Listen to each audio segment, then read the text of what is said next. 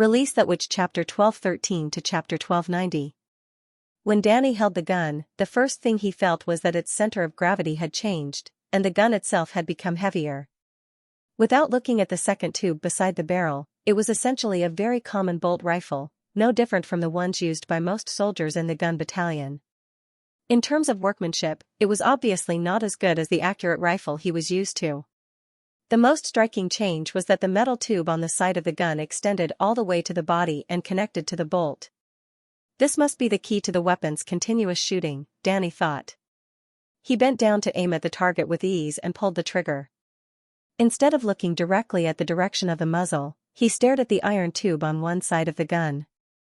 With the tremor of the bullet being fired, an incredible scene happened.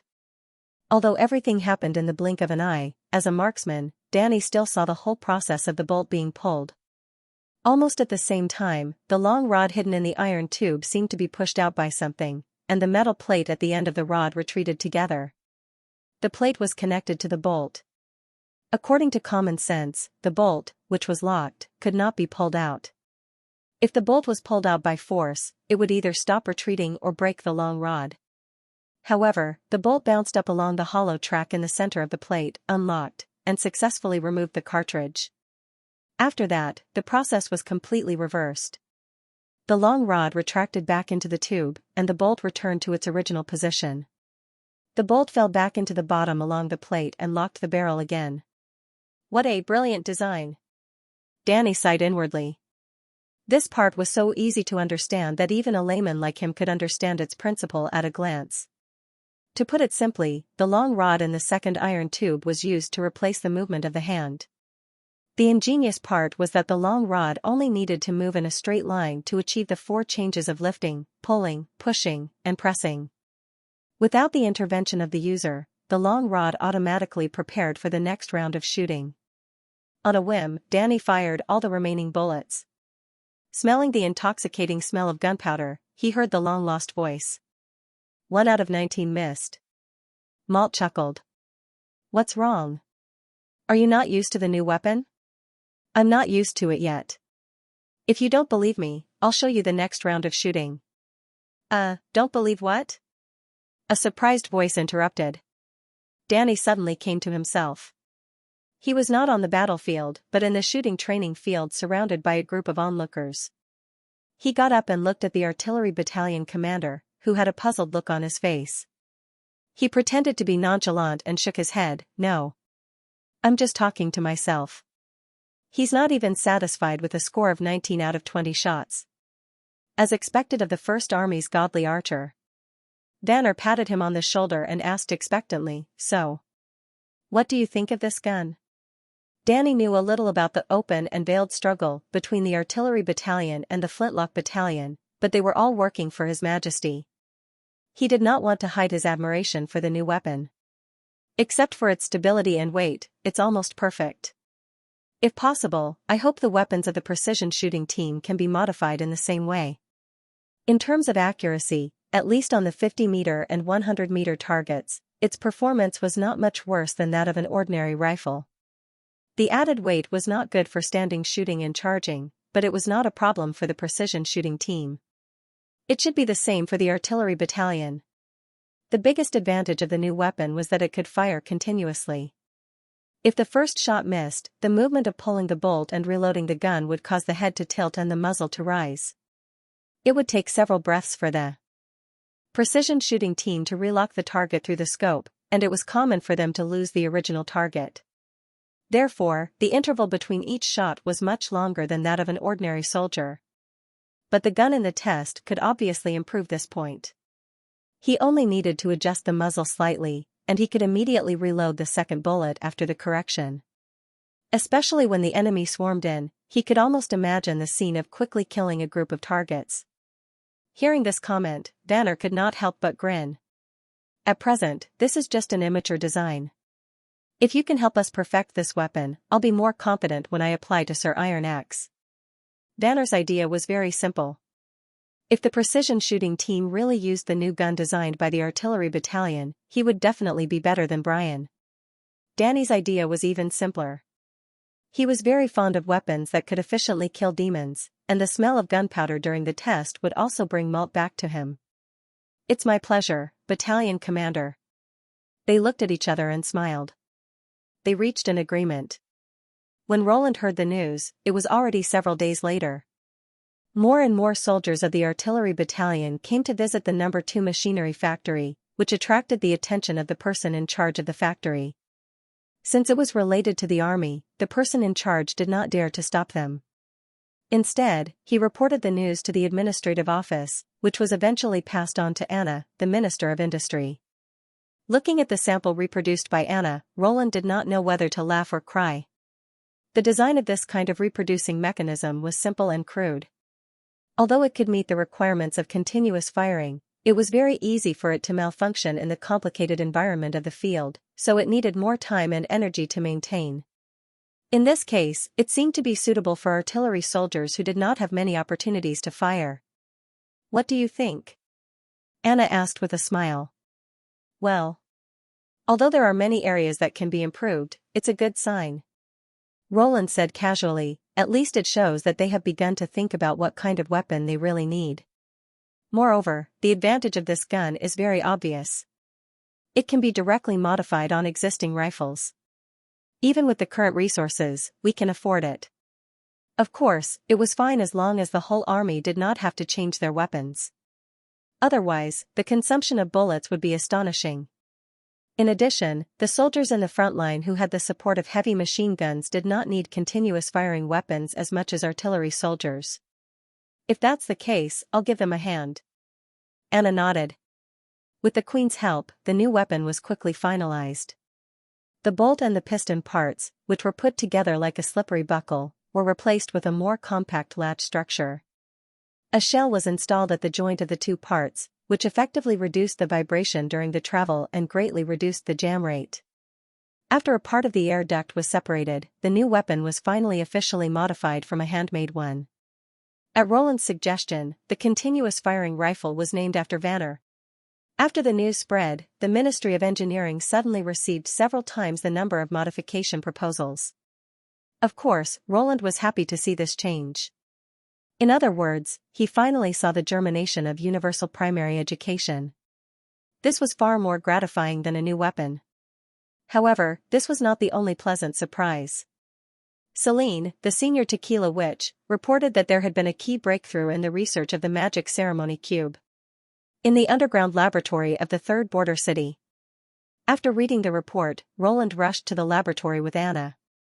Through the thick protective glass, he saw two activated magic ceremony cubes in the center of the laboratory, which were covered by lead plates. One of them looked normal, while the other one was glowing with a much shorter red light. "That Rubik's Cube with a shorter red light.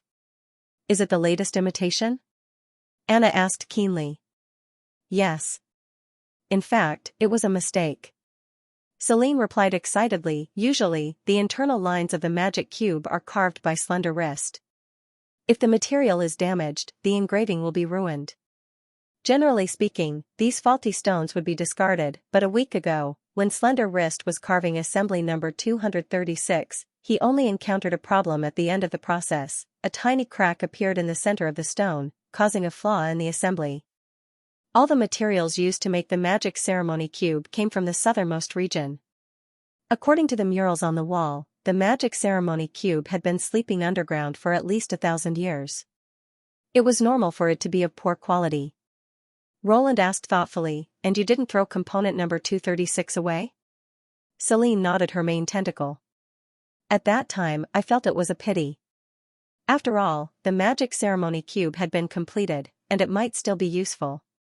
So I replaced the original magic cube with this component number 236. I wanted to see if it could work properly." Hey, this is a nuclear torture device." Roland secretly wiped the sweat off his forehead. "Don't worry, Your Majesty." Celine seemed to know what he was thinking.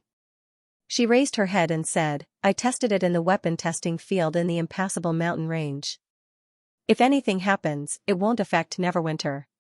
This is the basic belief of the members of the Quest Society. Even if I die, you don't have to be sad. In order to find the truth, I've already put my own safety Looking at the other party's incessant rambling, Roland's initial worry quickly dissipated. Let's talk business. Ahem. I'm sorry. Celine cleared her throat. Anyway, as you can see, the Rubik's Cube can still be activated, but the range of the red light has been reduced to less than 1/10 of its original range. However, this did not prevent the 3 cylinders from providing heat for the power of the magic cube.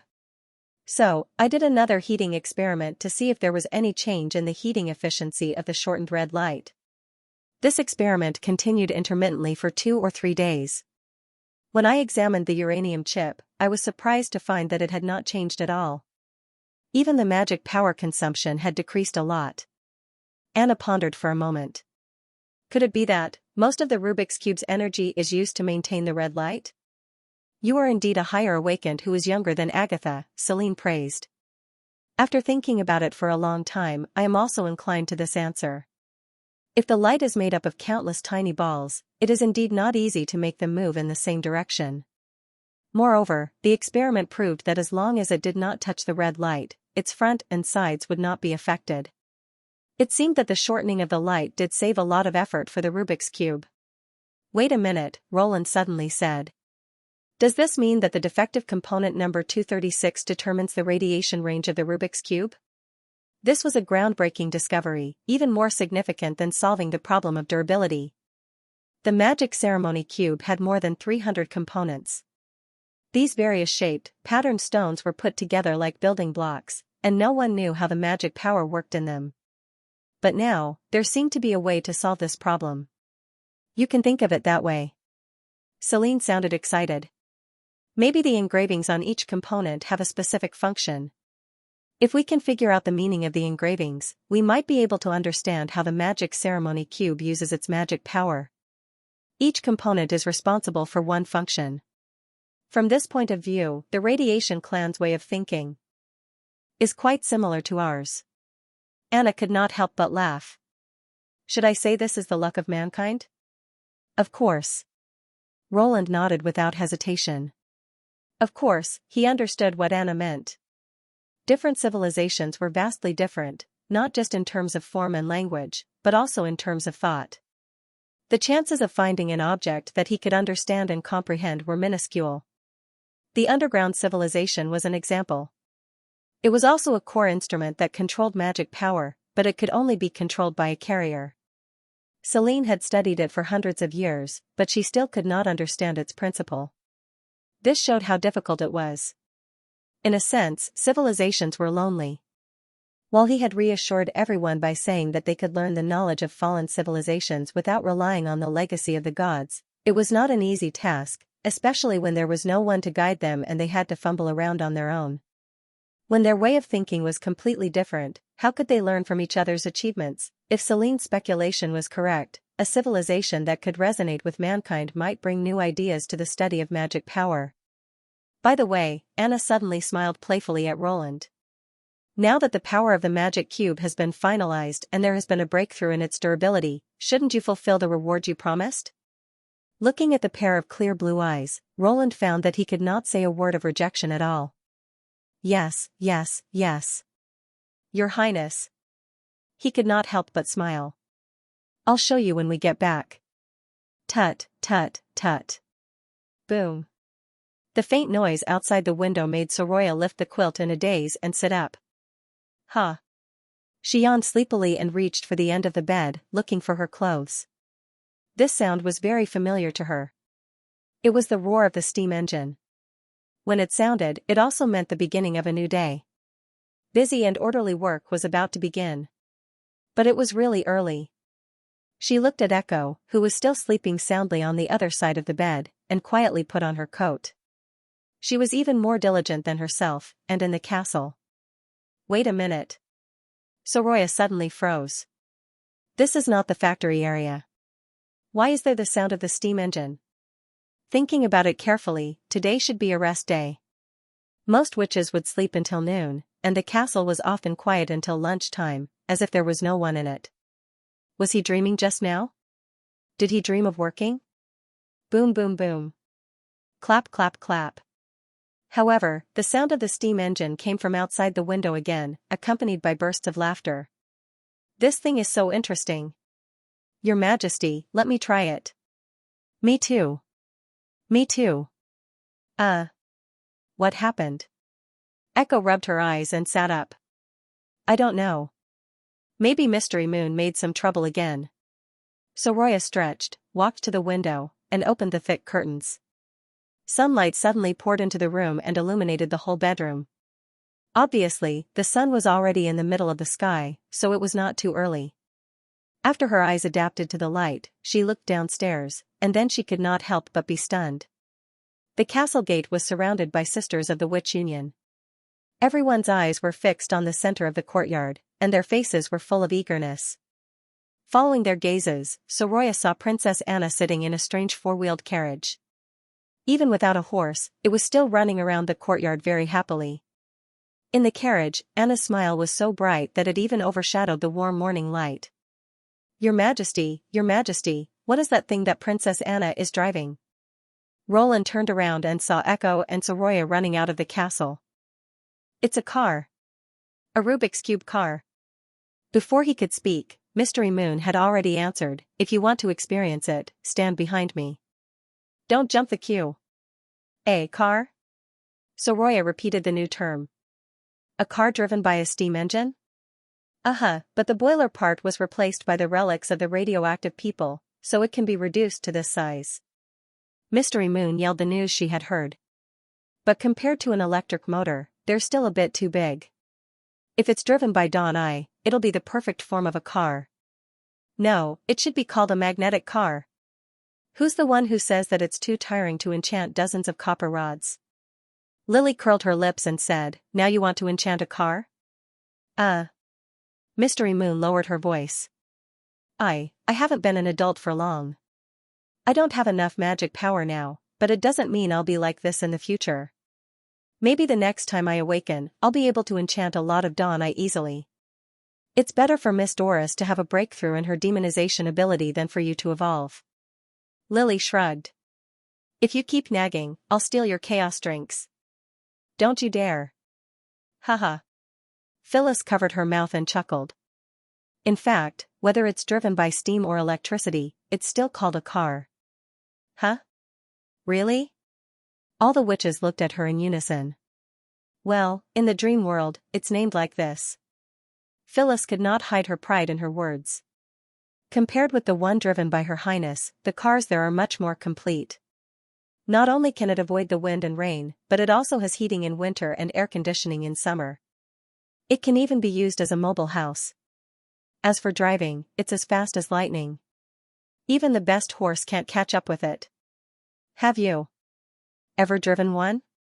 Mystery Moon was so envious that her eyes almost popped out. Of course, Phyllis said intoxicatedly. I once drove His Majesty's car across the endless highway. When the speed was at the limit, the roar of the wind almost covered everything, and the car was shaking as if it was cutting through the wind and waves. That feeling was really exciting. In fact, it was because the soundproofing of his car was too poor. Coupled with the suspension of the scooter, it was as if it was going to fall apart once it was on the highway. Roland couldn't help but facepalm. It was clearly just a plain van, but the other party described it as a luxury car. This contrast really made him feel a little ashamed. But then again, no matter how cheap it was, the completion rate was much higher than this Rubik's Cube car. From the beginning to the end, the car only took less than 4 days. It used a steam engine at the front and a heating tank at the back. The entire power system was simply and crudely fixed on the frame, and a sofa was installed in the middle. Then, the car was completed. It did not have a traditional gearbox or even an accelerator. Apart from the steering wheel, clutch, and brake, the speed was controlled by the air valve next to the seat. When the magic ceremony cube heated the water enough to drive the steam engine, the car could start to move. As the steam pressure in the pipe gradually increased, the car would move faster and faster. Depending on the opening and closing of the air valve, part of the steam would leak out from the tailpipe, so that the steam engine would not be overloaded and the speed could be controlled. In other words, the only way to slow down was to release the brake and the clutch, and the only way to speed up was to release the brake and let the car gradually return to its maximum speed. At the same time, under high air pressure, the gears that were rotating at high speed would probably be damaged. Therefore, once the car came to a complete stop, the air valve must be opened to reduce the air pressure, and then the car would start to climb again at a low speed. With such a sluggish power system, coupled with a frame without any cushioning and a steering mechanism that was purely manual, it was not hard to drive this car. But even so, Anna was still smiling. Extremely happily, like a little girl who had received a gift she liked. She ran around the courtyard again and again, and even now, she still had no intention of stopping. Not only Anna, but the other witches who had heard the news also showed an extraordinary interest in the car. Exclamations and discussions could be heard without end. After the final battle of the tequila, the long-lost laughter returned to their faces. The only thing that disappointed Roland was that Tilly was not among them. According to Nightingale, Tilly had recently devoted all her time to the training of the aerial knight and even came to the castle less often. Roland guessed that it would be difficult for Tilly to untie the knot in her heart until the demons were completely destroyed. When Anna slowly stopped the car and asked the witches, "Who wants to try it?" she was instantly surrounded by the witches. In the end, Sylvie, who had first noticed the magic cube car and rushed to the scene, became the second driver after Anna. "How do you feel?" Roland asked Anna, who had returned to his side. "It's more interesting than I thought," she said with a smile. "Thank you, Roland. It's great that you could teach me this." Hearing her serious answer and her dazzling smile, Roland was slightly dazed. After a while, he turned his head away in embarrassment, as if he had returned to the time when he first met her. "Well, as long as you're happy." "By the way," Anna said, blinking. "If Celine can find a stable way to make the magic ceremony cube, it should be useful in the battle of divine will, right?" "In theory, yes." Roland coughed twice and pulled back his drifting thoughts. Compared to other power sources, as long as the water supply is guaranteed, the machinery driven by the magic cube steam engine can keep running. The longer the battle line is, the more obvious its logistical advantage will be. For example, the armored war machines with long-sung cannons above their heads? Phyllis interrupted excitedly. "If you can make them, there's nothing to be afraid of even if you encounter the spider demons at close range." Indeed, as long as the power was up to standard, armored troops would no longer be out of reach, especially the powerful tanks that could attack and defend. Ever since they were invented, they had become the main characters that dominated the land. Even if they were just born, they could withstand the spears and bone needles of the mad demons and the spider monstrous beasts, creating a bloody path for the soldiers behind them. But at the same time, the production of such weapons required a lot of accumulation, not only in terms of technology and practice, but also in terms of the workers. Anna could not produce biplanes and armored weapons at the same time, so it was unrealistic to directly start the project of the King of Land Warfare. In the end, given the limited resources and production level, this part of the work had to be completed by the constantly expanding number of workers in Neverwinter. Therefore, the first project that came to Roland's mind was not a tank or an infantry fighting vehicle, but a civilian equipment. It could greatly improve the efficiency of farming and save more industrial workers for the kingdom. In addition, it used the same technology as armored vehicles, so it was very suitable to use it to accumulate relevant talents. When necessary, its production line could immediately be transferred to the production of weapons and equipment. "Ah! Help, I can't turn around, can someone help me?" While Roland was thinking about how to make better use of the power of the magic cube, he suddenly heard a familiar scream in the courtyard. He looked up and saw that the car did not detour around the courtyard but rushed into the flower bed in the center of the courtyard. The person sitting in the car was Mystery Moon, who had replaced Sylvie. This idiot. Lily gritted her teeth and said, "Hit the brake." "I hit the brake. But I can't." "Ah!" Mystery Moon cried in panic. The out-of-control steam car swerved left and right in the flower bed. When it rushed out of the flower bed, it happened to crash into the castle gate. "Your Majesty, watch out." Vendy's face changed dramatically. The crowd was instantly thrown into chaos. Holy sh*t, Roland stared at Mystery Moon, who was hugging the steering wheel with her eyes closed. How could a car without the accelerator be so powerful? Was she a female driver from the other world? To his surprise, none of the witches around him scattered. Instead, they all stood in front of him. In an instant, all kinds of abilities swarmed out. Anna's wall of black fire and Lotus's ravine formed a barrier between him and the courtyard. Ify's magic cage and Andrea's arrow of light were ready to shoot at the wheel. Nightingale also grabbed his arm and was ready to drag him into the mist at any time. In the end, it was Phyllis and Lorger who stopped the car accident with pure strength. They immediately stood in front of everyone, grabbed the anti-collision bar of the car, and lifted the front wheel off the ground. Anna manipulated the black fire to turn off the magic ceremony cube. The steam engine, which had lost its pressure, quickly calmed down. Aha! Everyone, run! Mystery Moon still held the steering wheel tightly and shouted. You big, stupid, fool! Lily jumped over the ravine and climbed into the car. She slapped Mystery Moon hard on the back of the head, making her scream disappear. Mystery Moon opened her eyes and covered her head with her hands. Mystery Moon. Seeing Vendi and Scroll aggressively surrounding her, Mystery Moon finally came to her senses. I'm sorry, I was wrong. However, it was too late for her to apologize. Before the head of the detective group could defend herself, she was dragged into the castle by the two girls. You're the one who gets into trouble every time. Cancel this week's vacation. Copy the rules of the Witch Union 100 times. There are still 5 more sets of exercises. You can only eat after you finish them. It was not until Mystery Moon's wailing disappeared in the castle that the witches shivered as if they had experienced it themselves. Of course, Her Highness the Queen was not included. I've checked the car, and there are no problems with the steering and braking mechanism. Anna had finished her inspection and returned to Roland's side. I'm afraid there's only one reason why Mystery Moon deviated from the road. What is it? She's too weak, Anna said helplessly. Roland could not help but laugh out loud. Was it because she was too weak to steer the car properly, which eventually led to the partial pair? It seemed that before the steering and braking assist devices were installed, those who were less than or equal to Mystery Moon's strength had to decline the test. The messy courtyard was quickly repaired by Lotus and Anna. Looking at the witches who were staring at him, Roland laughed and shook his head. If you still want to leave, you can ask Anna. As long as she agrees, I have no objection. Just be careful not to tear the castle down. By the way, don't forget to come back for lunch. Yes, Your Majesty. Please let me be the first to board the carriage. Hey, I was the first one.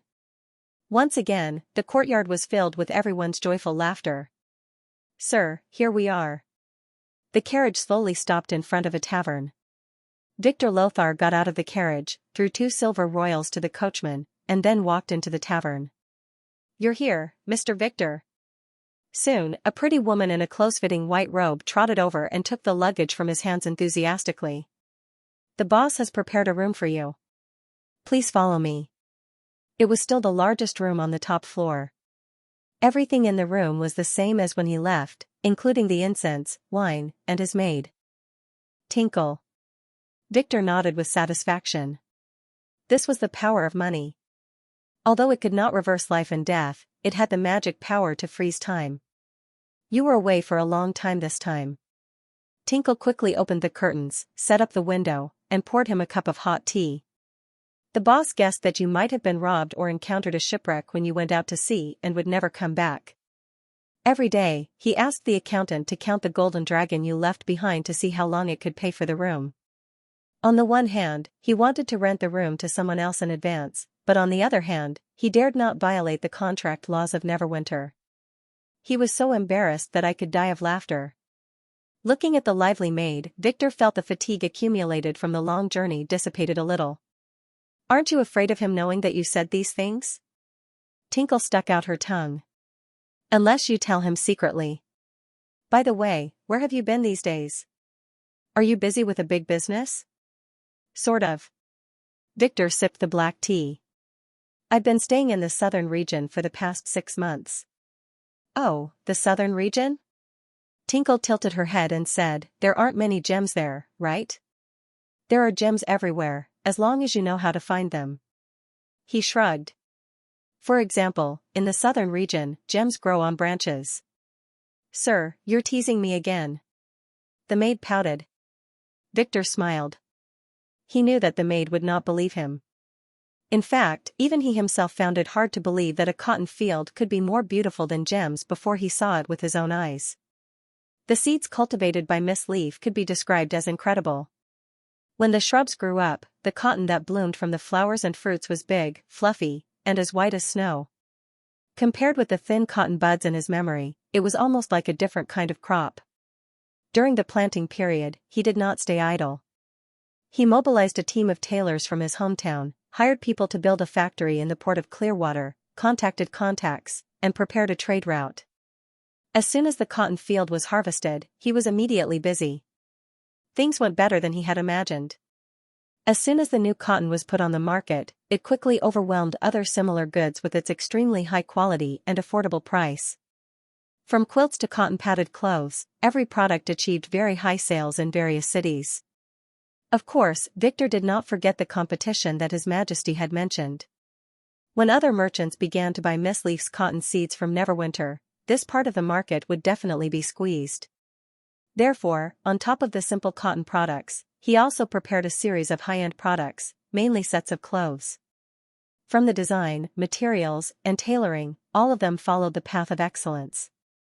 He also embroidered a unique 5-colored gem logo on the cuffs and collar of each piece of clothing to show that it was different from others. This kind of clothing, which was very upper-class style, was soon recognized by some people, and gradually gained a special nickname, Rainbow Stone. In addition, he did not give up on those low-priced products.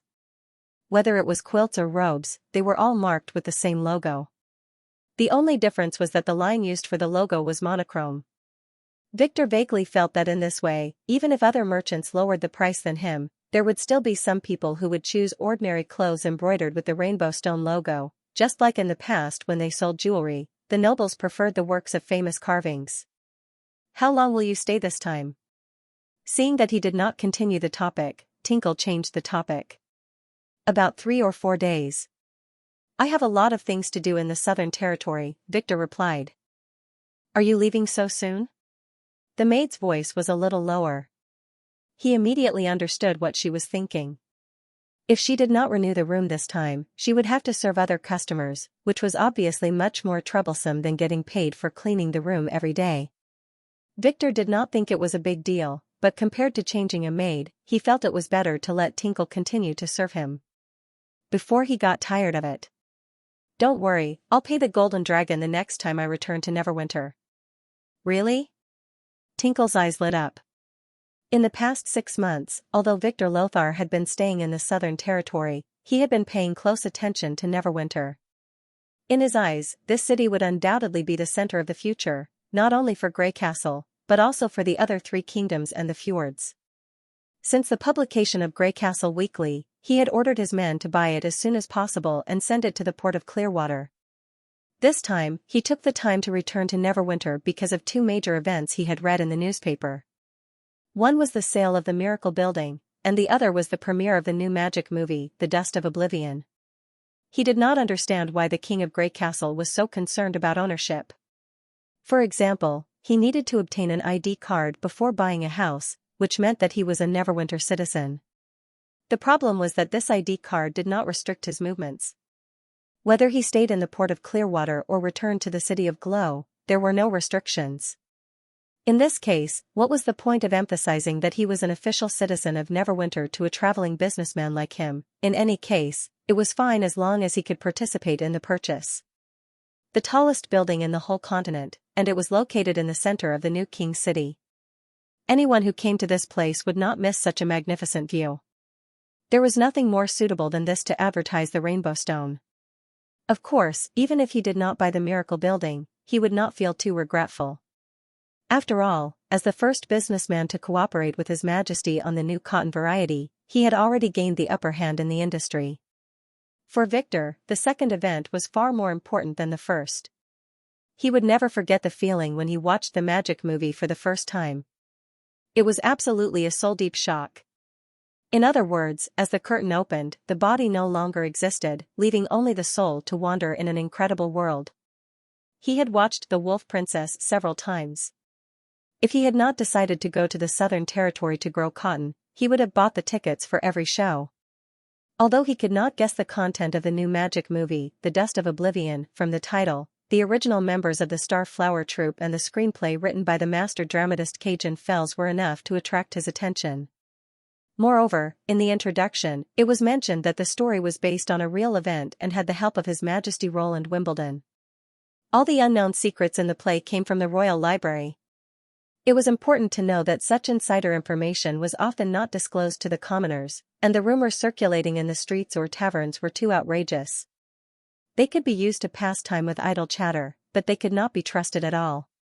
Now that he had a chance to see a small part of the secret, and it was through the magic movie, no matter which part of the script was revealed, the gimmick was already very important. How could he miss such an opportunity? This was the main reason why Victor made a special trip to Neverwinter. After arriving at the administrative office, Ling Long busied herself with applying for services and queuing up for tickets. She quickly took care of everything for him. The ticket price for the first show of the magic movie had risen to 50 golden dragon coins, 10 more than the price of the Wolf Princess. Nevertheless, he did not hesitate to spend 100 golden dragon coins to buy 2 tickets. This scene not only made Ling Long's heart flutter, but also attracted the attention of other people. After all, even foreign businessmen would have to think twice before buying such expensive tickets. Even the price of the second show the next day would be much lower, not to mention the price of the civilian tickets, which were only about 10 silver royals a week later. It was much more troublesome to buy a house in the Miracle Building. After applying, he and Ling Long were invited to a separate room. "You have a Neverwinter ID card?" At this moment, the maid lowered her voice and said in surprise, "But you're not from Grey Castle or Border Town." Victor shrugged and said, "You seem to have forgotten that as long as you buy a house, you can become an official resident of Neverwinter." "Of course I know that," Ling Long protested. "But you usually live in a tavern." "There's no conflict between the two," he said lightly. "I prefer noisy places to a residential area, but that doesn't stop me from buying a house for a rainy day." The maid stared at him with her eyes wide open and was speechless for a long time. This is the loveliness of a country girl, Victor thought. If it were a noble lady, she would probably look at me as if I were a fool. Just then, a young woman in office uniform came in and said, "Hello, sorry to keep you waiting. I'm Betty, a commissioner of the administrative office. I'm in charge of the registration of the sale of the Miracle Building." "I'm Victor Lothar, I've read your information. You meet the requirements." Betty spoke very quickly. "I have to say, you really have a good eye, to be able to pick the Miracle Building out of so many residential areas. This is a landmark that His Majesty personally appointed. You can overlook the whole city from the top. Although the price is a little high, it's definitely worth it." Victor could not help but be startled. Why did it seem that she was afraid that she would not be able to sell it? He cleared his throat and asked, "May I know the price?" "It's all here, Mr. Victor."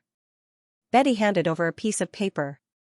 Victor opened the paper and could not help but twitch the corner of his mouth. The price of each floor of the building was marked on it. The first 5 floors were around 100 golden dragons, and from the 5th floor onwards, the price doubled with each additional floor. The price of the 14th floor had reached the astonishing price of 2,000 golden dragons. Tinkle could not help but cover her mouth. "The 15th floor is not for sale?" Victor noticed that the price of the top floor was not on the paper. The Astrology Association and the Alchemist Workshop have jointly bought the 15th floor. I heard that they plan to establish the Society of Sages and use this building as their headquarters, all by the 14th floor. Victor interrupted. Looking at the 2 people who were dumbfounded, he quickly added, "2." Even for him, who had been in business for many years, 4,000 golden dragons was a huge sum of money. He was a little hesitant when he saw the price, but after hearing about the Society of Sages, he immediately made up his mind. If Neverwinter was regarded as the center of the future, this so-called headquarters would inevitably affect the other kingdoms. If he could establish a relationship with these two organizations with a long history and a well-known reputation on the continent, even if they only stayed in the same building, it would greatly promote the Rainbow Stone. Wise choice, Mr. Victor. Betty grabbed his hand, looking even more excited than Tinkle. I'll go get the contract. Once you sign your name, the room is yours. After Tinkle left excitedly, Victor heaved a sigh of relief. Why do I feel like she's the one who bought the house instead of me? It's probably related to the performance evaluation, Tinkle pouted. What's that? I heard it from the customers in the tavern. It seems that everyone in the administrative office, from the officials to the apprentices, has an assessment like the completion of their duties. I'm not sure about the details, but their salaries and promotions are related to this. So that's how it is. No wonder every time I come here, I feel that everyone here is full of energy. Victor suddenly felt that he had learned something new. Perhaps it would be good to use it in his textile factory? Well. Tinkle hesitated. You spent so much money to buy the miracle building, so it won't be empty in the future, right? As for the tavern, I'll continue to rent it, Victor said with a smile. Of course, the house I bought with 4,000 golden dragons won't be empty either. But you can't live in two places at the same time. 2 days later, the moment that Victor had been waiting for finally arrived. The premiere of The Dust of Annihilation was scheduled to start at 3 p.m.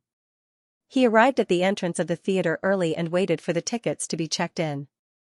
After a year, the theater, which was specially built for the magic movie, had expanded a lot. Not only did it add several viewing rooms, but it also added a waiting hall and a courtyard outside. Although he arrived an hour earlier, there were still many people gathered in the waiting hall. You must be Mr. Gammon from the Crescent Moon Bay Chamber of Commerce. Nice to meet you. You're flattering me. I didn't expect to meet a big businessman from the Kingdom of Dawn here. Please take care of me in the future. Isn't that the star of Cajun troupe standing over there? I wonder if I can meet the master in person. If you know him, please introduce me to him. Of course. The crowd gathered in twos and threes and chatted with each other.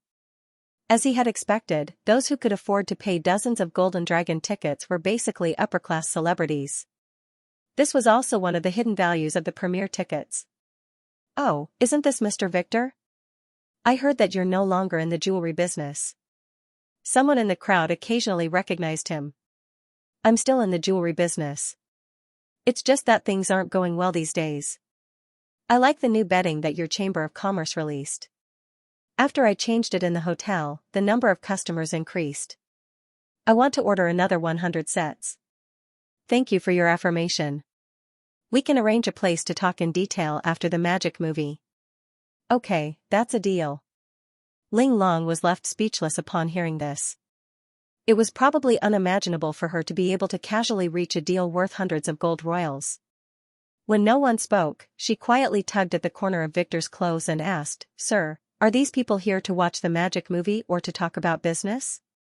And I saw that you didn't know many of them before. Aren't you afraid that they'll cheat you? Don't worry. This is common for businessmen. You'll get used to it. Victor smiled. After all, businessmen who were willing to buy premiere tickets were a kind of strength in themselves. Once they stepped into this circle, they would be able to gain the recognition of others to a large extent. The magic movie wasn't a real thing, so nothing would be left after watching it. Therefore, in a sense, it was more convincing than a full set of jewelry. Just as he was walking and explaining, he suddenly bumped into someone passing by. I'm sorry. Victor noticed that the other party was a woman, so he apologized first. However, when he saw the person who was hit, he couldn't help but be stunned. It was a lifeless face. Her facial features were not bad. If she dressed herself up a little, she would probably be better than Ling Long. But his pale complexion and empty eyes almost ruined everything. People could not help but feel disgusted. Such a gloomy expression was really incompatible with the atmosphere in the hall. The woman didn't say anything. She just glanced at him and continued to walk forward expressionlessly. What a weirdo. Victor muttered to himself. Sir. Ling Long, who completely did not notice this scene, grabbed his hand and shouted, The magic movie is about to start. Let's go in. Ah, yes. Victor shook his head, put aside his unhappiness, and followed Linglong to the viewing room. What happened just now? Zhou looked at Farina worriedly. Nothing, Farina said in a low voice.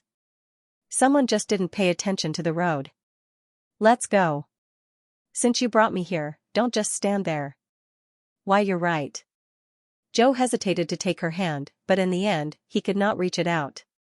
Don't forget, no matter what, I'm always by your side. Farina did not answer.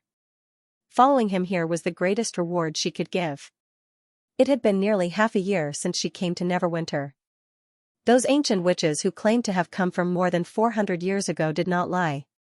Her injuries gradually healed, and she could now walk on her own. Although she still had whip wounds and brand marks on her body, Farina did not complain. If she were a witch who had fallen into the hands of the church, her fate would have been a million times worse. What else could she say if she was willing to do this for the enemy? However, the expected trial did not come. Even the king of Grey Castle did not see her. He only sent someone to ask her dozens of questions. She deliberately lied to some of the questions to provoke the king's anger, but what she got in return was a faint sneer. When she was released from prison, Zhou bought a house and settled her there.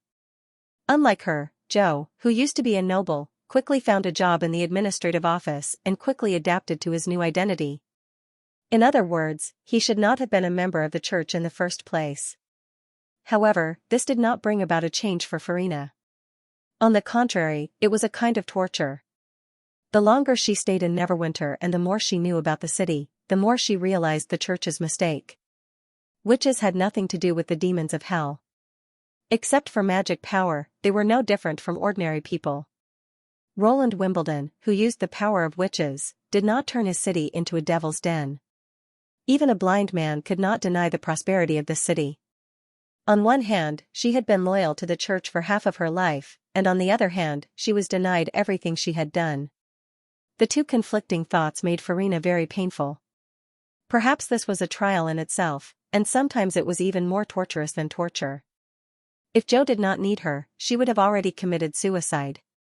Even so, Farina did not know how long she could hold on. She had a feeling that the 2 tickets sent by the Star Flower Troupe would be the last straw that broke the camel's back. Cajun Fells must have been commissioned by Roland to write the script. His purpose was undoubtedly to completely change the public's view of the church and further consolidate the throne of the Wimbledon family. She could already imagine that from now on, the church would be despised by everyone. Lord Tuckerthor's last effort. And the countless Judgment Army soldiers who had sacrificed themselves on the city wall would all become a joke. Farina did not want to see this moment coming, but she still accepted Zhou's invitation. It was just like how she despised the higher-ups of the church who had fled, but still accepted their request to stand up and stabilize the order in Hermes. It was because she was needed by Zhou.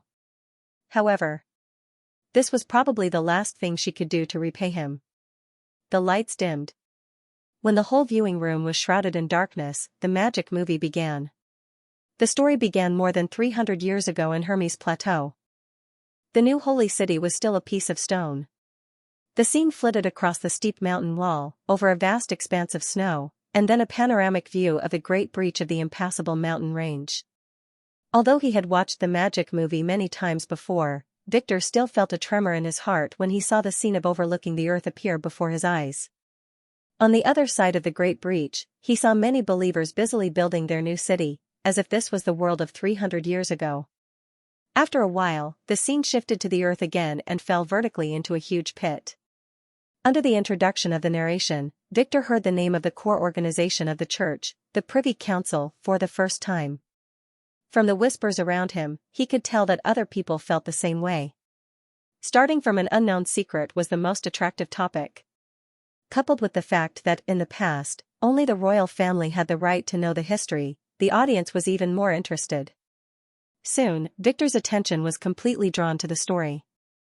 It was said that every 400 years, the world would usher in a disaster. At that time, the huge bloody moon would hang high in the sky, and countless enemies would pour out from hell to devour the human kingdoms. In order to survive, the witches entrusted their hopes to an extraordinary power, which required the fusion of the witch's blood and the warrior's soul to cast a steel body that was not afraid of magic and pain, the gods' punishment warriors. To ensure the implementation of the plan, the witches established a church and began to select and train qualified candidates. The main character of the story was a witch, who was also the next pope of the church. The other important character was the pope's guardian and the commander of the Judgment Army. As in most dramas, after a period of time, the two of them went from despising each other to recognizing each other and falling in love with each other. Gradually, they became inseparable lovers. The witches and the guardian even promised that when they found a successor to the pope, they would undergo the God's Punishment Army transformation ceremony together and become inseparable. Cajun Fells tactfully told the story of their relationship, both in terms of presentation and lines, which were the culmination of decades of acting skills. Coupled with the excellent performance of the Star Flower Troupe, the audience was deeply moved. Tinkle even cried softly because of the promise made by the two. However, the plot took a sharp turn. Tempted by power, the guardian's father framed the current pope and put the crown on his head. As the successor, the witch naturally became the thorn in his side. He ordered his son to hand over the head of the witch, but the guardian flatly refused. The rebellion had been planned for a long time. When the rebels lifted the curtain, it was already too late. In desperation, the two chose to escape from Hermes and tried to bring the news to the king under the plateau. The guardian's father also lost his last shred of apprehension and sent his bodyguards to intercept them. Obviously, he had no intention of letting them live. The climax of the plot unfolded at Coldwind Ridge in Grey Castle. A group of Judgment Army soon caught up with the witch and the guardian. Since they were outnumbered, the death of the two seemed to be a foregone conclusion. Just when Victor could not bear to watch it any longer, something incredible happened. "Please help us, I beg you."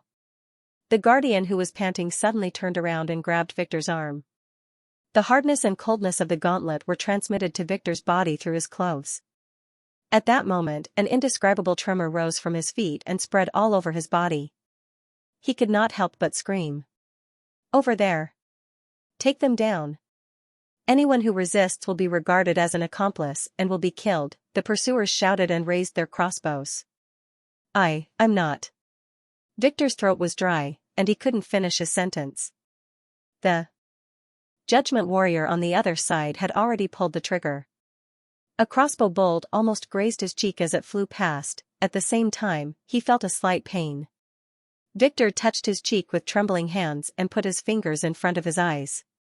Farina was surprised to find that the straw was still there. Although it was only a few feet away from her, it did not press down on her. The background of the magic movie was similar to the history of the ancient Tequila witches, but it did not completely deny the church. When she saw the people in the drama risking their lives to fight against the enemies of hell, she even felt a surge of heat in her body that she had not felt for a long time. When the Hermes in the magic movie suddenly rebelled, she clenched her fists tightly and wanted to beat them to the ground one by one. It was these people that caused the church to forget its original purpose of being established. From being needed by people, it became a giant beast that devoured people. The most hateful thing was that those in power who knew the inside story kept their mouths shut about the existence of the devil, but at the same time, they trained the followers with the idea of saving the world. This caused countless warriors like Lord Tucker Thor to die with a noble faith, but they did not realize that they were just tools for them to control power. She should not be loyal to such Hermes. The question was, why did the king of Grey Castle reveal this side of the church? Did he really not want to take this opportunity to completely drive the church into the abyss, or did he not care about these things at all? Just when Farina was in turmoil, the pursuers sent by Hermes caught her attention. Even if it was a few minutes earlier, she would not have any reaction. For a person in despair, no matter what happened around her, it had nothing to do with her. But now, there was a wave in her heart, and the strength of the past seemed to have returned a little. Farina herself was an elite of the Judgment Army, and this change was enough for her to notice the strangeness. The ground trembled slightly. This was the sound of the Judgment Army galloping. She had been in Hermes for 5 or 6 years, so she was already very familiar with this kind of movement. Even without her eyes, she could judge the number and distance of the pursuers. 16 riders, 2 squads, the same number of pursuers in front of her. If the touch had been there from the beginning, she might have ignored it. However, the demon's shadow was only a fictional illusion. No matter how realistic it was, it couldn't replace reality. For example, if he lowered his head, he wouldn't be able to see his own body, and his touch would still be dependent on his surroundings. It was precisely because of this that the sudden additional feeling was particularly obvious. She realized that something had changed. As this thought popped up, Farina saw her own body. What was going on, however, the most incredible thing was yet to come.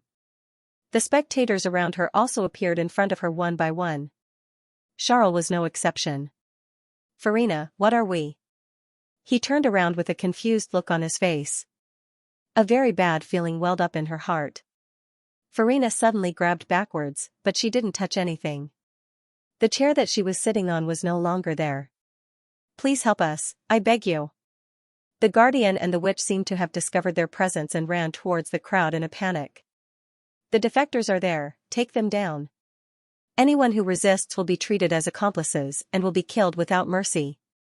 Crossbow bolts flew over and shot several people in the front row to the ground. Most of the spectators were directors of the Chamber of Commerce and dignitaries from aristocratic families. Almost none of them had ever been in a battle. In the face of such a sudden change, all of them were stunned. "Damn it!" Farina cursed in a low voice. What the hell were those witches doing? Was this still an illusion? If it was before, she would have shouted, "This is an evil trap set by the witches. Everyone, follow me," to calm people down. Resisting the subconscious impulse, she pushed Charles away and quickly rushed to the front of the crowd. "Stop. I'm Farina, the captain of the Vanguard Battalion of the Judgment Army." "Who are you?" This unexpected shout made the pursuers stop their horses. "Vanguard Battalion? How come I've never heard of this team? Hey, who's your commander?" "The Archbishop of the Privy Council, Lord Tayfun." Farina made up a story. At the same time, she put her hand behind her back and made a "give me a weapon" gesture to the defected guardian. What? Hearing this answer, the leading warrior showed a hesitant look. Sure enough, as the mastermind of the rebellion, the guard had heard of the Privy Council. All the high-level people who were involved in the core secrets of the church should have a lot of influence in the church. But she also knew that this could only make the opponent hesitate for a moment, but it could not change his mind. The rebellion had been successful. Even if the archbishop had a high position and power, he could not be compared to the newly crowned pope. She had to seize the opportunity and make the first move. Unfortunately, the guardian didn't fully understand her gesture. He just carefully raised his sword and stood beside her. "Why aren't you wearing the armor of the Judgment Army?" The leader of the pursuers probably made a decision. He dismounted from his horse and slowly surrounded her with his men. "Because I'm carrying out a special task," Farina calmly replied. "Sorry, because the defected is too important, I have to bring him back to Hermes. This is the order of His Holiness. In addition, your men had better come with me. Lord Tayfun must understand the order of His Holiness." "Do you have to do this?" "Yes." The leader put his hand on the hilt of his sword. "Okay, then I'll go with you." Farina sighed. "As for Lord Tayfun, what happened to him?" "He's already dead." While speaking, she quickly pulled out the spare dagger from the waist of the guardian and inserted it into the gap of the helmet of the leader. After more than 300 years. Blood suddenly sprayed on her face. Captain. Kill them." Farina grabbed the weapon of the leader and fought with the pursuers. At this time, the guardian also waved his sword and joined the battle. "This woman is so strong. Damn, where's the crossbow? Hurry up and load it. Don't let the witch go." The scene was chaotic. From time to time, some people groaned and fell to the ground. The rest of the audience fell into a state of sluggishness and did not dare to move. For Farina, this was a battle where she had no chance of winning. Even if she could knock down her opponent, it would be difficult for her to inflict fatal damage. Furthermore, she was outnumbered 16-2. It was only a matter of time before she was cut down by the swords. After a few rounds of fighting, she had many wounds on her body, but the burning pain did not slow her down. Instead, it made her more and more eager to fight. Farina felt a long-lost satisfaction. "How dare you go against the church? the pursuing guard roared. The church? No, you don't deserve to mention that name. She glared at them. It shouldn't be like this. You destroyed it with your own hands. You've let too many people down. Yes, she would soon die here, but Farina found that this was the best ending for her. Even if it was only for a short moment, she finally became the kind of person she wanted to be. But death did not come as expected. A rapid gunshot broke the sound of swords clashing. She turned around and found that the men in black who had been guarding outside the courtyard had appeared in the magic shadow. Their reinforcements turned the situation around. The enemies seemed to be scared out of their wits. They abandoned the bodies of their companions, turned around and fled, and soon disappeared into the mountains. Thank you. The wounded guardian walked to Farina with the help of the witch. I thought the church was completely under my father's control. I didn't expect to meet an upright warrior like you. I thought there was no hope, but it seems that God has not given up on us. The witch still had tears on her face, but now she smiled and said, You've not only saved us, all humans owe you one. Farina opened her mouth, but did not know what to say. We're going to Grey Castle and tell the king about the changes on the Hermes Plateau. I hope it's not too late, the guardian said solemnly. You should go too. Don't go back to the holy city. If one day the church can return to the right track, I think we'll meet again. Take care, my friend. After watching the two slowly leave, her vision darkened. When the light returned to normal, she found herself still sitting in the viewing room, and the chair behind her was still firm. Even the wounds she had suffered in the battle had disappeared. So, what she had seen just now was really an illusion. Oh my, this is amazing. At this moment, the audience finally came back to their senses, and the viewing room suddenly burst into a deafening uproar. By the three gods, I feel like I'm changing history. You're indeed a master of drama. To be able to watch such a magic shadow, not to mention 50 golden dragon, even 100 golden dragon would be worth it. When you rushed up, I was scared to death. Fortunately, it was just a false alarm. Joe patted his chest and said, It's incredible that you can come up with such a scene and make the people in the play look so real. Farina did not answer. She noticed that the men in black were nervous and looking around with guns in their hands, which did not seem to be arranged beforehand. There were also two theater staff who directly rushed backstage, looking flustered and surprised. This did not seem to be the behavior of a successful performance. When she held her breath and tried to further capture the details, she suddenly heard a faint explosion, which seemed to come from far away. At the same time, people's screams, cries, and curses also sounded intermittently, but it seemed insignificant in the incessant discussions and praises in the room. This is not right, Farina realized that something was wrong. She suddenly stood up, ignoring Joe's surprised gaze, and ran over the heads of the audience in the back row to the viewing room. Stop. Wait. Noticing this scene, the men in black wanted to stop her, but it was obviously a step too late. Farina ran through the hall, out of the courtyard, and then froze beside the receiving road. Neverwinter had already fallen into chaos. People were running and shouting everywhere, and several residential areas were billowing thick smoke, as if a fire had broken out. In the direction of the industrial area, there were continuous explosions, and the whole city seemed to be out of control. But what was more terrible than all this was coming from above. The citizens of Neverwinter were not the only ones who witnessed this amazing scene. Earlier, Marjorie had been standing on the bow of the Snow Wind, gazing at the end of the vast blue sea. It was the 66th day since the fleet had crossed the Sealine. The waves were always surging in the direction they came from. Sometimes they were high, sometimes they were low.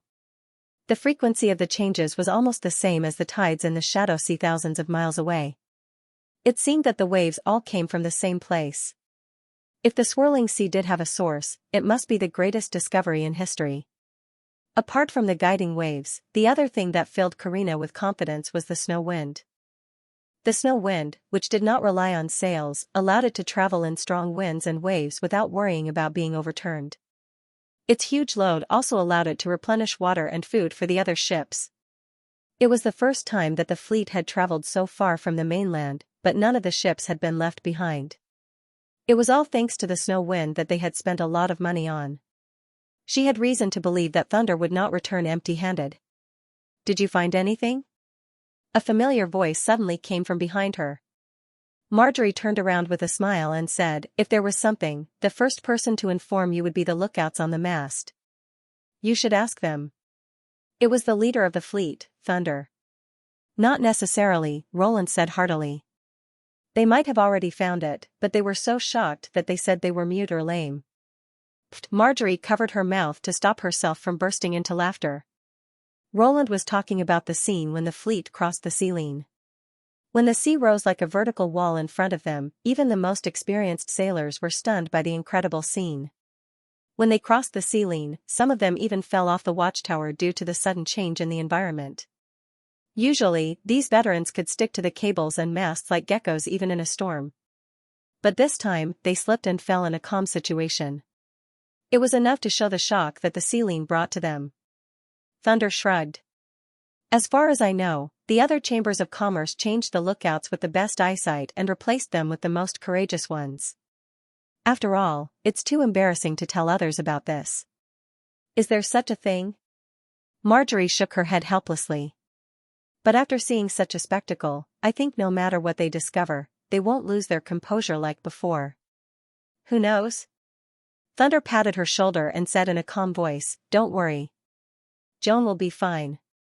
Marjorie also stopped smiling and nodded vigorously. "Yes, the sea is her world. I think she will reunite with us somewhere." When navigating the boundless sea, it was important to have an optimistic attitude.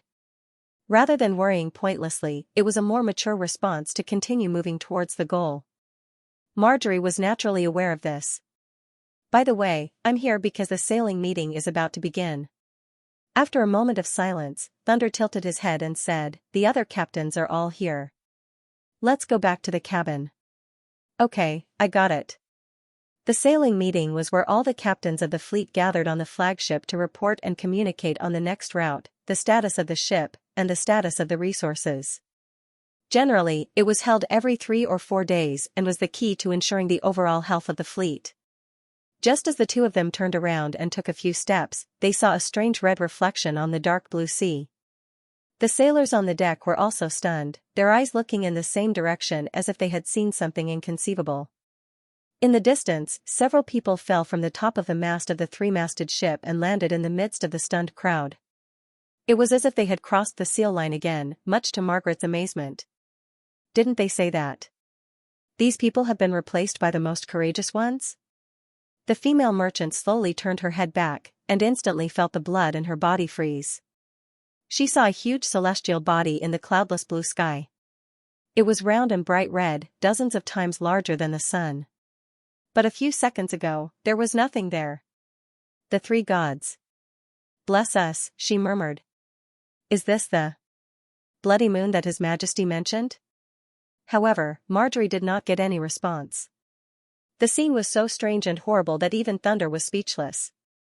Woo, woo, just then, the snow wind sounded its whistle. The sharp buzzing sound broke the dead silence on the scene and brought everyone back to their senses.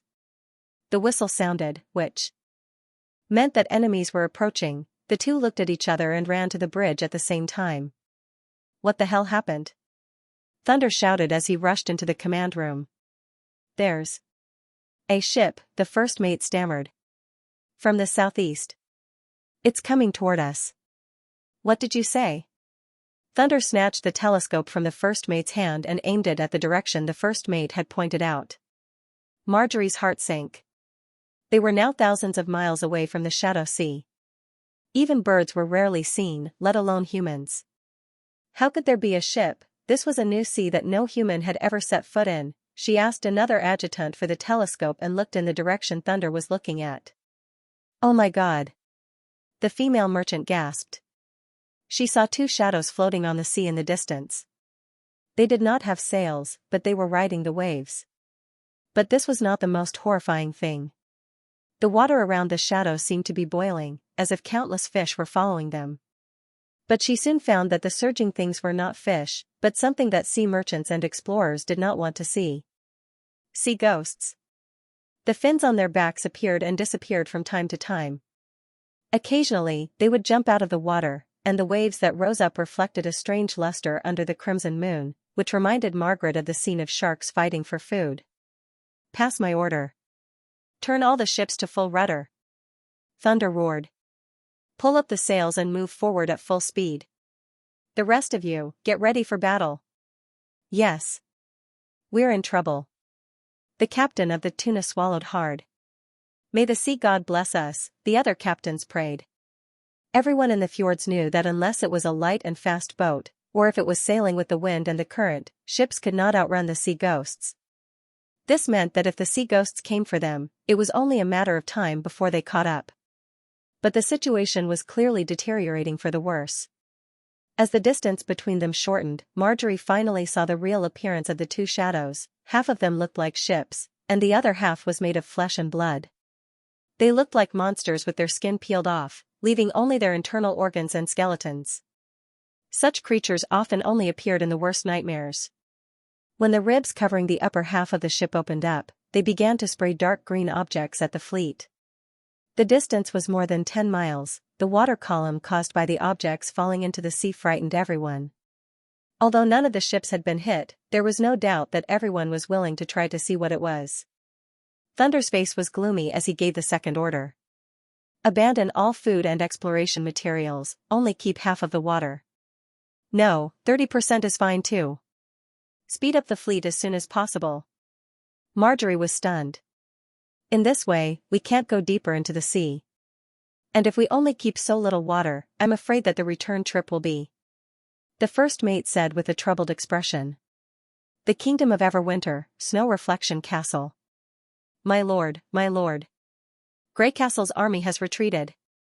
When a guard rushed into the castle hall excitedly and announced the latest news, all the nobles fixed their eyes on him. "Are you sure?" Earl Marwain slapped the armrest of his chair and stood up abruptly. "Yes, more than one spy said so." The guard nodded and said, "Someone saw with his own eyes that their camp was emptied overnight. They even abandoned a lot of rations. These people finally, scram." The Count couldn't help but laugh, his mood suddenly relaxed. A month ago, the people of Grey Castle suddenly appeared in the 4 port cities of the Kingdom of Everwinter and rapidly expanded their territory. They did not compromise, neither did they accept surrenders, nor did they accept tributes.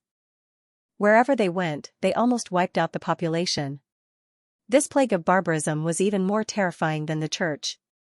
At least the Church could communicate with them. The reason given by the people of Grey Castle was also extremely absurd.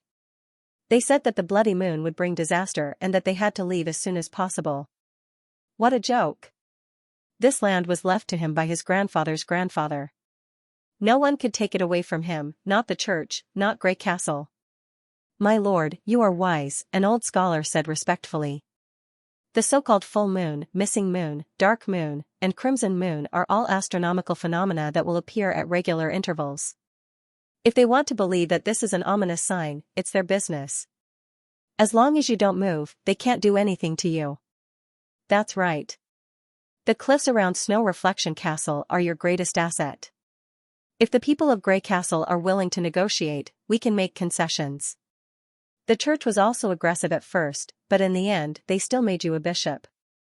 The others echoed. Earl Marwain's confidence grew. He looked at the strange phenomenon outside the window. His initial fear had long since disappeared, and he even felt a trace of admiration for it. Had it not been for the change 3 days ago, the people of Grey Castle would have pushed their front line to the center of the Kingdom of Everwinter in about a month, and the Snow Reflection Castle would inevitably be affected. Although the barbarians rarely attacked the cities of the nobles and would ignore them as long as they did not interfere with their actions, they could not ignore the fact that they had violated the property of the nobles by plundering the population. If the barbarians really wiped out the cities around the cities, they would suffer during the months of demons. Indeed, just as the vassal said, the city itself was his greatest asset. It was located in the north of the King's City, situated on a precipice. The surrounding area was sunken very deeply, forming a natural island on land. The widest part of the fissure was several miles wide, while the narrowest part was about 100 feet wide. Only a rope bridge could pass through. The area in the center of the crack was large enough to accommodate several cities.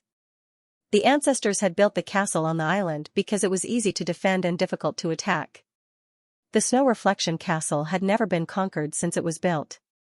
Although the Church of Hermes had conquered the entire kingdom of Everwinter in a very short time, they had failed to attack the snow reflection castle. Instead, they sent messengers to negotiate with him, claiming that as long as he was loyal to the church, he could continue to control the place. In the Earl's eyes, this was what a normal person would do.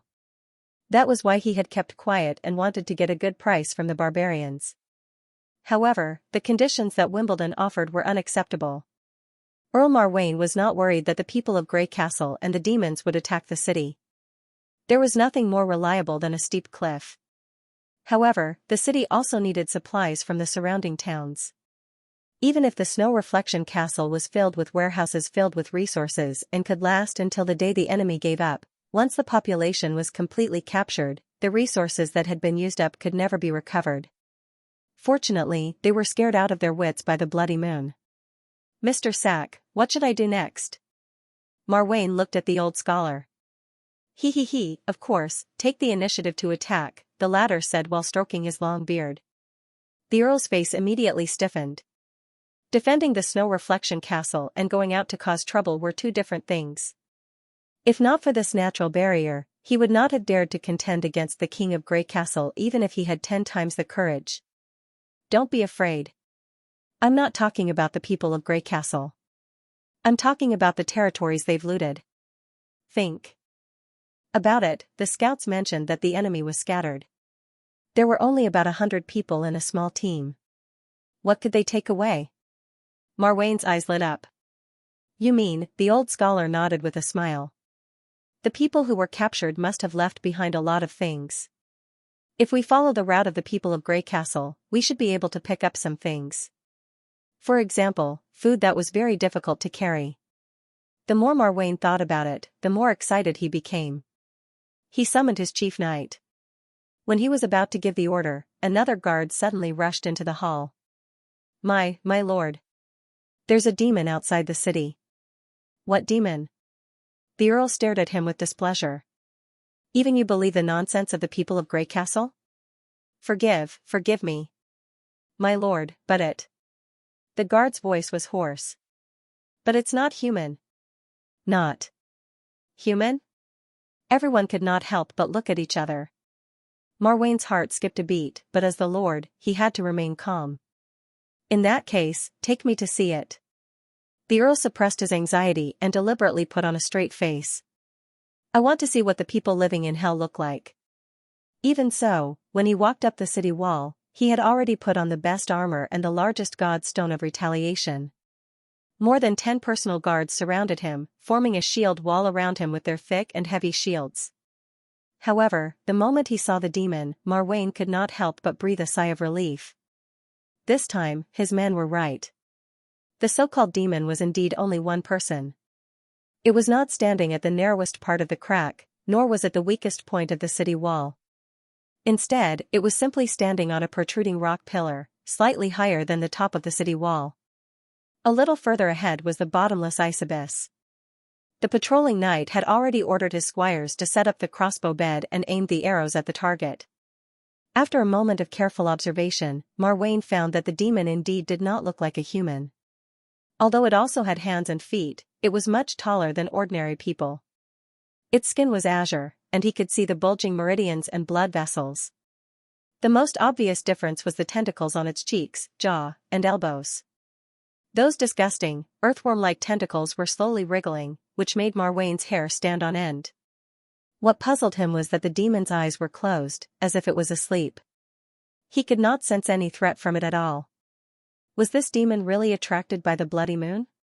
No, that's just a story the people of Grey Castle used to scare the ignorant villagers, the Earl thought. No matter where it came from, it had nothing to do with the rumored doomsday. On the contrary, as long as he ordered his men to pull the lever, this guy would be shot by a crossbow. Thinking of this, Marwain took a deep breath and shouted, "Listen up, you ugly and filthy monster. I'm the Lord of Snow Reflection Castle, Marwain Casso. You've invaded my territory. If you want to live, kneel down and surrender to me. That's your only choice." Otherwise, the ice abyss under your feet will be your burial ground. He did not think that the demon could understand what he was saying. His speech was not so much a warning to the demon, but rather a show of bravery and fearlessness to his men on the city wall. Since the people of Grey Castle believed that this was a demon from hell, if he could scare off or kill one, it would definitely increase his reputation. I don't have the patience to wait for too long. I'll give you 5 seconds to make your choice. 5, 4. As he spoke, Marwain gestured to the knight that he was ready to shoot. 3. The demon suddenly opened its eyes and shouted, "Enough. This guy can actually speak the human language." When the count was helped up by his guards, he felt his face burning and his expression was rather ugly. He had intended to show off his power in front of his subordinates and at the same time build up the confidence of the other nobles, but he did not expect to be frightened to the ground by a roar. What was even more embarrassing was that the other party was only one person. "Damn it, I'm going to kill this bastard." Marwain gritted his teeth and raised his hand. When he was about to give the order to shoot, the old scholar suddenly pulled him back, blinked hard, and mouthed 2 words, "Calm down." The Earl was stunned for a moment before he realized what was going on. Indeed, since the demon could speak, there was a possibility of communication. If they could communicate, it would mean a deal and negotiation. The situation was not clear yet, so there was no need to make the first move. He had indeed been influenced by the people of Grey Castle and treated the demon as an irreconcilable enemy. Thinking about it carefully, whether it was a demon or not, the fact that it came alone might mean something, just like a human ambassador. Otherwise, why didn't it make a move? Why did it choose a place where it could see the city wall? If the demon was really as cruel and violent as Grey Castle said, it should have started a massacre a long time ago. The surrounding villages and towns were not protected by the ice abyss and the city wall. The more Marwain thought about it, the more he felt it was reasonable. If he killed the messenger, he would become the enemy of the so-called demon, which was exactly what the people of Grey Castle wanted. However, the Earl could not help but feel embarrassed when he asked the demon to kneel down and obey him, and now he wanted to communicate with it as an equal. Fortunately, the old scholar saw through his hesitation and took a step forward. "What a rude person. Since you can speak the human language, you should have stated your identity and purpose from the beginning. Fortunately, His Excellency is merciful and is willing to give you a chance to start over. Why are you here?" "Well done," Marwain praised in his heart. As expected of a steward poached from the king's city. The 10 golden dragons were not paid in vain. "Before that, I want to ask you one thing." The demon's voice returned to normal. "What is your relationship with the humans of the Fertile Plains?" "Fertile Plains? Where is that?" The group of people looked at each other, their faces full of confusion. However, Marwain knew that this monster was indeed an emissary. "I don't know where you mean by the Fertile Plains," the old scholar said again. "It's like the same piece of land, the north is called the south, and the south is called the north. Even a kingdom is like this, let alone our 2 races. I can only give you an accurate answer if you bring me the map." "No, that's the name you humans gave me. I'm just using it."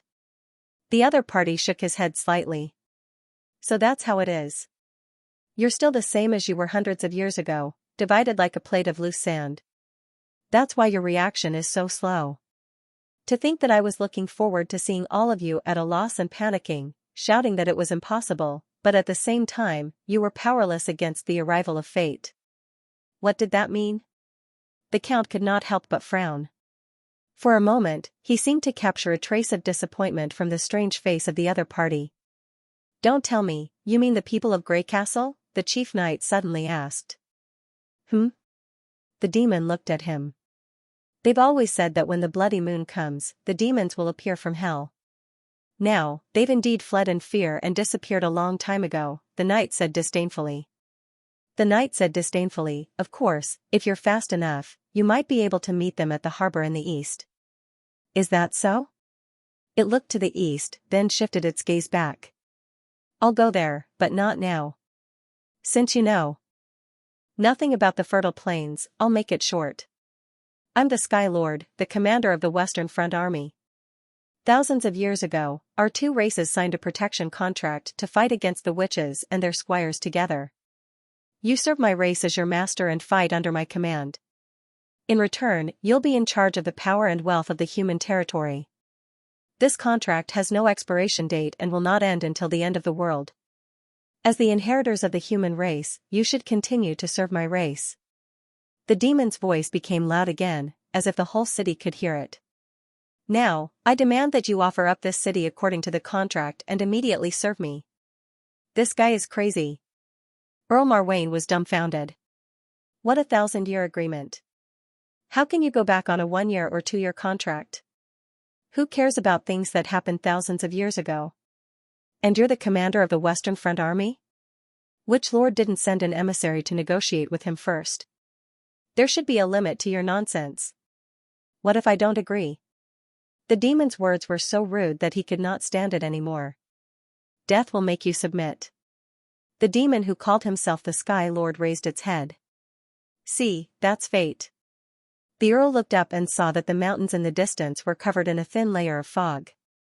It was not uncommon to see fog in the impassable mountain range, but this fog was as red as blood, frighteningly red. He did not know whether it was an illusion caused by the reflection of the crimson moon or the fog itself. Another strange thing was that the red fog did not float in the air after crossing the cliffs.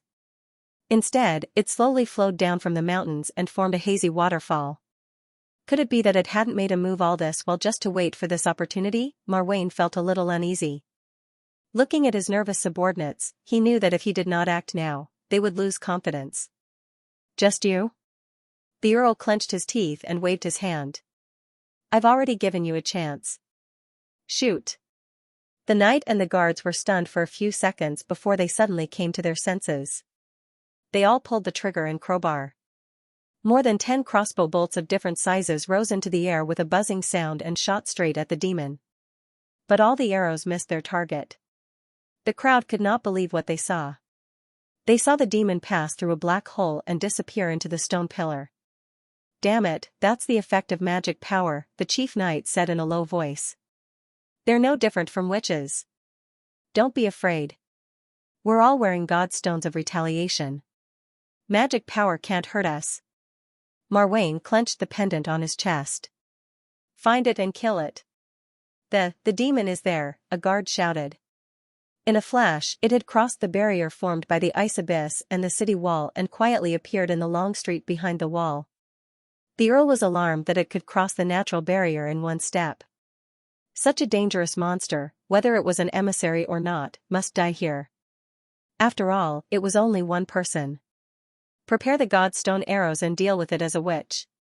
The person who kills it will be rewarded with 100 golden dragon stones. Just as the knight and the guards rushed toward it from all directions, the demon slowly raised its arms. The next moment, a black curtain of dozens of feet wide appeared behind it, cutting off the street and the houses on both sides. At first glance, it looked as if the street suddenly had a thick wall. What was it trying to do? The Earl could not help but feel puzzled. It did not look like an attack or a defense. Was it trying to use this ability to hide itself? But he soon got the answer. Thick red mist spewed out from the black curtain like a breached river bank. Then, a group of monsters that he had never seen before roared and rushed out of the black curtain, colliding with the knight. The godstone did not affect the knight at all, but he was sent flying far away with blood spewing out of his mouth. A large part of his chest caved in, and it seemed that he would not survive. But this was far from the end. It was the beginning of a nightmare. Monsters kept appearing from the black curtain as if they would never stop. They first bowed to the Sky Lord and then joined the battle. Be it in size or strength, these monsters were far superior to ordinary people. Soon, they rushed to the top of the city wall with overwhelming strength. The chaotic battle turned into a massacre. The guards who had lost their will were torn to pieces by the monsters. Blood and broken limbs were scattered everywhere. In less than a quarter of an hour, the city was filled with cries of pain and cries for help. Those who were still alive fled out of the city in a panic, but they could not cross the bottomless ice abyss. Marwain felt his legs go weak. He swayed and fell to the ground, but this time, no one came to help him. His personal guard had been torn in half by the enemies in front of him. The snow reflection castle that he was so proud of, the territory he inherited from his grandfather's grandfather, had fallen in just a single encounter. The red mist filled with the smell of blood was overwhelming, turning the place into a living hell. Through the mist, the crimson moon in the sky appeared even more ferocious and terrifying. So this is the scene of doomsday, the Earl finally thought. Grey Castle, City of Neverwinter. Everyone in the police station was in a hurry. Orders and reports could be heard constantly. The appearance of the bloody moon had become the hottest topic in the city, and the whole organization was busy. As the new king's city of Grey Castle and the residence of His Majesty, the police department had to investigate and record even the slightest incident in the city, let alone a fire and an explosion at the same time. Carter Lannis had not slept for almost 2 days. After comforting his frightened wife that day, he devoted himself to his work. Protecting His Majesty's safety was always the top priority of the chief knight, and he would not tolerate anyone causing trouble here. Based on his past experience, if there were multiple incidents at the same time, it must be a gang crime. Therefore, he immediately invited the Neverwinter Detective Group to assist the police department in the investigation. Carter believed that as long as they investigated thoroughly, the conspirators would soon be brought to justice.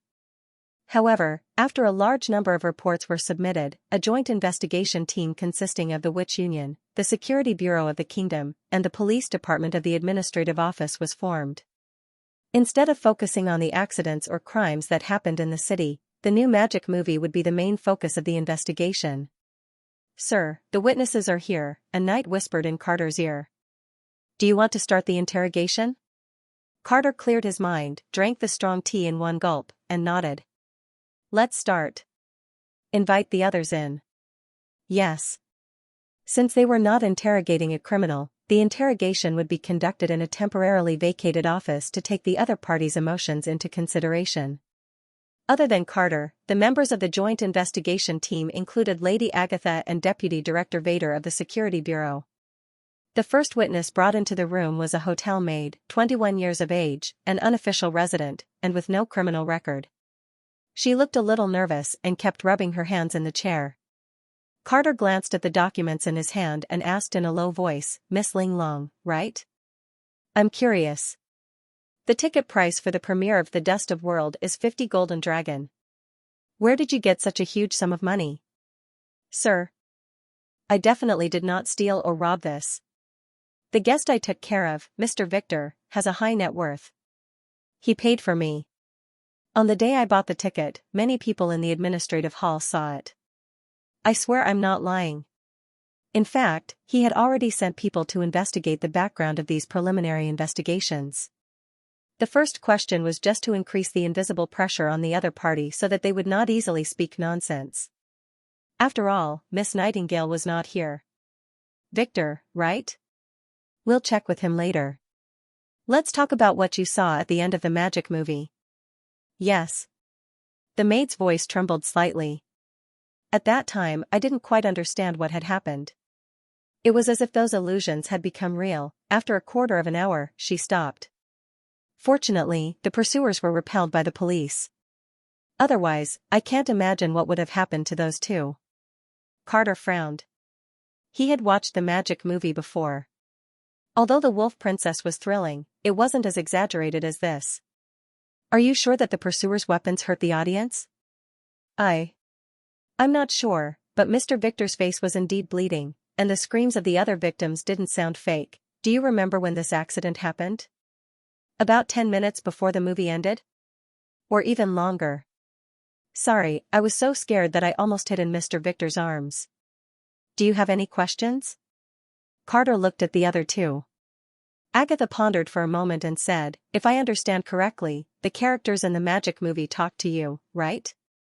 She picked up a photo and asked, "Is this the person?" In the photo was an actor from the Star Flower Troupe, who played the witch's guardian. "That's right, it's him. I remember very clearly that he even thanked us at that time." Carter had goosebumps when he heard this. Of course, he knew that once the magic movie was shot, the content could not be changed, and it was impossible for the actors to talk on their own. Seeing that the two were silent, Carter waved his hand at his subordinates and said, "Next." The statements of the witnesses were similar. To put it simply, it was as if everything in the magic movie had come alive. Although it was later proven to be a false alarm, it had really happened at the time. The testimonies matched each other, which meant that it was not a hallucination. Carter had been focusing on the fire and explosion a few days ago, so he did not pay much attention to the reports of the panic in the theater. Now, he vaguely understood why his superiors paid more attention to this matter. The next witness is the police officer who was in charge of maintaining order in the courtyard at that time. He's the captain of Team 2. Let him in. The captain was obviously much calmer and quickly explained what had happened. I first heard cries and cries for help coming from outside. When I was about to go out to find out what was going on, I noticed that there was a crimson moon in the sky. To be honest, I was a little hesitant at that time. I didn't know whether I should stay at my post or help those people. Just then, a witch ran out from the back door of the theater and asked me to bring my men into the theater to protect the audience. Then you shot the people chasing after you in the magic movie? Although it sounds a little strange, it was indeed what happened. They may only be actors, but they posed a real threat to the audience at that time. Besides, I always thought that it was just an illusion, so I didn't hesitate. The second last witch to be questioned was the one who played the magic movie at that time, Nightfall. What else could I do? I was also desperate. Activating the sigil of recording was supposed to be the job of the one with the most magic power. Who knew that such a problem would occur? Nightfall complained as soon as she entered the theater. It was fine at that time, but the sigil suddenly pushed me out of the screen. According to the emergency situation, I should have immediately stopped the input of magic power, but it didn't stop at all. I wanted to shake the audience to wake them up, but they didn't respond at all. It was as if they were under a sleeping spell. Anyway, I tried my best. After thinking about it, I could only ask the guards for help. The corner of Agatha's mouth twitched. Was it the sigil that pushed you out? Probably. At that time, I did feel a repulsive force coming from it, as if I had injected enough magic power into it and it was overflowing. After that, my vision went back to normal. Okay, next. When the last person entered the office, Carter was a little surprised to find that it was Xianxia, the author of the play. As soon as he sat down, he clenched his fists in excitement. Oh my God, this is definitely the most wonderful play I've ever seen in my life. Were you in the theater at that time? Carter asked with a frown. Carter had always disliked Xianxia because he had a dispute with his wife. I checked the list of the first audience, but you weren't on it. He was backstage and had a special seat. In fact, the members of the Star Flower Troupe don't need to buy tickets to watch their own magic movie. Didn't your wife tell you that? The Ice Witch replied on behalf of Cajun. In fact, it was his report that made His Majesty pay attention to this matter and send the Witch Union to investigate. Sorry, it's just my habit, Cajun said apologetically with his hand on his chest. As long as it's a play I write, I like to watch it with everyone without telling them who I am, so that I can feel the audience's reaction. Ms. May might have known about this, so she didn't tell you in advance. Cajun's tone became excited again. I have to say, this magic movie is definitely a miracle in the history of theater, because the audience rewrote its ending. What did you say? Carter asked in surprise. You heard me right, Your Excellency Knight. That's not what I wrote. Cajun Fell said, waving his hands. In the original story, this was a sad ending. In order to protect his sweetheart, the guardian attracted the attention of all the pursuers and fell off the cliff, leaving the witch alone. But I didn't expect that the two of them would be saved by the audience and both of them survived. Is there anything better than this? The chief knight was stunned. Roland had experienced the most stressful week since he took charge of Neverwinter. Although all the signs indicated that the arrival of the Bloody Moon might be much earlier than in the past, and he had been working hard in this regard, the sudden change still exceeded everyone's expectations. It was not the church's estimate of 10 years, nor the tequila's estimate of 2 or 3 years, but the sudden appearance of the Bloody Moon in the sky above the western region not long after he started the population migration plan. Of course, this was not accurate. During the past week, urgent reports from other cities had been delivered one after another, all of which mentioned the changes in the sky. Without exception, no one had noticed the approaching and moving process of the Bloody Moon. It was as if it had always been hanging there, but it was covered by the sky and in a state of invisibility. Now, it was just the blue sky that was covering it. Roland found himself suffering from a mild, crimson moon syndrome. No matter what he was doing, he would intentionally or unintentionally look for a window through which he could see the sky, and it was very easy for him to fall into a daze while looking at the bloody moon from afar. The red halo was so huge, but not dazzling. Whether it was day or night, he could clearly see its outline. If he stared at it for a long time, he would even have the illusion that the bloody moon was also staring at him. According to the Union, the appearance of the bloody moon meant the beginning of the battle of divine will. These years, Roland had been preparing for it, but when it really came, he had a feeling that it was not real. The fertile plains was still quiet, and there was no response from the scouting team sent to the north. Only Neverwinter was greatly affected. The administrative office sent a report every half an hour, but it had nothing to do with demons. "Your Majesty," Nightingale's voice interrupted his thoughts. "You're staring at the sky in a daze again." Roland blinked and came to his senses.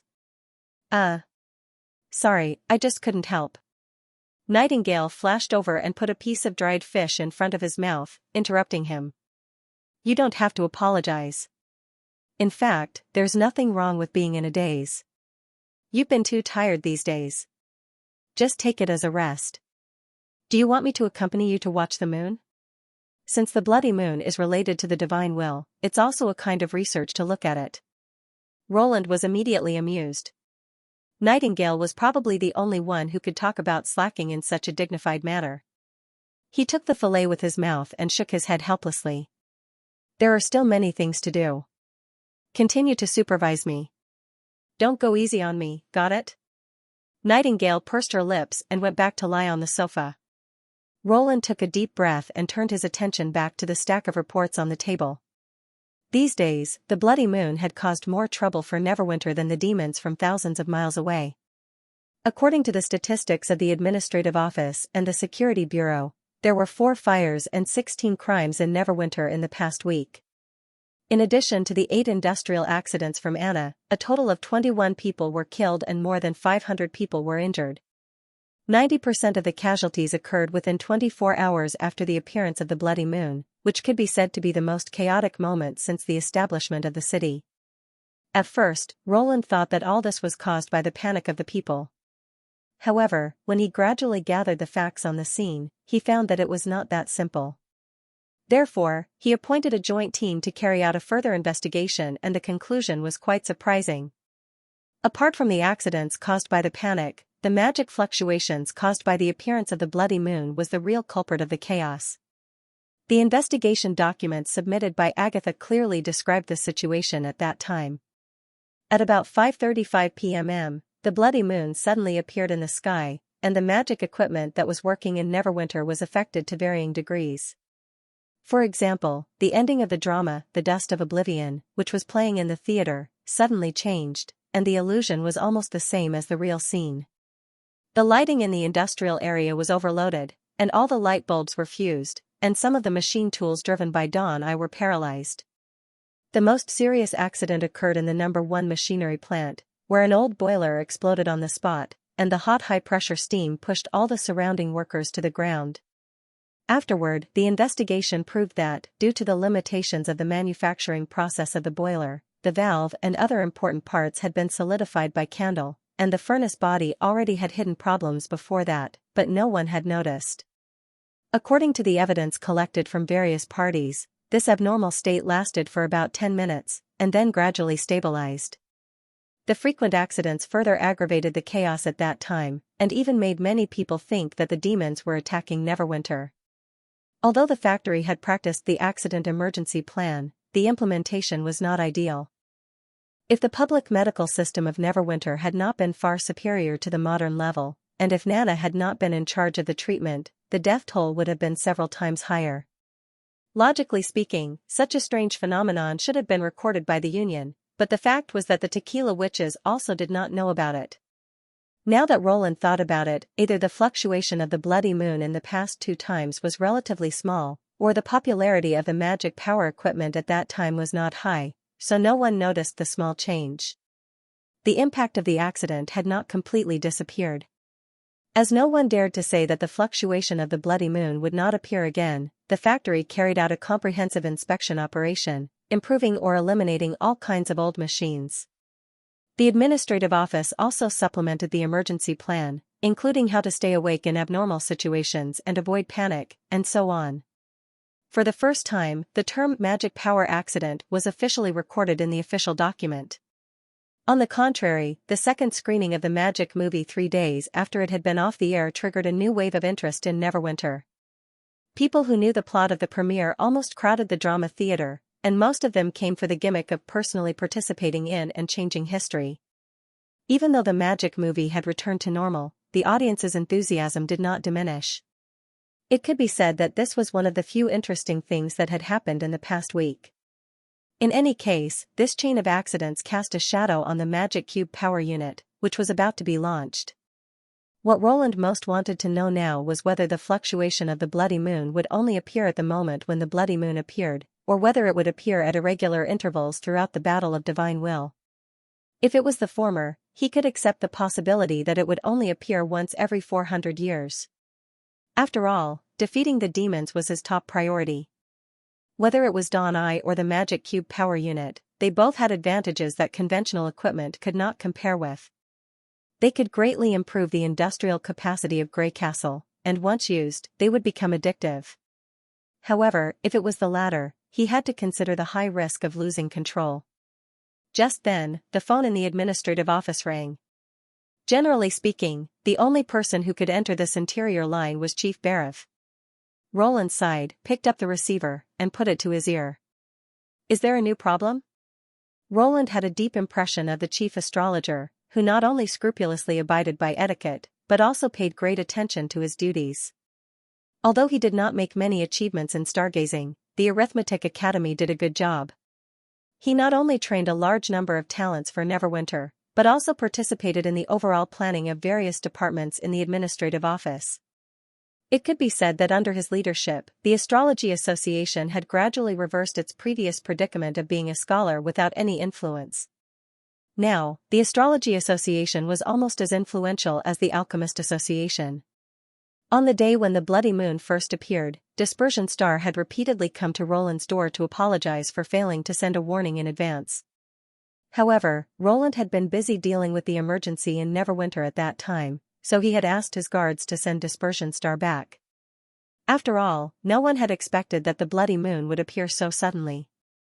Moreover, Roland had never expected the Astrology Association to discover the bloody moon in the first place. He had only persuaded them because they could write and calculate. Roland guessed that the discovery of the bloody moon must be extraordinary if such a well-behaved person used the word must. After hanging up the phone, Roland immediately took his guards and rushed to the Arithmetic Academy in the south of the city. The so-called observatory was just an attic in the Arithmetic Academy. Before the astrologers moved to the top floor of the Miracle Building, it had temporarily become their temporary place to observe the stars.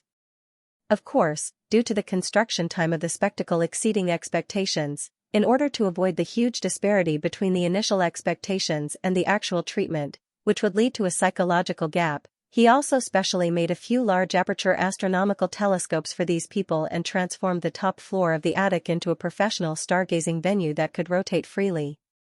Astrologer of Dispersion Star had been waiting for Roland with a group of astrologers for a long time. When they saw Roland, they all knelt on one knee and said, "Your Majesty, get up." Roland waved his hand casually, indicating that he had important business to attend to. Let's cut to the chase. What did you find? Your Majesty, please follow me. The old astrologer solemnly led Roland to the top floor of the attic. Pushing the door open, Roland saw that the floor of the room was covered with calculation drafts and hand-drawn lines. Based on his shallow knowledge of astronomy, it should be the calculation of the trajectory of some stars. In fact, his knowledge of astronomy was only enough to scare them at first. After he taught them elementary physics and mathematics, after 2 years of learning, these people's practical application level was already above his. Except for Astrologer of Dispersion Star, the other astrologers did not follow him in. Instead, they stood outside the door. The moment the door was closed, Roland caught a very serious look on the faces of the white-haired people, as if what they were about to say was no different from their last words. Roland. Nightingale couldn't help but secretly tug at his sleeve. Roland nodded calmly. With Nightingale protecting him, he was not worried about any danger.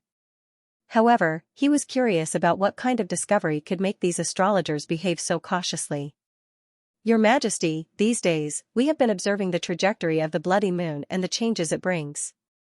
After a moment of silence, Dispersion Star finally said, since we failed to accurately predict its arrival, we at least hope to make some compensation, such as determining its location and size. Otherwise, the mission given to the Astrology Association at the beginning will be meaningless. However, the results we have obtained these days are extremely frightening. Extremely frightening? Roland frowned. This was not a word that could be associated with discovery. What do you mean? Get to the point. Yes, Your Majesty. The astrologer lowered his voice and said, I'm afraid that the star of extinction is a hoax. The bloody moon doesn't exist. Roland was stunned and then subconsciously turned his head to look out of the window. The scarlet sphere was still hanging high in the air, showing no signs of dissipating. You mean that thing doesn't exist? I also thought it was funny when I first thought of this conclusion. However, as the observation continued, no one in the Astrology Association could laugh anymore. Dispersion Star heaved a sigh of relief. Once he started, he seemed to be relieved of a burden and spoke more fluently. Yes, Your Majesty. It doesn't exist.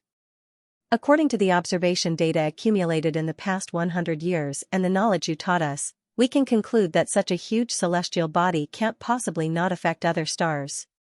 However, according to the redrawn star chart, we've tracked and calculated the starlight in the original location of the star of extinction and found that none of the stars deviated because of its departure. This means that the star of extinction didn't affect other stars or us.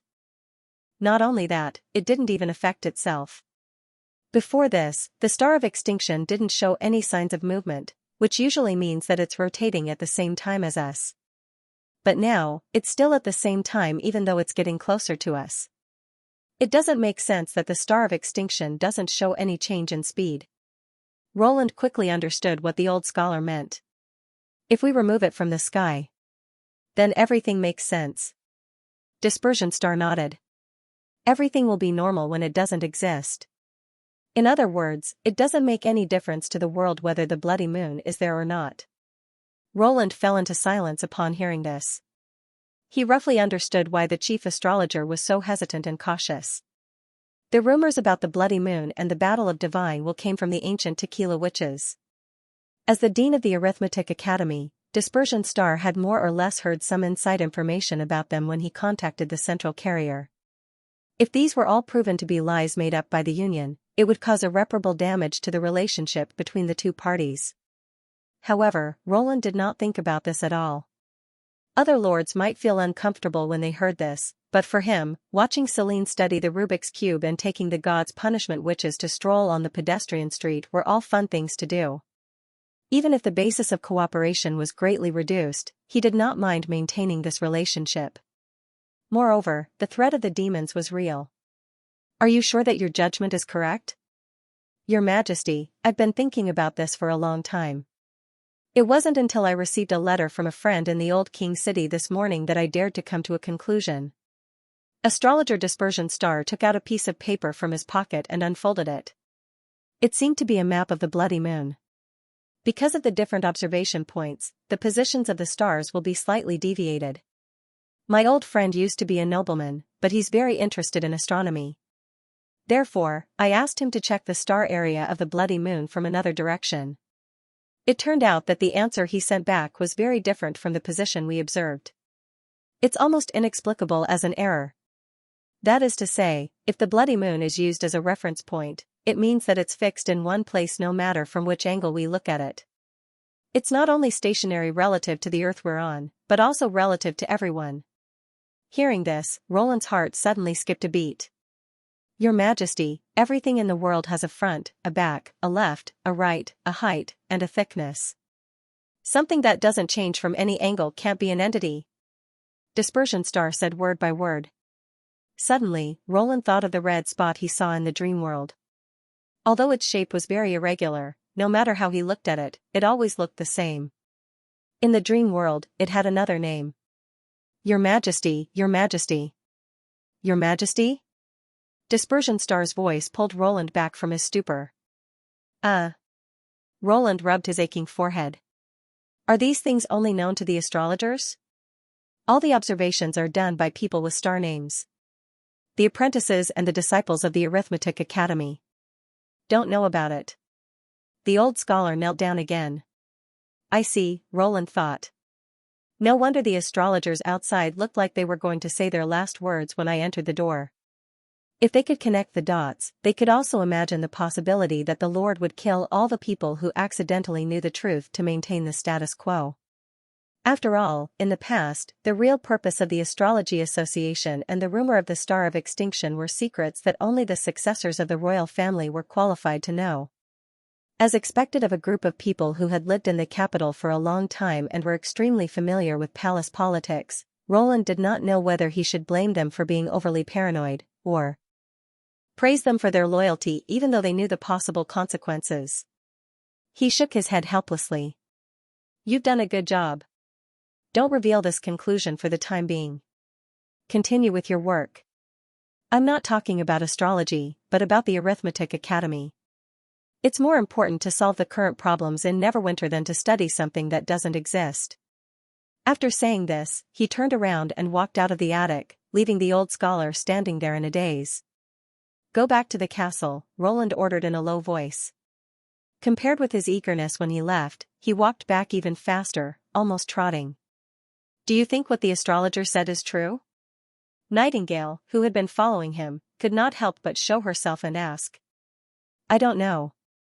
It's just a sudden thought, Roland said in a low voice. It's not the bloody moon, but it doesn't mean it doesn't exist. Maybe it's something else. Something else? For example, a hole. Because of his preconceived notions, he had never thought deeply about the bloody moon. Its huge size was only because it was close to the moon.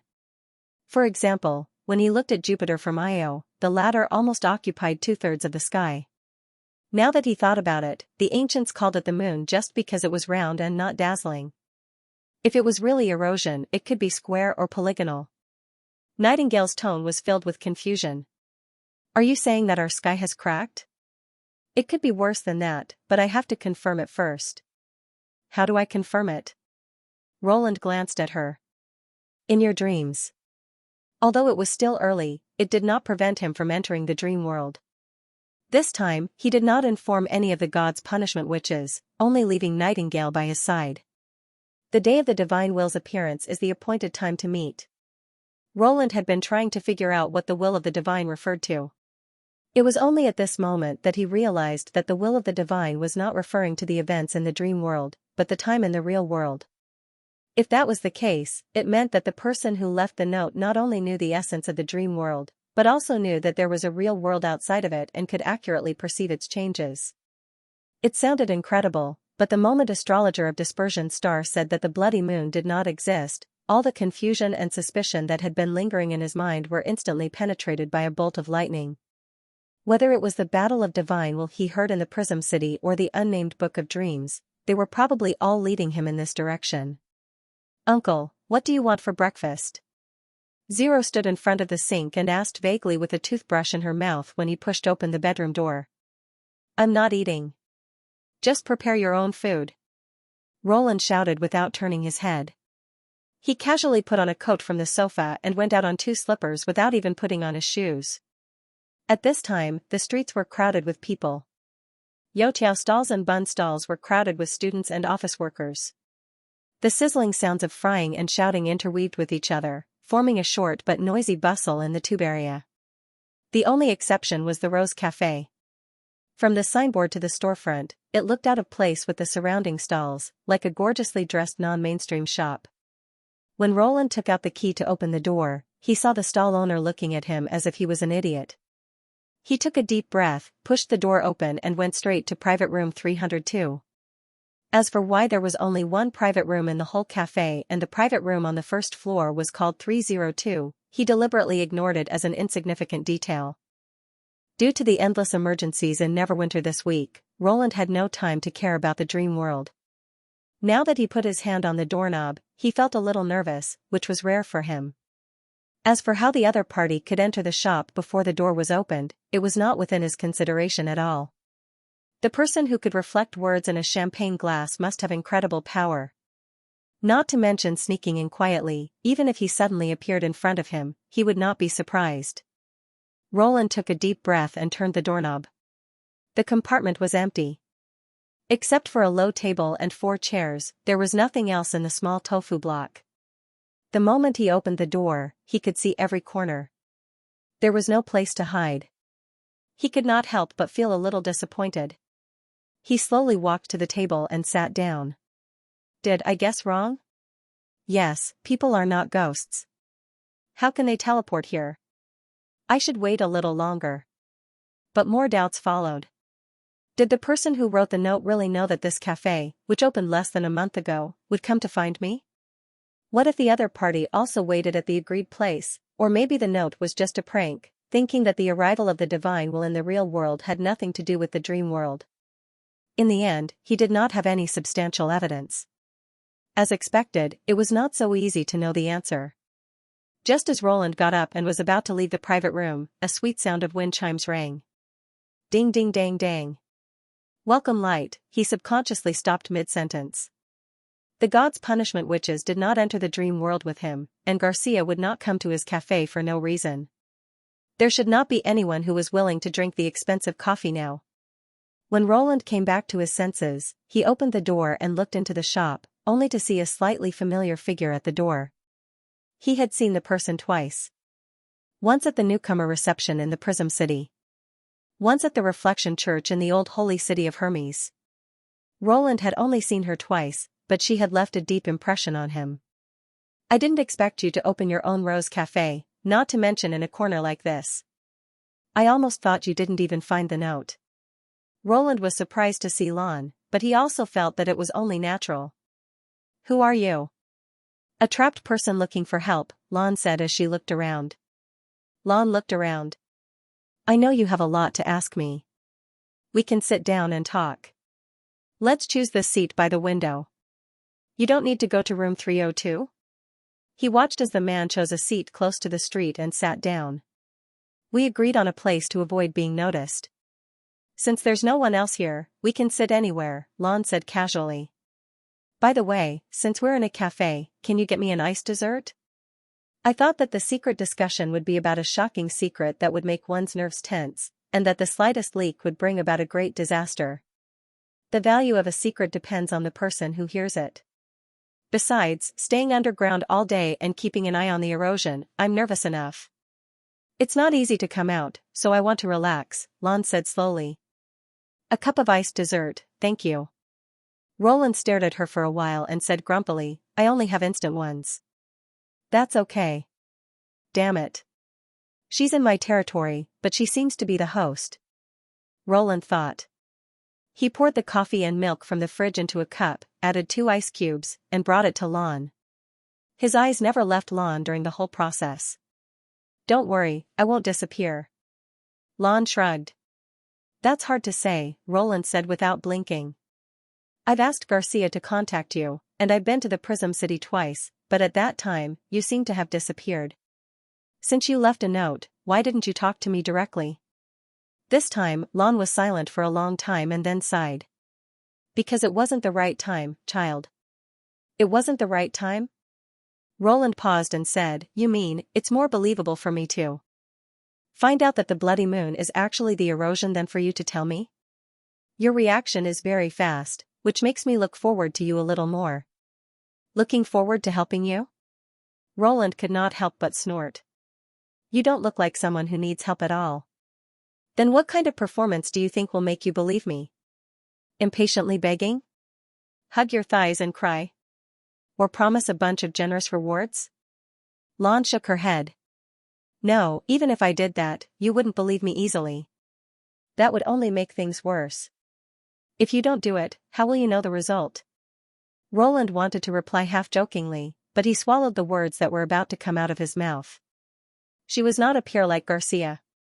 She was the chief disciple of the Martialist Association, Xianxia's master, and Roland's senior. If she counted the sigil of recordings she saw in the Reflection Church, then she was probably 700 or 800 years old. Looking at this character who seemed to have walked out of history, he found that he could not help but restrain himself. All right. Roland sat down opposite Lon and tried to sort out all the questions in his head. Were you a member of the Union? He asked. I have nothing to do with your world. Lon replied, I was born here, so I will sleep here, even though it will be an extremely long process. But I've seen your portrait in the Reflection Church. It's not strange to have similar appearances, she interrupted. Not to mention that it's recorded in history, so it doesn't have much value as a reference. That's too much of a coincidence. Roland frowned. If you look at the timeline long enough, you'll find that any coincidence is nothing more than that. Instead of worrying about the past, it's better to focus on the present. Lon might not know anything, or she might be deliberately hiding it. However, Roland knew that without Nightingale's help, he would not be able to tell the truth from a few sentences. Since Lon had answered in this way, there was no point in dwelling on it. It was better to ask other questions. So, what is magic power? Lon raised the corner of her mouth. You should have guessed it, it's nothing. All existing systems can't explain it because it doesn't belong to this world, just like low-dimensional creatures can't understand high-dimensional structures. The only thing we know is that we can use it, so you can also use a common term to describe it, the power obtained by chance. Sure enough. It's the same as the force of nature. Roland thought to himself, no, that's not right. It's not that magic power is the same as the force of nature, but that they're the same thing. The dream world had become what it was in order to explain what magic power was from another perspective. So the explanation you gave at the freshman welcoming party in the Prism City. And the speculation in the book Raison d'être. Are they all true? One was the origin and nature of the erosion, and the other was the inference about the battle of divine will. These were the two questions he wanted to find out the most. Not exactly, but you can think of it that way, Lon answered in a surprisingly straightforward manner. I want to know the exact way. That's beyond your ability to understand, and you can't express it in your language system. Lon took a sip of coffee. Besides, all my actions are monitored by God. Once I reveal any information that might endanger God, both worlds will be destroyed. Therefore, please remember one thing. Only what you personally comprehend is the true answer. Roland could not help but twitch the corner of his mouth. Isn't this equivalent to saying that even if I lie, it's for your own good? It has the ability to destroy the world? That's why I used God to refer to it. After all, it's the most likely image in your mind to have this ability. What's God's purpose? To continue the battle of divine will. Then what's your relationship with God? This time, Lon did not answer immediately. Instead, she hesitated and said, I'm the one who betrayed God. Betrayed? Yes, this kind of reincarnation will never end. I don't want to be trapped in this place forever. Also, reincarnation means loss. One day, God will also collapse. When that time comes, no matter which world it will become dead silent. Roland looked at her for a while. So your purpose is? I need your help, child. Lon did not avoid his eyes. I need you to stop the battle of divine will and stop it completely. You mean, win the war?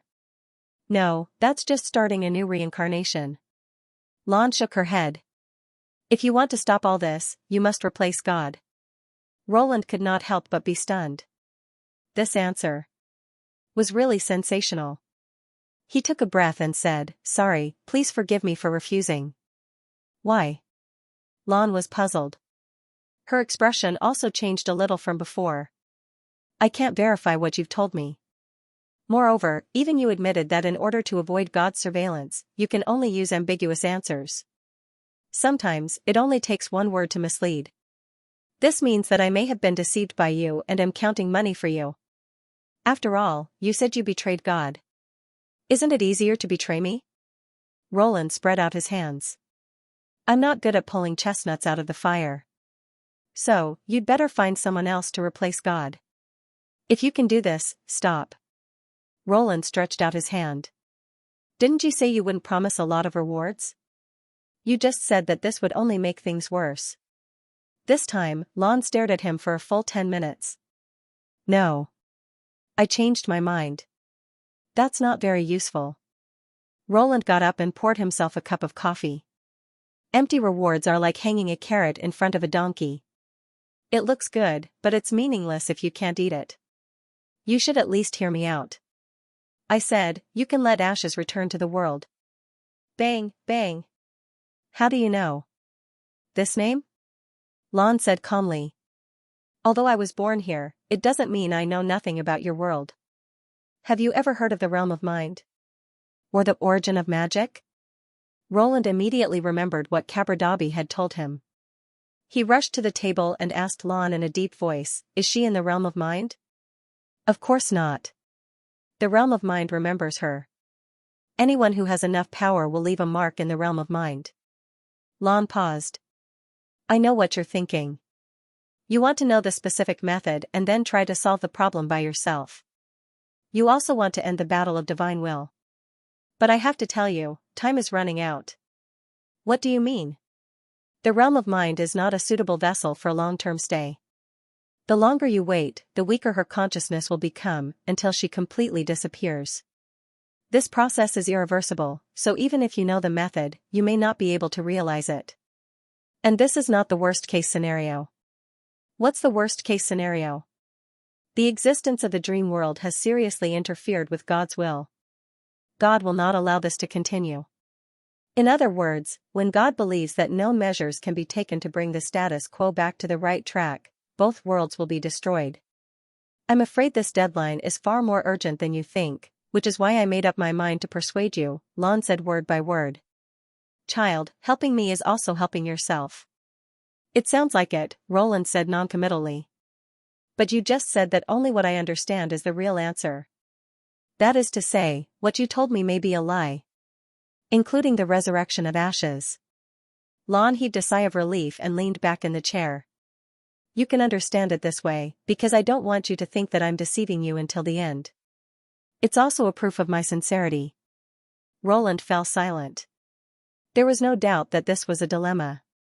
From the information he already knew, he could not find many loopholes in her words. For example, he had heard about the threat of the dream world more than once from the magic creatures. Although he did not know how he had provoked them, the hostility shown by those monsters was real. Combining this with Lan's information, it meant that the magical creatures were the subordinates of God. However, it would be too rash of him to believe that everything she said was the truth. After all, Lon had the final say on what kind of information would harm the gods. If he made a deduction based on the wrong clues, the conclusion he came to would undoubtedly be even more wrong. The safest way was to prove it bit by bit. The problem was time. Without being able to determine that there was not much time left, choosing to play it safe was also a risk. As long as he closed his eyes, the image of Tilly crying in his arms would reappear in his mind. Even though she had restrained all the sorrow in her heart, compared to the original appearance, her eyes still lacked some spirit, like jewelry covered in a light layer of dust. Some people often say that this is the proof of maturity. Only by experiencing loss can one know how to cherish. Roland scoffed at this kind of chicken soup for the soul. Never losing was the choice of a mature person. As for pain, anyone could experience it if they wanted. Now that there was such a possibility, he could not remain indifferent no matter what. Roland tried his best to suppress the turbulent emotions in his heart. He pretended to be reluctant and sat down in front of Lon again. But I can't promise you so easily. Let's talk about the method. What should I do to bring her back to that world? This matter doesn't conflict with the help I need. In other words, the two are the same thing, Lon replied slowly. First, you have to find the realm of mind and enter it. This step must be carried out in both worlds at the same time. Otherwise, it's impossible to succeed. Roland was surprised. 2 worlds? Wait, you mean, the origin of magic really exists? Yes, it's not something illusory. It's something that can be seen and touched. It's completely different from the emptiness caused by the erosion. Lon nodded. In fact, it's close to the north of the Land of Dawn. We call it the Bottomless Land. Roland's heart skipped a beat. This term seemed familiar. But the north has been occupied by demons. You know demons, right? They're the enemies of the battle of divine will. I can't help you with that world. Interfering with the battle of divine will is a taboo for the gods.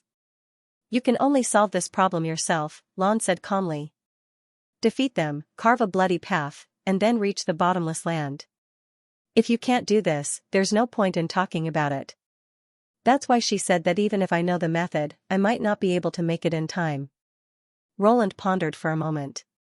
Alright, even if you didn't say anything, I'll still drive the demons out of the Land of Dawn. Then how do I reach the realm of mind from the dream world? Since it's fake, there's no need to go through so much trouble. Before I answer you, I want to ask you a question. Lon looked out the window. Do you really think that this world is fake? Roland was startled and involuntarily followed her line of sight. The rush hour for school and work had passed, and there were fewer people on the street. The stall owners finally had time to rest. Some were counting the morning's harvest, their faces full of joy. Some lit up a cigarette and sat at the entrance to read the newspaper. Instead of students and office workers, the uncles and aunties who lived here carried their grocery baskets and shuttled through the narrow streets. When they passed by the Rose Café, they would look at it with disdain or whisper to their companions, as if they were mocking the taste of the shop owner. Roland knew that if he went out and argued with them, he would not get the lines that he had long prepared. Instead, he would get a bunch of curses that reflected the subtlety of language, and the kind that would be retorted 10 times. The other stall owners would not show an indifferent expression. Most of them would form a row and happily watch the battle for the king, or the rookies pecking at each other. Faced with such a world, he suddenly realized that he could not simply say the word yes. How can a person distinguish between reality and fiction? Lon asked in a low voice, somewhat absent-minded. Is it true that a person has to have a body to be considered as a real life? If a thought has emotions and self-consciousness, just because it's not fixed or exists in the form of energy, does it not count as a real life? I think it should be. Lon withdrew her gaze. Then you have to protect this place. Once it's destroyed, the trillions of lives in this world will disappear, and the loss will be even greater than that of the outside world. If you lose it, the realm of mind will be closed to you forever.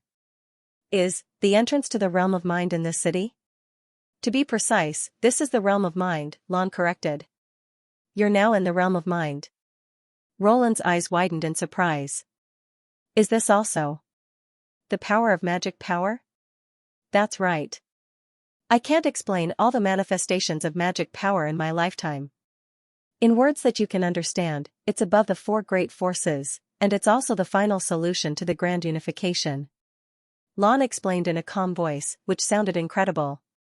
But even so, it doesn't mean that you can enter the realm of God and interfere with the battle of divine will. After all, this world is relatively independent, as if it's separated by a thick membrane.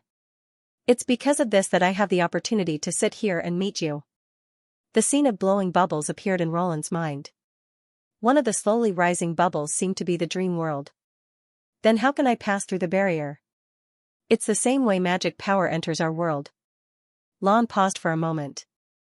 Erosion. Can you be more specific? You should have noticed that this world is very different from when it was first born. Lan's words made Roland's heart beat faster.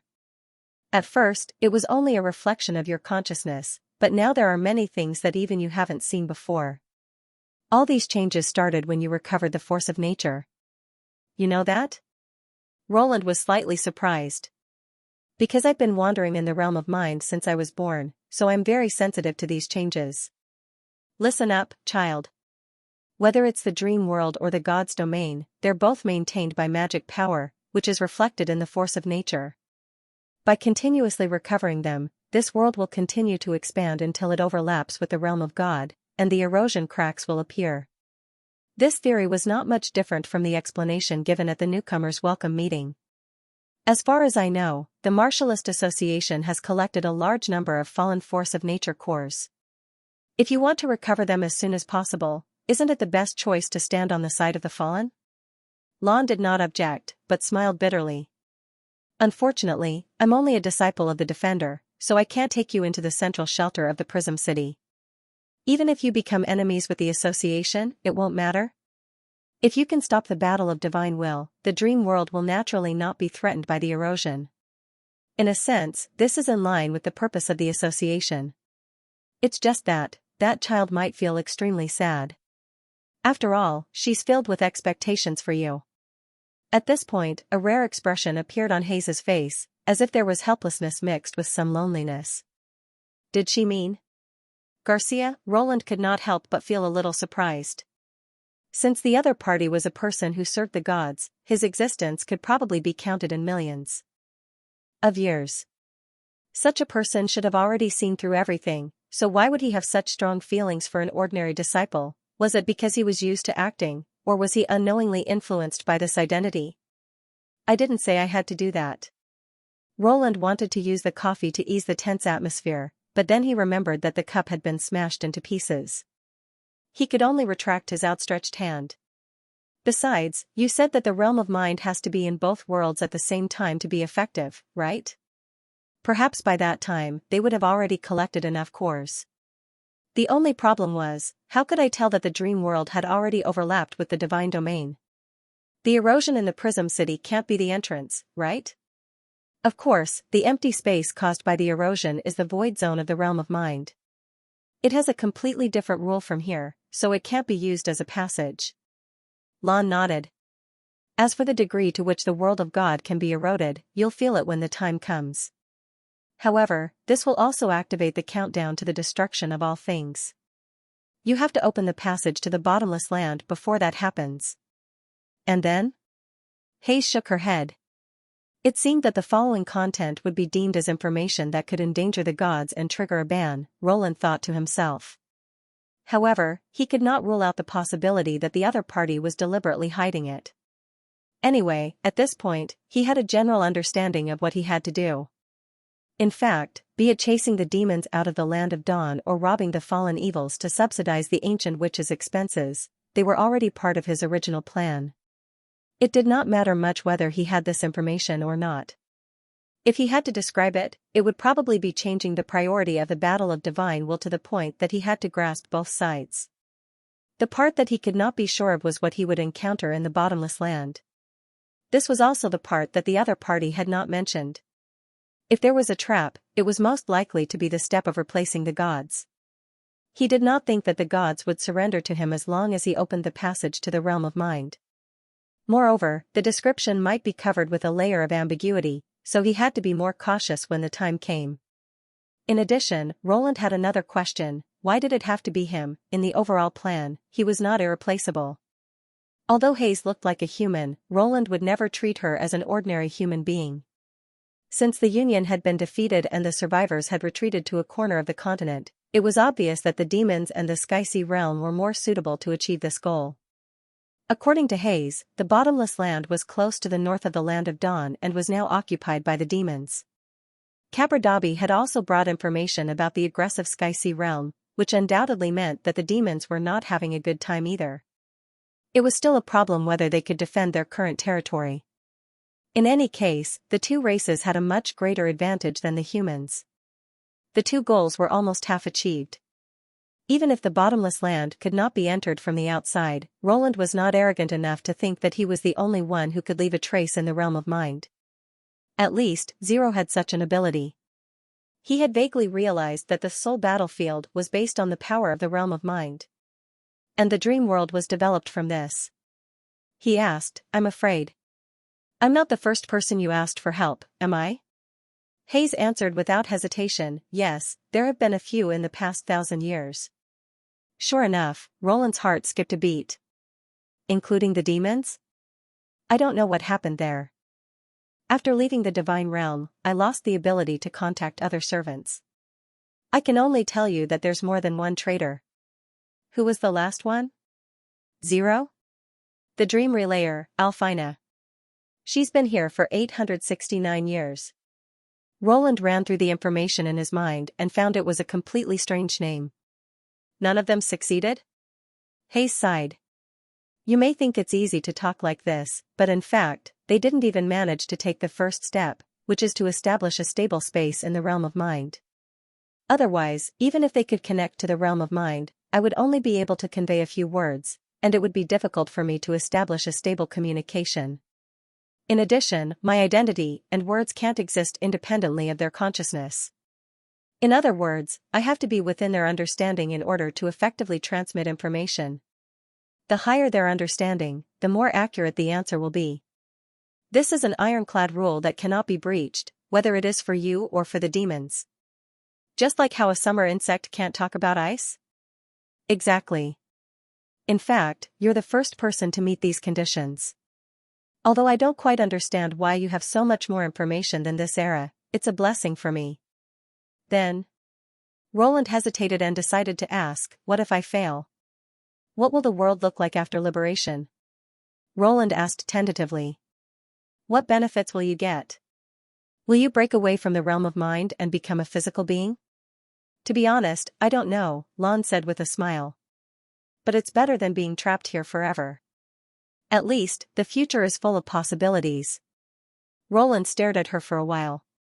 She looked very natural, as if she had made a very normal choice. It seemed that it was impossible to find Lan's flaws through conversation. He thought to himself, unless I can bring Nightingale into the dream world. Roland's subsequent inquiries yielded little information. Whenever Lon mentioned God, she would remain silent. She could not help the battle of divine will either. Furthermore, due to the restrictions of the dream world, she could only act as a martial artist here. Secretly sending messages was already the limit. According to Lon, different areas of the realm of mind had different rules, which even God could not change. It was precisely because of this that she was able to catch her breath and secretly search for a savior who could stop the battle of divine will. But before everything was over, she would not be truly free. The shackles that bound her still existed and could turn her efforts into nothingness at any time. When he walked Lon to the door, Roland asked one last question. By the way, you said you didn't expect me to open a cafe. Is there really a place called Rose Cafe in this city? Yes, Lon said with a smile. It's in the Prism City. But I asked Garcia about it. The cafe is located in the middle of the city. Only the senior members of the Martialist Association can enter it. At that time, I already knew that the association planned to issue you a hunting license. Once you get it, you can go to the central area. But I didn't expect you to have no interest in the association at all. You haven't been to the Prism City even after getting the license. Lon paused for a moment. By the way, the central shelter that stores the core of the fallen evils is located at the bottom of the city. Usually, only the guardians and above can enter it. So that's how it is.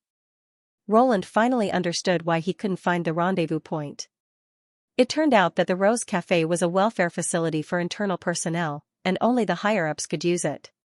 And the next meeting in what cafe, if necessary? After all, there are 2 Roses now. The old place is better. She looked at the towering tube-shaped building and said softly, Garcia lives in this building, right? It's not a bad idea to come here once in a while. I might like it here. Perhaps? He didn't even know if he liked it or not. Roland raised his eyebrows and did not reply. After saying goodbye, Lan's figure gradually disappeared into the alley.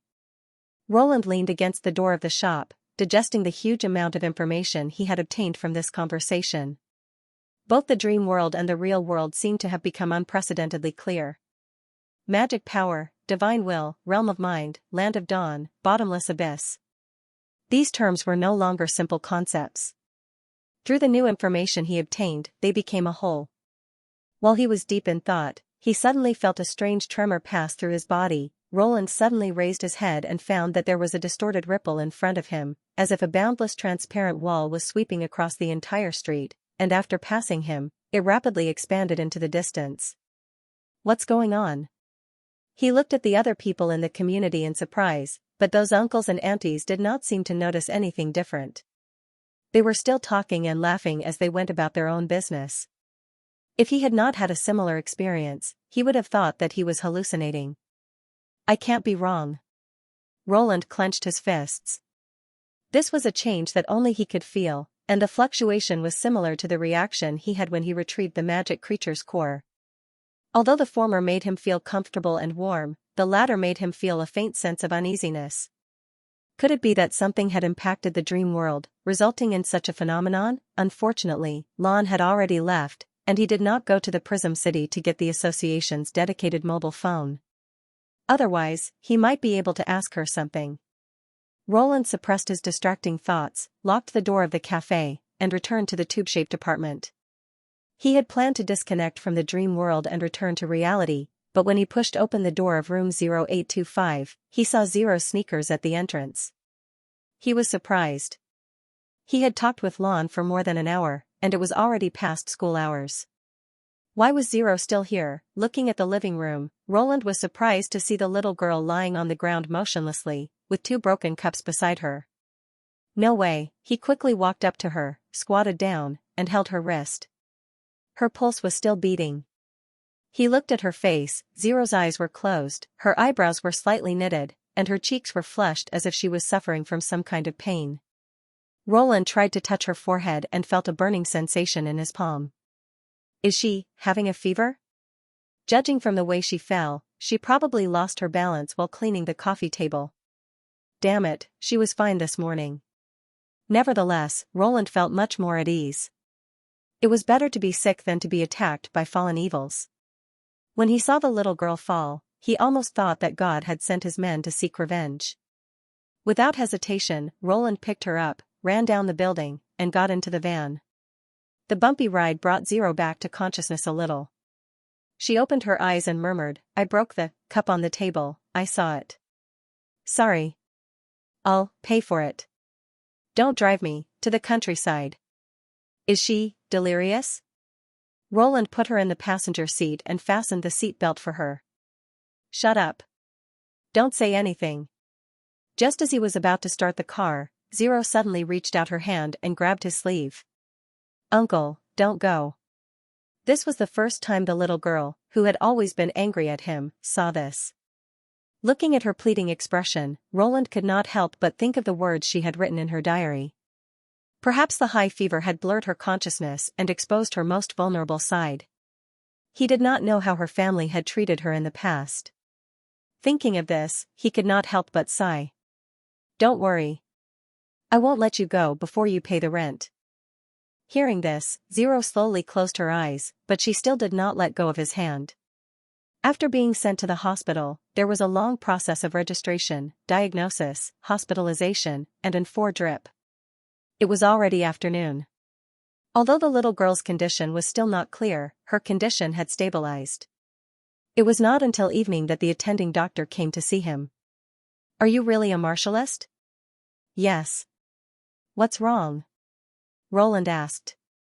Please don't tease us next time, the doctor said grumpily. That girl isn't sick at all. She has awakened the force of nature. Although it's rare, there are always 1 or 2 people who don't feel well. Didn't the Martialist Association tell you this? What? Awakened. Really, if it wasn't for the fact that a martialist in the hospital happened to notice this situation, I would have thought it was some rare disease. The doctor's tone was full of impatience. You can go through the discharge procedures and bring her home. After tossing and turning for half a day, Roland returned to the apartment with Zero, who was still asleep. Looking at the white-haired little girl curled up in his arms, he let out a long sigh. Awakened? He did not expect that as a former pure witch, even in this world, she still could not escape the favor of magic power. It could only be said that this was fate. Fortunately, he was watching over her in the dream world, so she would not repeat the mistakes of her previous life. At this time, the sky was shrouded in darkness.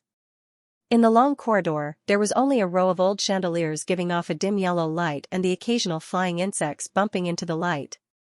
When he got closer to 0825, he unexpectedly saw another familiar figure, Garcia. The other party was leaning against the door of his house, sitting in the corridor in a daze. What's going on today? One after another, she came looking for trouble. She told Nightingale that she would only sleep for a short while, and now it was probably almost dinner time. Hey! Roland squatted in front of her. Why are you in the mood to wait for me here? Did you lose your key and want to spend the night in my house? Garcia didn't sneer right away, which made him feel that something was wrong. When she raised her head, Roland suddenly did not say a word. He saw that her face was covered in tears. Roland did not come back to his senses for a long time. Garcia's master was called Lon, right? In other words, the woman he met in the Rose Cafe early in the morning was dead. How was that possible? Even if Lon was restricted by the rules of the dream world, she was still a guardian disciple. It should have been easy for her to deal with a few fallen evils. Moreover, the Prism City was built on the basis of a mine, and its main body was buried deep underground. Usually, it was guarded by the awakened. How could the fallen evils attack it? Roland suppressed his emotions and pretended to be calm. He pulled Garcia up and said, "Let's talk in the room." Garcia stood up weakly as if she had lost all her strength. Roland threw the sleeping Zero into the bedroom and poured Garcia a glass of warm milk to calm her nerves. Under the bright light, Garcia gradually calmed down. Although her eyes were still a little out of focus, her tears had finally stopped. Only then did he notice that there were more than a dozen missed calls and 6 unread messages on his cell phone, which he had forgotten to put into his pocket because he had left in such a hurry. He casually scrolled through them and found that they were all from Garcia. Sorry. Zero suddenly had a fever, and I was in a hurry to go to the hospital, so I forgot to bring my cell phone with me, Roland said awkwardly. What happened in the Prism City? How did you know about your master's situation? Garcia was silent for a long time, so long that Roland thought she would not speak.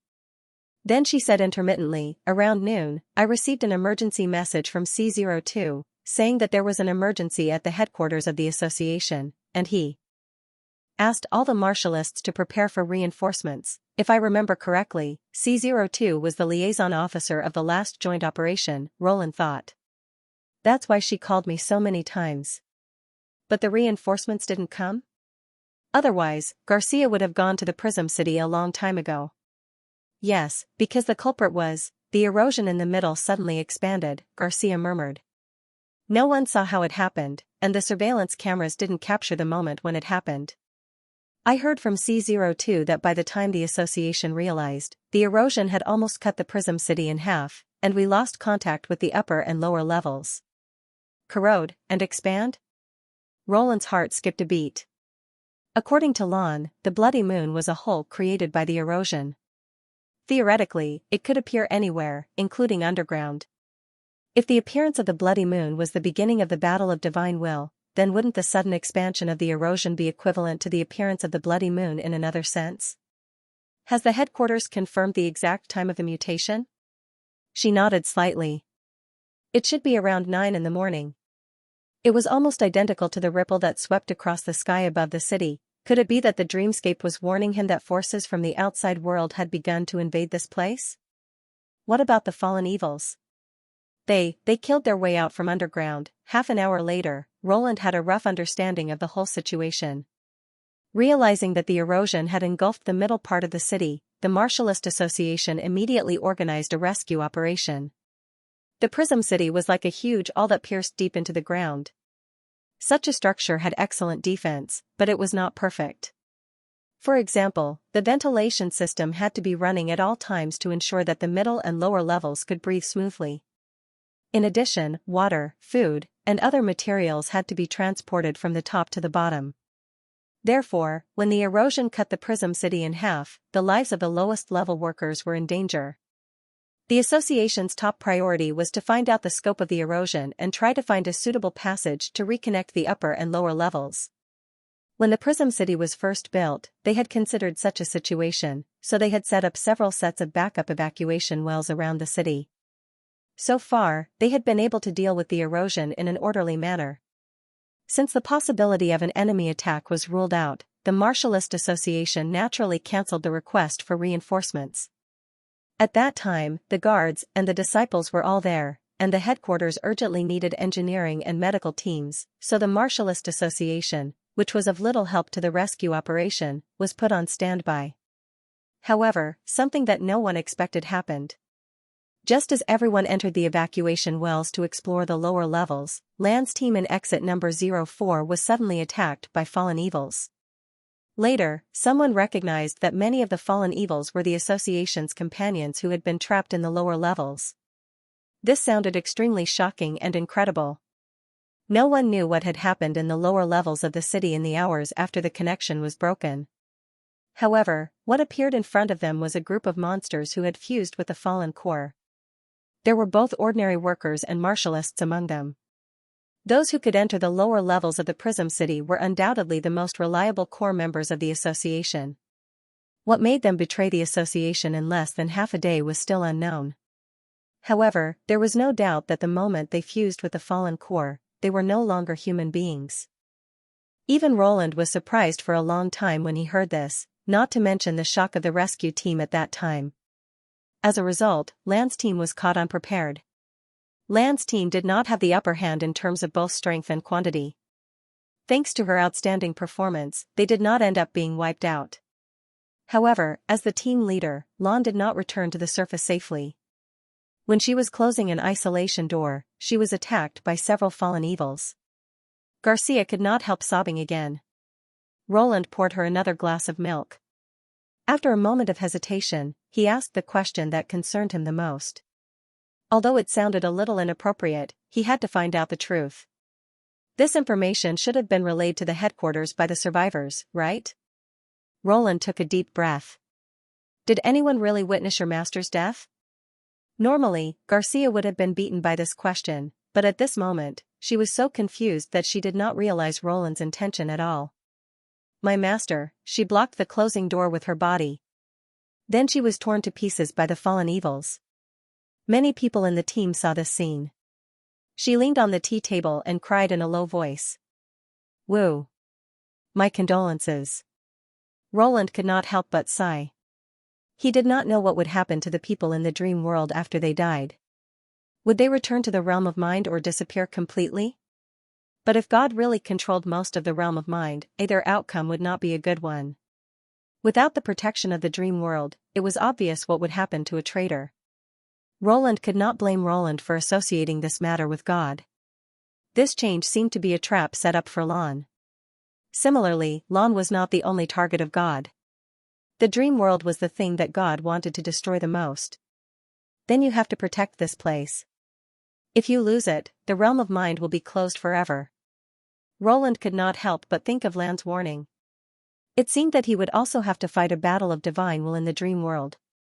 His opponent was neither the demons nor the Sky Sea realm. He would face God directly. Hold on. A noisy voice rang in his ears. It seemed to be very far away, but also seemed to be right in front of him. What happened? He felt excruciating pain all over his body, and his legs felt like they were broken. This was the first time he had encountered such a serious injury. Even during the promotion ceremony, he had not been in such a sorry state. For a moment, he even thought of the word death. That's right, he was about to die. The vitality in his body was slowly fading, replaced by a bone-piercing chill. His consciousness was like a ball of sand, and it was difficult to concentrate and think. Hold on, the voice came closer. Is someone there? Strange, this language, I seem to have heard it somewhere before. There's still one alive here. Someone help me move this damned stone away. She looks seriously injured, hurry up. 1, 2, 3. In an instant, he felt the weight on his body lighten, and then he was lifted onto a soft bed that could be moved. Hold on, you'll be fine, someone said above his head. The association has prepared the best doctors and equipment, as long as you can hold on until you reach the hospital. Hospital? What does that mean? Are these people saving me? Oh yes, you came from the Kargard Peninsula, right? What's your name? My name? Yes, do you remember? He used the last of his strength to reply.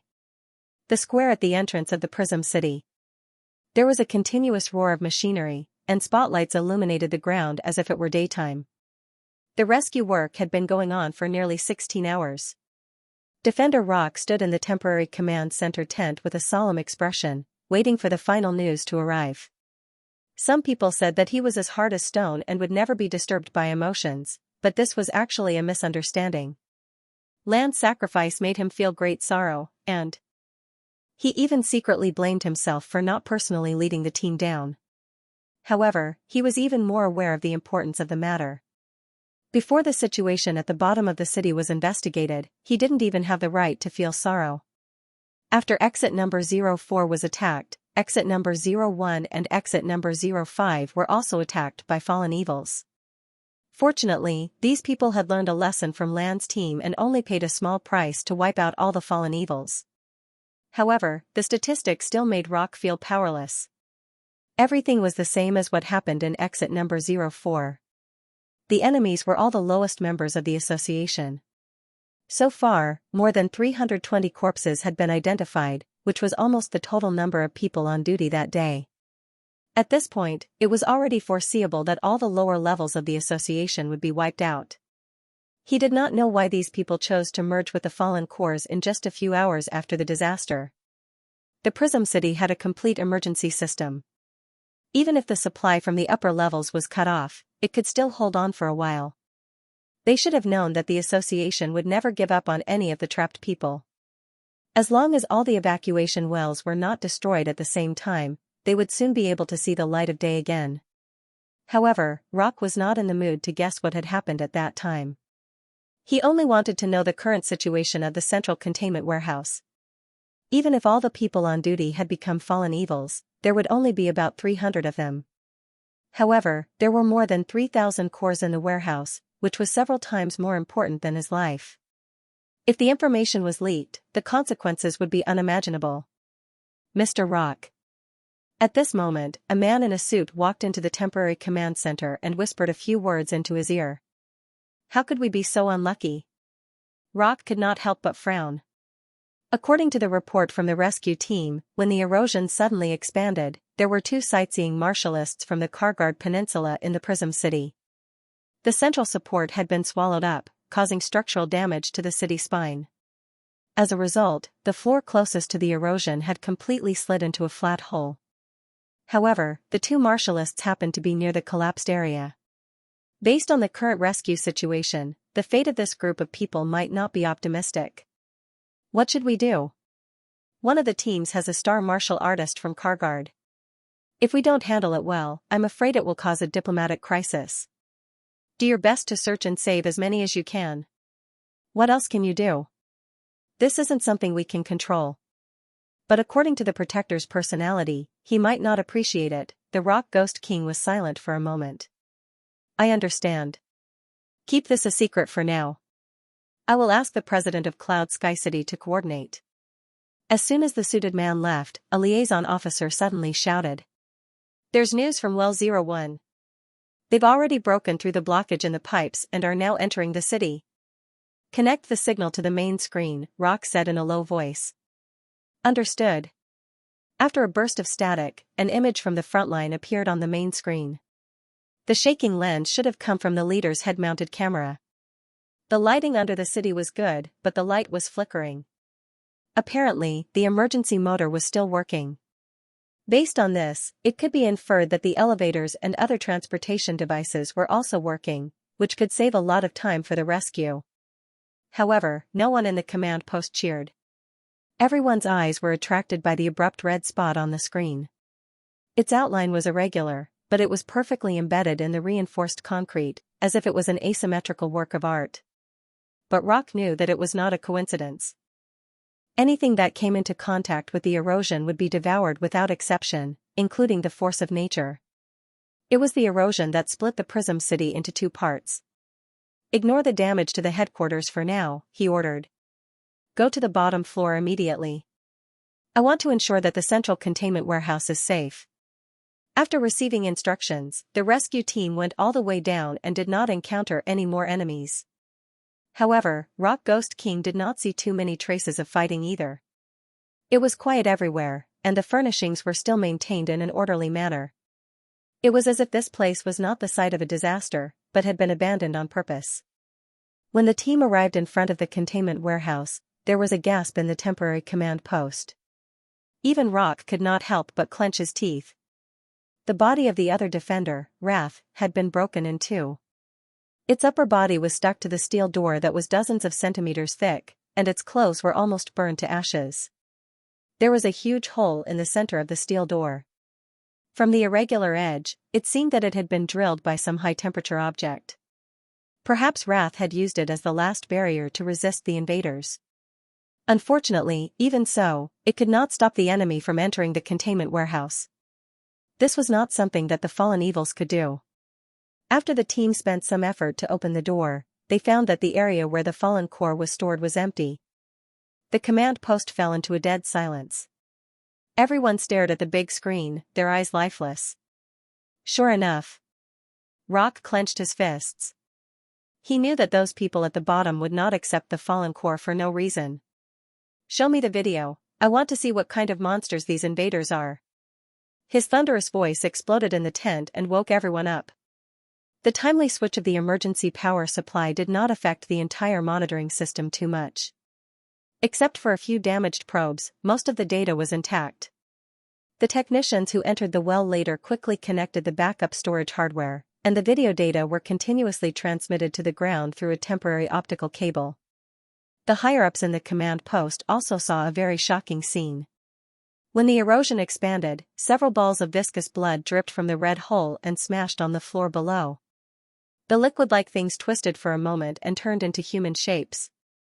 One of them seemed to have the ability to melt everything. In the blink of an eye, it burned through the floor and reached the bottom of the city.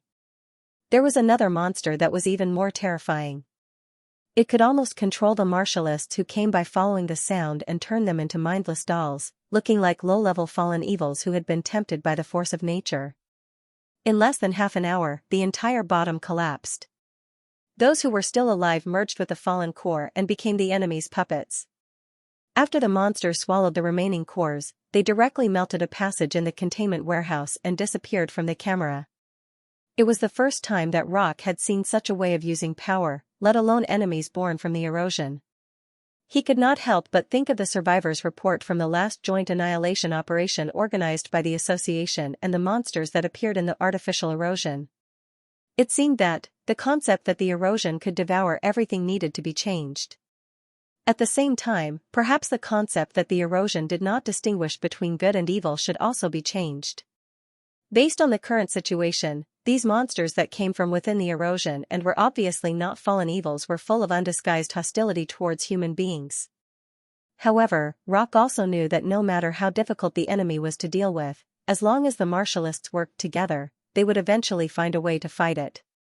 The most important thing at the moment was to inspire people.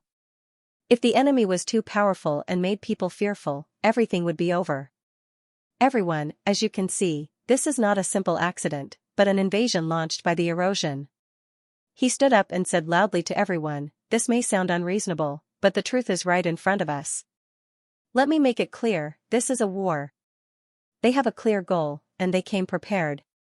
They just want to take our world. I will immediately contact the local martialist associations and gather all our forces to help the Prism City destroy the enemy." Roland stayed with Garcia until about 4 o'clock in the morning, and then Garcia slowly fell asleep. What Garcia said in the middle of the night was almost more than what she had said since he met her.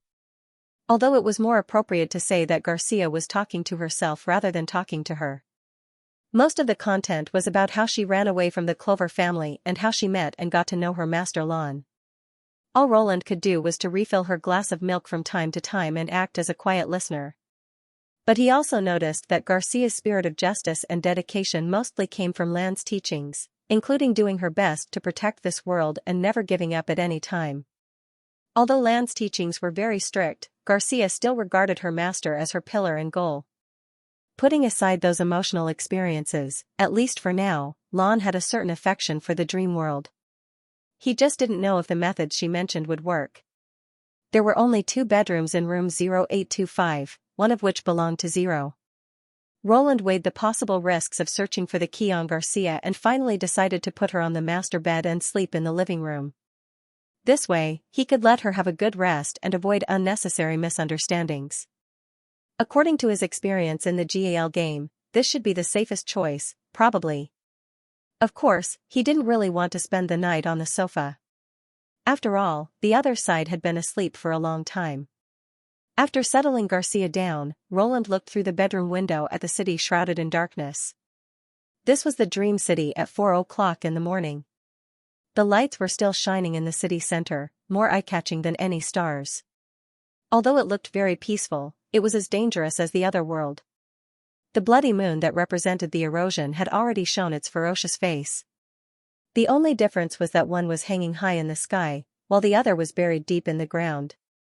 Roland closed the curtains and left the dream world. After a familiar dizziness, he slowly opened his eyes, but the first thing he saw was not the ceiling, but a pair of star-like eyes. After the two pairs of eyes stared at each other for a moment, Roland heard a short and urgent cry, and then the figure above him quickly disappeared without a trace, as if it was just an illusion. Ahem, I just wanted to see if you had woken up. After all, you have been asleep for so long. I was a little worried. Nightingale appeared at the desk. Besides, why did you wake up so suddenly? You scared me. Roland was speechless for a moment.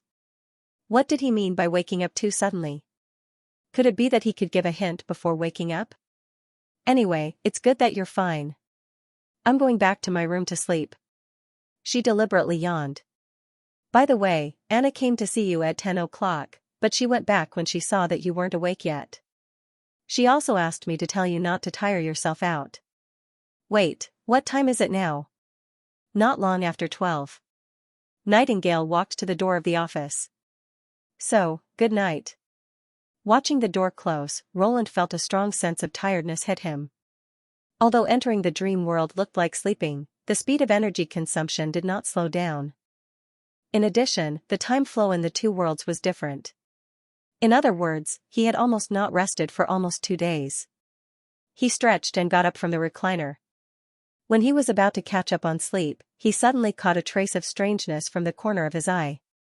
Roland looked at the ceiling of the floor-to-ceiling window and almost screamed out of fear. He saw two pale faces hanging down from the window, clinging tightly to the glass, and even a little deformed because they were too close.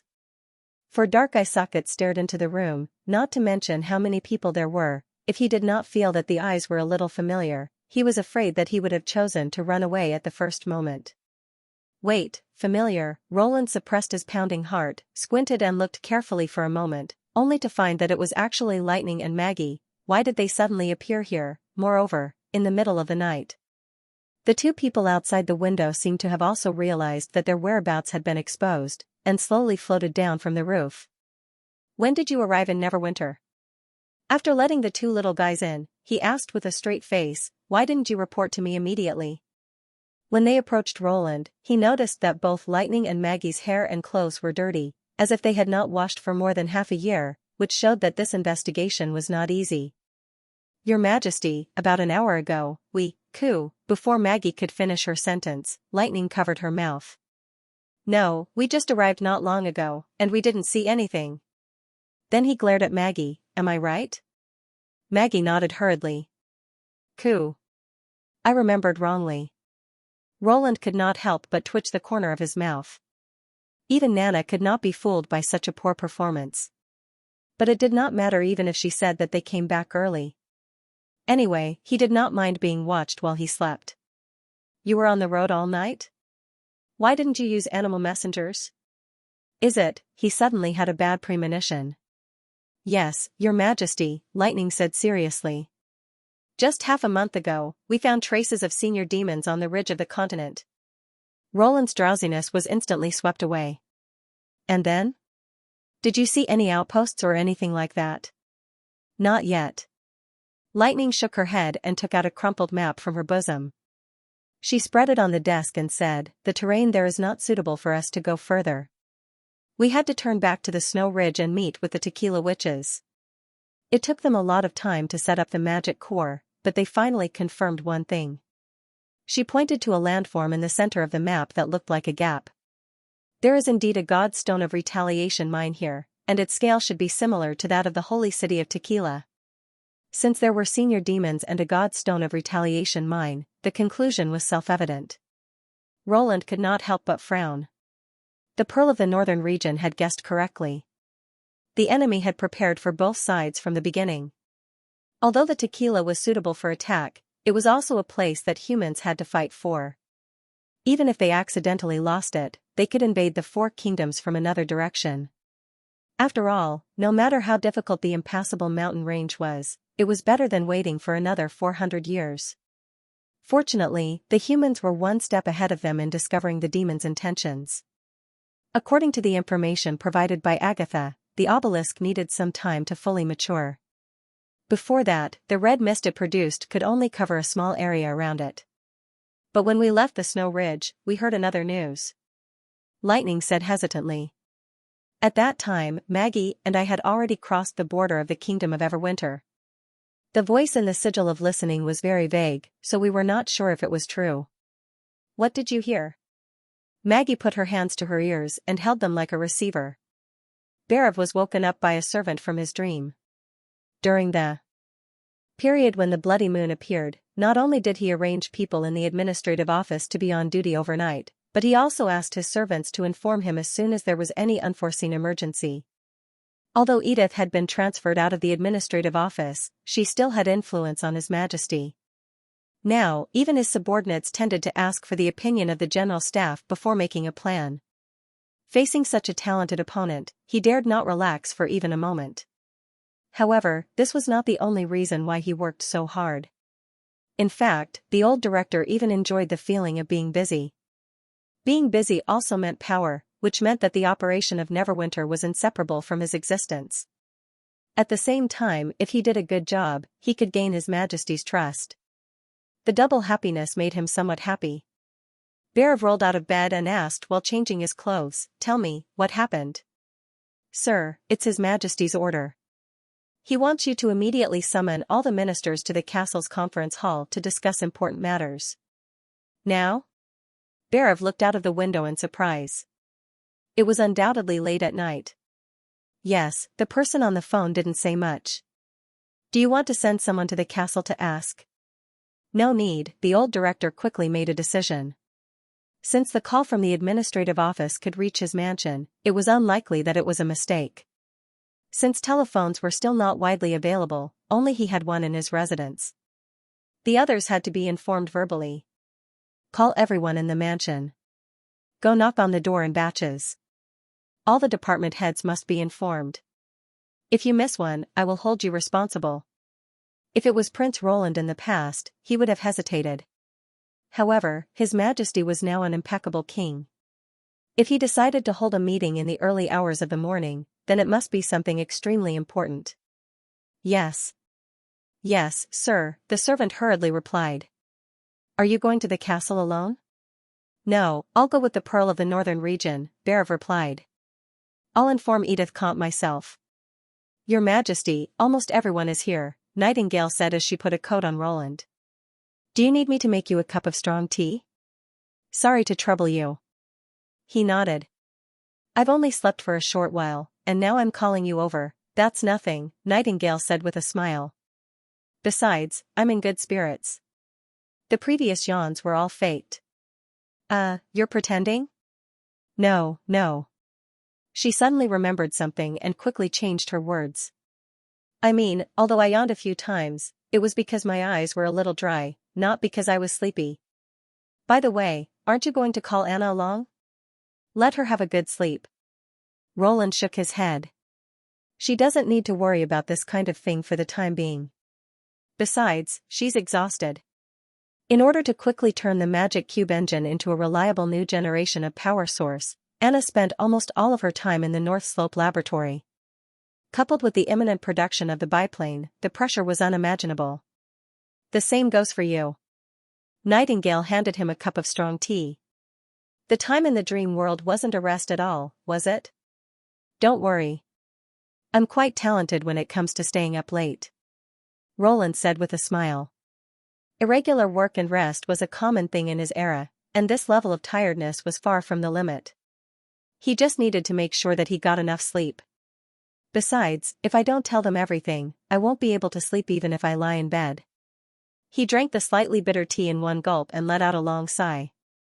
"Let's go." When Lightning recounted her investigation experience for the past month in detail, the conference hall was silent.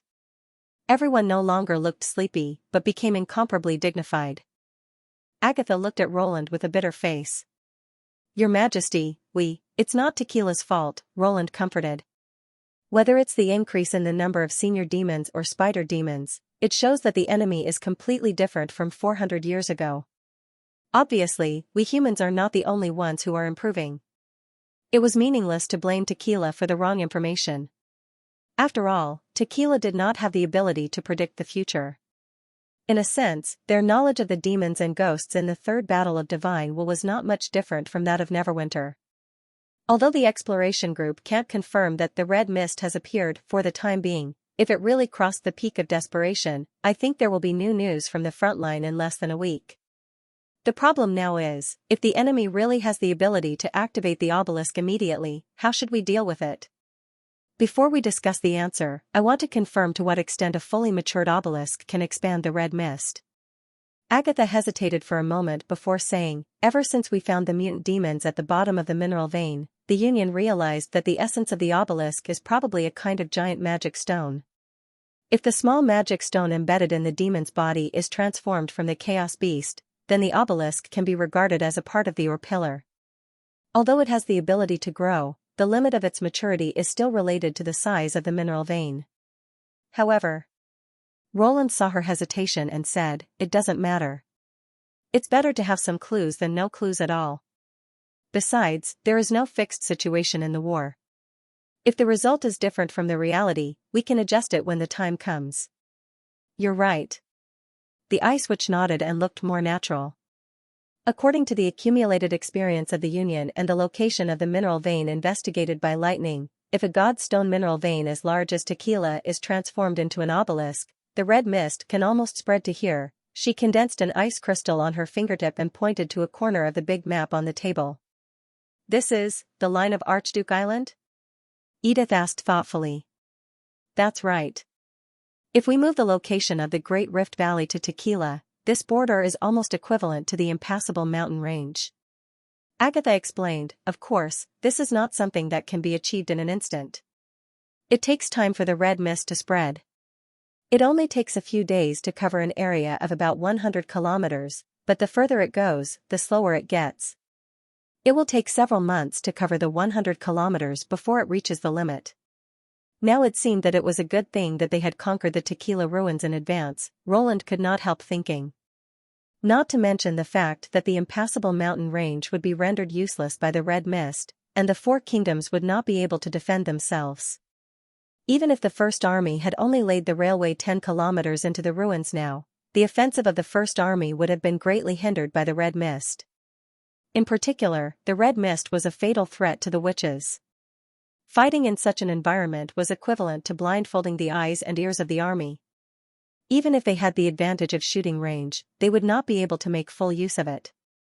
It seems that we have to race against time, Roland said as he looked at Edith. Does the General Staff have any plans for this? Of course, Your Majesty. The Pearl of the Northern Region could be regarded as the brightest person in the conference hall. After all, she was the first to guess the demon's intention. Although the enemy moved faster than we expected, from a strategic point of view, erecting the obelisk on the ridge of the continent was a helpless move. Although it's hidden enough, it's not suitable for attack, so we still have a chance to recover. First of all, everyone in the General Staff agreed that if the enemy really appeared from the direction of the Kingdom of Everwinter, our last line of defense should not be Grey Castle, but here. She pointed at the map. The reason is simple. Edith did not wait for the others to ask and directly explained, the Cage Mountain is a horizontal branch of the impassable mountain range, and it's also the highest point on the border of the Kingdom of Dawn. This idea is similar to the original impassable defense line. With the advantage of the terrain, the First Army's artillery can have a wider attack range, and the enemy's mobility will be limited. After all, the number of flying devil beasts is far less than the lowest mad demons.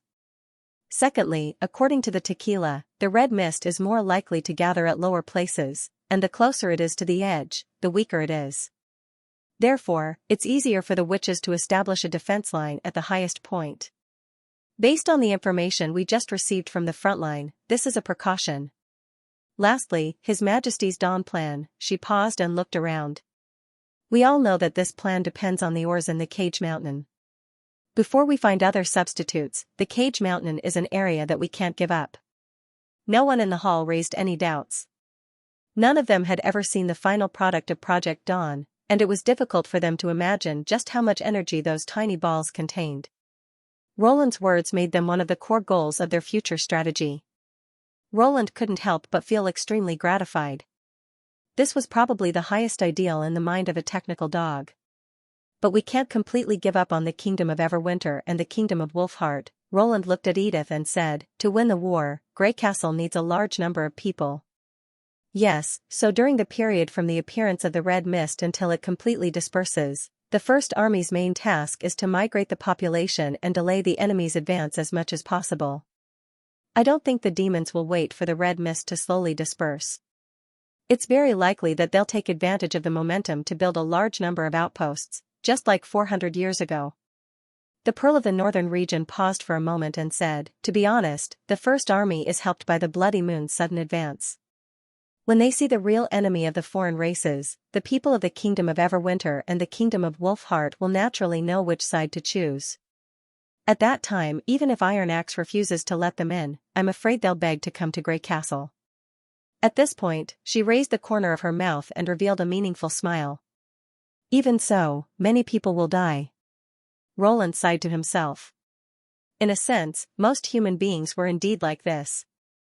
He could faintly feel Edith's joy at this moment.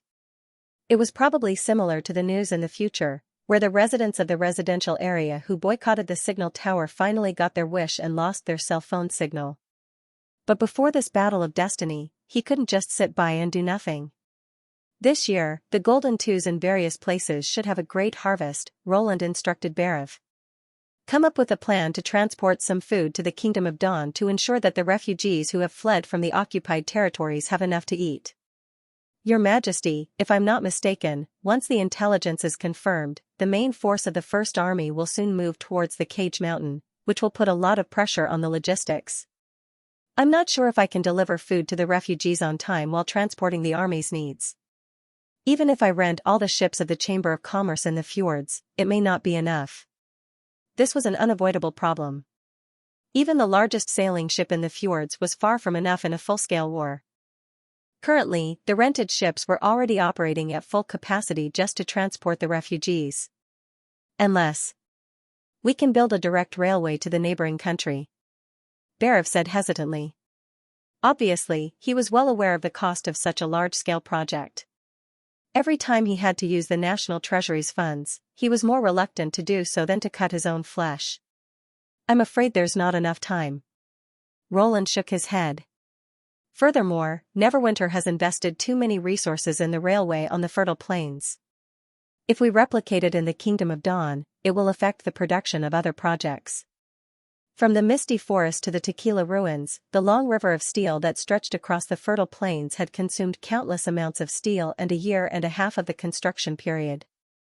This was under the condition that the first half was repaired by Leaf and the second half was built on flat land. The terrain between Neverwinter and the Cage Mountain was obviously not as clear as that of the fertile plains, so it was difficult to estimate the construction period. Your Majesty, I think so too. Berev heaved a sigh of relief. Let's make a plan based on the current situation. Don't try to save money. We can use most of the Golden Dragon. It's not the time to be stingy, Roland said. As for the logistics, I'll think of a way. Yes, Your Majesty. He then looked at Edith. In principle, the idea of using the Cage Mountain as the dividing line is feasible. The General Staff should come up with a plan as soon as possible and then we'll have a meeting to discuss it. For the Pearl of the Northern region, this was a routine procedure.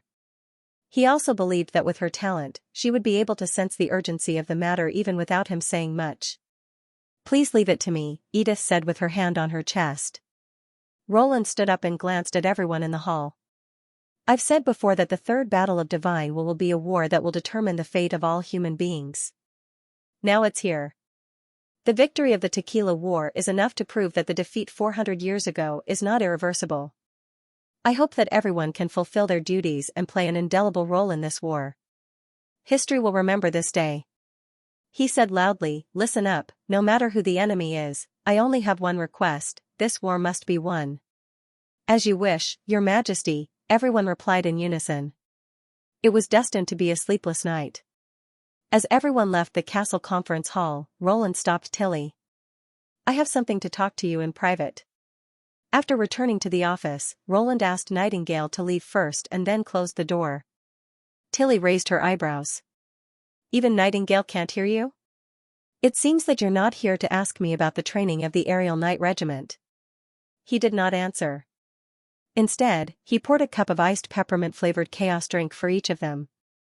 The taste was not top-notch, but it had a good effect in easing one's mood. Seeing that Roland did not speak, Tilly did not ask further. Instead, she sipped the drink as if she was waiting for him to break the silence. Roland stared at his nominal sister with mixed feelings. Compared to the former Princess Tilly, the current Tilly Wimbledon seemed to be much calmer. She was more like a leader, both in terms of expression and behavior. However, compared to her current appearance, he still preferred to see the little girl nestled beside Anna in the middle of winter, casually tiptoeing, flipping through a pile of books, laughing and discussing how to come up with a question that would stump her other sisters. If that was all, it would have been fine. After all, people couldn't always look the same. However, Tilly's change was too fast. From the time Ashes sacrificed herself to the time when she cried in grief, in just a few days, she had completely lost that layer of childishness. Not only that, her hatred for the demons was deeply engraved in her eyes. Although she rarely mentioned it, Roland felt a strong uneasiness from her only request. It was an extremely resolute attitude. It was as if the whole world had lost its color to her. Now he learned from Lon that everything was not irreversible. Considering the trustworthiness of the information from the realm of mind, the safest way was to let Ashes come back to life before telling Tilly, so as to avoid great disappointment. However, he also realized that based on Tilly's current state of mind, it was very likely that she would not be able to survive the battle of divine will. If he told her, she might be able to recover. But if he couldn't achieve it in the end, he would fall into even deeper despair.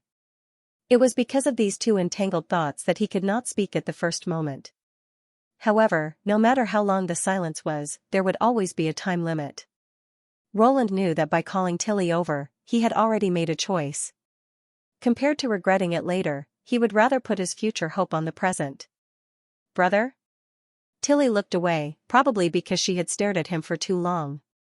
Roland took a deep breath and said slowly, "Maybe what I'm going to say next sounds a little unbelievable, but I still want to tell you." Tilly's body trembled. She turned her head slowly and looked at Roland with a complicated look in her eyes, as if she had misheard. "What did you say?" "I said, Ashes may still be alive." Roland repeated as slowly as possible. He knew that once he said it, there would be no turning back. "No, brother," she forced a smile. "Even if you want to comfort me, you can't." "But this kind of life is a little different from what you imagined," Roland interrupted her. "To be honest, when I heard the news, my reaction was not much better than yours. I also know that it is a little unfair to you to reveal it to you before it is completely confirmed, but in any case, it is better than regretting later." Tilly shut her mouth. She stared straight at Roland as if she was digesting his words. At this point, she realized that this matter might be unusual. In terms of sensitivity and ability to accept things, Tilly had always been one of the top witches. After about a quarter of an hour, she asked tentatively, "Who told you this?" "Lon." "I've never heard of it." Tilly thought for a moment. "Is it related to the dream world?" Roland was indeed a person who could talk and laugh with Anna. "Don't worry, I'll tell you the details one by one." When he finished, the sky was slightly brighter. The soft morning light peeked out from behind the mountains and dyed the roofs of the buildings in the distance with a layer of gold. Tilly was unaware of this. She murmured, "That is to say, as long as I can control the realm of mind, I can summon Ashes, who still has a trace of her consciousness." "Theoretically, yes." Roland nodded. "According to Lon, when a witch becomes a transcendent, she will leave a trace in the realm of mind, which is consistent with the information revealed by Caberdabi. When she first interrogated the captured senior demon, it had told Zoe that their souls would be contained by the origin of magic, and when the race reached the peak, they would be able to return to the world. Although the source of this explanation was unclear, and it was quite different from Lan's explanation, there was at least one thing in common. The realm of mind did indeed have the ability to contain souls. Not only that, but the ancient books of the underground civilization also mentioned that the path of pursuing the divine will is a process of climbing the magic power ladder step by step. One day, the winner will be no different from God. If we view the realm of mind as the pinnacle of magic power, then it can also support Xinglan's theory. He paused here. However, considering that the source of information for these civilizations may come from the so-called gods, we can't completely trust them. The best way is to see for ourselves. Big brother, don't worry, I will break through the barrier of the realm of mind as soon as possible and try to find Ashes, if she's really there. But before that, I hope you can protect yourself, lest she comes back to find trouble with me. After all, if a transcendent who is not restricted by the god's stone of retaliation and has broken through her limits gets angry, I won't be able to handle it. Roland deliberately said some light-hearted words to ease the atmosphere, but he found that Tilly's reaction seemed to be a little strange. She lowered her head, her shoulders twitched slightly, and she softly repeated something. Roland held his breath before he could clearly hear what she said. That's great, he was speechless for a moment, not knowing how to continue. Tears fell on the back of Tilly's hand, splashing a few tiny droplets. Looking at the trembling Princess Tilly, he finally sighed inwardly. He slowly reached out his hand and pressed it on her head. The next moment, Tilly leaned over and hugged him tightly. The twitching also turned into obvious sobbing sounds. The scene now seemed to be the same as before, but Roland could feel that something had changed. This time, Tilly did not cry for several hours. After more than 10 minutes, she gradually calmed down. When she raised her head from Roland's arms, she forced his face to the side. Don't look over. Then there was the sound of cleaning, probably wiping the crying flower's face and snot. After a while, Roland was allowed to turn his head back. I'm sorry. I made you worry, Tilly said in a low voice. It's good that you know. Roland crossed his arms in front of his chest. You should reconsider the matter that I mentioned to you last time. You mean a plane that can deal with the demons? Tilly blinked. That's not possible, big brother. Hey, in order to reach the bottomless abyss as soon as possible, you need my help. Now that the demons have probably erected a fully matured obelisk, the devil beasts will be even more difficult to suppress. If we can't seize the sky, I'm afraid that the First Army won't be able to destroy the enemy's territory so easily. Tilly stretched out a finger and stopped Roland from speaking. Indeed, I used to think that as long as I could kill as many demons as possible, it would be good for me. But now, I don't think that way anymore. And you should also know that there's a big difference between learning by yourself and having someone to guide you.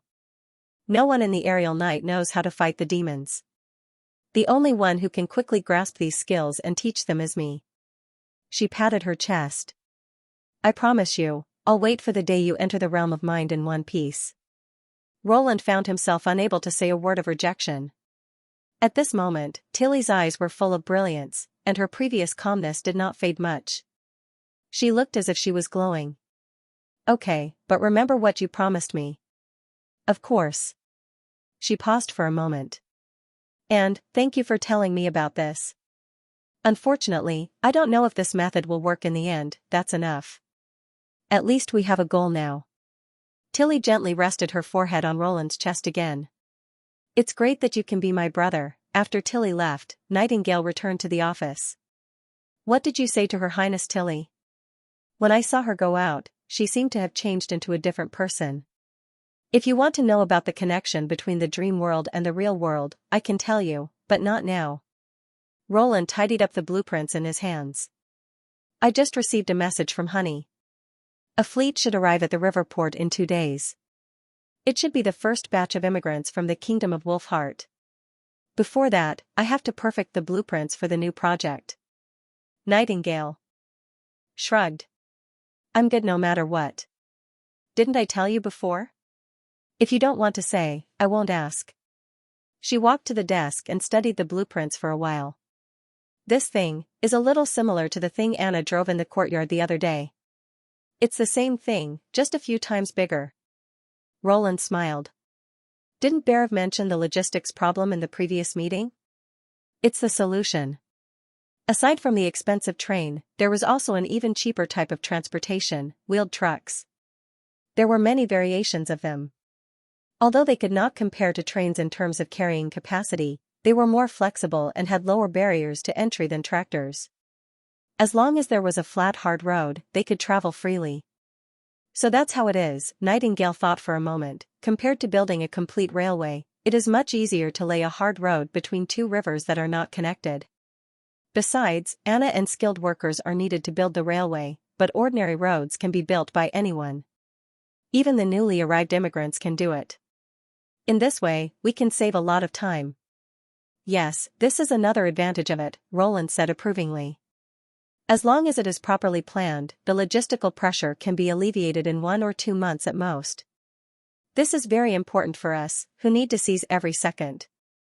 It seems that you can sometimes think of the key point of a problem. Haha, of course. No, Nightingale's smile faded quickly. What do you mean by sometimes? As long as I think about it seriously, I can do it too, whether it's helping you with official business or dealing with exams. Although she said it confidently, the second half of her sentence was obviously lower than the first half. Roland could not help but chuckle. Perhaps for Nightingale, the only way to think about it seriously was not to fall asleep. Roland turned his eyes back to the map on the table. The fastest way to connect the waterways of Greycastle and the Kingdom of Dawn was to build a road directly to the city of Evernight at the eastern bend of the Redwater River, and then go all the way north through the windward ridge of the Kingdom of Dawn to connect with the neighboring Sparkling River. This river originated from the Hermes Plateau, and the main river divided into 3 parts at the Old Holy City. 2 broad tributaries traversed the Kingdom of Dawn from north to south and finally merged into the sea. In order to further utilize the shipping resources, the Moya family had built 3 east-west canals in the past 100 years, which was equivalent to adding 3 more horizontal lines to the 2 herringbone tributaries. This greatly facilitated the commercial circulation in the Kingdom of Dawn and also provided a shortcut for Roland.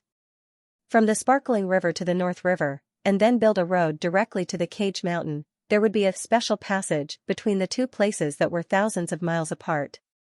Compared to the expensive railway line, this plan only required the construction of 2 sections of hard road, which added up to less than 200 kilometers, and 3 supporting loading docks. Considering the destructive power of the trucks on the road, if they only relied on the lotus to pave the road and the workers to scatter gravel to tamp it down, it wouldn't take long before people would be sent to maintain and repair the road. Heavy rain would cause the road to collapse even faster. Therefore, Roland decided to use cement-stabilized sand as the hardening layer, which was the same size as the roads in Neverwinter. Cement was no longer a rare commodity in Neverwinter, but transporting it thousands of miles to the Kingdom of Dawn was still a time-consuming and laborious task. Rather than wasting transportation capacity, it was more convenient to produce on the spot. After arranging the blueprints, Roland wrote a letter to the acting king of the neighboring country, Andrea's father, Horford Quinn. He decided to dispatch some technical personnel to the city of Glow to teach the 3 big families of the King's City the cement calcining formula and the steam paddle ship assembly technology, so that they could build factories and repair roads to share the burden of Neverwinter. He believed that the nobles would be able to see the potential and value of cement. With these 2 technologies, the transportation problems in the Kingdom of Dawn could be solved by the nobles themselves. As for the steam engine itself, it would still be provided by Neverwinter. It was not that Roland was reluctant to pass on the core technology, but that other cities had no industrial foundation except Neverwinter. It would be meaningless to have the technology but still need to transport the raw materials. It would be better to send the finished products directly. Roland was not at all worried that Horford would pretend to agree but secretly oppose him, or that he would not put in the effort. If the red mist had really appeared on the impassable mountain peak, Horford would soon hear about it. At that time, he would naturally know what to do to make a wise choice. 2 days later, Roland witnessed the arrival of the first batch of immigrants at the top of the Miracle Building. The long fleet was almost endless, and the black and white smoke column seemed to form a high wall perpendicular to the river bank. The dense crowd stepped onto the trestle and entered the dock under the guidance of the police. For a time, the Redwater River was filled with people rubbing shoulders, and colorful heads filled all the open spaces. A total of 50,000 people. You basically moved an entire city, Your Majesty, Bear sighed with mixed feelings.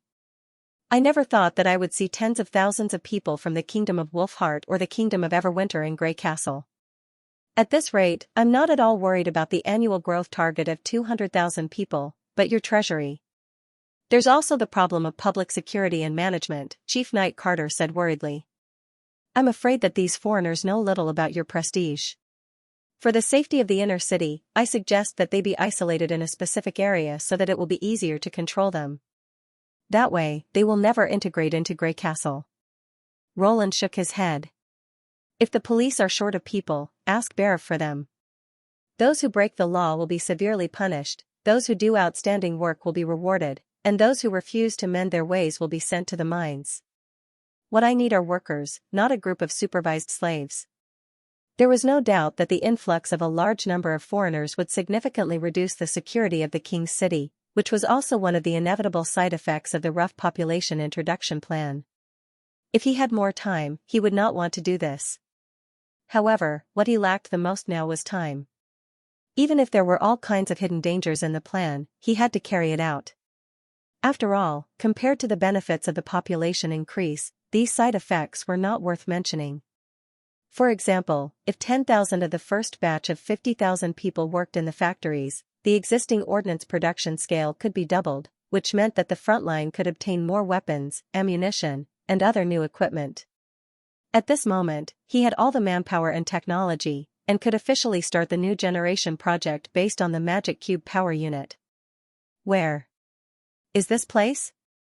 When Vokries woke up again, he found himself lying in a snow-white room. Both the ceiling and the walls were dazzlingly bright. A strange instrument beside him kept making monotonous beeping sounds, as if it was some kind of timer. A bag of transparent liquid hung above his head, slowly dripping through a pipe.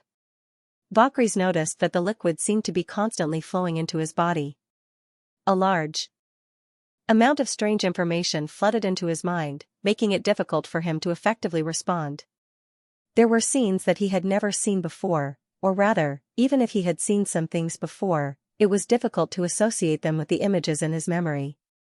For example, the white short shirt he was wearing, the stitches were as fine as hair, completely different from any other clothes he had seen before.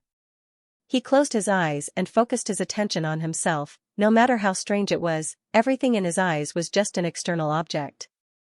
Since he was in a strange place, the only thing he could rely on was his powerful ability. Then, Vokries' heart sank. He realized that this body did not belong to him. Although it looked exactly the same, the magic stone embedded in his body had disappeared. If this really happened, he should have died immediately. But now, he did not feel any discomfort.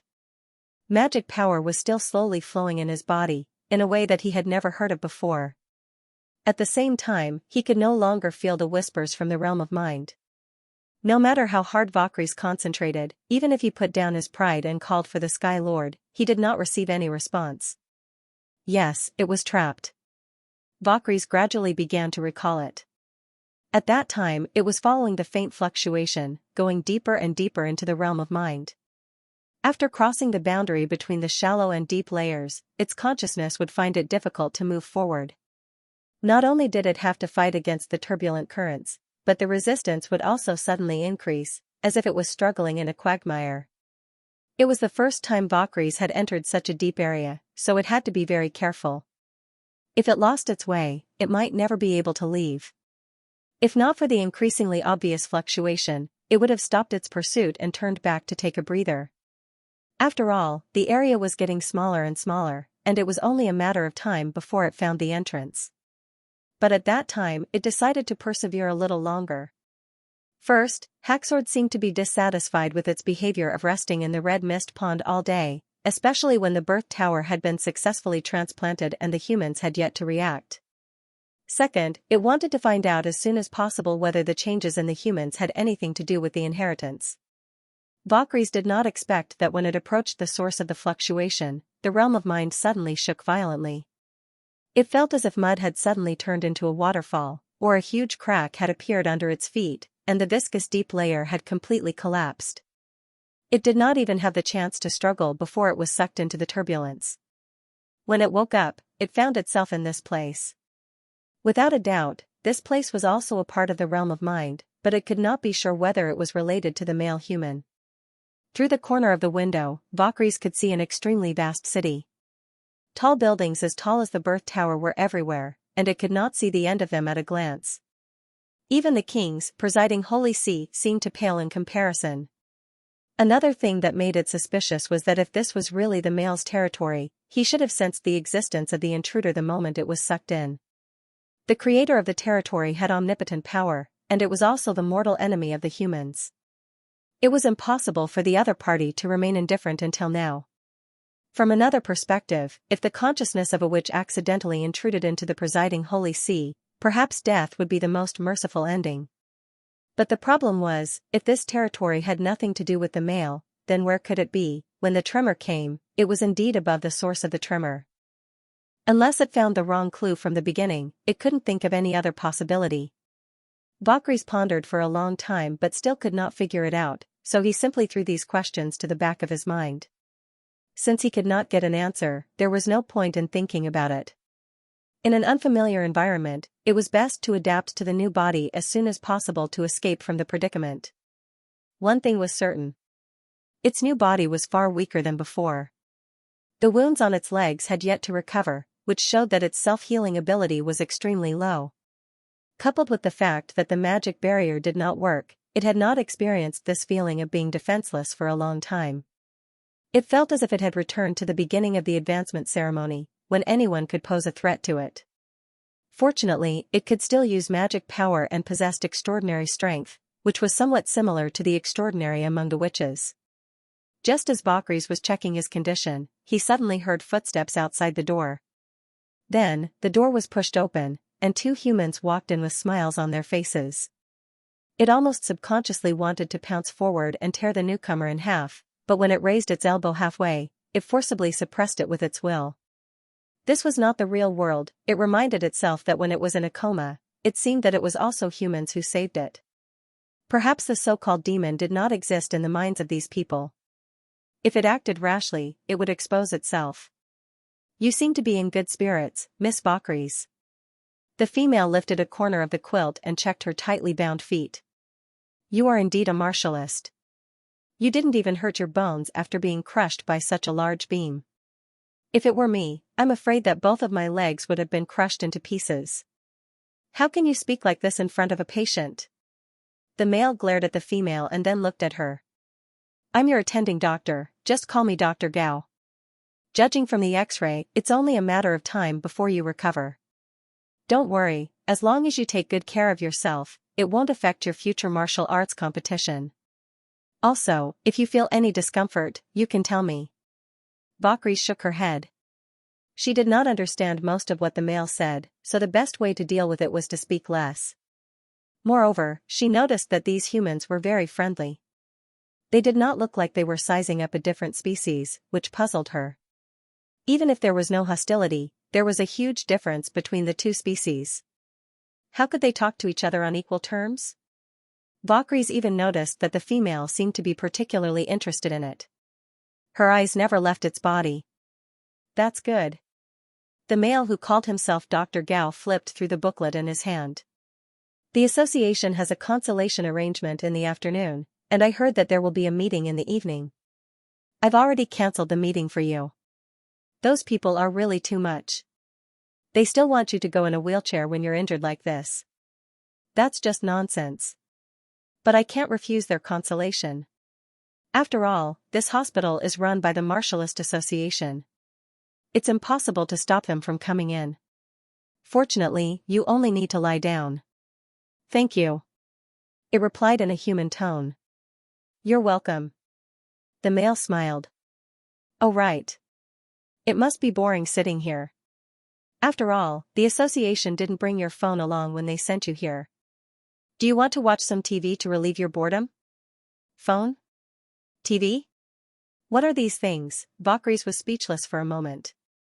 It didn't know how to answer. The male probably took its silence as a tacit agreement. He picked up a small square box on the bedside table and fiddled with the blackboard on the wall. Soon, the blackboard lit up. "Then, have a good rest."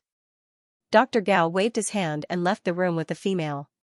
Valkyrie stared at the scene on the TV with its mouth agape. It almost couldn't maintain its composure. How did it do that? The picture on the blackboard changed again and again. Whether it was a person or an object, everything was vivid and lifelike. If it was using magic, it wouldn't be strange. But this was clearly not a magic creation. From the beginning to the end, it couldn't feel a trace of magic fluctuation inside the blackboard. It took a while for Valkyries to get used to it. It realized that the content shown on the TV was related to the small square box. As long as it pressed the direction button on it, the TV would show different things. If it guessed correctly, the content was probably closely related to this world. It was an effective way to learn about this strange world. While it was flipping through the TV, it heard a special word, martialist association. According to the words of the male human, it seemed that Valkyries was also a member of the association, or perhaps it had been mistaken for one. The TV was broadcasting an empty space filled with people. From a bird's eye view, it was probably caused by a magical object similar to a magical stone of flight. Today is the third day since the attack on the Prism City. The rescue and cleanup work are still ongoing. According to the announcement of the association, the number of victims has been basically identified, but it will take some time to verify their identities. During the whole rescue process, many martialists showed their extraordinary courage and responsibility. They went deep into the evacuation wells many times to search for the trapped people. Among them, Ms. Lan, the chief disciple who guarded the rock, sacrificed her life. When she entered the number 4 well, she was attacked by the fallen evils. In order to protect her companions, Valkyries didn't hear what was said on the TV in the back. Its eyes were fixed on the picture on the blackboard. Why? Valkyrie's heart was in turmoil. Why did she see this familiar yet strange face in the realm of mind? No, Valkyrie shook his head and calmed himself down. The Cloud School had indeed ceased to exist. This was an undeniable fact. Ever since it occupied the northwest of the Land of Dawn, it would return to the mountain every 100 years and stay in the dilapidated building for a day or two. This was because it used to be a member of the school. On the mountain, it not only learned how to connect with the realm of mind, but it also learned a lot about the human world. The person who taught it was an upgraded transformer Heathtalese. Heathtalese combat ability was not outstanding.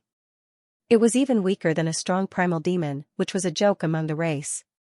However, Valkyries knew that the difficulty of the upgrade ceremony would not be reduced just because the magic stone was not suitable for battle. Heathtalese had undergone 3 integrations and was impeccable. No matter how one looked at it, it was a real upgraded. Just like its name, the transformer gained the ability to change its appearance when it fused with the second magic stone, so it rarely showed its true face. Most of the time, it was in a human form. Coupled with its fluent human language, if one didn't know its background, they would most likely mistake it for a human when meeting it for the first time. And the appearance it used the most was that of Lan on TV. Valkyrie stared at the face, countless memories surging in its mind. It had been more than 1,000 years. Even though there were slight differences in the facial features and clothing, it would never forget this face.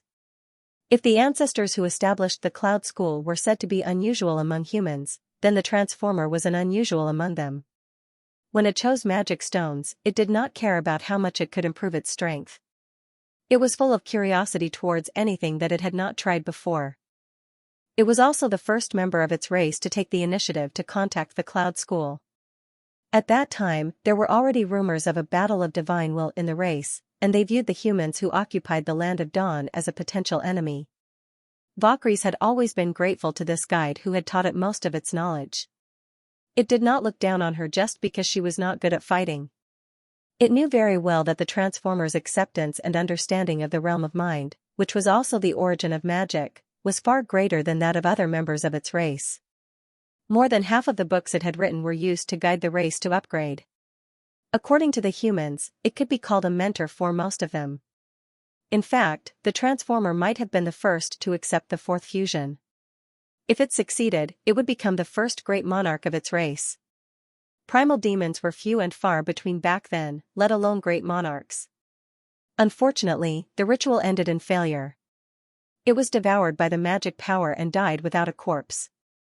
Valkyries remembered this scene clearly because it was right beside the man and saw his body disintegrate bit by bit with its own eyes. This was also the reason why it felt that Lan was unfamiliar. In the 1,000 years since then, it had never seen anyone similar to her. Valkyries had asked the Transformer why it had become like this. Unlike the simulated human appearance, it was sure that this face did not belong to any of the sages. It could not understand the other party's reply at all. It said that it was the appearance of an oracle. As for who the oracle was, the Transformer said that it did not know either. When it used its ability to enter the realm of mind, it would occasionally encounter a consciousness that was obviously different. The consciousness seemed to be whispering in its mind. Although it had never met the consciousness, it could remember the appearance of the consciousness afterward. The Transformer also said that this might be due to its lack of ability. If it could open up a stable area in the turbulent realm of mind, it might be able to connect with the oracle. At that time, Valkyries could not understand the meaning of the Transformer's words at all. It had not been long since it became a junior and its understanding of the realm of mind was still a blank. It could be said that the Transformer was hundreds of years ahead of the other races in this aspect. It was not until the Second Battle of Divine Will that the king achieved this and successfully left a domain that belonged to him in the realm of mind. It had also asked the king if he had seen the oracle, but the king had given a negative answer. After thinking about it calmly, there might be two possibilities in the current situation. One was that this domain belonged to the oracle Lan. But according to the content on TV, Lan seemed to be dead. This did not make sense. As long as the creator of the domain did not leave the realm of mind, the creator of the domain should be immortal. The second possibility was that before the Transformer was devoured by the magic power, it had put its consciousness into the realm of mind and successfully opened up a domain. Although this speculation could explain why it was not strange for humans to see it, it could not explain the large number of decorations around it that it had never seen before. If at the beginning, Valkyries only wanted to leave this strange place as soon as possible, now it had other ideas. It had always been brooding over the words that the Transformer said when it failed the fourth fusion. According to the Transformer, even if they won the Battle of Divine Will, the race would not be able to reach the divine domain. It had been trying to figure out what had made its teacher say something like that. Maybe now was the opportunity. Yawn. Roland held the steering wheel with one hand and drove the van quickly on the second ring highway. Although he tried hard to step on the accelerator and the engine roared, there were still cars passing him and leaving him further and further behind. What's wrong? Didn't you rest well? It was Garcia who was sitting in the passenger seat. He did not know if it was an illusion, but since she fell asleep in his room last time, her voice seemed to have softened a lot. The cafe is closed today. I wanted to sleep until the afternoon, but the association really knows how to pick a time, Roland could not help but complain. After dealing with the immigration matters, a strong wave of sleepiness swept over him again, almost making it difficult for him to open his eyes. Considering that the time flow in the dream world was almost 3 times faster than in the real world, he decided to come here and have a good sleep. This way, he could not only save time, but also let the tequila witches relax. Now that they did not need him to look after them, they could have their own fun. In addition to enjoying themselves, the ancient witches also took on the task of tracking the new magic creatures that emerged from the erosion. He did not forget Lan's words. This world had been targeted by God, and the most effective way to eliminate the threat and break through the barrier of God's realm as soon as possible was to kill the fallen evils and use their power to replenish and strengthen the dream world. Dreams were beautiful, but there was always a gap between reality and reality. At noon, Garcia called him and said that the association had organized a condolence action. All the star martialists and senior members of the association would be there to visit the injured companions who had been rescued. At that time, he thought it was just a one-sided invitation from Garcia and wanted to find an excuse to refuse. He did not expect that the association would not invite her, but him, who had a hunting license. After all, the Prism City has suffered a great disaster, and the people are anxious. It's also a way for the senior members to show their faces. Garcia raised her eyebrows and said, "I think the general meeting tonight should be the real focus." Roland fell silent. The erosion had suddenly expanded, and it was definitely not enough to appease the people. The more turbulent the situation was, the more they had to show their strength. At this time, if they could not deal a fatal blow to the enemy, they would not be able to do anything. Therefore, the general meeting was most likely related to the new magic creatures. After driving off the ring road for about 20 minutes, the GPS showed that they had arrived at the destination. Roland looked around, only to find that there was not a single building nearby that could be compared to a hospital. Instead, he saw a few gorgeous new buildings that were comparable to art galleries. "This is the place." Garcia nodded. "Are you sure?" Roland drove the car to the entrance doubtfully and noticed the words Rhine Green Field Sanatorium hanging on the wall. "Of course, because every newcomer I brought here basically had the same reaction as you." A few burly men in suits and sunglasses quickly walked out from behind the gate, surrounding the car on both sides. One of them knocked on the window glass and said, "Sorry, this is private property. No parking service is provided here." Roland could not help but twitch the corner of his mouth. Hey. Why is this treatment again? Did I say I was here to park the car? Can't I visit patients with a van?" Roland was about to take out his hunting license and slap it on the man's face, but Garcia rolled down the window and handed him a card. "I just bought the car, so the license plate hasn't been recorded yet. Please register it." The man was obviously stunned. After taking the card, he looked at the car for a while longer and then turned back to the monitoring room. When he came out again, his attitude was completely different. "I'm sorry, Miss Garcia. This isn't the car you registered before, so Isn't it normal to change cars?" Garcia calmly interrupted the other party's words. "That's true." The man looked at Roland and asked, "May I ask who this is?" "My driver." The atmosphere became a little stiff for a moment. In the end, the leader reacted first and said, "I see. I'll register the new license plate for you now." Soon, the gate opened, and Roland released the clutch. The van slowly drove into the sanatorium's main entrance amidst the puffing sounds of exhaust. Through the rearview mirror, he could roughly guess how those people were feeling. Garcia was probably the most down-and-out martialist they had ever seen. She could only exchange for a van, yet she insisted on hiring a chauffeur. "Well, I thought you wouldn't lie." "That's because you don't know me," said Garcia, shrugging her shoulders. "I'm not as rigid as you think I am. Besides, you're a member of the association. It's just that your identity card hasn't been issued yet." "Can't I get my hunting license?" "Except for a few people, the specific owners of the license have always been a secret of the association. This is completely different from star martial artists. Although it represents the affirmation and trust of the association, it will also increase the risk of being sniped. In the history of the association, there have been several cases of fallen evils besieging and killing martialists, and the latter were basically hunters who exposed their identities. In other words, as long as I reveal my identity, the fallen evils will send me the natural cores. However, considering the safety of Zero and the other people in the apartment, Roland finally gave up the idea. After the meeting with Lon, he could no longer simply treat the people in the dream world as illusory NPCs. After entering the sanatorium, Roland found that it was a completely different world. Not only was the sanatorium spacious, but there were also bridges, gardens, grasslands, and even road signs such as hot springs, swimming pools, and golf courses. It was not inferior to some high-end scenic spots. Sure enough, poverty had limited his imagination. Even though he had become the king of Grey Castle, he had never imagined that a hospital could be built like this. The inpatient building was located in the center of the sanatorium. Judging from the silver glass walls, it was no exaggeration to say that it was a 5-star hotel. The two of them walked into the hall, and a man as strong as a mountain quickly came to greet them. He was about 40 years old, and his skin was bronze. The bulging muscles on his body stretched his martial arts robe high, and the force of nature on his body was also very obvious. Roland could feel the pressure from more than 10 meters away. "He's my master's master," Garcia said in a low voice, and then slightly bowed to the man. "Your Excellency, I'm sorry about Lon." Rock squatted down, held her shoulders with both hands, and said in a low voice, "I failed to protect her."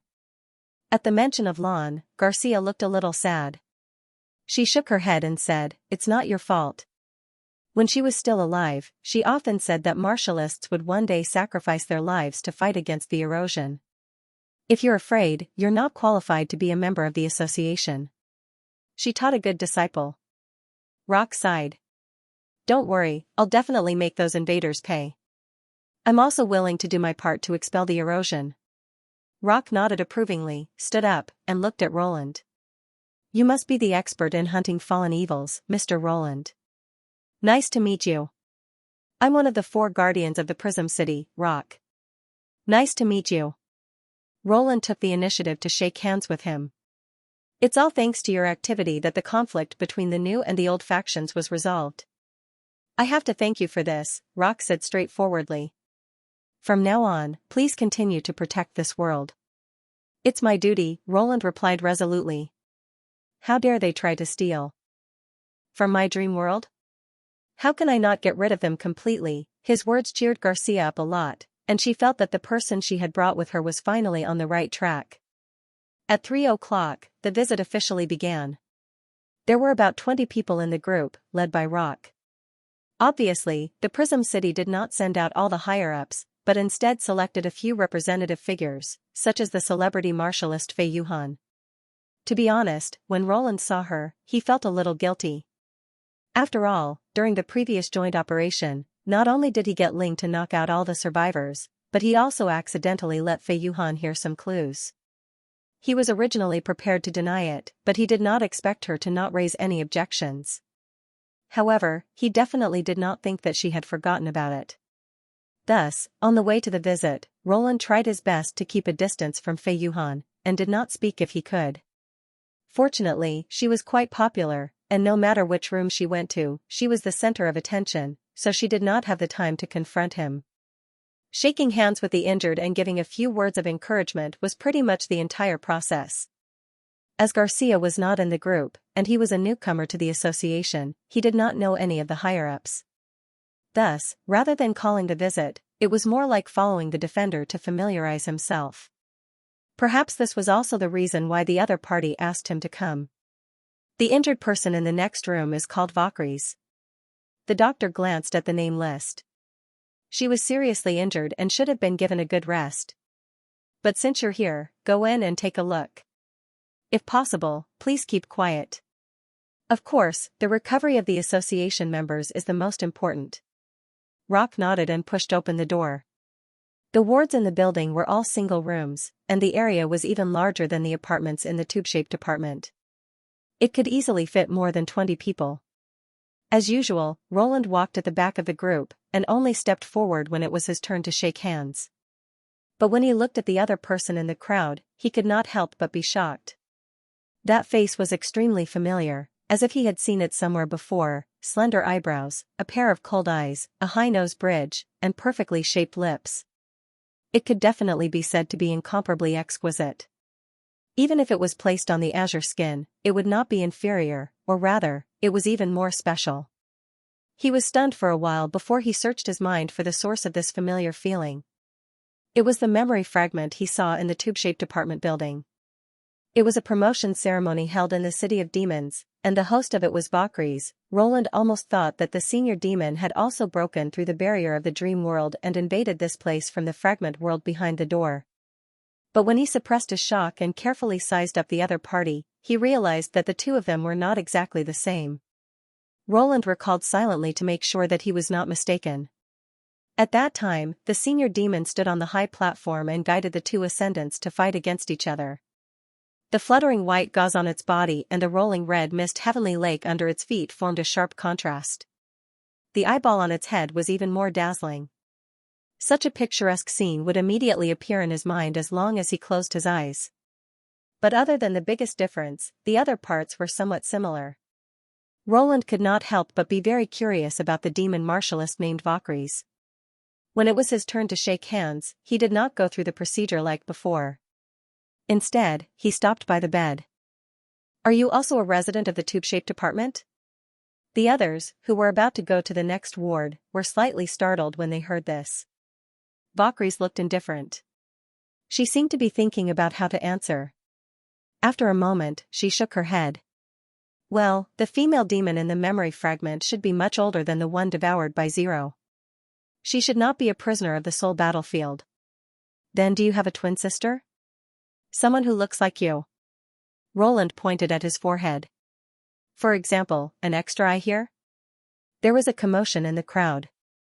The guard coughed twice and said, "Mr. Roland." "Just a moment." Roland waved his hand. "I just feel that she inexplicably looks like someone I used to know." The other party said expressionlessly, "No." "How is that possible?" "I've never seen anyone from the Kargard Peninsula with 3 eyes," someone whispered. "But there are many people with 3 fingers." "Okay." Roland suddenly said with the thought of giving it one last try, "Sharita." But the other party's eyes were calm as if he was the only one who was being silly.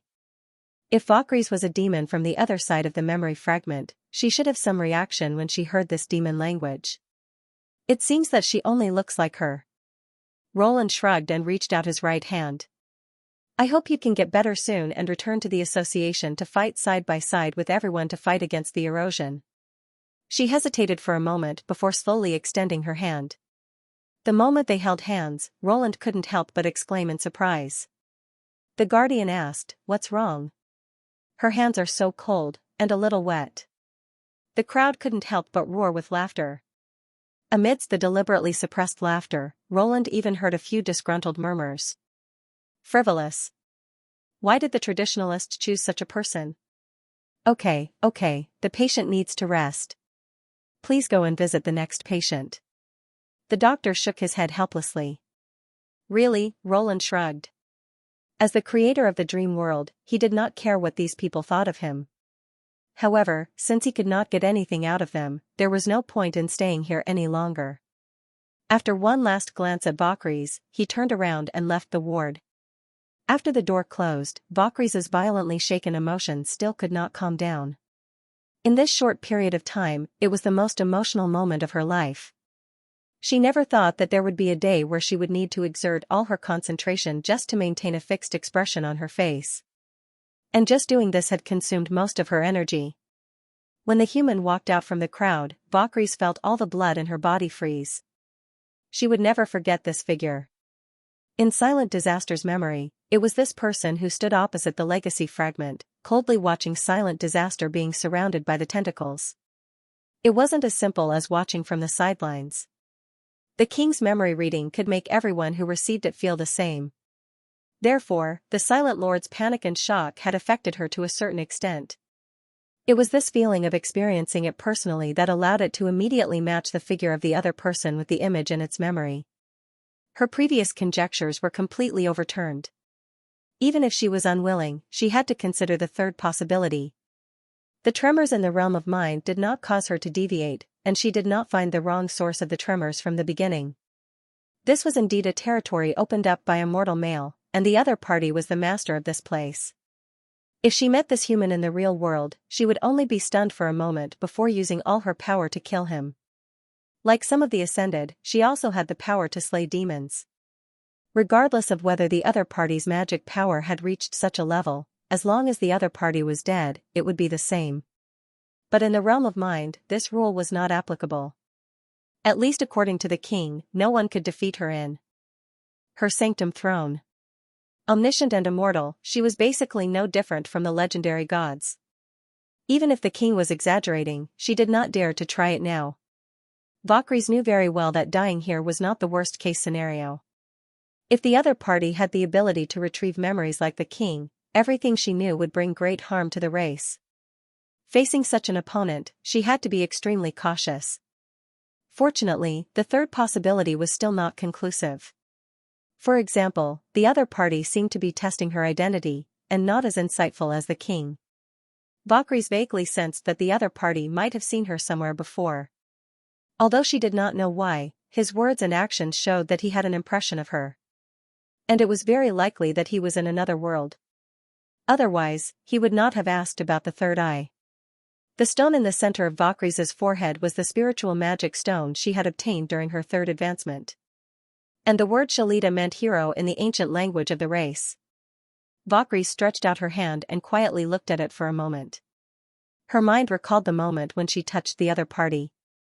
That almost made her stop breathing on the spot, but fortunately, she managed to deceive the other party in the end. Valkyries did not forget the purpose of tracking the other party. This sudden meeting was both a challenge and an opportunity. Almost without any effort, she found the key person on the human side. As a male, he had the opportunity to come into contact with the legacy shard and was able to force the silent disaster to retreat in the confrontation of consciousness. Without a doubt, the other party had a lot of information that the race did not know. Valkyries could not avoid him because of this little risk. Just like how the king created the presiding holy see to better control his subordinates, if this place was really created by a mortal male, then there must be a purpose. Just from the words fallen evils, battlefront, resisting the erosion, and other words, it was full of the smell of conspiracy. Valkyries had to find out what the other party was planning in the realm of mind. For example, the general meeting that the doctor mentioned might be a good way to find out. Thinking of this, Valkyries clenched her fists tightly. Roland, right? The general meeting was held in the great hall of the sanatorium. Almost all the official martialists were invited. However, Roland noticed that only about 300 people attended the meeting on time, which was much less than the registered number in Prism City. Apart from those who had been seriously injured or killed by the erosion, some people had retreated after the outbreak of the erosion. These people were probably the amateur martialists who had just joined the association. She felt that these martialists were a disgrace to the awakened force of nature in their bodies. When the fallen evils completely overwhelmed human beings, these martialists would also suffer. Roland comforted her casually, but he knew that this had something to do with the loose rules of the association. After all, the dream world was set in the modern world, and the Martialist Association could not bind the martialists to itself. The content of the meeting was basically what he had expected. Defender Rock briefly described the troubles that the association was currently facing. Since the Prism City was invaded, there had been reports of fallen evils attacking the awakened in various places. Although there was no clear evidence, the new enemies in the erosion seemed to be able to command the fallen evils to serve them, which meant that the war between the two sides would enter a new stage. The Martialist Association organized a crusade against the fallen evils, and the fallen evils began to plan to eliminate the martialists. This was undoubtedly extremely disadvantageous for the lone martialists.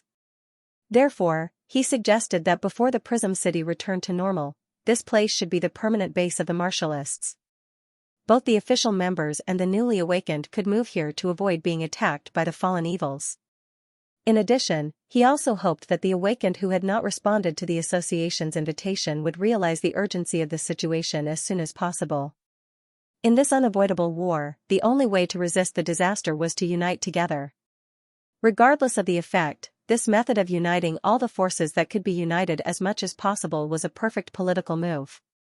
Roland believed that after the news of the meeting spread, there should be some hesitant amateur martialists returning to the association.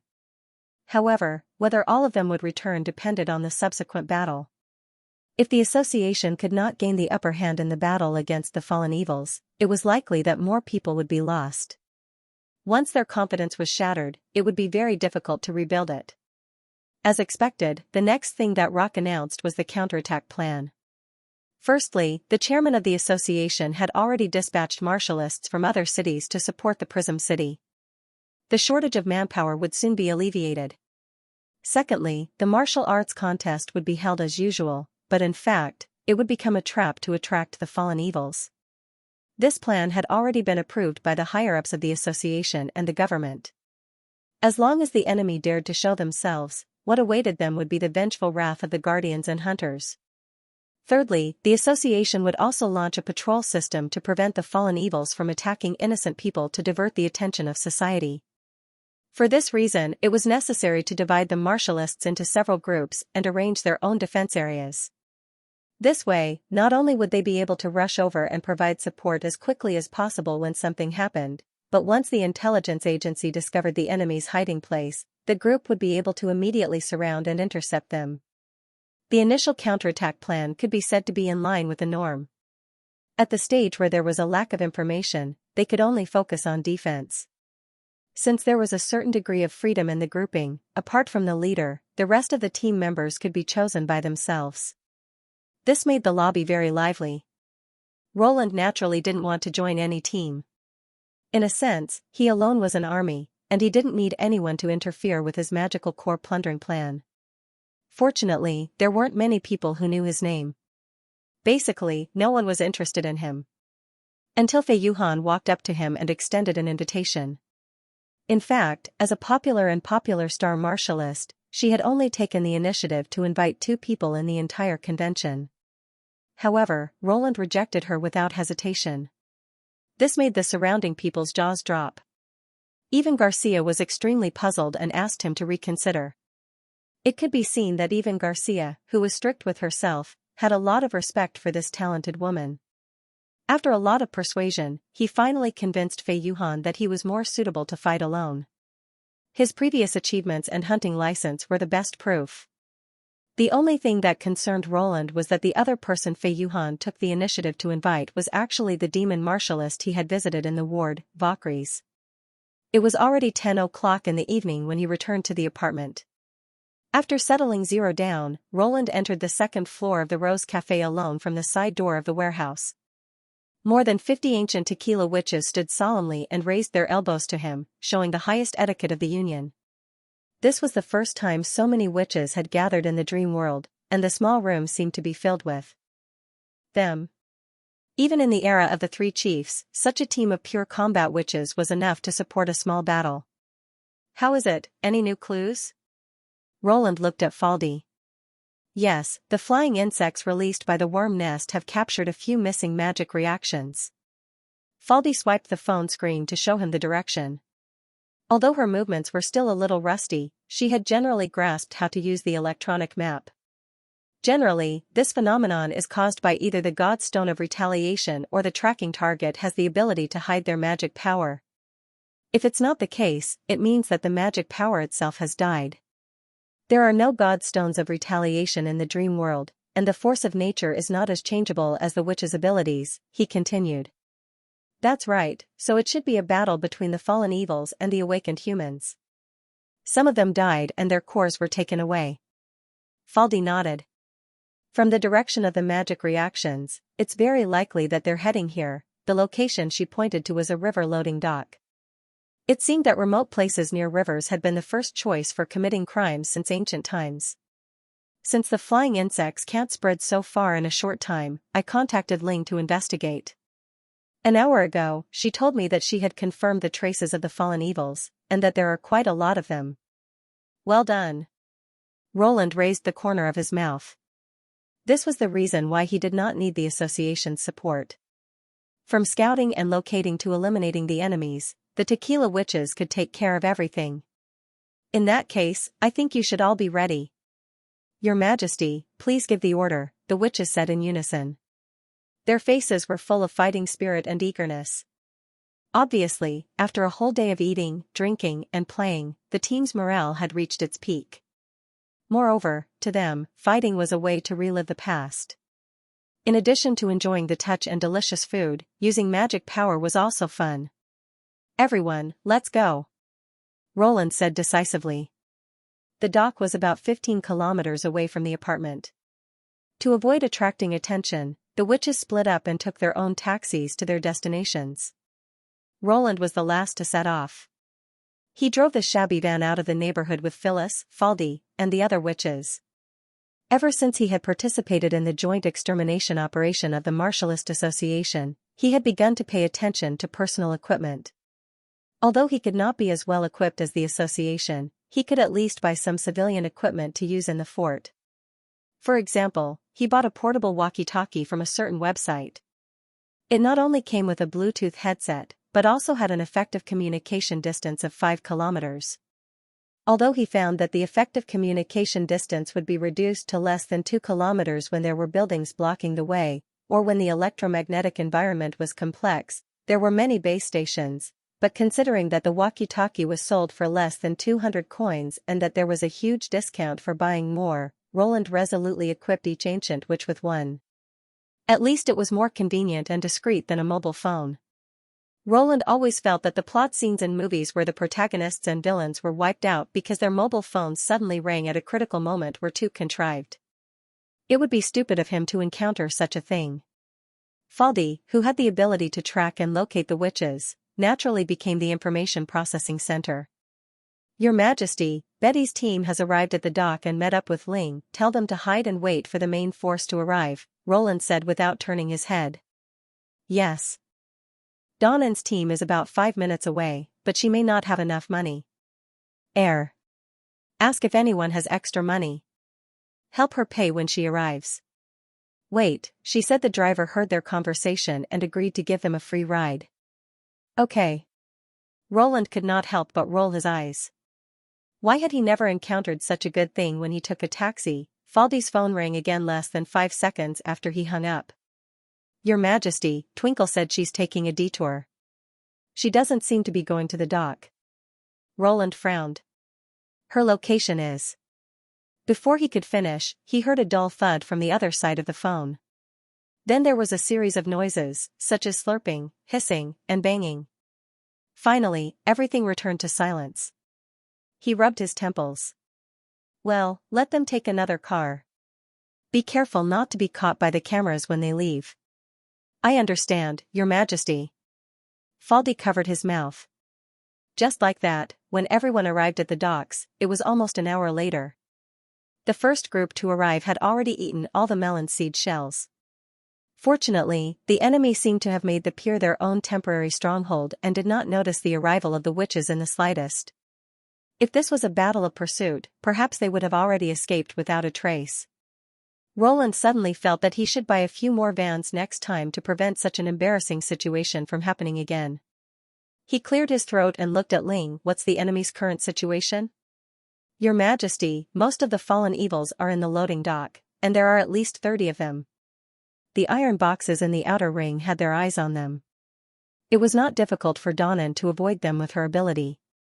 The side of the pier near the river is well lit, so I dared not to get too close and could only look from afar. Most of the enemies are gathered in that area, but there are too many places to escape.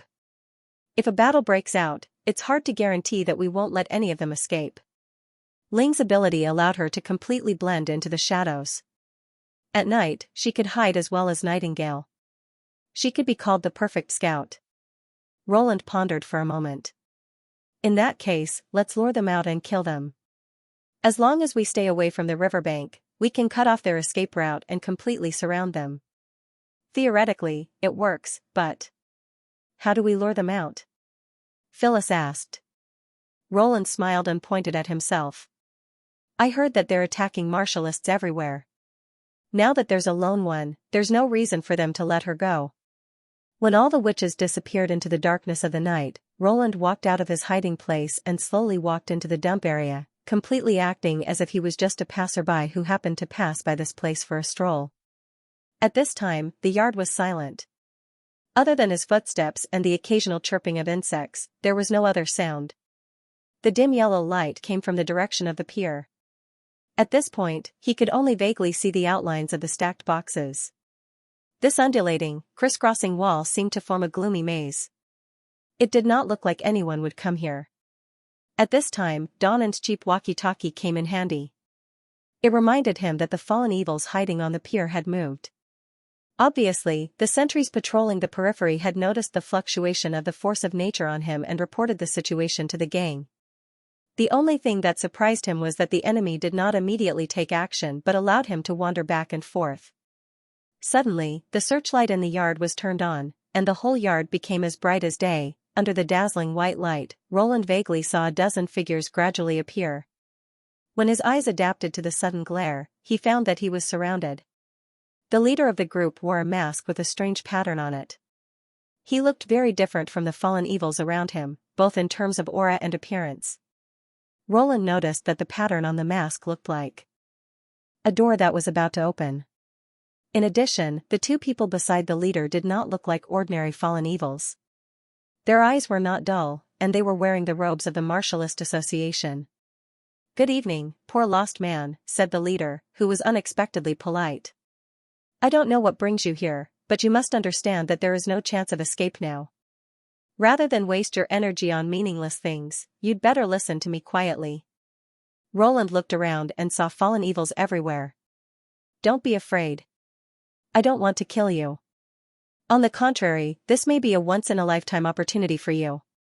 I've just come to this world, and I need your help. The man spread out his hands and said, "Don't be in a hurry to refuse. Please allow me to introduce myself. I'm Alpha, the messenger of God. I come from the so-called erosion." According to his original plan, Roland should have pretended to be panic-stricken at this moment so that the enemy would lower their guard. But for some reason, looking at the other party's polite attitude as if everything was under control, he suddenly wanted to rush up and ruthlessly punch the other party's face. "You're the monster that invaded the Prism City?" "Invasion isn't accurate, because this place belongs to the gods," Alpha said unhurriedly. "Now, it's time to return it. Listen up, lost man. You so-called martialists are bound to fail. It's better to pledge loyalty to God than to return to nothingness. It's normal that you can't understand now. We'll have plenty of time to talk about the truth of this world later. Forget about those illusory promises. Now, I can show you the most direct benefit, power." He stretched out a finger, and as a red light appeared on his fingertip, a strong wave of magic power swarmed out. "I can inject it into your body and make you far more powerful than you are now." "His Excellency didn't lie to you," the two people beside the man echoed. "I've just awakened, but now I feel like I'm filled with endless power. Also, it won't make you lose your mind and become crazy like the fallen evils." "What if I don't agree?" "Then I'll have to make you like these monsters. Although they're a little weak, they're obedient enough." Alpha shrugged. "On one side is the truth of the world and great power, and on the other side is the annihilation of your consciousness and turning you into a puppet that yearns for the force of nature. You should be able to make a wise choice." "Your Majesty, all personnel are in position," Faldi said in a low voice through the earpiece. Roland twitched his mouth. "Let me tell you what the truth of the world is. I created this world, and I don't want to give it to anyone. So you have two choices. One is to hand over all your cores and die here, and the other is to be killed by me. After that, I'll spend some effort to collect your cores. What do you think?" "Ignorant fool," the traitorous martialist shouted. "Just you alone? Huh? Surround me? Don't be so pretentious." No fluctuation of the force of nature can hide from Alpha. Before the martialist could finish his words, he was hit in the face by a container flying toward him. The huge impact sent him tumbling backward, and at the same time, his voice was cut off in his throat. Another traitor stared dumbfoundedly at the witches flying out from their hiding places. Some of them came from the ground, some from the sky, but most of them appeared out of thin air, as if they had been waiting there for a long time. This situation was completely against common sense. With so many people hiding less than 10 meters away, even if there was no fluctuation of the force of nature, they should have been able to detect their breathing and footsteps. Why didn't the fallen evils who acted as sentries sound the alarm? But now there was no time to think. In an instant, the two groups of witches were engaged in a melee. The originally silent dock suddenly erupted into a frenzy. Ling had been wandering outside the range of the searchlight. Light and shadow always went hand in hand. Although the searchlight overhead illuminated the yard, it also made the darkness behind the iron suitcases more intense. She had long chosen her targets, the fallen evils standing on the high ground. The long shadows of the fallen evils were connected with the backlight of the suitcases, which was a natural flaw for her. If someone were to look at Ling's back when she was approaching the enemy, they would see a very shocking scene. Her entire body had disappeared into the shadows, leaving only half of her head exposed. From time to time, a few bubbles would come out from under her nose, but they did not make any sound. Soaking in the shadow, she felt warm and comfortable. Even the hot springs in this world could not compare with it. Ever since she transformed into a god's punishment body, she had thought that she would never be able to experience this feeling again, until Phyllis brought back an incredible piece of news a year ago. A strange world that could bring them back to the past. Ling fell in love with this new world at first sight. His Majesty had also changed from a somewhat maverick king to an inviolable chosen one, even though he could not activate the divine mode instrument. She had always tried to persuade Pasha, Celine, and the others to get more opportunities to enter the dream of nature. She had worked hard to get the chance to be chosen as the guardian of the witches who entered the dream of nature. Fighting the demons was his most important mission, but as long as it didn't violate this principle, it was naturally best to relax. Therefore, anyone who wanted to harm His Majesty or destroy the dream world was an unforgivable enemy of the Tequila Witches. Ling rose from the shadows like a ghost and stabbed a dagger into the chest of the fallen evil. These enemies would not be fatally injured by ordinary weapons, so an additional action was needed, to inject magic into them. Under the influence of the surging magic power, she could clearly feel that the rotation of the other party's star vortices had become unstable. This kind of situation was similar to the mutual interference between the effects of the ability, and it also confirmed His Majesty's opinion. There was no essential difference between the force of nature and magic power, and they both came from erosion. After that, he just had to casually pull out the corroded core, and the enemy would be paralyzed into a pile of meat paste. The moment the fallen evil collapsed, she had already leaped over several boxes that were several meters apart and appeared behind another fallen evil. Fierce sounds of battle erupted from below as well. Soon, all the enemies who served as sentries were wiped out by her. Ling stood at the highest point of the yard, overlooking the entire battlefield. Her sisters had maintained the same level of use of their abilities as 400 years ago, and they had even become more agile because of Scourge's training. However, compared to their own strength, what was more eye-catching was their soaring momentum. Betty's immense strength allowed her to become as powerful as a transcendent in a short period of time. She held the iron box in one hand and rushed to the front, scattering the fallen evils that came after her. Flash and Phyllis were still very tacit partners. Whenever Flash blinded the enemy with a strong flash, Phyllis's blade claws would appear in the most fatal parts of the enemy. Donnan, rather. Everyone was the same. This kind of exciting battle reminded Ling of the tequila era. She could not help but look at Roland. Perhaps even he did not realize the significance of the dream world to the tequila witches. Not only was this a place where they could regain their sense of touch and enjoy themselves, but it also allowed them to relax their taut hearts. The hundreds of years after the collapse of the three saint cities and the division of the Union could be said to be the darkest time for the survivors. Although everyone took a deep breath and tried their best to adapt to their new bodies, their gradually fading senses made them lose the joy of living. Moreover, they did not have a clue about the Chosen One's plan, and everyone was under great pressure. Even if they could survive by changing their bodies, their mental state was deteriorating day by day. At that time, Ling even suspected that they might collapse under the pressure without the demon's help. But now, the third border city was full of vitality. Everyone was excitedly discussing which restaurant had the best takeout, and their forgotten senses were gradually regaining their senses. Even if they did not enter the dream world, they could still hear the cheers and laughter, which was completely different from the scene 100 years ago. Ling knew that her sisters felt the same, which was why she showed such a high morale. The dream world could not tolerate the existence of these erosion enemies. She jumped down from the shadow behind a fallen evils and joined the battle below. As soon as the container was thrown out by Betty, Roland had already rushed forward and bumped into the leader of the enemy. Roland knew from his experience of fighting with magic creatures that these monsters were extremely troublesome for martialists, and they were the biggest variable on the battlefield. Whether it was the strange black and red domain or the twisting black tentacles, they were very troublesome to deal with. Even the witches could not escape if they were entangled. However, the ability of the magic creatures had no effect on him. As long as he stalled the leader, the witches would naturally deal with the rest of the enemies. The situation was just as Roland had expected. When Alpha found that he could not get rid of Roland for a while, his arrogant tone finally changed. I already told you that I'm the creator of this place. Roland did not want to give the other party a chance to speak. After all, he had heard the same words over and over again. So what if you're an oracle? Is an oracle that great? He pinned him to the ground, muttering indignantly as he pummeled his enemy's face until the strange mask broke into pieces, revealing the rotating astrolabe underneath. Its face was the core of a huge mass. Without hesitation, Roland grabbed the astrolabe and pulled it outward until it completely fell off.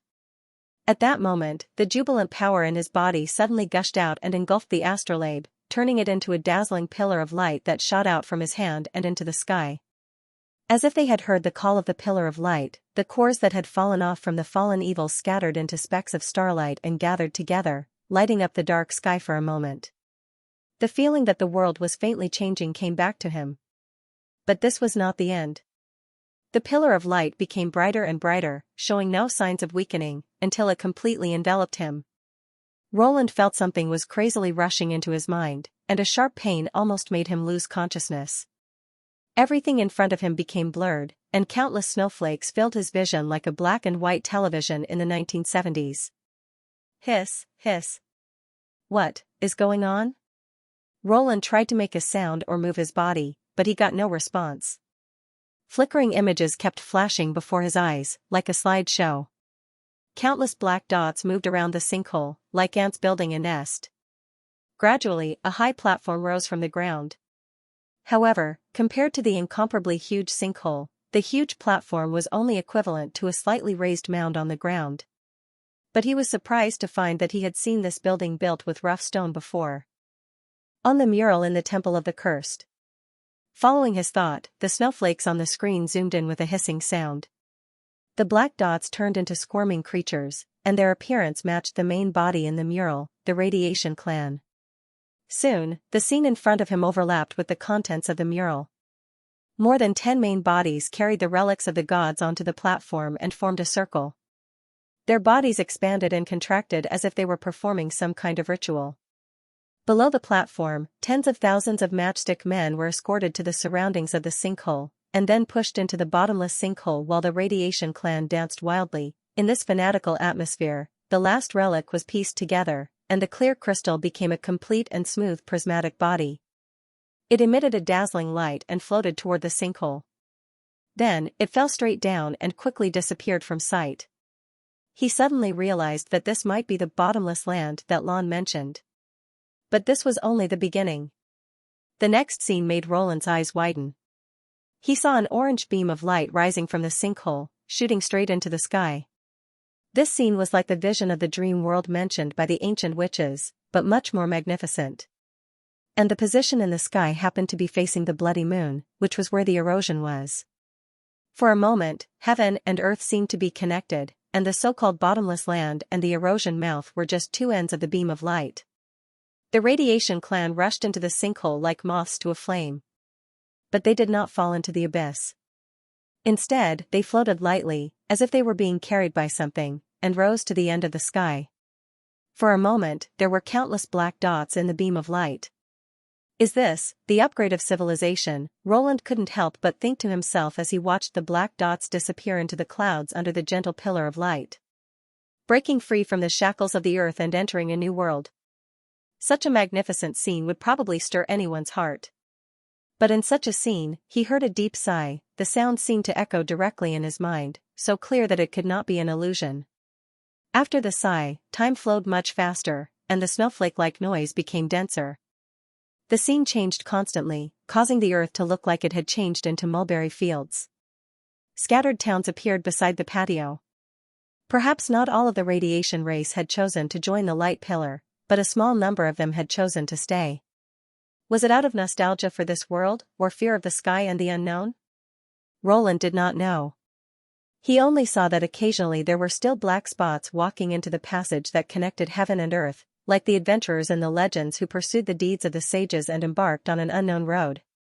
However, compared to the scene where the races gathered at the beginning, they seemed much more lonely. The pillar of light became dimmer and dimmer. At a certain moment, it flickered twice and completely disappeared without a trace. The dense snowflakes had covered every corner of Roland's field of vision, as if the story was coming to an end. According to the current situation, the world would return to peace, and the legend of the path to heaven would be preserved in the biographies of the radiation race for generations to come. Perhaps there would be some unwilling descendants who would go into the patio and try to find the path to upgrade and regain the glory of God.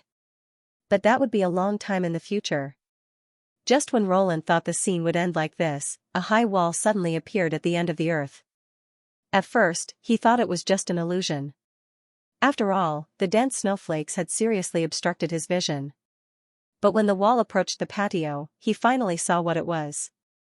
Giant waves, taller than the impassable mountain range, were crashing down on the earth with unstoppable momentum, instantly swallowing up the jigsaw towns. The height of the waves was even as high as the clouds, reflecting a new skyline under the sunlight. Roland could imagine how desperate the Radiation Clan must have been after witnessing all this. But this was far from the end of the disaster. As soon as the tsunami passed, volcanoes rose in the distance. The violent eruption eclipsed the sun, and volcanic ash rose into the sky, forming a special phenomenon of electric discharge. Then came the heavy rain and the cold winter, as if the Earth's crust had suddenly entered the most active period. In front of this doomsday scene, the original appearance of the world was no longer there. Hiss, hiss, the image was gradually distorted, and the noise had almost completely filled up everything he saw. Before everything disappeared, the last thing he saw was the glacier melting, and a tenacious plant poking its head out of the soil and opening a new bud. Your Majesty, Your Majesty. Are you okay? Roland felt someone gently shaking him, and his voice was full of worry. He suddenly opened his eyes. The ubiquitous snowflakes had disappeared, and everything in his eyes was clear again. It was still the inland river dock. It's over? Roland looked at his palm and murmured to himself. Phyllis, however, thought he was asking her. Yes, all the enemies were killed. None of them escaped. The magic cores also disappeared. The whole process lasted for several minutes. Only you stood there motionlessly, as if you were asleep. Your Majesty, are you really okay? Roland did not know whether he was fine or not. Everything that he had experienced before was not an illusion. Now that he thought about it a little, he could reproduce all the scenes that he had seen. It was as if a bunch of memories of unknown origin had suddenly appeared in his mind. If that was all, he could even feel the exhaustion and weariness brought by the long passage of time. It was as if he had finished the journey of thousands of years in a few minutes. That sigh also became an expression of his empathy. Lan's words suddenly came to Roland's mind. Compared to what I tell you, the real answer is what you understand yourself. Is this the end of the battle of divine will? I'm fine. He took a deep breath. I just saw some strange scenes. Strange scenes? Phyllis blinked and then skipped this sentence. It's not the time to talk about this, Your Majesty. The light just now almost lit up half of the sky. Many people should have noticed this area. If we don't leave as soon as possible, it's very likely that the association will notice us. I see. Let's go back according to the group we came from. He nodded and said. Whether it was the oracle's memory or something else, Roland could not tell for now, but he believed that these unknown questions would be answered one day. In the northernmost port of the Kingdom of Everwinter. Don't push. Get in line. Throw away your luggage. Don't bring it on board. The King of Greycastle will give you enough food and clothes. If you want to live, throw them into the water. Hurry up. Women and children first. The port was crowded with refugees. Many of them were rushing to the ships that were raising their sails. If the First Army and the Lord's Guards had not maintained order with their swords, the narrow trestles would have become a road to hell where the strong preyed on the weak. Captain, this ship. I'm afraid it's not enough. The guard looked back worriedly. At this time, a ship full of refugees was slowly leaving the port. He must be a real man to dare to come to the northernmost port at this time. Uncle Sang's eyes never left the muzzle. In just 3 or 4 days, the red mist had spread from the top of the impassable mountain to the northernmost port. It was like thick blood hanging on the skyline, making people feel depressed. Boss, will you save a seat for us? The man muttered. If it's Nail, Uncle Sang said with a smile, even if he doesn't get on the ship himself, he'll make room for us. More than half a month ago, they received an order to leave the Hermes Plateau for the northernmost city of the Kingdom of Everwinter. Compared with guarding the holy city, Nail was much more relaxed after receiving the new order. He talked a lot more on the way and started working as soon as they arrived at the northernmost port. They were not the first to arrive at the Grey Castle in the Kingdom of Everwinter. More of their comrades had already gone to other parts of the kingdom to evacuate the residents. At first, the evacuation did not go smoothly. It was not until the appearance of the Crimson Moon that the situation improved. This was all due to the rumor that the Crimson Moon represented the end of the world. Therefore, when the Crimson Moon really appeared in the sky, many local people were scared out of their wits and directly went to the military station to ask to leave. Unfortunately, the good times did not last long. Only 4 or 5 days later, the news of the red mist came from the front line. Within the same day, the First Army fought with the demons. They didn't know the outcome of the battle, but the result was that all the vanguard squads began to retreat to the south. Nail's squad also received the order to retreat to the next port. However, in these few days, the number of refugees increased several times. Every day, tens of thousands of people came to the northernmost port and begged the ships to take them away. Nail could not just sit back and do nothing. He built a simple line of defense on the spot and informed the rear troops by flying messengers, asking for more ships. As a result, the evacuation plan was delayed for several days. However, Uncle Sang knew that once the news spread, fewer and fewer ships would dare to sail to the north. These fjords merchant ships who had been paid by His Majesty would not risk their lives for him. They might leave the port, but they would never arrive. Based on the current situation, this would be the last batch of ships to sail to the north. Fortunately, Nail should also know this, so he asked them to bury the explosives early in the morning. Firstly, they could resist the enemy when necessary, and secondly, they could destroy the equipment that could not be taken away, lest it fall into the hands of the demons. "Captain, there's smoke rising in front," someone shouted. Again. Uncle Sang spat on the ground and said, "Everyone, get into position." In the absence of enough manpower and witches to investigate, the ancient way of communication came into play again. This was not the first time that the demons had visited the northernmost port. There were several demon corpses lying in the field outside the town. According to the handbook distributed by their superiors, they were almost mad demons.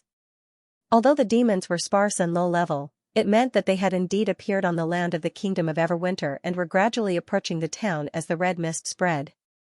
Nail's squad had been stationed in Hermes since the Battle of Coldwind Ridge and had not participated in the expedition against the Tequila. Although Uncle Sang had heard a lot of rumors, it was the first time for him to fight against the demons. Over the past few days, Uncle Sang concluded that as long as the mad demons were not within 200 meters, they were easier to deal with than the church's scourge. Therefore, he was not too worried about the smoke rising in front of him.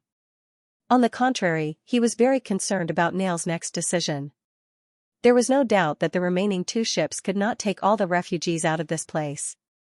How should the boss deal with the rest of the refugees? Should he leave them to fend for themselves or take them to the south along the coastline? Just then, the first mad demon appeared outside the barbed wire fence on the street. Uncle Sang could not help but frown. Like most port towns, the northernmost port did not have a city wall. Therefore, the defense line was set on the main road of the dock. Except for the refugees, the rest of the residents had already been evacuated. It was not surprising that the demons were attracted here. What surprised him was that the scouts were still nowhere to be seen. Theoretically, they should have retreated after lighting the beacon and returned to the defense line faster than the demons. Gradually, more mad demons appeared from the corner of the street and swarmed toward the dock. Fire! 2 machine gun squads fired at the end of the street at the same time and rained bullets on the demons. The demons reacted quickly and immediately used the surrounding buildings as their hiding places. When the smoke dissipated, only 2 corpses were left hanging on the barbed wire fence. Soon, gunshots were heard from the rooftops. Apparently, the demons had encountered the sniper team that had been waiting for them for a long time. This was how the sniper team defended the port. Considering that the field of vision in the town was not as wide as that in the suburbs, what he had done the most over the past week was to set up roadblocks. Whether it was to dump garbage or demolish houses, 9 out of 10 alleys leading to the dock were blocked, and each block occupied an entire street. These roadblocks could not prevent the demons from moving, but they could effectively delay them. If the demons did not want to waste time clearing and climbing over the roadblocks, they would have to break through the main road blocked by machine guns. The next step was to fight the demons, suppress them with firepower, and continue to look for cover. The demons should be small in number. Based on the current situation, it was unlikely that they would rush to the defense line and throw their spears. At this time, they should choose to retreat. However, the demons were still stubbornly hiding, as if they wanted to exhaust the First Army's ammunition. In terms of perseverance, this small team of demons was much more tenacious than the ones they had seen a few days ago. It was as if they had seen a lot of bullets. Uncle Sang sneered. If the God's Punishment Army knew this trick, they would not be able to withstand it. Unfortunately, the First Army was much more well-equipped now. Their 100-soldier team was equipped with 4 Mark I machine guns, which could easily last them for a day. If they continued to fight, the demons would die here sooner or later. However, a sudden change occurred at this moment. Uncle Sang heard a loud bang and saw a cloud of dust rise from the building to the north of the dock. A giant armored creature smashed through layers of stone walls and climbed out of the ruins. A spider demon? The soldier asked in surprise.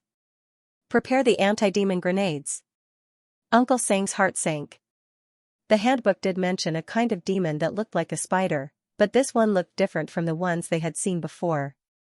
2 soldiers quickly approached the new enemy and pulled the triggers of the anti-demon grenades.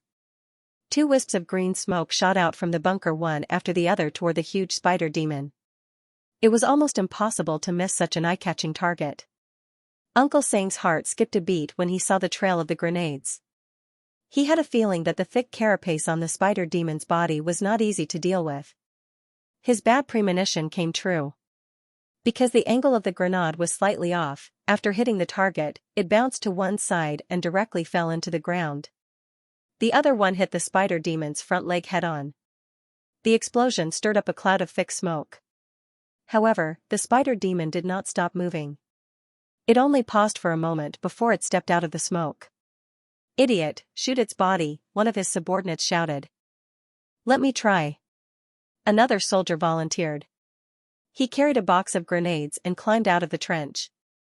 Uncle Sang did not stop him, but he was not as optimistic as the others. He now understood why the new spider demon was so strange. Compared to the ugly and irregular monsters in the manual, this monstrous beast was much more coordinated. The armor on its limbs was not a random pile of stones, but a well-organized, multifaceted prism. If the monstrous beast retracted its limbs, it might be able to form a trapezoidal platform with the stones on its back. Moreover, when the spider demon moved, its limbs changed greatly, which made it difficult for the soldiers to accurately hit its torso or abdomen. It was not a coincidence that they missed the spider demon. As expected, the next few grenades did not stop the spider demon. It even deliberately closed its limbs after the grenades were fired, as if it was a conditioned reflex. At the same time, the mad demon appeared in the gap created by the enemy. "Damn it. Can't these guys shoot more accurately?" the machine gunner complained as he adjusted the muzzle. "Enough," Uncle Sang said decisively.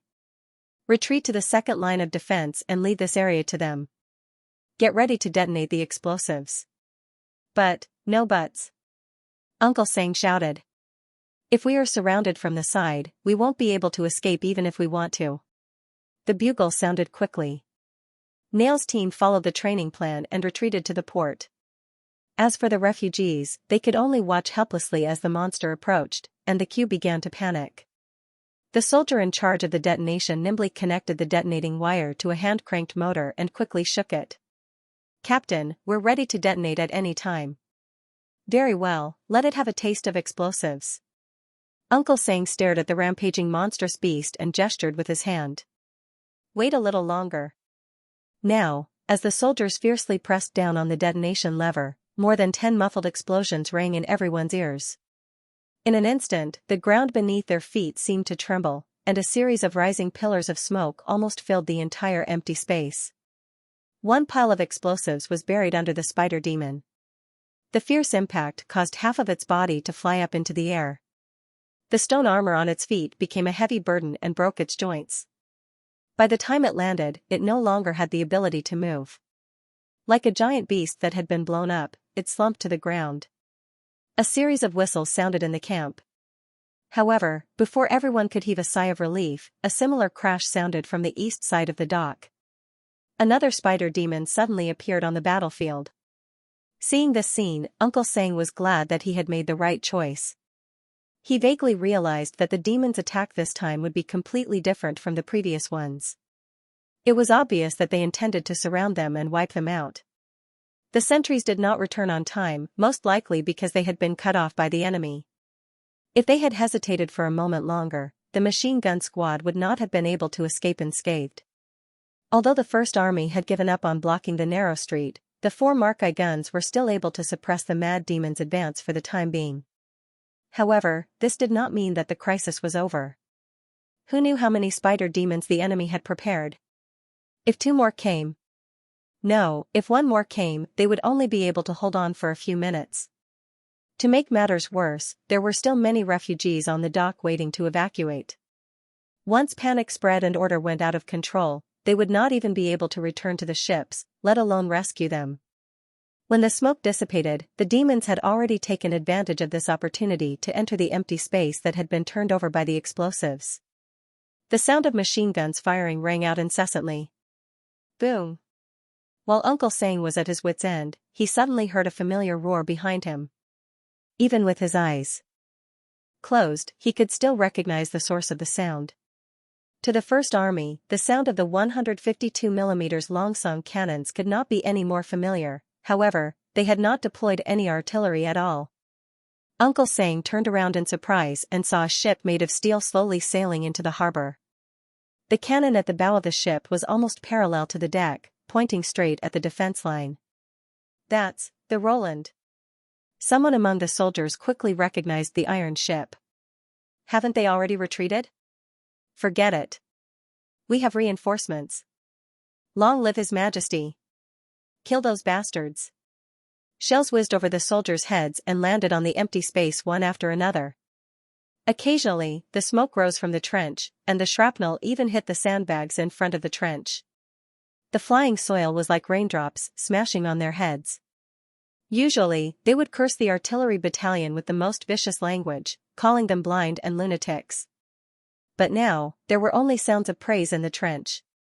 The roars of the Longsong cannons seemed to have become the most pleasant music to the ears.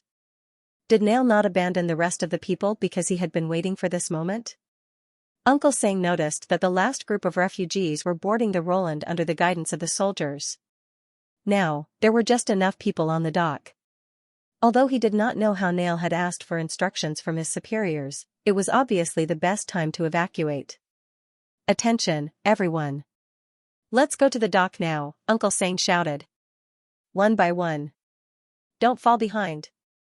Once everyone leaves, detonate the rest of the explosives. The order was quickly spread throughout the trench by word of mouth. The final evacuation had begun. The Mark I-type heavy machine guns and the rest of the ammunition were left behind. Although the soldiers were distressed by the loss, it was His Majesty's order. Under any circumstances, the safety of the people should take precedence over the weapons. As long as the soldiers were still alive, the weapons could be made again. After they entered the dock, the demons occupied the second defense line under the bombardment. However, what awaited them was a deafening explosion. Thousands of kilograms of explosives sent the remaining weapons and the mad demons into the sky.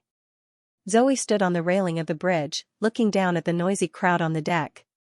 The Roland was not large, and it had to be forced to accommodate nearly 1,000 people. As a result, every empty seat was occupied, leaving no space for them to sit down. Moreover, it was the first time for most of the refugees to go to sea, and the bumpy seat conditions soon made them feel uncomfortable.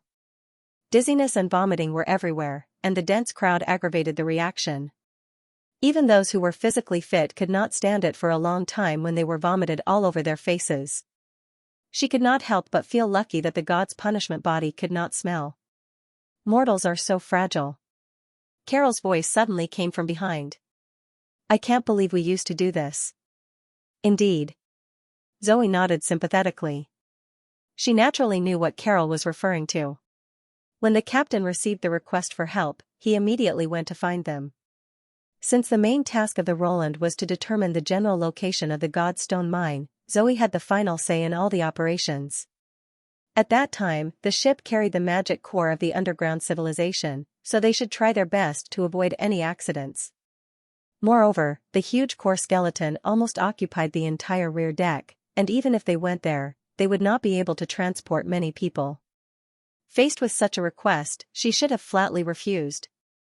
In the era of the Union, the magic core was extremely limited, and it could not be replicated, so it was not comparable to the magic core of mortals at all. Not to mention the refugees, even if she had to choose between a town and the core instrument, she would not hesitate at all. But now, she was hesitant. After discussing with her companions for a while, Zoe made a decision that even she herself found unbelievable. She unloaded the magic core in another port town, entrusted the local First Army to guard it, and returned to the northernmost port with the Roland. She even told the garrison that if the ship did not return on time, they must send the instrument back to Neverwinter. But it doesn't feel bad, Carol shrugged with a smile. To be honest, I feel rather conflicted when I think that you might reject me. I hope they can live up to His Majesty's expectations, Zoe deliberately said with a cold face. What gradually changed the minds of his companions? Many scenes appeared in her mind, the First Army fighting against the demons in the ruins of the Holy City, the nurses taking care of her in the hospital, the ordinary people in the dream world who were no different from witches, and Roland Wimbledon. Yeah, we didn't take such a huge risk to return to the Red Mist area in vain. Carol patted her on the shoulder and turned to walk toward the bridge. In any case, this mission has been successfully completed. I really want to go back to Neverwinter as soon as possible. Whenever I think of the Sichuan-style hotpot in the dream world, I'm drooling. Gulp. Zoe could not help but gulp. Fortunately, Carol had already closed the door to the tunnel, so she did not hear this soft sound. She cast aside her distracting thoughts and looked at the red mist in the distance. More than 400 years ago, the Battle of Divine Will, which had brought endless nightmares to the Union, was finally coming again. Although it was much earlier than expected and the strength of the demons had undergone tremendous changes, she was calmer than she had expected. This time, they were no longer fighting alone. Haxord was floating above a city that had just been occupied. There was no billowing smoke, nor was there a bloody battlefield.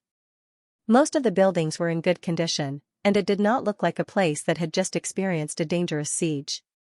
The resistance of the humans was negligible, even worse than 400 years ago. If not for its trust in Osrook, it would have thought that the ones occupying the southwest of this continent were not humans, but the Sky-Sea realm. In just a short week, the demon army had expanded the battlefront to a distance of hundreds of miles, and established outposts in places that were not yet covered by the life floaters. This process could not be completed so quickly without the help of the humans. According to the reports from his subordinates, the demons had only slightly threatened the lords and nobles, such as chopping off a few hundred people's heads, but the other side was already scared out of their wits and began to transport resources to the demon army. This situation was exactly the same as the first battle of Divine Will. It seemed that the news of the first city it conquered, the Snow Reflection Castle, and setting it on fire had already spread. The other side undoubtedly understood the consequences of going against the demon army. With the expansion of the offensive, Haxord gradually obtained a lot of information from the humans. It did not understand why the demon army, which had already united as a whole during the Union's era, had now become a pile of loose sand. A mere corner of the continent had actually been divided into 4 kingdoms, and their orders were not interlinked. The Union that had once ruled over the human army had also disappeared. What had they spent their time on in the past 400 years? It did not seem to be the case for a kingdom that lacked power. After all, even its most valued genius general had fallen in the hands of the humans. Did the other side not understand the power of unity? But regardless, Haxord's heart that had been hanging in suspense was finally at ease. Although there were many accidents in the Western Front offensive, it was still successfully carried out according to plan. The birth tower had now been successfully activated, and it had not let down the king's trust. At least, compared to Blood, who only had a loud voice, and Mask, whose words could not be trusted, it had at least fulfilled its promise. After passing through a series of distortion doors, Haxord returned to the collapse of the Cracked Ridge Mountains. As a stronghold to annex the last piece of the puzzle in the Land of Dawn, it had already decided to name the city Sky. Just like its own title, this city would definitely be remembered by the demon army. Almost at the same time, the adjutant also sent reports of the advancement in other directions. The Sky Lord quickly read through the reports submitted by the various divisions, and a detail caught his attention. There was a large number of refugees fleeing everywhere in the Kingdom of Everwinter. If that was all, it would not be surprising. After all, most of the refugees would die on the way even if they were left alone. And this kind of fleeing seemed to be organized and premeditated. They were all heading south towards the Kingdom of Wolfheart, and they were advancing on land and water simultaneously. Not only did the troops that wanted to stop them fail to stop them, but they were also fiercely counterattacked. Their behavior was very similar to that of the enemies that Osrook had mentioned. Even though a few troops led by ascendants had achieved victory, they still lacked the manpower to completely stop them. This was also the disadvantage of choosing to erect the birth tower on a high mountain. Without the assistance of the distortion door, the primal demons and junior demons would not be able to rely on their own strength to trek into the human territory. He could not help but frown. Where's the Nightmare Lord? The Nightmare Lord is still immersed in the floating pool and has not shown any signs of waking up. Damn it, it's almost been more than 10 days. Did this guy go too deep and get swallowed by the realm of mind? Haxord summoned a distortion door and stepped into the lowest level of the Rift Valley. Valkyries maintained her initial silent posture as she sat cross-legged in the shimmering water. Her expression was natural, without any signs of struggle when she was being devoured. Other than the fact that she had been connected for a long time, there was nothing out of the ordinary. This meant that it was still conscious and was swimming in the sea of consciousness. If the other party was a blood conqueror, the Sky Lord would have long slapped him. Forcibly leaving the realm of mind would damage his memory, which was not important to the former. But for the Nightmare Lord, he did not dare to be so rash. Of all times to be immersed in it, it just had to be now. The human's retreat was too deliberate, which made him feel that something was wrong. However, he could not explain this to the king.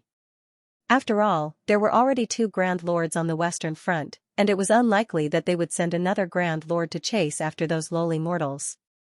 If he were to say this to the Holy See, he would be ridiculed. However, in reality, he had already done his best to send troops, while the other Grand Lord only acted according to his own thoughts and was of no help to the situation. It was equivalent to the Western Front not having a single usable Grand Lord, which greatly weakened the long-distance pursuit of the troops. If the Nightmare Lord could help him eliminate those escapees, he would not be in such an awkward situation. After glaring at the Nightmare Lord for a while, Haxord had no choice but to leave the Red Mist Pond. In the kingdom of Wolfheart, at the Sedimentation Bay, White drove a carriage of people into the bustling port area. Ladies and gentlemen, we're about to arrive at our destination. No matter what you've been through in the past, I'm sure you'll have a new life waiting for you. I wish you all a smooth journey in advance, and I'd like to offer you one last convenient service. White shouted enthusiastically as he pulled the reins to slow down his horse. He had been living a good life recently. Ever since the arrival of the Greycastle fleet, the Sedimentation Bay suddenly boomed, especially in the short-distance transportation industry.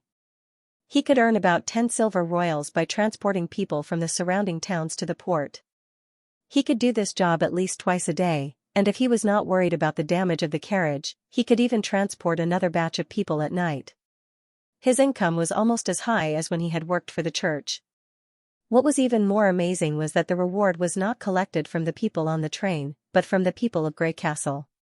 As long as they stamped a piece of paper with the stamp of both places, they would receive the reward according to the number of people they killed after passing through the checkpoint. The reward would be paid immediately without delay. Because of this, transportation became a popular industry. Many sailors and handymen joined in. Even if they did not know how to drive a carriage, they could still find someone to work for them. They did not need to pick their passengers, and when they arrived at the destination, they could just pick a full carriage and set off. The only thing they had to consider was which town to transport people to. After all, the distance was related to the cost. Obviously, Greycastle wanted to treat everyone equally. As long as they were willing to leave the kingdom of Wolfheart, they would help them regardless of whether they had money or not. However, the king of Greycastle was wealthy and could afford to do whatever he wanted.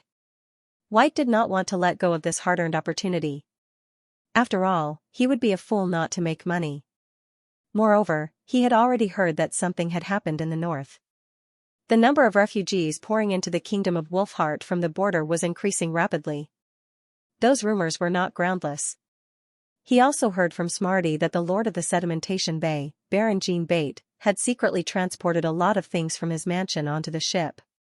If even Baron had to avoid risks, White naturally had to make preparations in advance. If he could make more money now, he would have more leeway in the future. What kind of convenient service? Someone asked. Some useful experiences and reminders. White pointed to the harbor where large ships were gathered. Look over there. Although everyone wants to go to Grey Castle, the journey is not the same. I was in the sedimentation bay before they came here, so I've heard some things. Maybe I can be of some help to you in the future.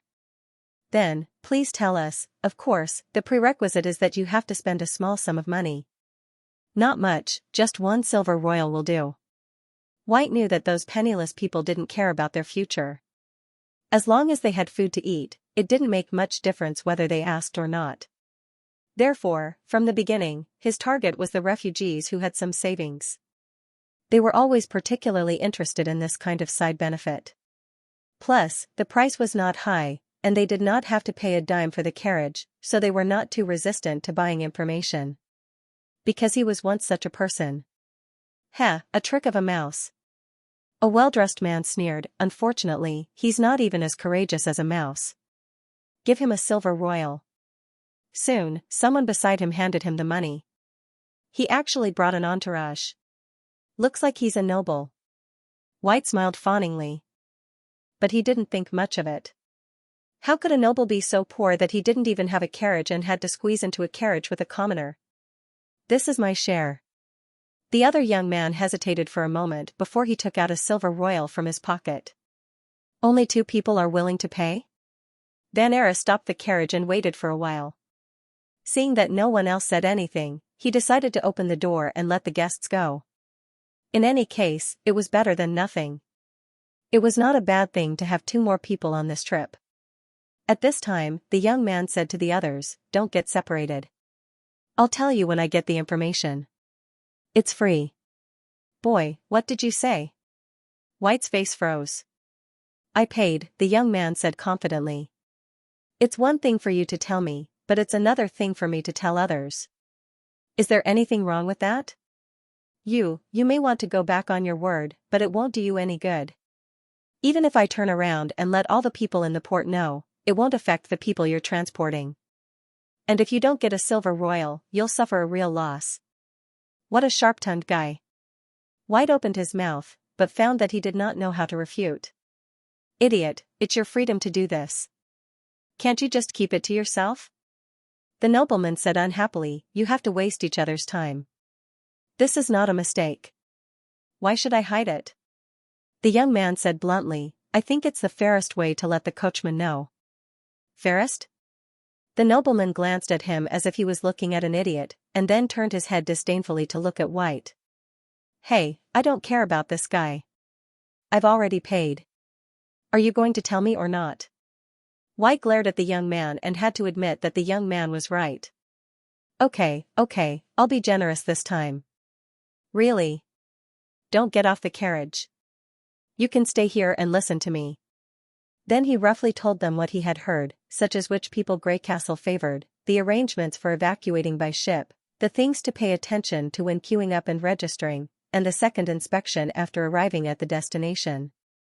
Especially the point of comparison. As long as the people in front entered the port, they would naturally notice the speech of the First Army's guide, and he just summarized a few key points. But the latter was the valuable information he had obtained from chatting with the soldiers. According to the people of Grey Castle, witches would participate in the inspection, and any lies would be exposed. Once the registered identity did not match the reality, they would be labeled as dishonest, and it would be much more difficult for them to find a decent job. In addition, the identity of a noble not only did not help to improve their treatment, but it would also annoy people if they kept talking about it, so it was best to just say one sentence. As long as they could read and write, or had a skill, they basically did not have to worry about their future. "Thank you for your reminder." When they got off the carriage, the young man was the last to leave. "It really saves us a lot of detours." "Humph, you're welcome. Anyway, you bought it with money." White angrily lit his pipe and took a deep breath. As for those people, they should be thanking you, but they all scattered as soon as they got off the carriage. Boy, don't always think of yourself as a good person, especially outside. Otherwise, sooner or later, you'll suffer a lot. He himself was the same. What he got in return was nothing but a cold, fake leg. Maybe, but this is the duty of a knight. Do you think I haven't seen a knight? Or are you referring to the descriptions in the ancient books? Come on, the last time I heard of it was from the mouth of a mouse in a tavern. Everyone is like this, but it doesn't mean it's right. Oh? Seeing that he was so serious, White raised his eyebrows. You're a knight? No, I haven't been conferred a title. My father is, but he's already. So that's how it is. Another hothead with empty dreams, and it seems that he's even worse off than the previous guy. He waved his hand. I'm not interested in your family background. By the way. What's your name? The young man immediately raised his head. Manfeld Castian. After the carriage left, Manfeld found that, just as the coachman had said, no one stayed behind to wait for him. Everyone had left, and the crowd around him was full of unfamiliar faces. However, he did not feel too depressed. He did not do those things for the sake of gratitude, but because he thought it was the right thing to do. Based on the information provided by the coachman, Manfeld soon found the registration office of the Greycastle people. In fact, the area was not only full of banners, but also full of people shouting. It was hard not to notice. Despite the large number of people, the order of the scene did not appear chaotic. Iron railings divided the crowd into several folded groups. It seemed that the distance from the entrance to the registration desk had been artificially extended, but this also meant that people could only move forward one by one according to the path defined by the railings. When it was Manfeld's turn, a Greycastle man dressed like a soldier received him. These outsiders were all wearing the same uniform, so it was easy to recognize them. Name? Manfeld Castian. Identity? Did you commit any crimes? What's your specialty? Just like what the coachman had said, Manfeld answered all the questions truthfully and skipped over his family background. When he was about to elaborate on his specialties, the soldier interrupted him after hearing that he could read and write. That's enough. Get on the boat at pier number 6. This is your registration number plate. Don't lose it. Next. Before Manfeld realized what had happened, he was squeezed out of the queue and entered the dock area. That's it? Is it really like what the coachman said? Can one live a comfortable life in Greycastle just because he can read and write? But judging from the situation at the registration desk, it seems that any Greycastle man can read and write. While waiting in line, Manfeld noticed that the scribes had changed several times. Sometimes, they even found a temporary soldier to supervise the order, but nothing went wrong. This situation puzzled him a little. Moreover, the plate given to him by the Greycastle man seemed to contain some secret. It was an iron plate with a hemp rope hanging on one end, which could be worn as a necklace. There were a series of symbols engraved on the plate, which were probably related to his registration number. It wouldn't cost much to hire a blacksmith to make such a small metal plate, but it would be a completely different story if it were to be used by the entire group of migrants. Castian's family had a blacksmith shop in the past, so he knew what that meant. A piece of iron plate could be made from the scraps left over from forging, but 100 pieces or 1,000 pieces could not be made. Engraving the symbol would take half a day, but repeating it 100 or 1,000 times would take a long time. However, there were more than 1,000 people on the pier. If the sedimentation bay was like this every day, it would be an understatement to say that there were tens of thousands of them. And to prepare a registration card like this for all the migrants? The materials and time required were far beyond his imagination. Even if he gathered all the blacksmiths in the kingdom of Wolfheart, it would still be impossible. This alone made him realize the wealth and luxury of the kingdom of Greycastle. In the past, this title belonged to the kingdom of Dawn. With these thoughts in mind, Manfeld boarded a 3-masted ship. He didn't know if it was because of his specialty, but he was assigned to a cabin for 10 people. It was much better than he had expected to sleep in the cargo hold. Even so, he could not stand the pungent smell in the cabin. No matter how poor his family was, they could at least provide him with a comfortable bedroom. Therefore, he only stayed for a short while before he escaped in a panic. When he was about to go to the deck to get some fresh air, he suddenly heard a soft cry for help. It seemed to come from the end of the corridor. At this time, there were not many people boarding the ship. The sailors were busy on the upper deck, so the cabin was somewhat empty. Except for Manfeld, no one else had heard the cry for help. Without hesitation, Manfeld walked toward the source of the cry. At the end of the corridor was a storeroom. Except for the crew, few people would come to such a place. He gently pressed his ear against the door, and sure enough, he heard some strange noises, as if someone was struggling. He decisively took 2 steps back, lowered his shoulders, and slammed open the door. Manfeld was taken aback by what he saw.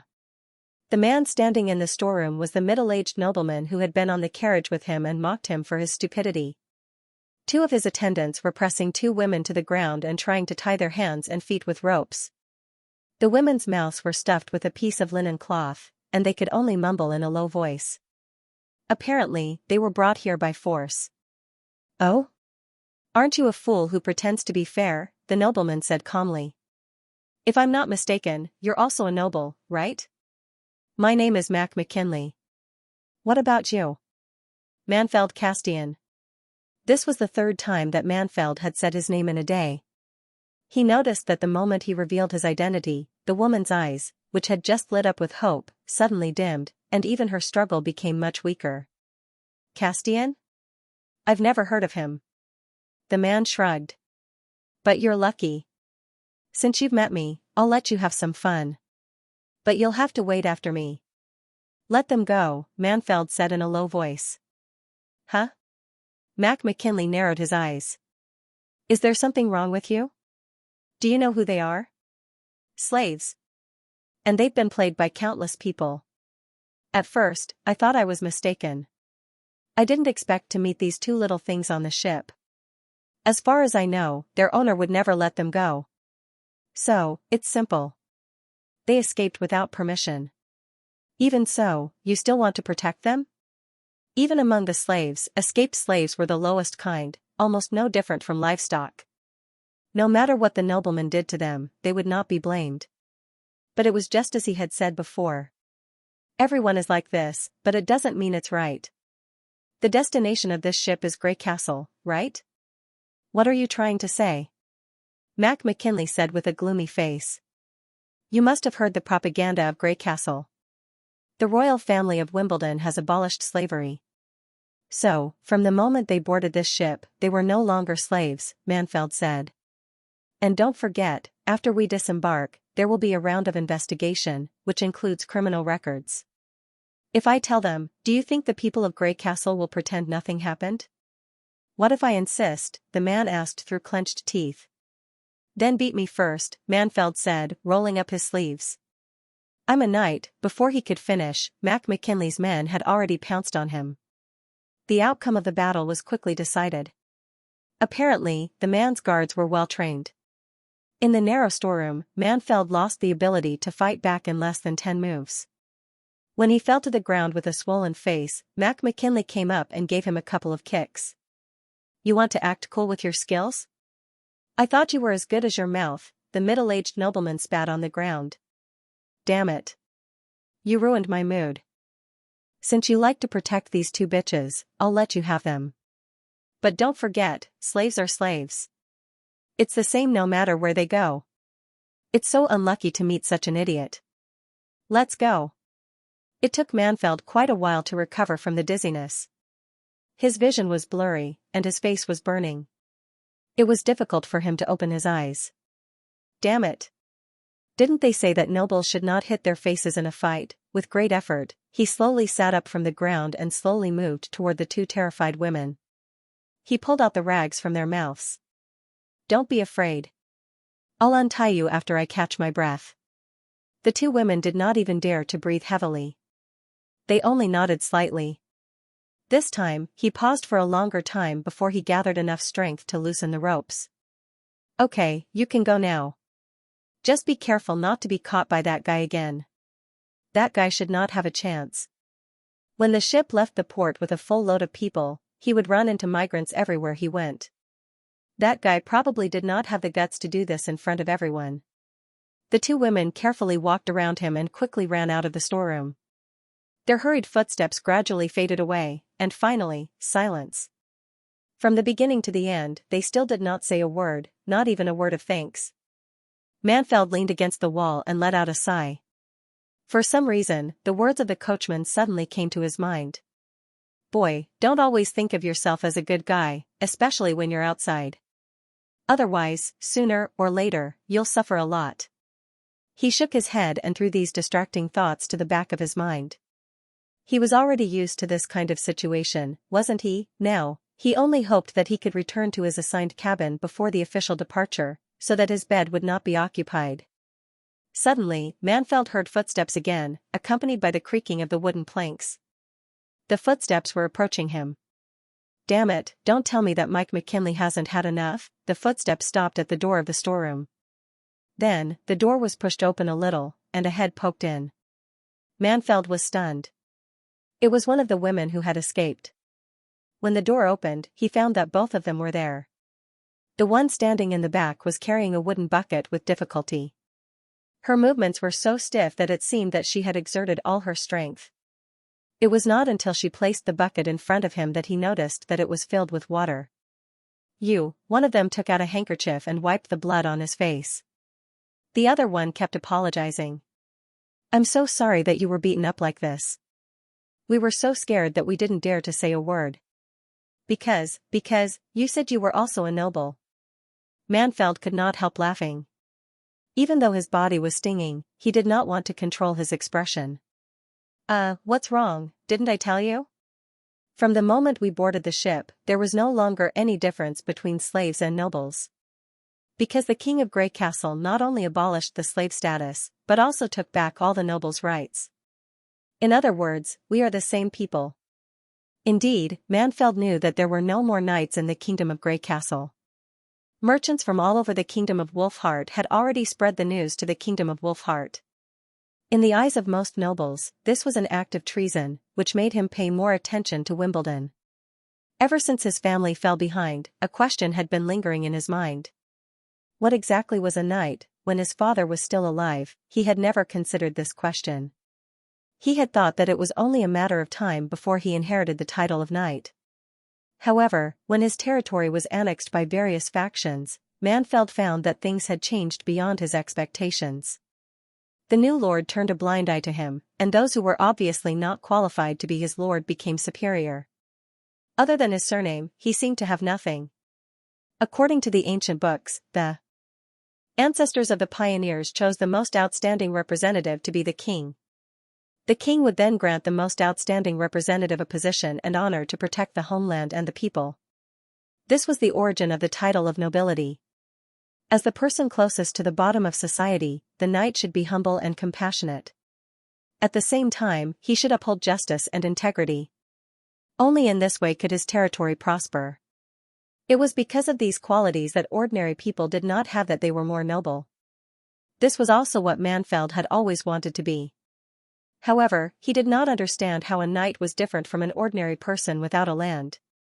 Was it those extraordinary spirits that represented their loftiness, or was it a title deed? In the struggle for power and interests, the territories of the lords changed every day.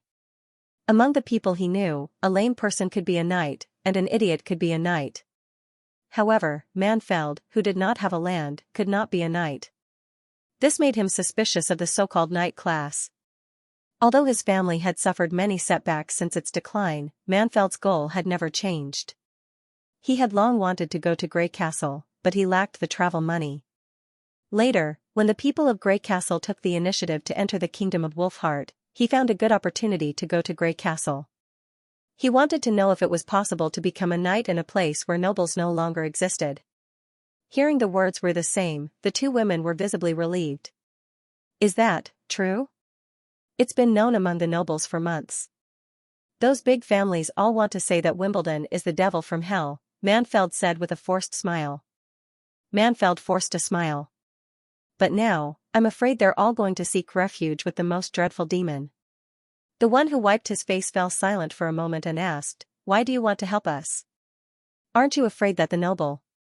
He won't dare to kill us, because I've already warned him. Manfeld shook his head. I don't know how the people of Grey Castle will investigate the case, but I heard that witches are involved, so it's impossible for them to lie. Even if he doesn't think it's a crime to humiliate you, killing another noble is a crime that he can't ignore. He knows it. He paused for a moment and said, By the way, I'm Manfeld Castian. What about you? This was the fourth time that he had told them his name today. I'm Thylane, the one said in a low voice. She's Momo. She paused for a moment as if she was making up her mind. What the noble said was true. We were sold to, as I said, that was before we boarded the ship. It's okay if you don't mention it. Manfeld waved his hand. Just like the coachman said, no matter how we used to live, we'll have a new life in the future. Otherwise, we wouldn't have left the kingdom of Wolfheart for a strange place, would we? Woo, at this moment, the long and deep sound of a bugle horn rang out. It was almost time to set sail. Let's go back. We'll be in trouble if someone else takes our place. He struggled to stand up. Although his body was still aching, he could still walk back to his cabin. Me too. I don't want to sleep in the storeroom on such a long journey. The two women exchanged a look. After a moment of hesitation, Thylane took out a white pill from her pocket and handed it to him. It's a medicine that can slow down pain, Thylane said. If you can't bear the pain anymore, lick it or take a small piece. But don't take too much at once, because it can only delay the pain, but can't eliminate it. Manfeld took the pill with a puzzled look. It could only delay pain instead of stop it. Was there such a miraculous medicine in this world? Without further explanation, Thylane and Momo left the storeroom with the buckets. This time, the two of them stopped at the door and bowed deeply to him. Thank you, Mr. Castian. Manfeld heaved a sigh of relief. Not everyone was the same, was it? That was enough. He looked at the pill in his hand for a while and tried to lick it. A faint sweetness spread from the tip of his tongue. Was this a ball made of wheat flour? Or maybe it was a little honey. Perhaps it was just a placebo stolen from the nobleman who bought her. However, the moment this thought popped up in his mind, something incredible happened. Grey Castle, City of Neverwinter. Within a week, the First Army continuously sent back intelligence that not only confirmed the appearance of the red mist in the north of Everwinter, but also gave Roland a general understanding of the evacuation situation. Just as Edith predicted, the demons did not wait for the red mist to completely disperse before invading the kingdom of Everwinter. They took advantage of the shortening of the supply line to attack the humans from multiple directions, and even clashed with the migrating troops of the First Army. Evidently, they had been waiting for this moment for a long time. According to the statistics obtained from Iron Axe, the outcome of the battle was not optimistic. In the process of evacuating the refugees, several units were suddenly defeated by the sudden attacks, and the retreat turned into a rout. The soldiers were also scattered by the panicked citizens. Currently, the confirmed number of casualties had exceeded 300, almost equivalent to the casualties of the night attack during the expedition to Tequila.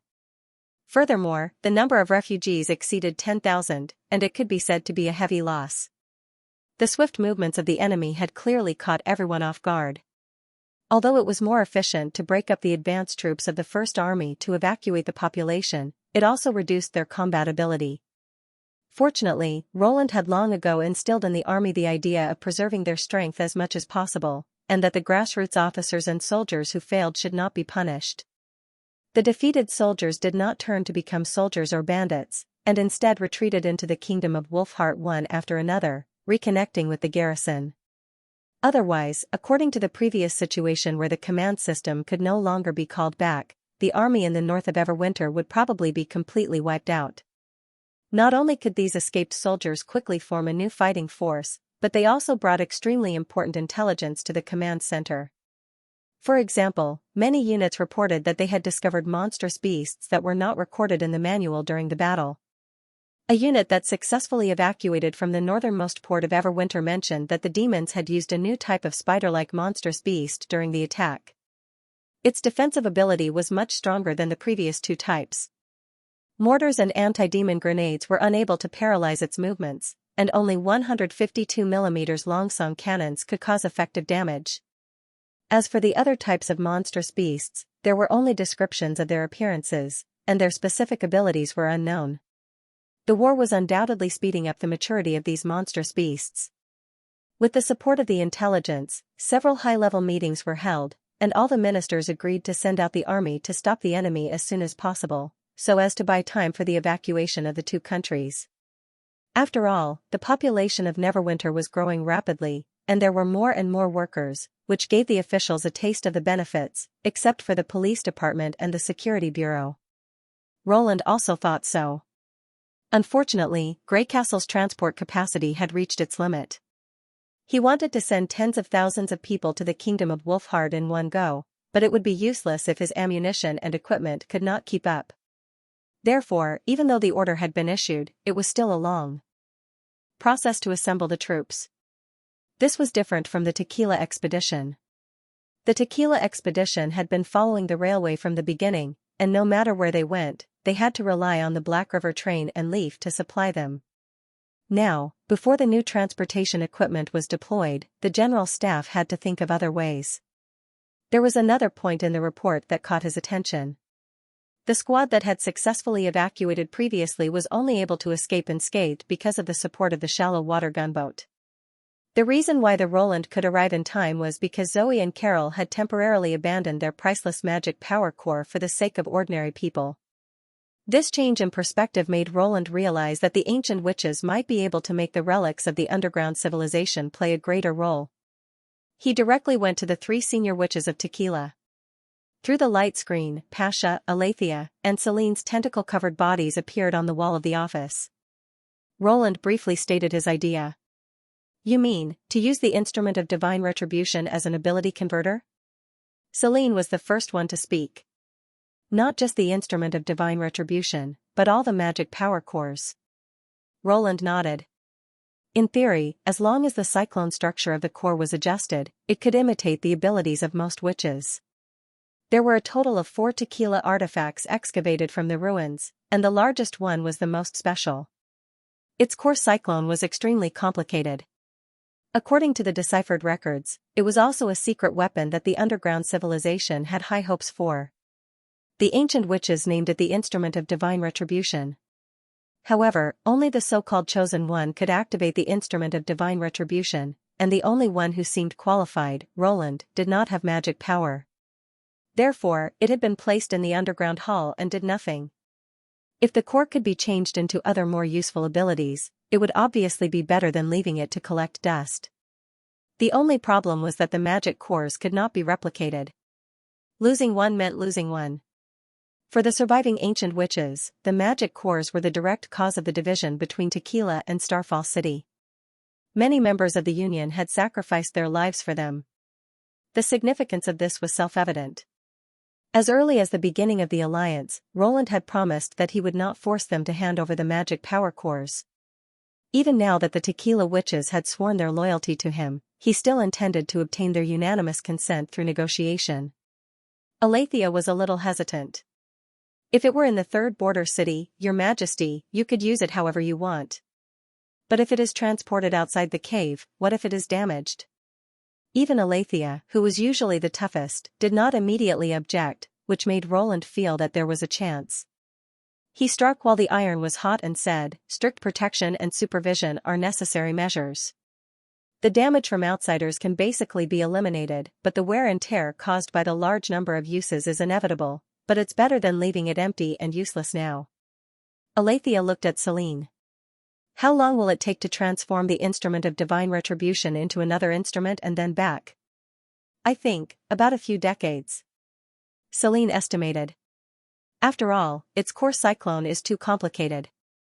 If we add the wear and tear, it is very likely that it will never be able to transform back to the form of divine retribution." "But I still agree with Your Majesty, but that kind of magic power core can at least contribute to the defeat of the demons," Pasha echoed. "Now we don't need to find the chosen one." Alethea was silent for a while. "Well, since you all agree, let's do it." For a moment, Roland seemed to see Celine pointing her main tentacle at him.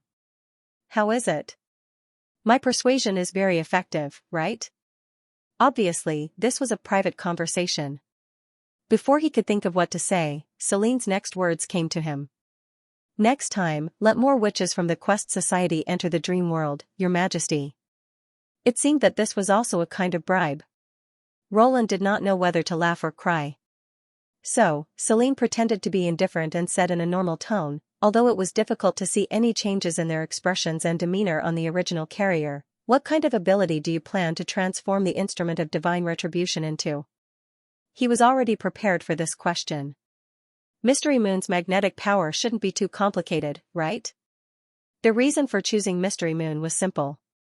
Compared with the summoning ability, the enchantment ability was more suitable for the magic core. For example, Anna's black fire could not be controlled as freely as Anna could, even if she had the corresponding cyclone core. The latter was not so troublesome. Roland only needed to inject magic power and activate the device. Among the two, the magnetization ability was the most beneficial to Neverwinter. Dawneye had always been a scarce resource. Even with the help of Doris' demonization, it could only be said to be barely enough. If the scale of the factory was to be expanded in the future, the power supply would immediately fall into a state of shortage.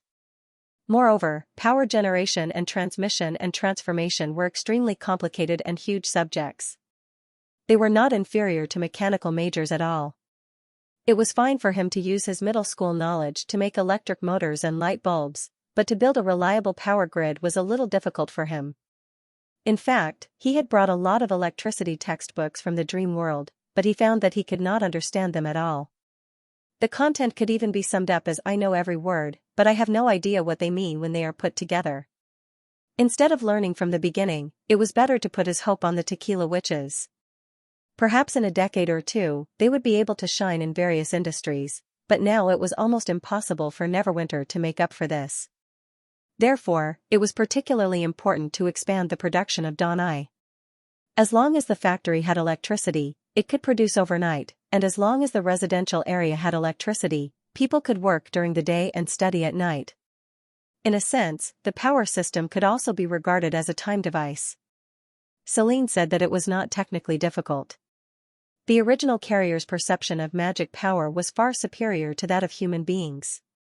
Ordinary witches could only determine the type and level of magic power of the person being observed with the stone of measuring, but in her mind, she could form the structure of the cyclone.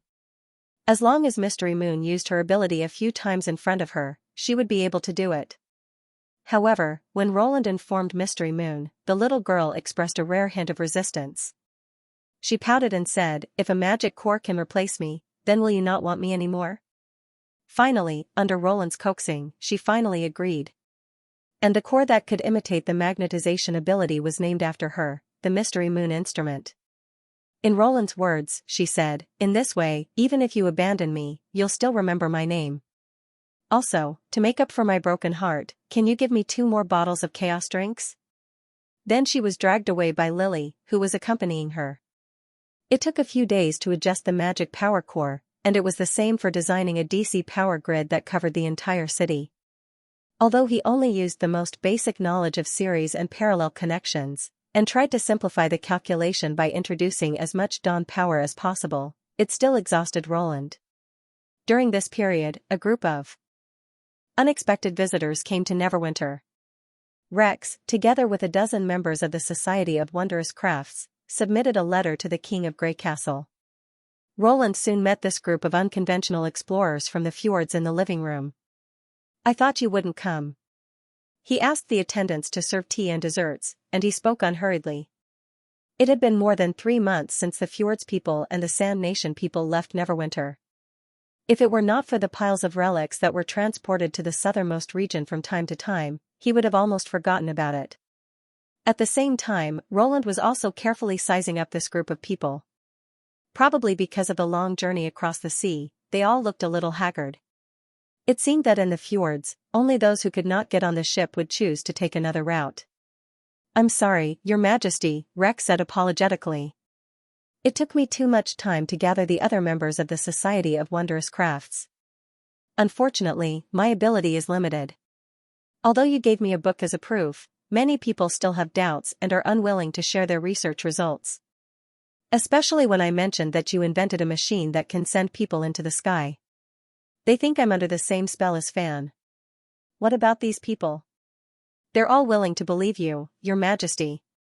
Rex bowed and said, "This time, they've all brought their families and are ready to settle in Neverwinter for a long time. They've also completely accepted your conditions." "Very good."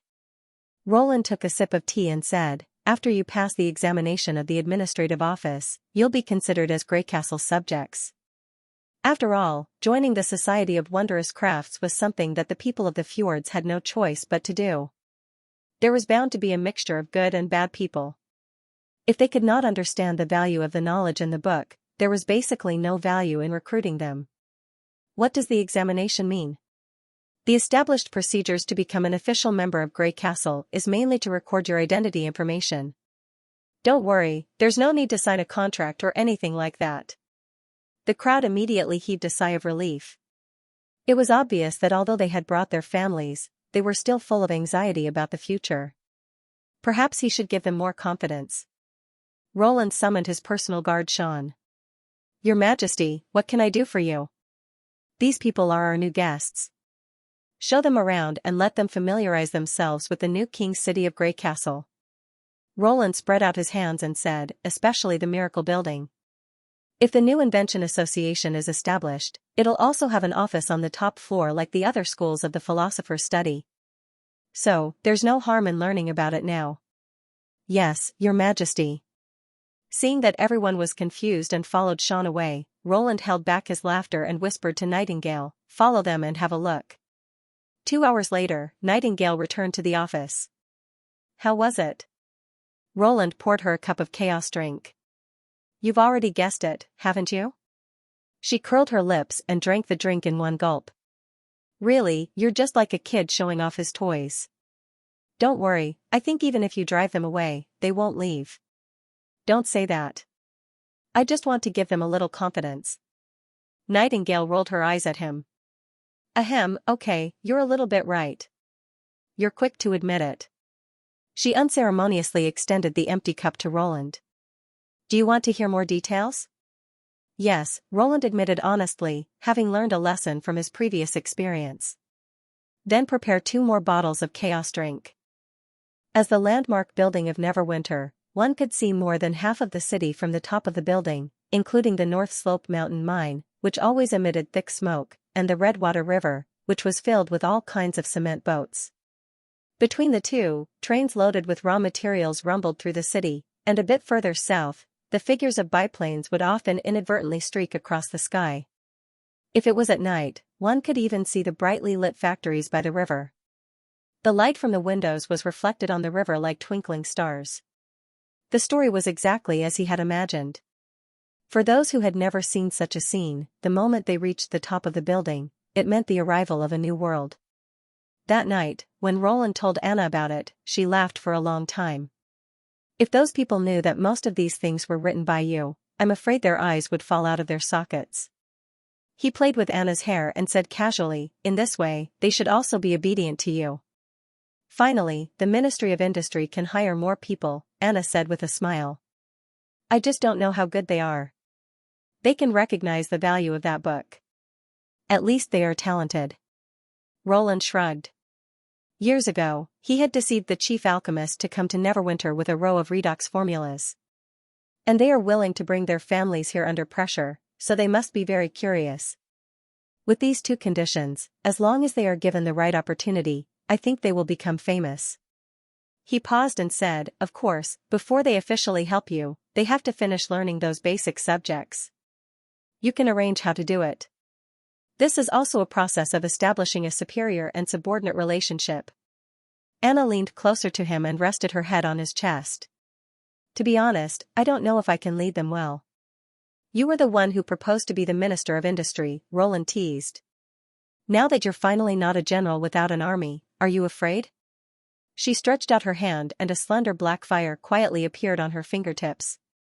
She drew a circle in front of Roland and said, do you want to be tied up and tickled by black fire again? I mean, if there's anything you don't understand, you can ask Tilly. Roland looked away. I heard that all the trainee air knight in the academy are afraid of the Princess Royal's majesty. Anna's eyes lit up. Yes, I can ask your sister for advice. But... She hesitated. I haven't talked to her for a long time, and I heard that since the last expedition, her mood has been... Don't worry. It's been so long, she must have adjusted. Roland comforted her. Maybe she'll be very happy if you go and chat with her. After all, you used to do the exam together.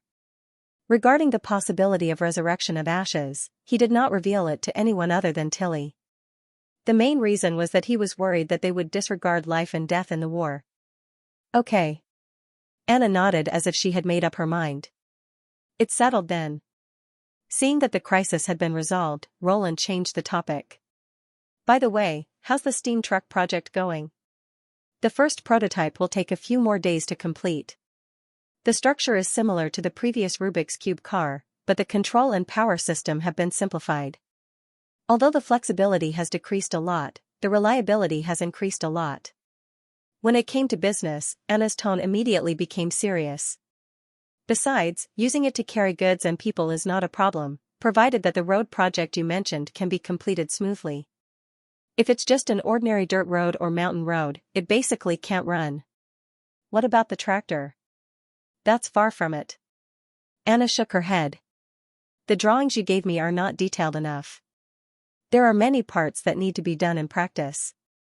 Moreover, the suspension and control system are different from those of wheeled vehicles. I'm afraid it'll take a long time to build a qualified prototype. However, what they lacked the most now was time.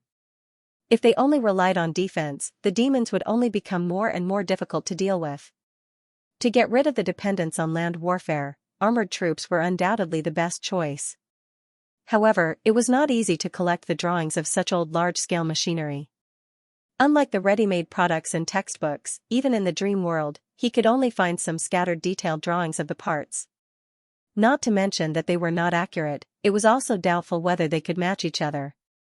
If they directly used modern parts, Neverwinter's technological level was far from up to standard. Whether it was the tracked tractor or the armored vehicles modified on this basis, they were all consumables. He could not let Anna build all of them. In the end, there were too few people available. When the industry developed to a certain level, any product could involve hundreds of categories, and it would be difficult to rely on one or two people to support the overall situation. This problem would become more and more obvious in the future.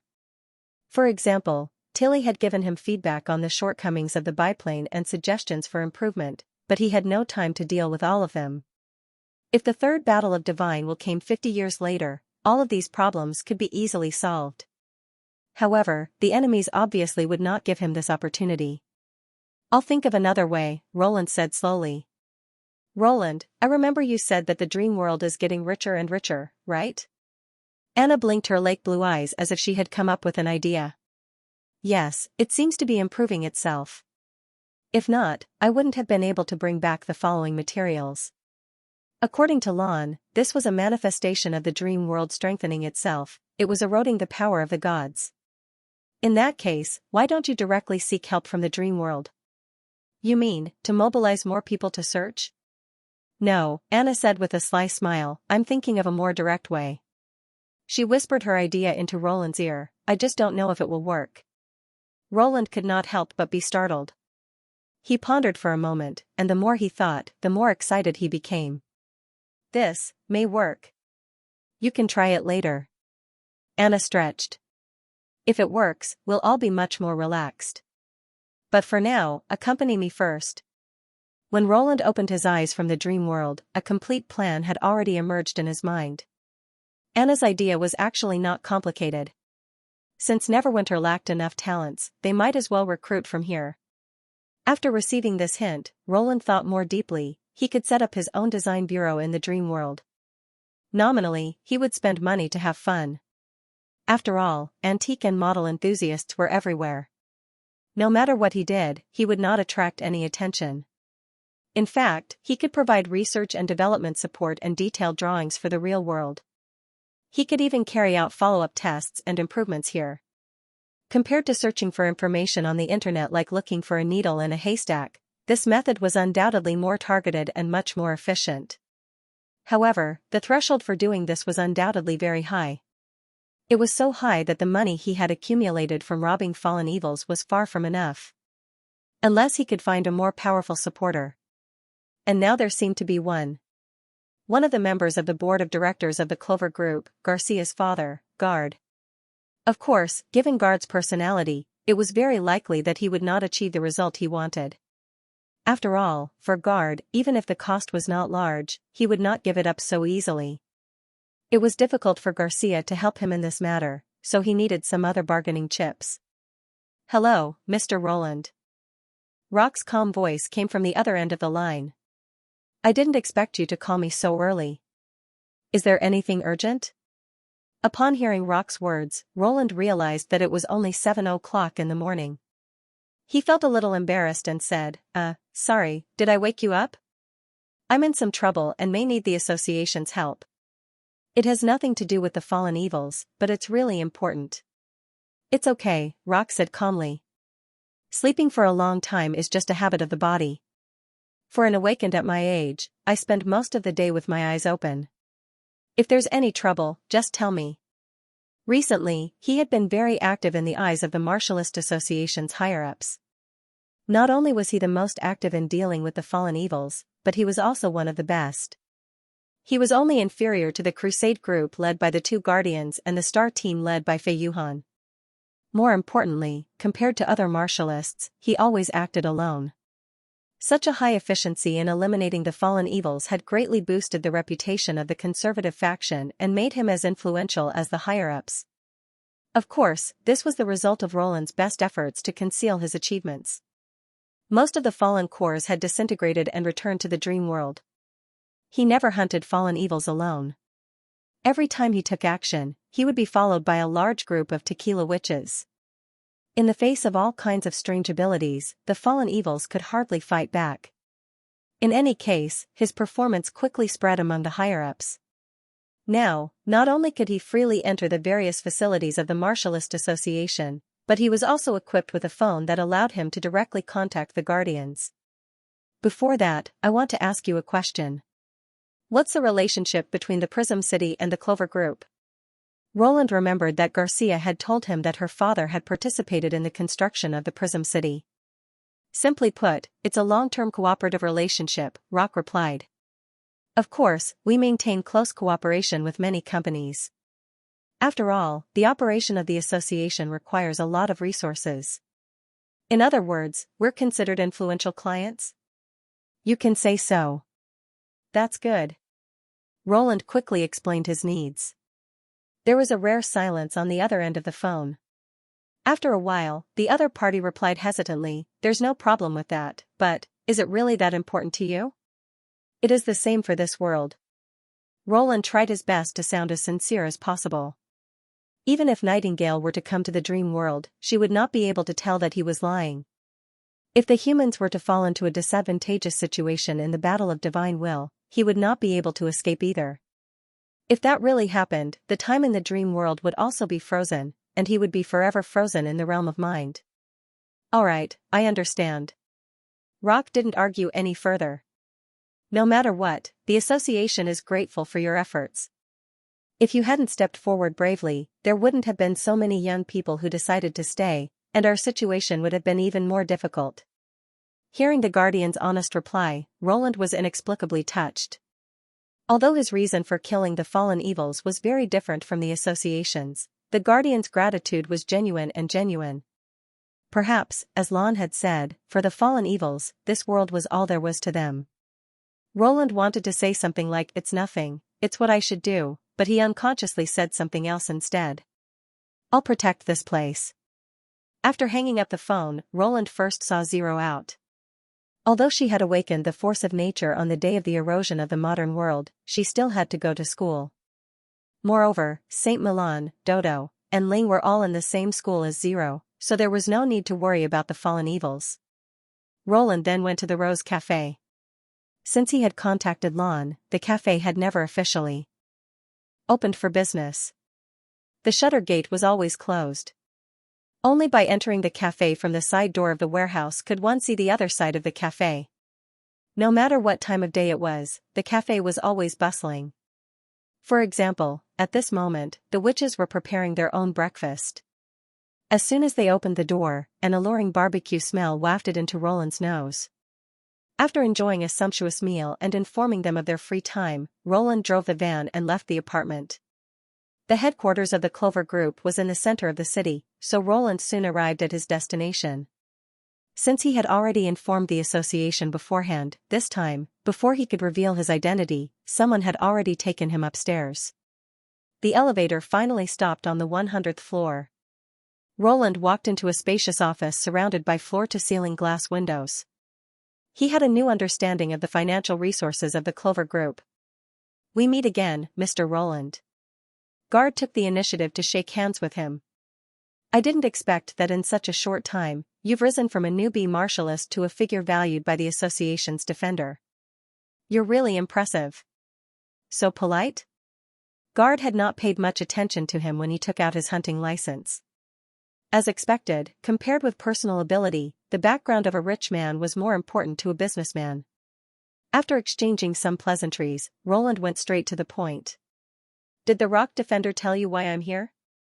Guard shook his head.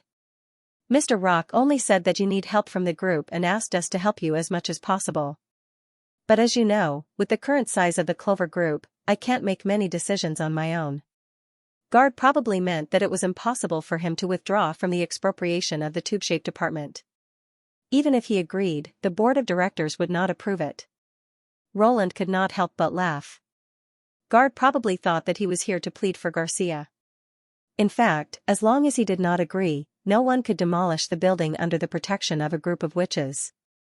In addition, the Guardian's words also gave him a lot of freedom. This way of fully trusting him made him feel even better about the association. "It's not too complicated," Roland said, spreading out his hands. "I want to set up a small manufacturing factory, or a model factory. The main purpose is to design and manufacture some modern mechanical equipment, such as steam cars, old-fashioned tractors. The kind that will bring back memories at a glance. More riveted steam steel, do you understand?" Guard twitched the corner of his mouth and asked, "To make a movie?" "You can think of it that way. But it's different from those props that only look good. It can actually be moved, and there are some special requirements. As far as I know, the market for this kind of thing is pathetically small. I don't plan to sell it. I just want to build one or two for fun. I don't need an assembly line or anything. This way, I can reduce a lot of costs." Guard was speechless for a long time. In his eyes, this was simply a way to lose money. "I didn't know that Mr. Roland had such a hobby," Guard said after a long while. After a while, he said, "In other words, do you want the Clover Group to find such a small factory and hire the relevant designers and workers?" "Ugh, it sounds quite difficult. Putting aside the factory, the designer must at least be an engineer with relevant experience. Even with the power of the group, it is not something that can be achieved in a short period of time. That's about it. It doesn't matter if it takes a little longer. Let me ask my secretary first." Guard returned to his desk and picked up the phone. A quarter of an hour later, the secretary called back. Guard turned to look at Roland and said, "Maybe there's a factory that meets your requirements." "So soon?" Roland was slightly surprised. Guard's so-called factory was located in a construction site in the southern suburbs of the city. Since he was traveling with the CEO of the department, Roland did not have to drive his minivan anymore. Instead, he took the opportunity to experience what it felt like to be the boss of a luxurious car. He had to admit that lying in a spacious seat that was softer than a sofa and drinking iced champagne from the refrigerator in the back was really addictive. Of course, it would be even better if the champagne was replaced by Coke. When the car drove off the flat road and onto the bumpy temporary road, the roar of machinery became endless. Trucks and excavators could be seen everywhere. Roland could see the banner, Clover Construction Engineering Company, Limited, hanging on the row after row of prefab houses. Towering piles were as dense as a forest in the distance. Guard probably sensed Roland's curiosity, so he took the initiative to explain, "The group plans to build a modern new energy car city here. Currently, the construction department is responsible for the construction, and when all the facilities are completed, it will be handed over to the manufacturing department. This project has been approved for a long time, and it was only implemented a few months ago." It was no wonder that Xianxia had stopped protesting against the forced demolition recently. It seemed that the Clover Group had temporarily shifted its target. "What about the factory?" "It will be demolished," Guard replied. "It used to be an agricultural machinery factory. It has gone through several reforms, but in the end, it can't keep up with the needs of the times. Considering that your requirements are special, I can leave a factory for you to use. Although it's not under my management, I've already talked to them, so it's not a big deal to leave it for the time being. Is it still staffed? Compared to the site, Roland was more concerned about the professionals. Almost all of them have left, Guard said with a shrug. Only an old master who is about to retire and a dozen workers are left. They are all family members. When the car city is built, they will probably be transferred to new positions. Well, it sounds a little shabby. Roland could not help but think to himself. Nevertheless, it was better than nothing. Although it was still far from the legendary design bureau that he had expected, it was still a start. When he arrived at his destination, he lowered his expectations again. What he saw was a slightly dilapidated factory with an area of about 500 square meters. The steel plate walls were already showing signs of rust. Walking into the factory, the dust in the corners could almost make footprints. The scattered machine tools weren't much better. It was obvious that no one had taken care of them for a long time. Following Guard up the stairs at the head of the factory and approaching the management room, Roland keenly heard the conversation in the room. Sigh, I don't know when the company will demolish this place. Sitting in the same place every day, my butt is going to rot. There's nothing wrong with being idle. Anyway, I won't get a raise when I'm transferred to a new company. I might even have to work overtime every day. I'd rather sit still. What are you talking about? A rather elderly voice interjected. Young people should be full of energy. Vitality can't be eaten. If I could retire and get my salary now, I promise I'd agree to it without hesitation. By the way, Master Xia, you should retire this time, right? I heard that the boss has tried to persuade you several times. In fact, even if you don't clock in now, I don't think the boss will say anything. I just don't want to leave this place. I've been here for almost 30 years. I should take one more look at this place before it's demolished. Do you want me to take a few photos for you? Brat, can photos be the same as the real thing? Wait, someone's here. Suddenly, there was a rustling sound in the room. When Guard Secretary opened the door, everyone in the room had returned to their original positions. Some were tidying up the documents on the table, and some were sitting in front of the computer, typing away as if they had been busy since the beginning. Jia. Mr. Guard, why are you here? Seeing Guard, everyone was stunned. Obviously, the boss they were talking about was not this member of the board of directors. It was as if a government official had suddenly come to an unknown village. I brought my friend here to visit. Guard looked at the oldest person in the crowd. You're Master Xia, right? I heard that you've been working here for decades? Roland also looked at the man. Judging from his appearance, he was about 60 years old. His hair was sparse around the top of his head, and a pair of huge reading glasses hung over his nose. He was skinny and held a thermos cup in his hand. Apart from his spirited eyes, he looked no different from the old men who came and went in the apartment complex. Perhaps the only thing that Master Xia was able to show off was his long service years. Yes, you're right. Master Xia rubbed the thermos and replied in a flattering tone, it's been 29 years since I joined the factory. Alright, this temperament is also far different from those experts who have unique skills and are indifferent to everyone. Roland's expectations in his heart dropped to the bottom. It seems that I'll have to recruit people on the internet by myself. Thank you for your hard work. Guard smiled. This young friend of mine is interested in the factory. Show him around and tell him about the factory. Okay. Master Xia looked at Roland in surprise. But the factory is going to be, if he likes this place, he can keep the factory. As soon as he said this, Roland noticed that Master Xia's eyes suddenly lit up. How should I address you? Just call me Roland. Okay, Mr. Roland. Please follow me. Master Xia led him to the factory building area. When he was about to introduce the long history of the factory, Roland interrupted him. Compared to that, I'm more interested in what kind of work you've done before. Almost everything. Master Xia laughed. From a bench worker to a workshop supervisor. Later, I was the deputy director for a while. When I was busy, I had to do the work of 3 or 4 people. During the day, I arranged assembly lines, and at night, I taught the young men how to repair machines. I didn't have any free time until I couldn't see clearly. Roland stopped and asked, "Have you done design before?" "Well, of course. Although I didn't go to a formal university, I did work night shifts in the factory, so I learned a lot by myself. But a pen and a ruler are no match for a computer. Besides, the company set up a special design department a few years ago, so people don't care about paper drawings anymore. If I want a Caterpillar tractor with different specifications and requirements from the market, can you make it?" "A tractor? Ha, I know it better than my wife." "I'm not bragging, Mr. Roland. If I have a few apprentices, I can make it with my eyes closed." He asked in surprise, "If that's the case, why didn't the Clover Group hire you to work in the design department?" "Alas, they can't do anything without computers nowadays. I heard that all the production lines in the new factory are automated. Mechanical arms and robots take care of most of the work, and the people in the old factory are all engaged in sales and administration. Even if they hire me, I can't do anything." Master Xia's tone revealed a hint of loneliness.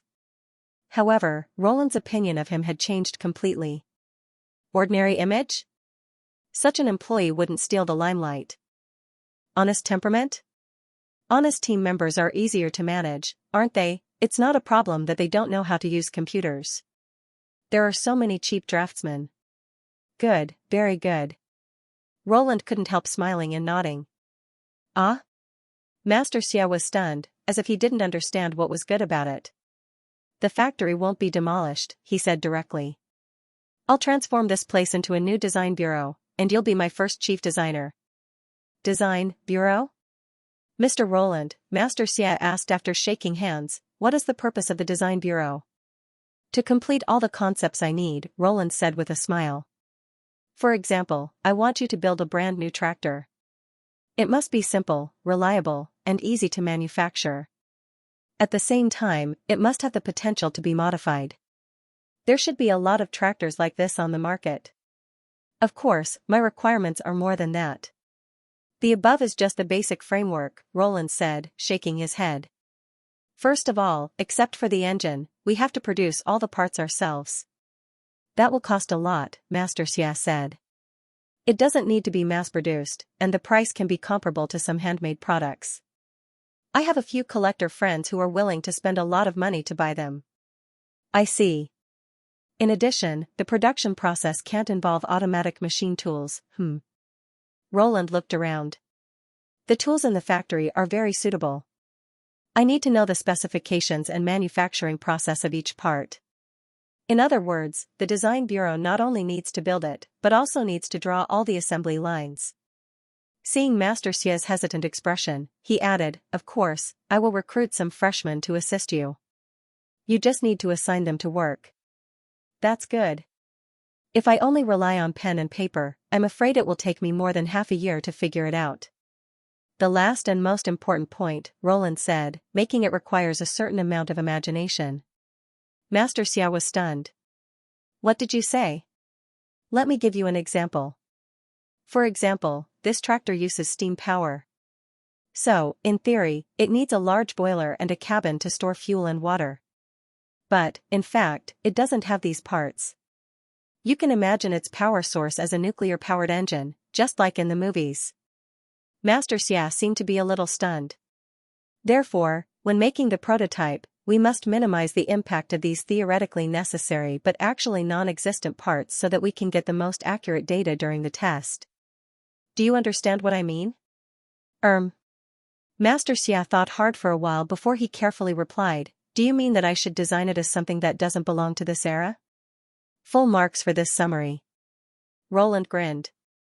"Are there any technical difficulties?" "Not in theory, but..." He hesitated for a moment. "To tell you the truth, even if it's built, I'm afraid it won't have any practical value." "That's right. My collector friend doesn't care about those things." Master Xia breathed a sigh of relief. He then asked, "Mr. Roland, I wonder how much the chief's salary is." "Just double your retirement salary," Roland said with a smile. Back in the car, Guard put down his glass and shrugged. How about it? Are you satisfied? Not bad. I just don't know how to calculate the expenses of the factory. Roland pretended to be polite. Don't mention these details.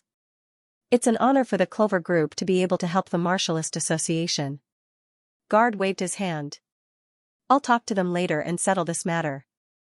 From now on, you're their new boss. It was not a big deal to keep a factory that was scheduled to be demolished. As for the fixed assets such as the land and factory, they would still belong to the Clover Group. What the Clover Group needed to pay was nothing more than the salaries of some workers and a few processing machines that were waiting to be scrapped. It was undoubtedly a good deal to earn the favor of the guardian of the Prism Town at such a small price. If Roland wanted to collect all these on his own, he would have to spend at least tens of millions, and he might not even be able to do it. Having said that, Roland did not want to miss any opportunity to take advantage of the Clover Group. Is this really a good idea? I've thought about it. If we want the factory to resume normal operation, we'll have to hire a group of workers.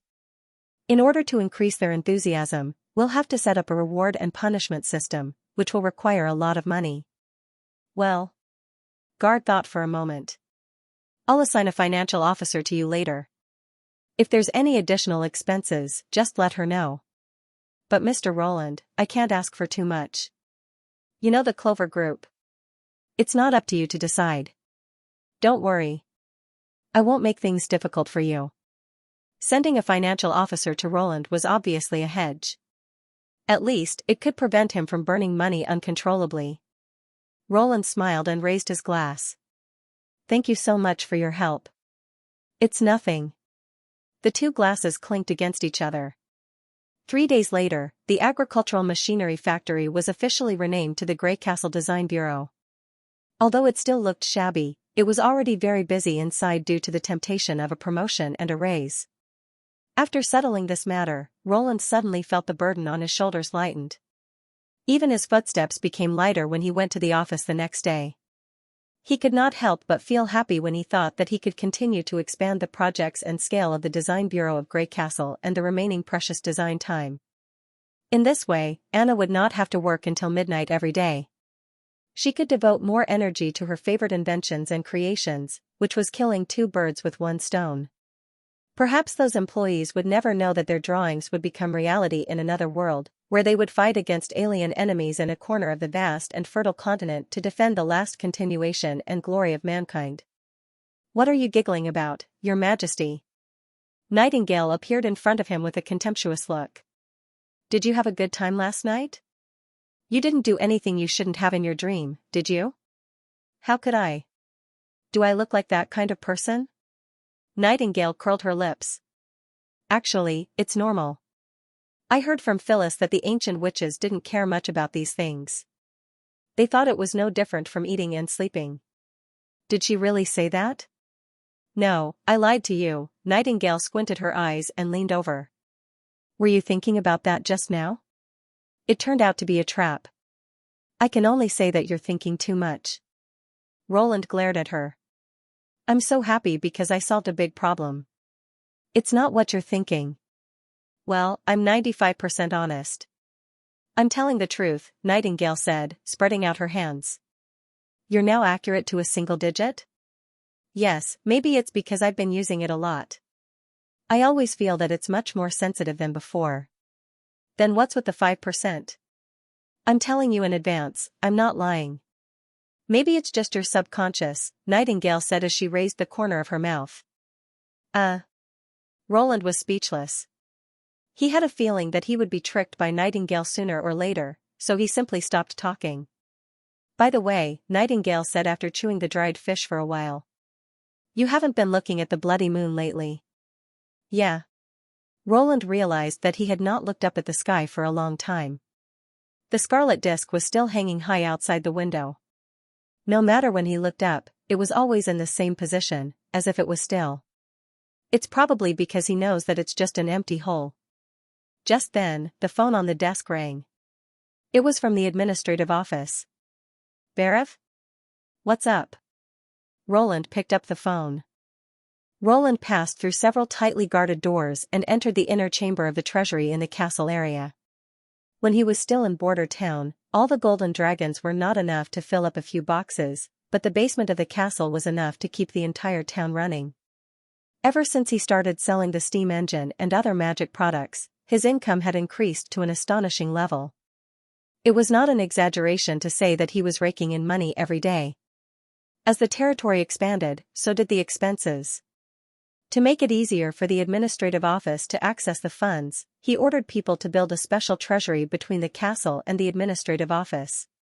Although it was strictly guarded, as long as the procedures were in line with the regulations, the department heads could enter the treasury to withdraw funds, which caused a heated discussion at that time. After all, almost no noble would take out all their own money to build a territory, let alone allow outsiders to enter and leave.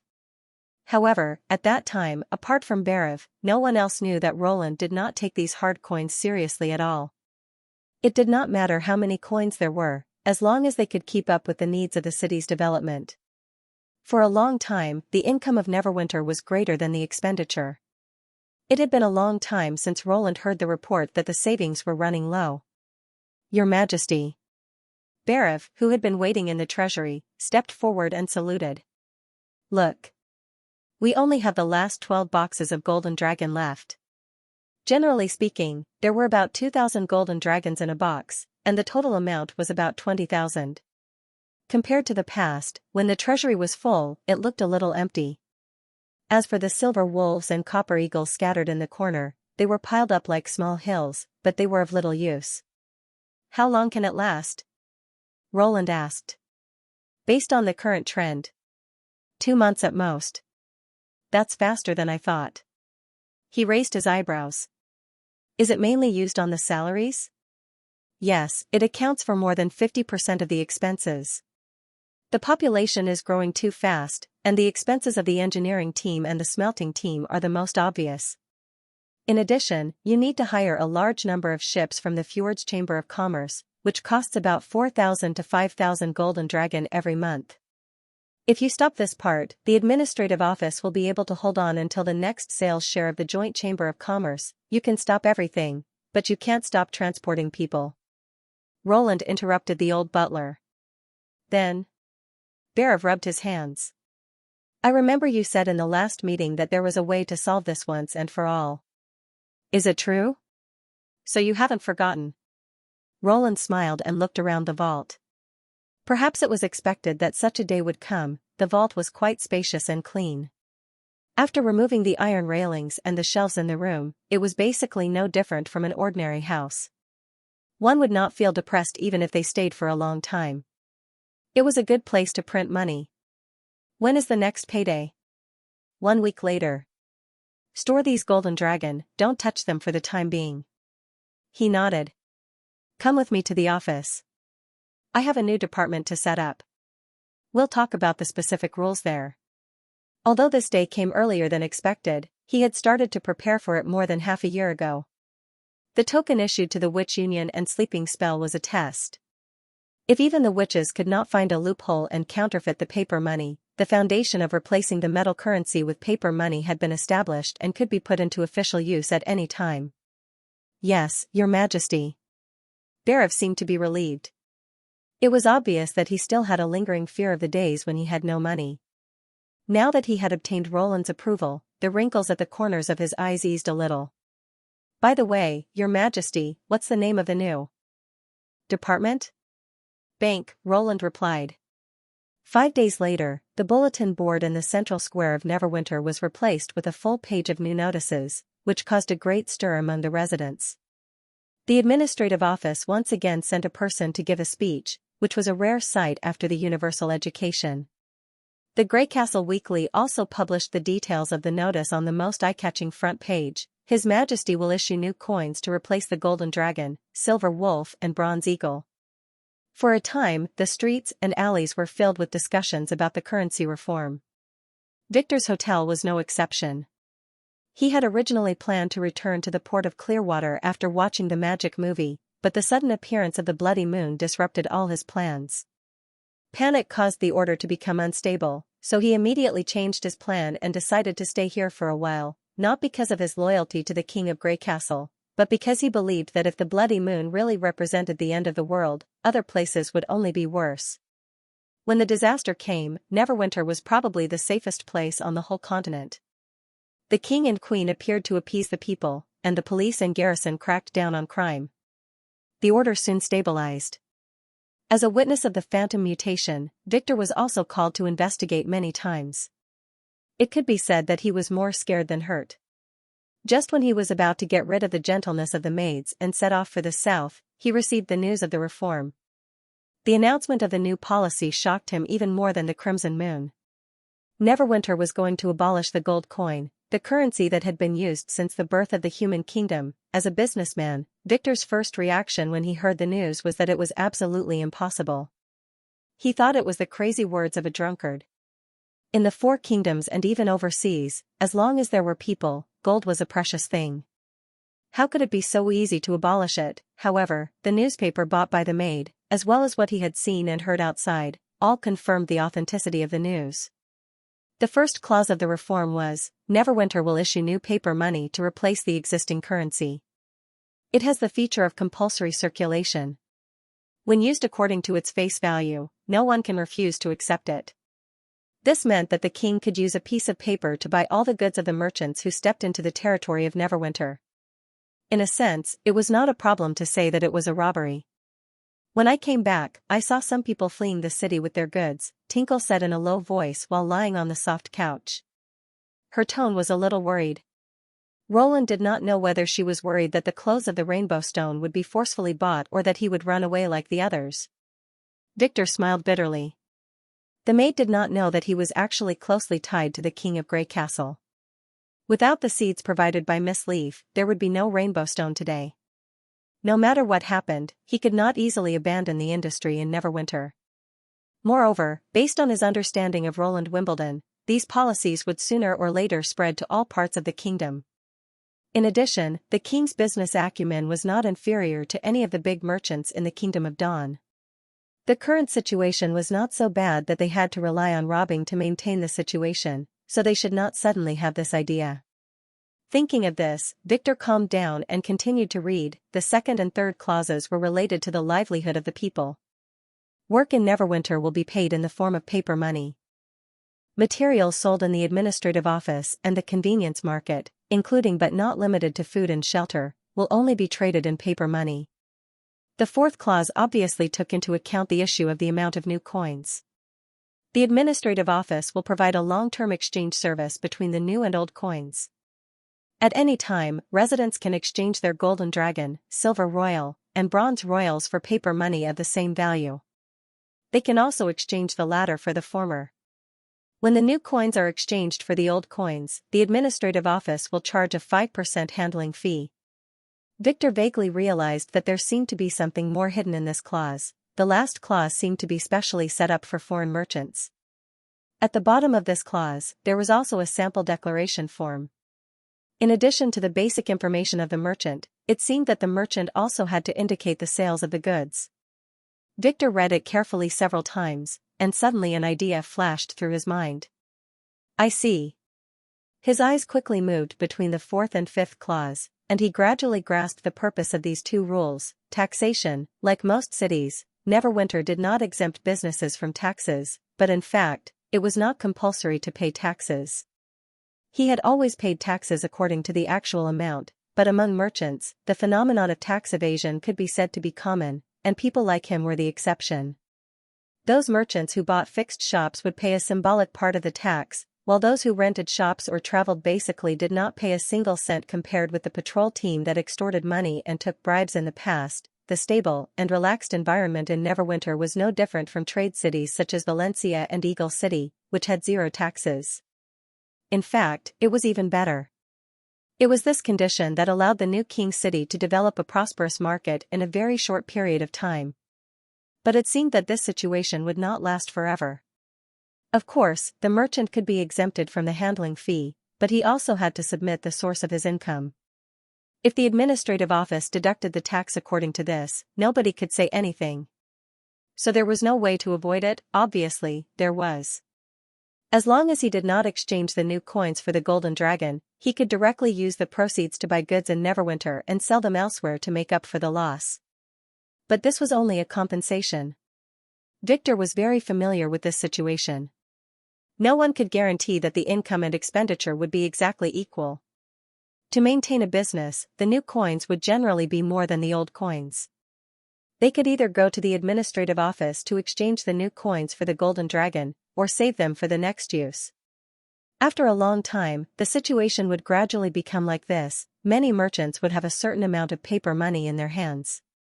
Since it could indeed be used to buy things and was convenient to carry, merchants would sooner or later exchange it among themselves. At first, they would exchange it for gold royals, but later on, they might even use it to buy goods.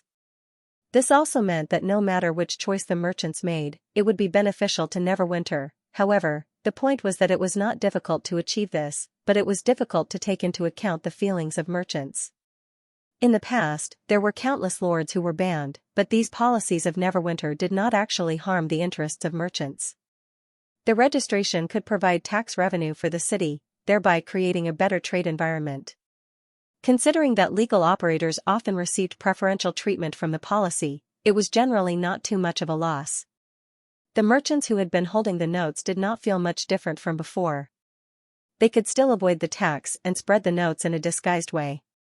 As long as the goods in Neverwinter could not be replaced, the new coins would gradually occupy the position of the golden dragon, even if it was not under the jurisdiction of the King of Grey Castle. Victor noticed that, in fact, it wasn't just the last two clauses.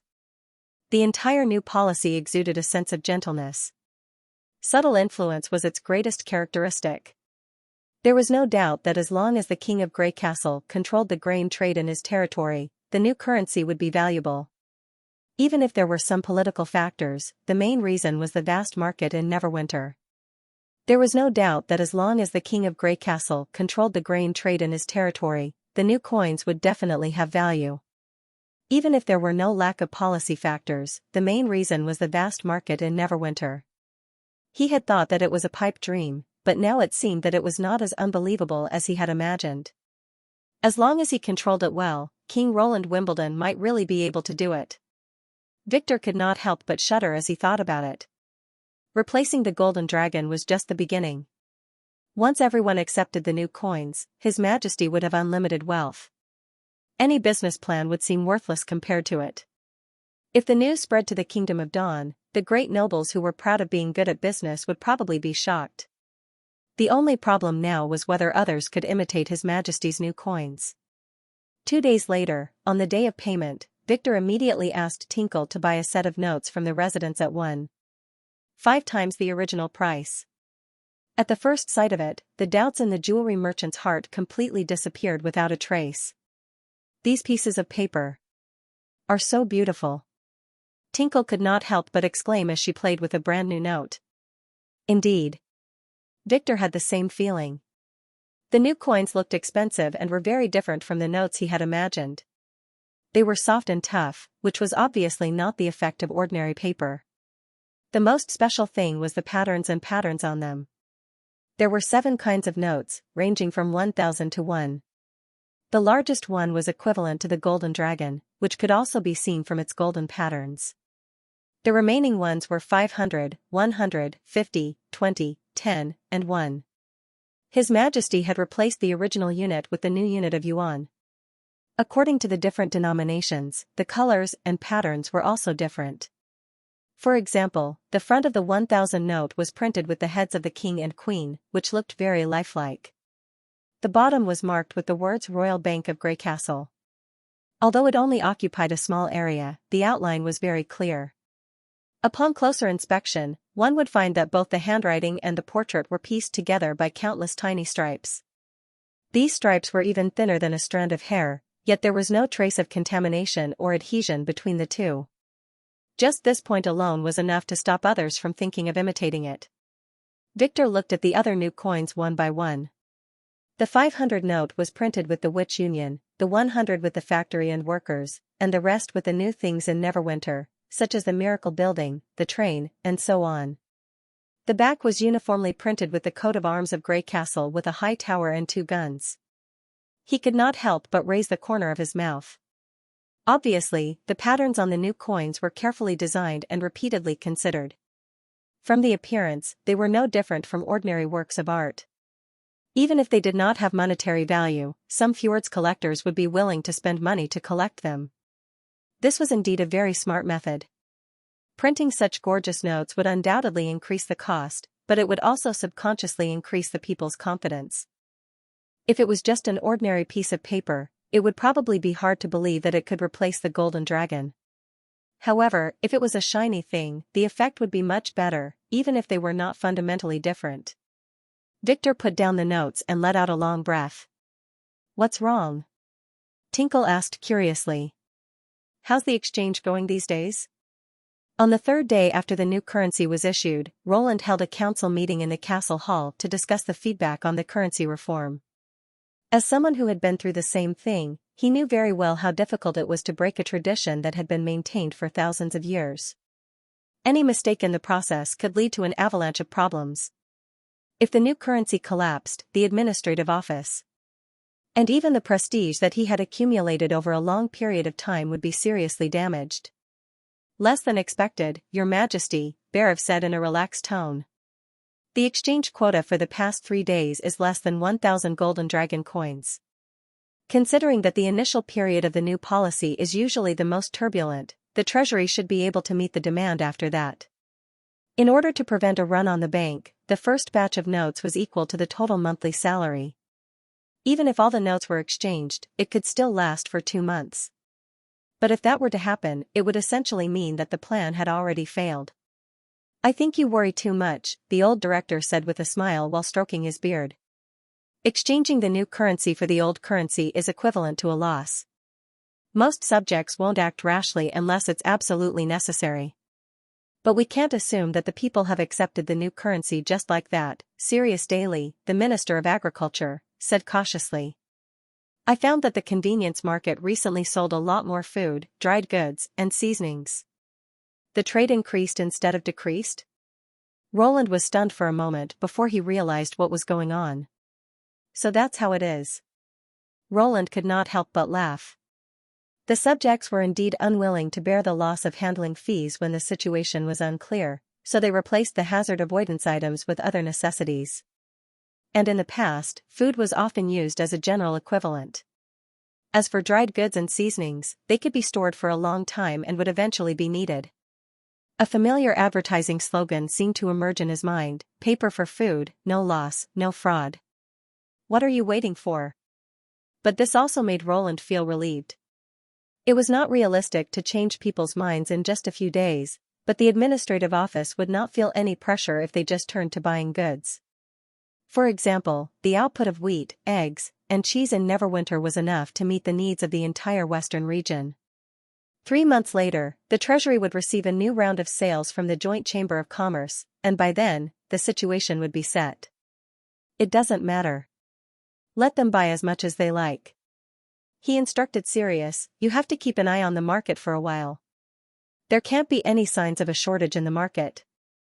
As long as they don't reach the personal limit, they can buy whatever they want." The goods in the convenience market were all daily necessities. It could also be seen as a shop controlled and operated by the state, and one needed to have an ID card to purchase it. As long as those businessmen with large amounts of capital were not involved, short selling would basically not happen. "Yes, Your Majesty. By the way, how did the other merchants react?" "Your Majesty," Barav continued, "the merchants in Neverwinter are vaguely divided into 2 factions. The peddlers from all over the continent are still in a wait-and-see state. Many shops have announced their closure. Do you want to?" He made a gesture of dismissal. "If they can't refuse to accept SGD, should they just close their doors?"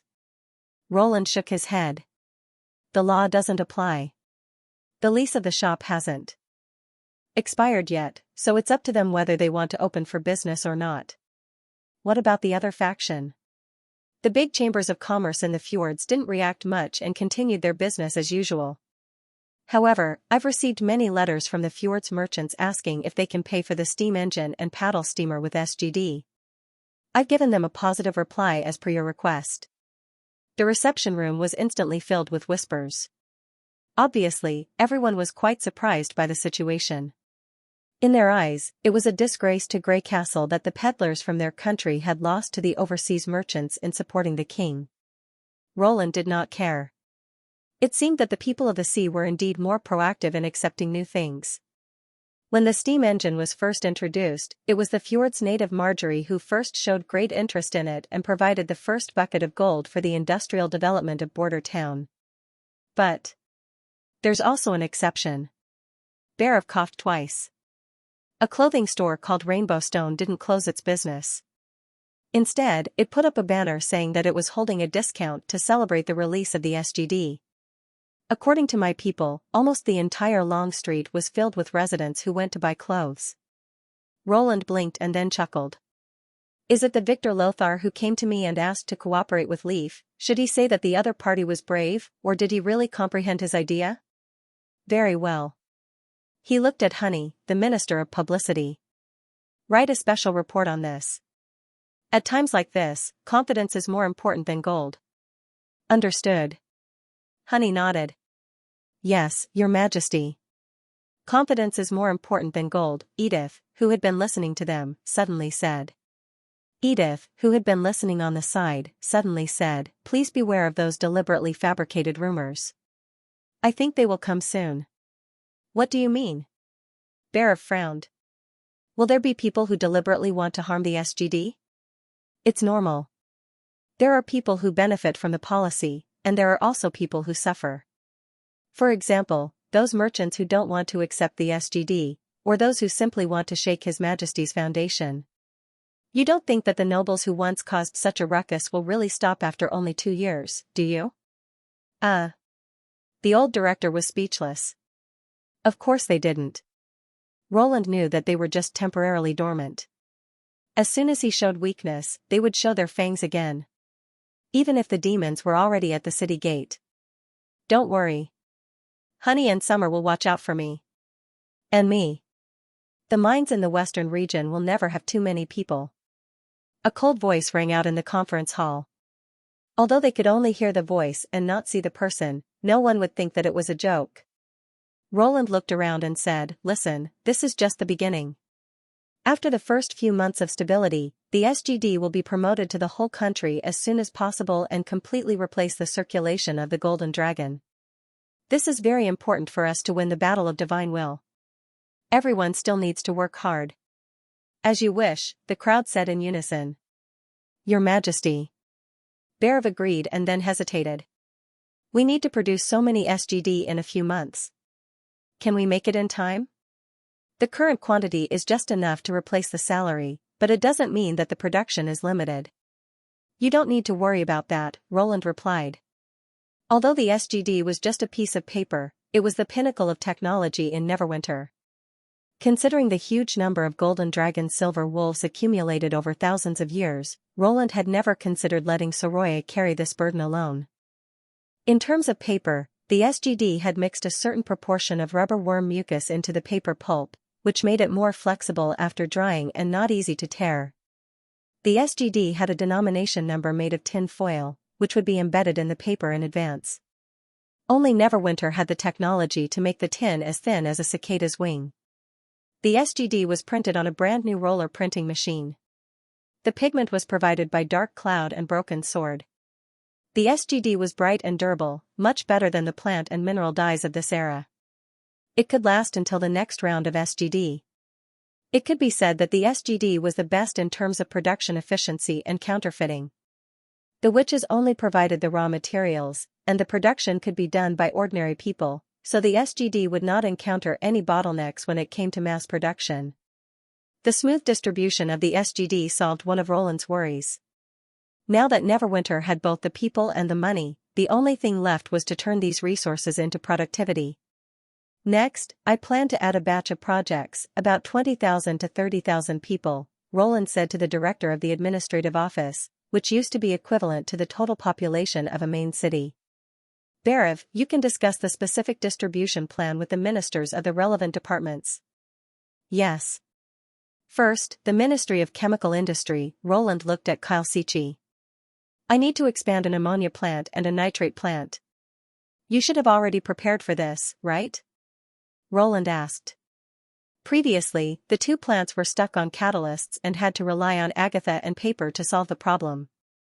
The output had always been maintained at a moderate level. It was much higher than the original acid production method using saltpeter, but limited by the witch's magic power and population, there was no way to further expand the scale. Since completing the periodic table of elements, the chemistry laboratory immediately focused on establishing samples. With Lucia's element separation, the Ministry of Chemical Industry had now matched the elements on the table with the actual samples. This made some rather rare materials, such as platinum and rhodium, which were commonly used in industrial nitrate production.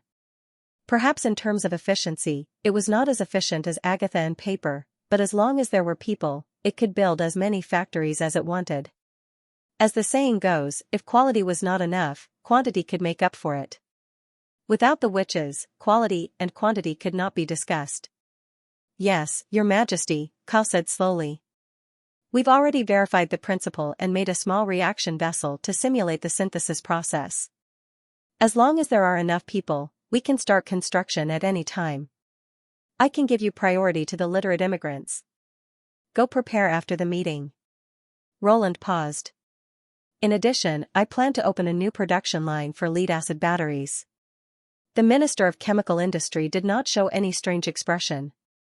Others might not know what it was, but he had already read all the books on elementary and intermediate chemistry, and all the content was engraved in his mind.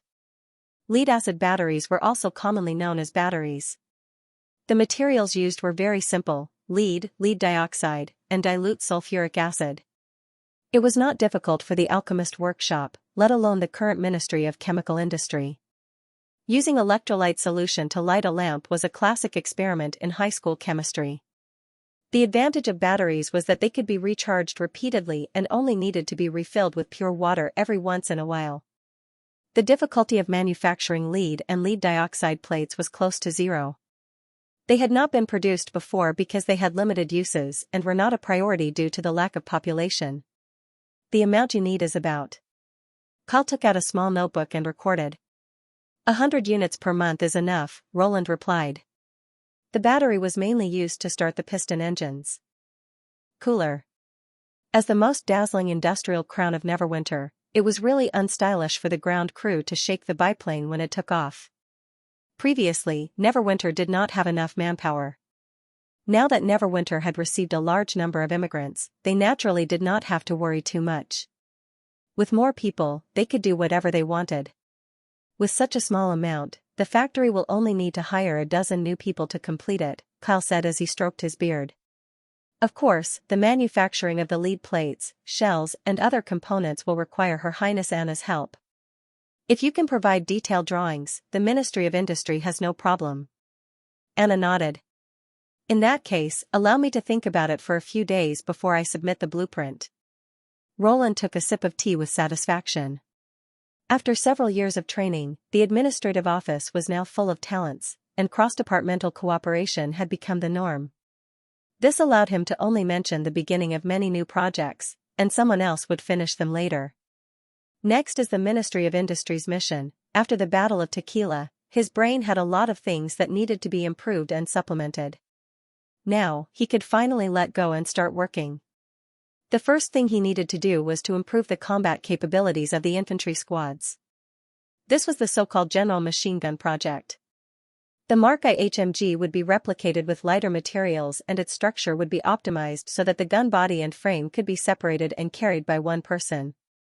Bullets would be supplied by either a cartridge or a magazine.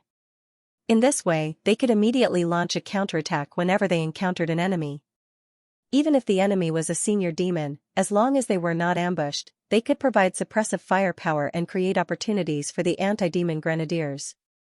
Since there were no major changes to the structure, the focus of the lightweight project was on the materials. For example, aluminum alloy and plastic-like products made from rubber worm mucus. The production of both was not high, and the demand for biplanes was high, so the production would not be high. But it was better than nothing. Moreover, the Air Knight also needed machine guns, so putting this project on the agenda could be regarded as killing two birds with one stone. In Roland's opinion, even if the First Army fought in the Kingdom of Wolfheart and the Kingdom of Everwinter, they should still maintain their local superiority and firepower. Only elite squads with special missions such as reconnaissance, cover, and rescue would be equipped with this weapon. In addition, the semi-automatic rifle modified by Van had been transferred to the munitions factory for official production. Currently, they were replacing the bolt rifle at a ratio of 1:5, which meant that 1 out of 5 people would be equipped with a Van rifle. In addition to the logistical pressure, the linkage mechanism was exposed, which would reduce the durability of the rifle and cause it to jam easily. However, it could really improve the firepower of the soldiers. The second project was the biplane. After nearly 4 months of high-intensity testing, the first-generation biplane had been finalized and was named Skyfire.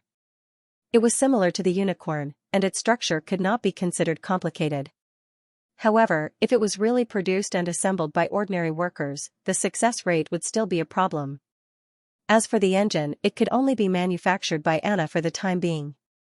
Even so, Roland still planned to gather all the best workers in the industrial area to overcome this difficulty. It had been more than 3 years since the first steam engine factory was built.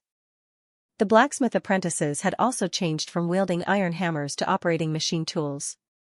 Now was the best time to test the level of manufacturing in Neverwinter. In order to curb the mobility of the devil beasts, seizing the sky was the only solution. And the Skyfire was undoubtedly just the beginning.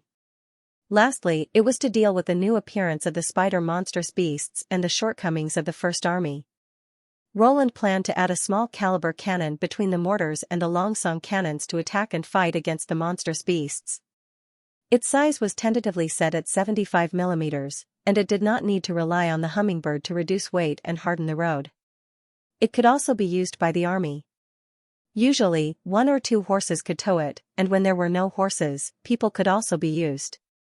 This kind of infantry cannon did not have any technical difficulties, and it could be started by transferring a portion of the workers from the original cannon factory.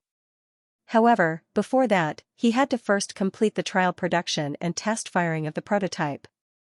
Roland had already discussed this with Anna countless times in private, so he did not need to explain in detail. She understood tacitly with just a few words.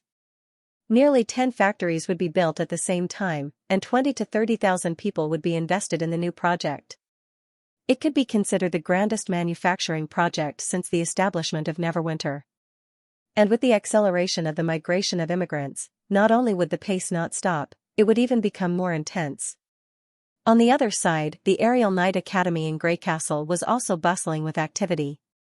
All the training planes had been dragged out of the hangar and lined up at the end of the runway.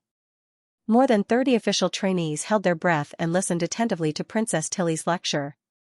Farther away, those trainees who had not passed the assessment or were newly selected sat around the runway, waiting to watch the new round of flight. From today on, your training will enter a new stage. Tilly stood in front of a group of people who were much taller than her. She raised her head and said, "Think about what you've learned in the past month and tell me loudly." "Pad, you start first." "Lift up, Your Highness," the trainee who was pointed out answered excitedly. "Next." "Hover." "Magic shadow." "Huh?" "No." The trainee quickly changed his words. "I mean, anti-dizziness training, Your Highness." "That's strange." Finkin muttered. "Princess Tilly's temper seems to be much better than before." "Really?" Heinz also lowered his voice. "You'll be punished if you make a mistake. You've just cleaned the toilet for a month. Have you forgotten?" "I'm not talking about that." Finkin looked at Good. "What do you think?" Good nodded slightly. "I have the same feeling."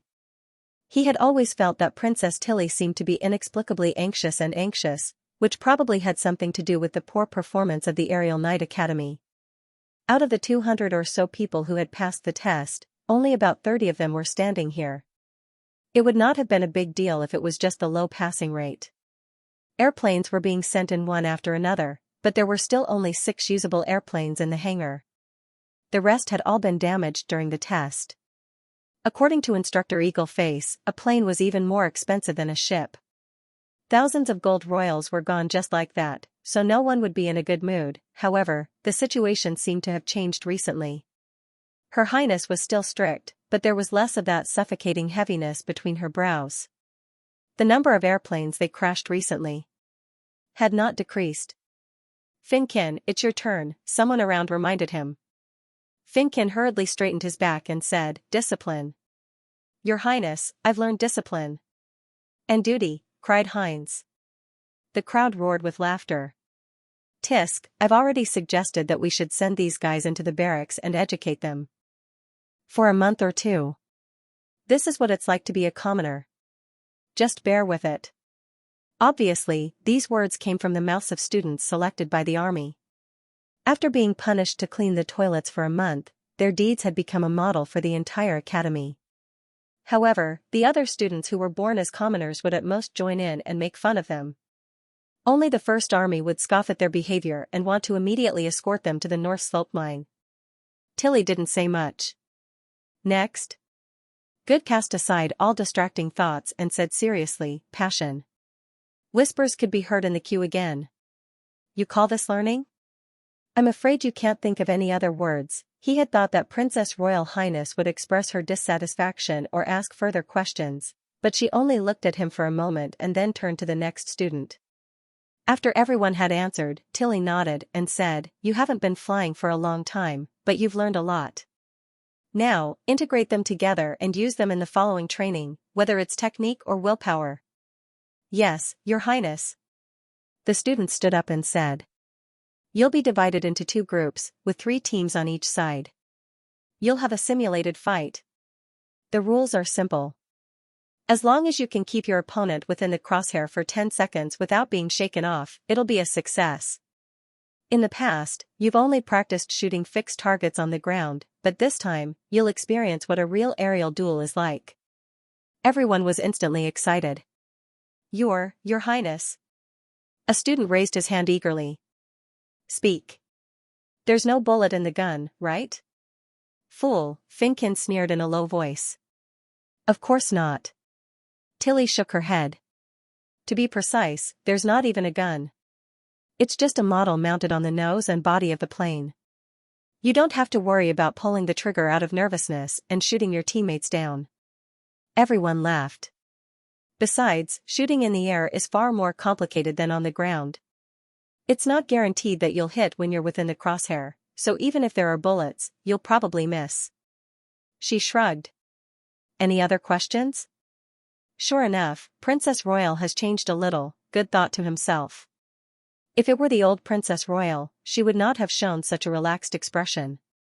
Finkin raised his hand. After getting permission, he glanced at the students of the First Army and said, Your Highness, since it's a confrontation, how do we determine the winner? Even if I bite my opponent so hard that he can't fight back, it doesn't mean that he's willing to admit defeat. Although formal students had never been exposed to aerial combat, they had been taught the basic concepts in class. If an aerial knight wanted to defeat an enemy, it should try its best to aim the nose of the plane at the target. This process was called biting. Although there was a gun in the back seat, the shooting angle was limited, so it was mainly used to assist and restrain the enemy's pursuit. It's up to me to judge. Tilly took the hands of the 2 girls next to her and said, They're guests I've specially invited. I'll be watching your every move. Don't try to bluff your way through. It's Lady Sylvie. The other one seems to be the manager of the sleeping spell. Good heard the students of the First Army whisper behind him. And the trainee phalanx over there isn't just sitting there, the Princess Royal continued. Do you see the 2-colored flag in their hands? Looking down from the air, they're arranged in 6 numbers. After you take off, the green flag means normal, and the red flag means you've been shot down. When you notice that your number turns red, you'll have to retreat from the combat zone and return to the airport. Do you understand? Yes. Good, I'll split up now. Surprisingly, the teams were not arranged in order, but there was a special name list. Finally, Good and Finkin were assigned to the same team, which was numbered 2. This is the first batch of candidates for boarding training. It's up to you to decide who will pilot and who will shoot. After 15 minutes, teams 1 to 3 will take off first. Don't linger over the airport. The last 3 teams will take off in 5 minutes, and then the training will officially begin. Tilly clapped her hands. Show me everything you've learned. Good could not help clenching his fists. He felt his chest throbbing. Did you notice that? Finkin leaned over. Yes, Good replied. The first and second teams were not randomly selected. The first 3 teams were all civilian students, and the last 3 teams were all from the First Army. Her Royal Highness wanted to see which side was stronger. Oh, that's exactly what I wanted. Finkin rubbed his nose. I've endured their mockery for a long time. I admit I made a mistake and was punished, but since I'm an empty knight, I'll have to fight in the sky. Good did not care who won or lost. He only hoped that he could fly a little longer each time, so that he could stay in the joy for a little longer. He looked down at his hands, which were trembling slightly, as if responding to his heart. Just the thought of being able to hold on to the joystick made him feel a surge of warmth throughout his body. I'll pilot the plane. You just focus on shooting. Finkin patted him on the shoulder. You know it's impossible, Good said without hesitation. They looked at each other for a long time. Finally, Finkin said helplessly, okay, the old rules. There was a simple and effective ruling method popular in Neverwinter. No one knew the exact origin of it. Some people said it was used by the Witch Union, while others said it came from His Majesty. Anyway, it was very effective. Rock, paper, scissors. I won. Good withdrew his hand. Finkin stared at his fist for a long time and then muttered resentfully, it's just this time. There'll be more training like this in the future. They came to the parking lot of the biplane and boarded the plane according to the serial number. You guys, come on. Heinz winked at them from the side of the runway. He was not on the list of the first opponents, so he felt that he was the one who encouraged them. The meaning of his winks was self-evident. Humph, we didn't train for nothing. Finkin pulled down his goggles and gave a thumbs up to the ground crew. The ladder was quickly removed. As the joystick rotated rapidly, the propeller at the nose of the plane began to spin slowly. When the piston was started and the throttle was connected, Good felt that the machine under him had come to life. The runway is clear. We can take off now. The ground crew saluted. He raised his arm and returned a standard military salute. Plane number 2, go. With a series of roars, the first group of 3 planes left the airport one after another. Which side do you think will win? Tilly asked. Should we bet on the chaos drinks? Sylvie said uncertainly. No, just a guess, Camilla said with relief. The latter seemed relieved. Then I guess the second group.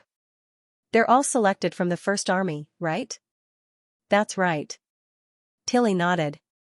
What about you, Camilla? It doesn't matter which side you're on, Your Highness. Camilla Derry sighed. Although this thing is indeed magical, 30 people are equivalent to 10 devil beasts. Even if the number of devil beasts is doubled, it will still have a limited effect on the situation. I'm afraid it's not worth your attention. It's just for now, Tilly said with a smile. When I first came to Neverwinter, there were only a few factories on the riverbank. Now, it's almost extended to the port of Shallow. Besides, the devil beasts today haven't changed much since 400 years ago, but these things have changed several times in just half a year. Who knows what will happen in the future? Camilla was silent for a moment. I can't argue with you. But I still have to take care of Sleeping Island. I've been here for too long. Sorry, I made you worry. No, Your Highness, I know, Tilly said frankly. You should have left Neverwinter after the Northern Expedition, but you stayed because of me. Thank you, Camilla. I'm fine now. The chief butler looked at her for a few seconds and then nodded slightly. I understand. But I can't handle Sleeping Island alone. If you have time, you'd better go back and have a look. The witches who stayed behind are looking forward to your return. They still don't want to come to Neverwinter? Yes. Some people are really hurt too deeply. Although it was only a small part, it also meant that the bloody and cruel past had not completely disappeared. Perhaps it would never disappear. I'll go back after we win the Battle of Divine Will, Tilly said. What if we can't win the war? Just then, the second group of planes roared across the runway. Tilly didn't answer. Instead, she smiled and said, "The training has begun. Come on." Hey, do you think Her Royal Highness can really notice the movements of 6 planes at the same time? Finkin roared behind him. The airflow flowed along the fuselage, making whistling sounds. If they were facing the sea breeze, the noise would almost fill the entire cabin. If they didn't shout with all their might, they wouldn't be able to hear each other. That is His Highness' business. His Highness has the final say. Good roared back. At this moment, he noticed that 4 of the 6 numbers on the airfield in the distance had turned green, which meant that Team 2 was taking off. Since they couldn't stay in the Academy's airspace, the 3 planes of Team 1 almost unanimously chose to take a detour toward the sea. He could not see the movements of fighter jets 4, 5, and 6, but there was no doubt that their opponents had noticed their route, so they would not immediately follow them. Climbing and accelerating required time, and rashly barging into the advantage zone of the first to fly would put them at a disadvantage. I feel a little nervous when I think Her Highness is watching me. If she can judge the direction of the crosshair, her line of sight must overlap with mine. Doesn't that mean she's in my arms? The plane plummeted a little. Finkin, who had been interrupted, shouted, "What the hell are you doing? Can't you control it better? I'm trying to save you, fool. If Her Highness can see the crosshair, do you think she can see your lips? You'll be lucky to go to the mine-to-mine." Finkin immediately shut his mouth. Good looked around through the gap between the upper wing and the fuselage. He could only vaguely see a black dot moving near the sea-level antenna in the distance, while the other plane was completely out of sight. Apparently, everyone had chosen to fight separately. Apart from some basic concepts, Her Royal Highness had never taught them how to fight in the air. Everything depended on their own judgment. Perhaps even Her Highness herself didn't know. After all, the aerial knight was something that had never existed before, so it was normal for her to start from scratch. Since there was no rule to defend, it was a safe move to choose an open airspace and wait for the opponent to be spotted before making a move. He thought for a moment, then turned around and flew toward the shallow water port. "Hey, where are you going?" "To the west." "Go around the factory area." "Go around? Isn't it better to wait for them here?" "But that's just an equal opportunity." Good yelled as he turned around. Think about it, how will they fly? He really didn't care about winning or losing, but the winner would obviously have a longer flight time. How else can they fly? When they get higher and faster, they can come to the sea to find us. That's right. Since they didn't know when the second group would be ready, the first group couldn't get an accurate time to attack, so they were more inclined to defend, just like the knight who had chosen the battlefield and was waiting for the opponent to charge. And there was a way for him to seize the best opportunity to attack first. That was when the second group focused all their attention on the plain above the sea. On open ground, it was difficult to escape detection when a group moved over a large area. But the sky was not the same as the ground. In addition to left and right, there was also up and down. If only we can see them, but they can't see us, we can break the balance. Good said aloud. You don't think they must have less practice than us, do you? Ahaha. I see. Finkin patted him on the shoulder. I thought I was cunning enough. I didn't expect you to be even more cunning than me. But I like it. Let's do it. Cunning. Are you complimenting me or scolding me? Good rolled his eyes, lowered the nose of the plane, and descended toward the sea. The plane's altitude quickly turned into speed, and the plane disappeared under the sea cliff. At the lowest point, the plane's wheels were almost level with the top of the mast of the ship, and such a low flight attracted the attention of the sailors on the ship. When the plane flew over the shallow water port, there were even cheers and whistles on the dock, but the reaction of the immigrants was obviously different. They all stared at the sky with their mouths agape, looking terrified. There was even a slight disturbance in the queue to get off the ship. Don't fly too low. Otherwise, the police will report us and we'll have to clean the toilet for another month. Finkin reminded. Don't worry. This distance should be enough. Good slowly pulled back the control stick, and the plane gradually leaped out of the horizon and flew into the factory area. This area was equivalent to the west of the airport, where smoke rose all year round. It was unlikely that the second team would choose to ascend here. Huh? Tilly, who was watching the sky through the eye of magic, let out a soft cry of surprise. That's escaping? Sylvie also noticed the scene. Probably because they can't sit still, Tilly said with a faint smile. With the help of the eye of magic, she could see the entire sky clearly. The 3 biplanes of the second team had all taken off. Unlike the first team, the students of the First Army did not immediately go to the seaside to find their opponents. Instead, they continued to hover in the north until the third plane was ready and flew south in a row. Although it took them a long time to assemble, the 3 biplanes did not stray too far away from each other. Interesting. Tilly thought to herself. She neither taught the students how to fight, nor did she arrange the airspace and formation for the simulated battle. It could be said that it was their own decision whether to fight separately or in a group. There was no doubt that no matter who won or lost, after today, the flight manual would no longer be blank in terms of combat content. Sure enough, they're not here. After confirming that there was no trace of the opponents, Good immediately stepped on the accelerator to the limit. The plane roared as it climbed high into the sky. It was not until the wind gradually died down that he turned to the southeast. There was no point of reference in the boundless sky. At this time, even if the students of the second team looked over, they would only regard the sesame-sized black dot as a goshawk. The number 2 plane circled around and returned to the Air Knight Academy from the rear. Tilly saw that the first flight team had also noticed the approaching opponents. Plane number 1 and plane number 3 spread out in 2 different directions at the same time, seemingly wanting to attack the second team from the flank. The second group was not as orderly as the first group, but they were still aiming for plane 1, which was closest to them. This immediately put the latter in a disadvantageous position, 1 against 3.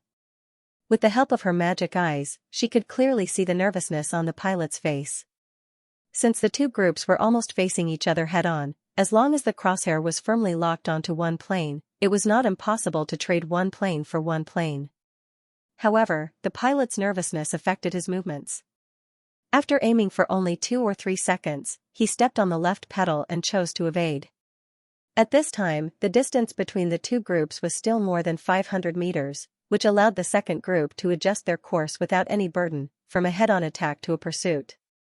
In order to get rid of the tail as much as possible, Plane 1 began to perform various maneuvers. Just as Tilly had said at the beginning, the pilot had used all of his life's knowledge.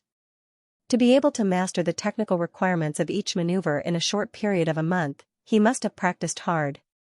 However, the First Army students were not inferior to him. They were not shaken off by the series of dives and sharp turns, and followed behind the opponent unhurriedly. Coupled with the advantage in numbers, they did not need to keep their noses fixed on the opponent at all times, while the latter had to pay attention to the movements of the 3 planes at the same time. The numerous maneuvers greatly reduced the altitude and speed of Plane 1. Seeing that there was no way to get rid of them, the pilot gritted his teeth, turned around, and flew toward Plane 3, which was still rushing over. At the same time, the second group also found the best opportunity to attack. Plane 6, which had been maintaining a high altitude, suddenly dived and cut diagonally toward the tail of Plane 1 at 7 o'clock. Although the machine gunners saw this and the pilot did his best to save the plane, it was too late for the plane to shake off this round of strafing. 10 seconds passed in the blink of an eye. Tilly nodded in satisfaction. Square 1, raise the red flag. At this time, Plane 3 finally arrived. They were facing Plane 6, which was climbing, and Plane 4 and Plane 5, which were in good condition.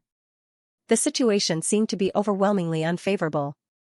That was if Plane 2, which had been at the highest point, was not included. She cast her gaze toward the sky above the academy. I see them.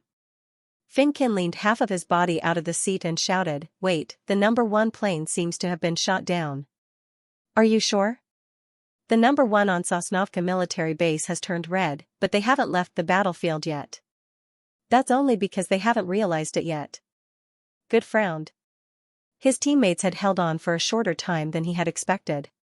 What about Plane 3? If I'm not mistaken, that's the black dot coming from afar. Finkin yelled.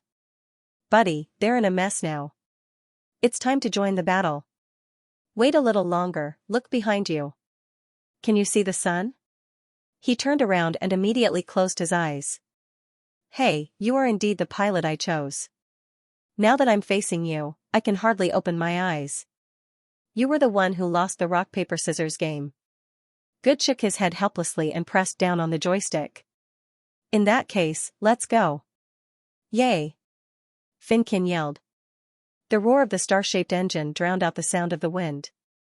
The entire plane seemed to be trembling in the violent airflow. The feeling of falling against the wind always made Good's blood boil. He was a charging knight, and he was charging through the entire sky. His teammates on plane 3 focused on the second group of planes, which was the slowest, while the other two began to chase plane 3 away. It was not until they dashed out of the golden sunlight and pounced on the third group like thunder that they noticed the presence of their new opponents. Good noticed that if the other two planes had ignored their teammates and focused on shooting down plane 3, they would have succeeded by now. It was this consideration that gave him the best opportunity to shoot. It was too late for the two planes to realize that something was wrong.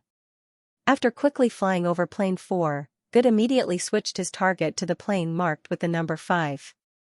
He had already locked onto the plane marked with the number 5 when he dived.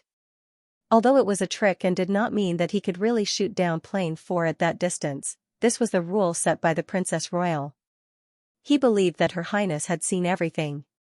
His teammates could be forced to withdraw from the confrontation training at any time, so he had to hurry. The 4 biplanes were entangled with each other. The situation became very tense, especially for plane 5. Good could even see the ferocious expression of the shooter on the other side of the plane. Although his plane had lost its concealment ability, it still had the advantage in speed. After several rounds of competition, Good finally managed to get a long time to aim. Just when he thought it was about time, Finkin reported the result from the back seat. The flag of plane 5 has turned red. Plane 3 was also eliminated almost at the same time. Plane 6 and themselves were the only ones still holding the green flag at the airport. Plane 3 could not get enough time to aim, probably because the two planes of the second group put too much pressure on their teammates. Plane 6 soon appeared behind them after taking a breather. What the hell are those guys doing? They didn't even shoot down one plane. Finkin cursed as he turned the machine gun. Now it's 3 against 1. Who asked us to use them as bait in the first place? Good said casually. Of course, there's another possibility, plane 6 is a tough opponent. His speculation was soon confirmed. No matter which direction he turned, plane 6 followed him closely and did not give him any chance to shake off. He had to move, or plane 6 would definitely get 10 seconds earlier than Finkin. Damn it. His companion's voice was obviously more anxious than before. Can't you fly a little faster? I've tried my best. We'll be killed sooner or later if this goes on. Think of something. How about hiding in the port area? There's a sailboat there for cover. If we hit a refugee boat, whether it's us or not, what do you think will happen to us? We'll probably be shot to death. Finkin's morale immediately dropped. In that case, forget it. At least we won't be the first to be eliminated. Unless there's wind to send us up, I don't think we'll be able to win this round. There's wind. Good was a little startled. An idea flashed through his mind. You're right. I've got an idea. Huh? Do you remember the upwind on the cliff? The sea breeze blowing from the swirling sea to the land was not constant, especially on the side near the coast. Due to the obstruction of the cliff, the airflow would spread along the obstacle, and part of it would become a fast-rising gale. As long as one stood on the edge of the cliff, one could hear the rhythmic whistling from time to time. Finkin's face froze when he realized what Good was referring to. Are you crazy? Let's not talk about whether we can get the upwind or not. If we get too close to the cliff, we'll be doomed if you shake your hand. The area of upwind was very small. Once they left the edge of the cliff, they would immediately be blown away by the sea breeze. Also, affected by the uneven cliff, the direction of the wind was also more complicated. In terms of difficulty, it was more difficult to do so than to shuttle between the sails of a sailboat. I don't have to take that risk. I just need to do it. It's like wasting water. Good quickly lowered his altitude and flew in the direction of the Aerial Knight Academy. Plane number 6 hesitated for a moment before it also began to speed down. How do you know when the strong wind will come? Finkin asked suspiciously. The ships carrying the refugees will tell me. He controlled the biplane to descend and let plane number 6 close the distance between them. After making a big turn, his path overlapped with the coastline, and he gradually approached the ground. In the eyes of other students, this action was no different from admitting defeat. Although plane number 2 was still maintaining a high speed, it had nowhere to run. Their opponents followed closely behind them and firmly bit onto them. A few seconds. Good roared. I guess 8 seconds. 6, 5, 4, Finkin gritted his teeth.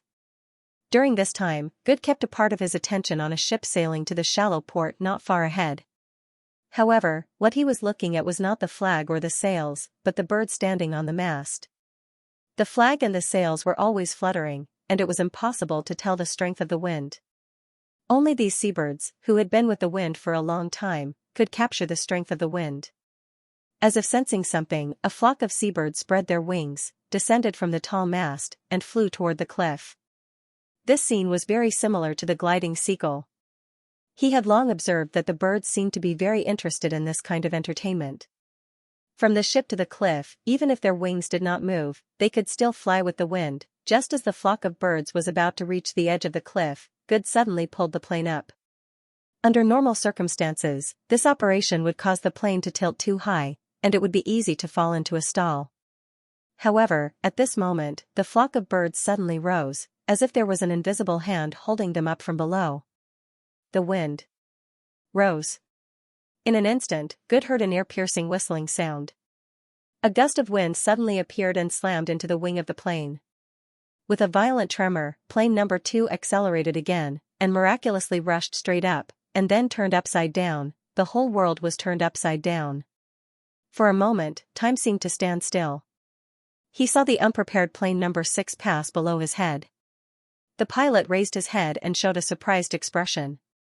In the distance, the seabirds were leaping out of the horizon, and their white wings seemed to form a staircase connecting the sky.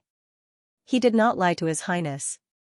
Since the day he entered the academy, his love for flying had increased every day.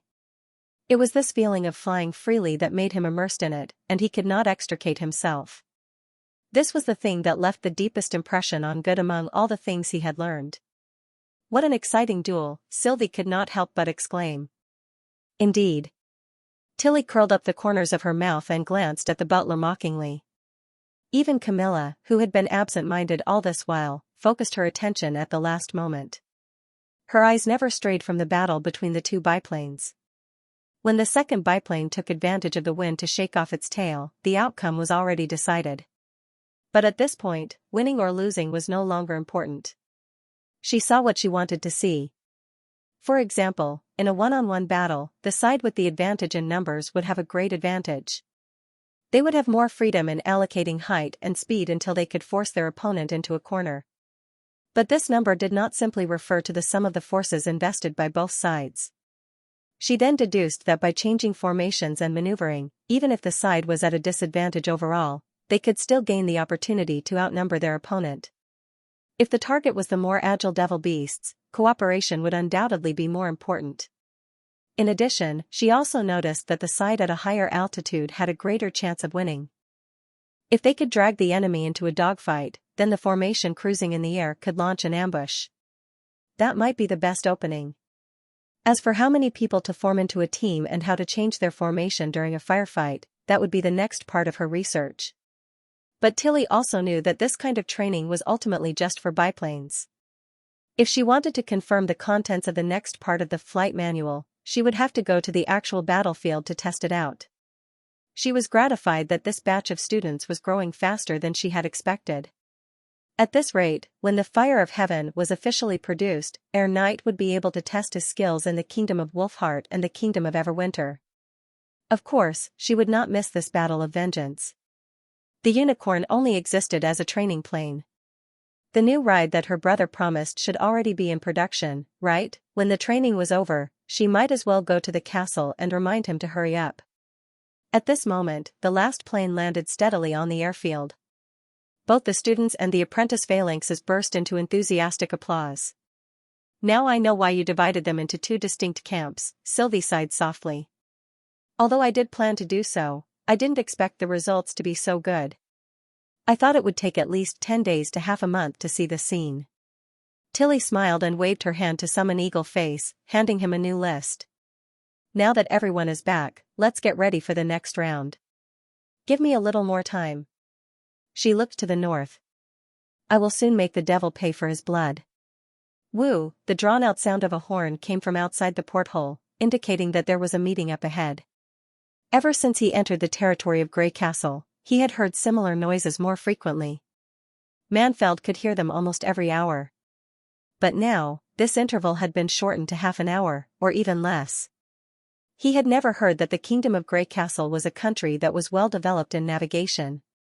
In the general impression of the nobles in the Kingdom of Wolfheart, although the Kingdom of Wolfheart was large, it was not rich in resources. It was about the same as the Kingdom of Wolfheart. In terms of richness, the Kingdom of Dawn was the most enviable. But now it seemed that this was not the case. But when he thought about it, it was normal. News could be spread from one village to another, not to mention across two kingdoms. After all, the Kingdom of Dawn had defeated the Church, which was enough to prove that the king was very powerful. But he did not know how long it would take for them to reach the legendary city of Neverwinter. Thinking of this, Manfeld yawned in boredom. The long sea journey was easier than he had imagined. After the ship arrived at the northern port of the Kingdom of Dawn, they did not set off for the next port immediately. Instead, they cleaned up the crowded cabins. Those who were seriously seasick took the land route, and the others were given enough time to rest. The people of the Kingdom of Dawn even built a large number of temporary residences in the dock area, which seemed to be well prepared. They cooperated perfectly with Grey Castle. If it were not for the fluttering flag on the wall, Manfeld would have thought that this was the territory of the King of Grey Castle. Apparently, the two kingdoms had reached some kind of agreement to transfer them. But Manfeld did not know how much King Roland Wimbledon had to pay for it. Thanks to this move, the bruises on his body healed quickly. In about a week, he was completely healed, and he did not take the magic pills given to him by the two women. "I wonder how they are now." Manfeld touched the wrapped meatball in his arms and could not help but think of the two women. Although they were rather haggard and dirty at that time, he could still catch a glimmer of light in their dry hair. If they took care of themselves, they should be fine. He hoped that the two women could arrive safely. He thought that if they could get rid of their status as slaves, they could probably cut off their gloomy past and start a new life. Suddenly, Manfeld heard a strange buzzing sound, as if something was flying over his head. Then he heard messy footsteps coming from the cabin above. "It's so noisy, what the hell are those guys doing? Can't they let us sleep?" Someone around him immediately complained. Manfeld, however, had an idea. He climbed down from the bed and looked out of the porthole. If he heard it right, those people were walking in the same direction as the buzzing sound. The blue sky and the boundless sea outside were still the same. There seemed to be no change, except that a few big birds were chasing and playing. Wait, what are those birds? Manfeld rubbed his eyes and could not believe what he saw. When the birds flew perpendicular to the sea, their sharp wings and tails did not look like normal creatures at all. When they flew over the ship again, he confirmed that he was not hallucinating because he had been cooped up for too long. Those things were indeed not alive, but seemed to be made of metal. What was more incredible was that he could vaguely see people sitting on them. Manfeld opened his mouth and tried to shout, only to find that he couldn't utter a word. How could this happen? Even though he had gradually accepted the existence of the First Army and the steamships, and had some expectations of the prosperity of Grey Castle's King's City, this scene was still far beyond the scope of his understanding. They were both kingdoms, but he had a feeling that Grey Castle and the Kingdom of Wolfheart did not belong to the same world. No, not only the Kingdom of Wolfheart, but also the Kingdom of Everwinter and the Kingdom of Dawn. Otherwise, he would have heard about it before. Since when had the other kingdoms been left so far behind? While Manfeld was lost in his thoughts, the ship blew the horn again, but this time it was much longer, usually to remind the migrants that they were about to dock. "Line up. Don't push." shouted a man in black uniform from Grey Castle as he shuttled through the crowd. "Look at your number plate and find the corresponding checkpoint after you disembark. Don't go the wrong way." Manfeld, who had not recovered from the shock, was pushed onto the deck by the crowd. He saw a panoramic view of the busy port. It was definitely the largest port he had ever seen. The long dock stretched along the coast, and he could not see the end of it. Different from his previous impression of the damp and decaying port, the ground here was paved with a layer of white bricks, which looked neat and clean. Ships of all sizes came and went. Even the busiest port in the Kingdom of Dawn could not compare with this. This should have been a spectacular sight, as could be seen from the exclamations of the people around him. However, for Manfeld, it was just another unimportant thing in his confused mind. Manfeld looked back at the direction where the ships came from every 3 steps, hoping to see the Iron Bird again. It was almost an instinctive reaction, as if he was looking for evidence and comfort to prove that he was not hallucinating. Unfortunately, when he stepped onto the pier, the unimaginable thing did not appear again. There was a faint sense of loss in his heart. "Please take out your number plate and enter the checkpoint according to the first 3 digits." Many people on the dock shouted with strange metal pipes in their hands. The pipes seemed to have the ability to amplify sound. Their words could be heard clearly even in the noisy crowd. After that, follow the guide's instructions and complete the immigration check. "Welcome to the King's City of Grey Castle. Welcome to become one of us." Manfeld shook his head hard, trying to get rid of the distracting thoughts in his mind and focus on what he saw. What a strange welcome. Manfeld could not help but think that the people here all knew that they did not voluntarily move to Grey Castle, and what Grey Castle had done in the Kingdom of Wolfheart was quite forceful. However, Manfeld still felt a little relieved when he heard this. The originally towering rock wall suddenly caved in, forming a natural checkpoint. The densely packed migrants formed a long line and slowly passed through the checkpoint. There were more than 10,000 people gathered at the pier, and it was obvious that the migrants were not only from the Kingdom of Wolfheart. To be able to mobilize so many people in such a short time and project the will of the ruler to the other 3 kingdoms, this was probably the best portrayal of the power of Grey Castle. Suddenly, the team stopped moving. Manfeld heard a commotion behind him. Not only the outsiders, but even the men in black who were maintaining order were surprised. He turned around and saw a huge ship without sails slowly entering the harbor. It had a slender body, and its entire body seemed to be made of metal. There were no visible wheels on either side, and the towering and straight trunk looked incomparably mighty. Such a ship would be the center of attention no matter where it was. However, it was obvious that what truly surprised the people of Grey Castle wasn't the ship itself, but its condition. "Are these people crazy?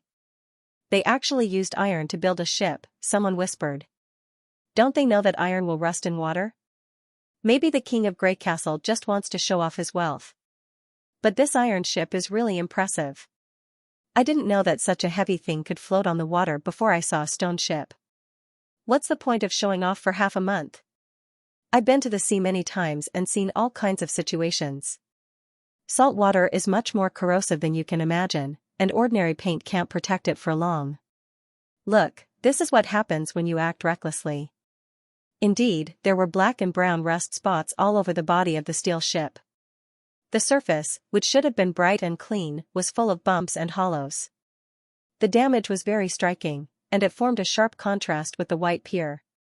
The mast above the ship's head was even broken into several pieces and scattered weakly on the front deck. Coupled with the sluggish movement when it approached the shore, it looked like a sea beast in its twilight years. However, did His Majesty Roland Wimbledon build this ship just to show off? Seeing that the guards in black quickly opened up a path for the sailors on the ship, Manfeld vaguely felt that things were not that simple. The commotion soon subsided, and the queue resumed its flow. When it was his turn, the inspector simply checked his name and number and let him pass. When there were more than 30 people, a man came forward and said, "I'm Matt, a clerk in the administrative office of Neverwinter. I'm in charge of your accommodation for the time being.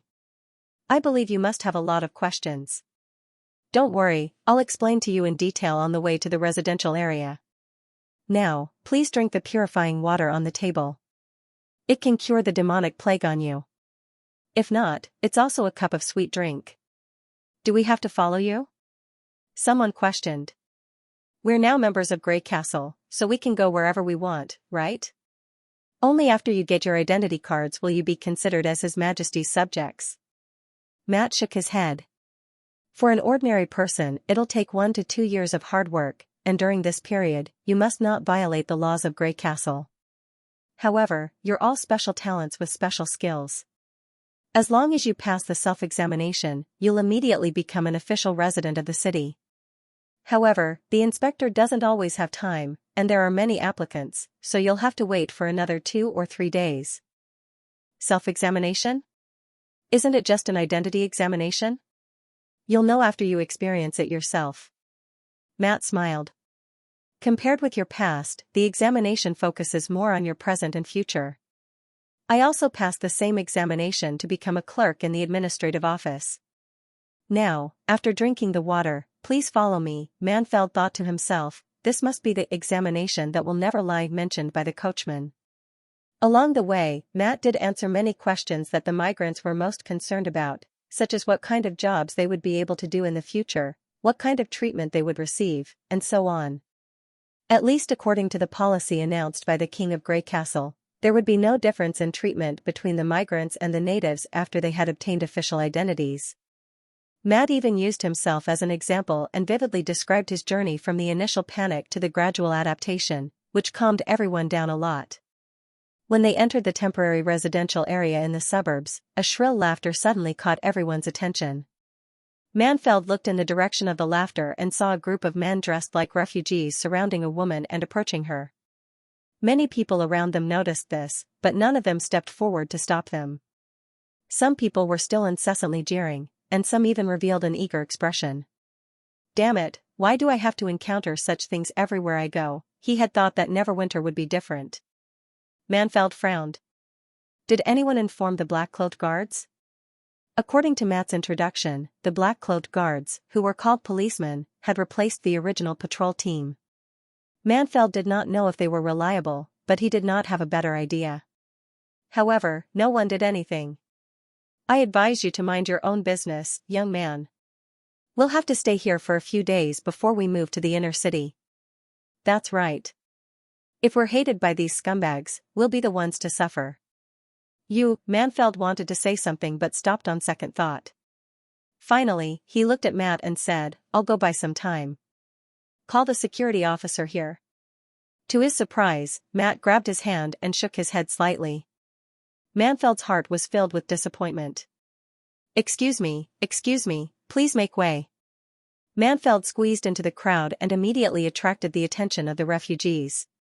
Who are you? Someone blocked his way, looking displeased. Even if you can't hold it in any longer, you should at least wait until I'm done.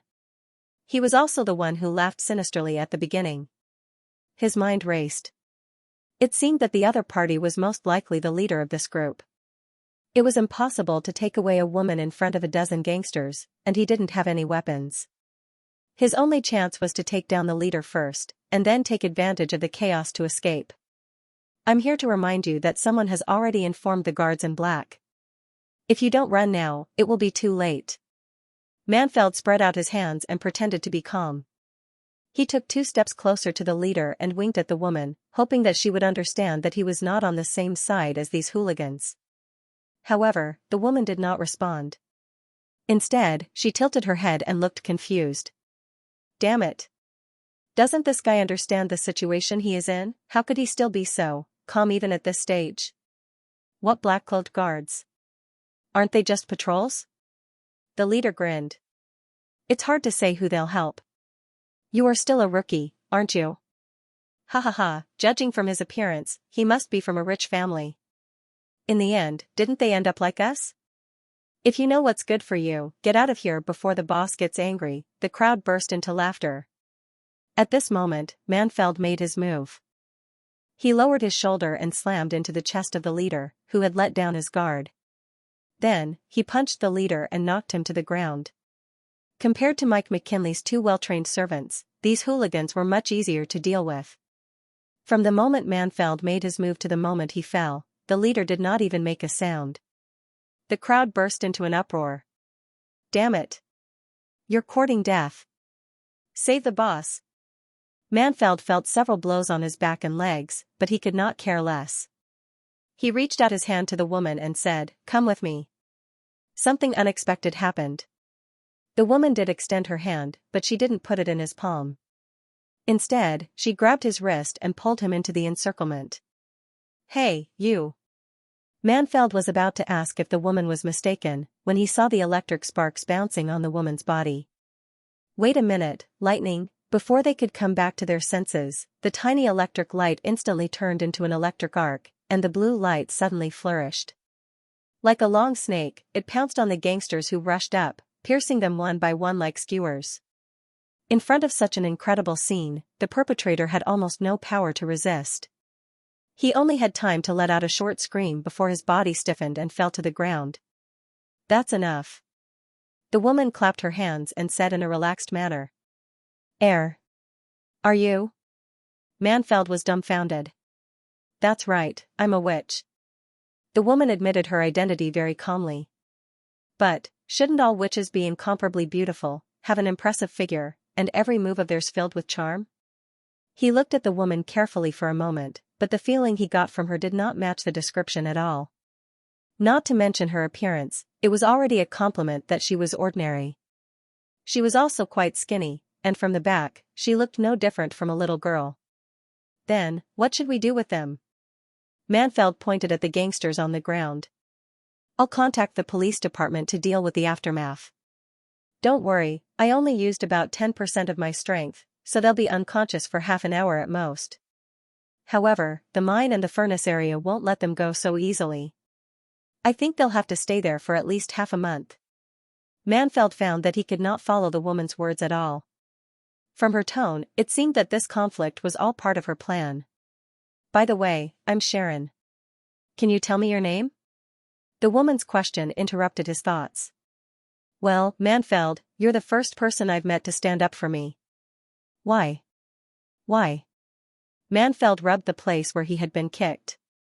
"Isn't it a matter of course to stop the crime?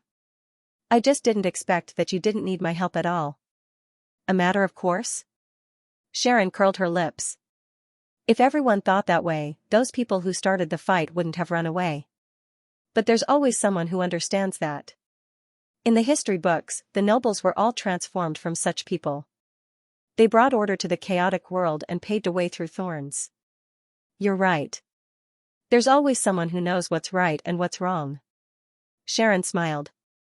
"You're a new immigrant to Neverwinter, right? Do you want to join the police department?" "You mean, to become a man in black?" "Yes. The main responsibility of the police is to crack down on crime, maintain order, and protect the residents. I think it's a good job for you. Besides, they don't have to wear black all the time. For example, now." "Huh?" Manfeld was stunned. "Well, I have to report to the administrative office. The receptionist is waiting for you." Sharon waved her hand and walked toward the inner city. "Now you know why I didn't let you go, right?" Matt smiled at Manfeld when he returned to the team. What's going on?" Manfeld asked in confusion. "It's an effective way to deter crime," Matt explained as he walked. Originally, the temporary housing area in the suburbs wasn't this chaotic, at least when I lived there. But since the number of immigrants increased several times, the public security has been severely reduced. Among all the crimes, the violence against vulnerable women is the most prominent. Of course, I'm not saying that you're to blame, because there are many refugees from other places in Grey Castle. Because there are so many of them, it's hard for the police to take care of them all. More importantly, if you don't call the police after the crime has happened, the criminals may have already caused irreparable harm. Isn't it obvious? When a large number of scums are gathered together, even the best place will become a mess," someone muttered. Someone muttered, "In my opinion, the king of Grey Castle shouldn't have accepted these unknown people at all." Matt shook his head. "His Majesty wants everyone to be useful, especially in the battle of divine will." However, this idea didn't come from His Majesty. It was the witches who suggested it. For them, it can consume magic power, kill time, and maintain public security. It's killing two birds with one stone. Kill time? Manfeld could not help but twitch the corner of his mouth. It's proven that this method is very effective. Any seemingly weak refugee can launch a fatal counterattack, which is enough to dissuade those who are interested in it. Besides, the police will never let go of a criminal, and repeat offenders will think twice about the consequences. After the two parties worked together, the public security here is much better than before. I see. Manfeld said thoughtfully. It seemed that the men in black in Neverwinter were completely different from the patrols in the past. Instead, they were more like the night in Manfeld's mind. If Sharon did not lie to him, this might be an ideal job. After arriving at the temporary housing and being assigned rooms, Matt waved goodbye to them. I'll come back tomorrow and show you the history and characteristics of Neverwinter, which will be very helpful for your future life and integration. Also, if you have any questions, feel free to ask me. Manfeld was about to ask about the requirements to become a police officer, but he somehow changed his words.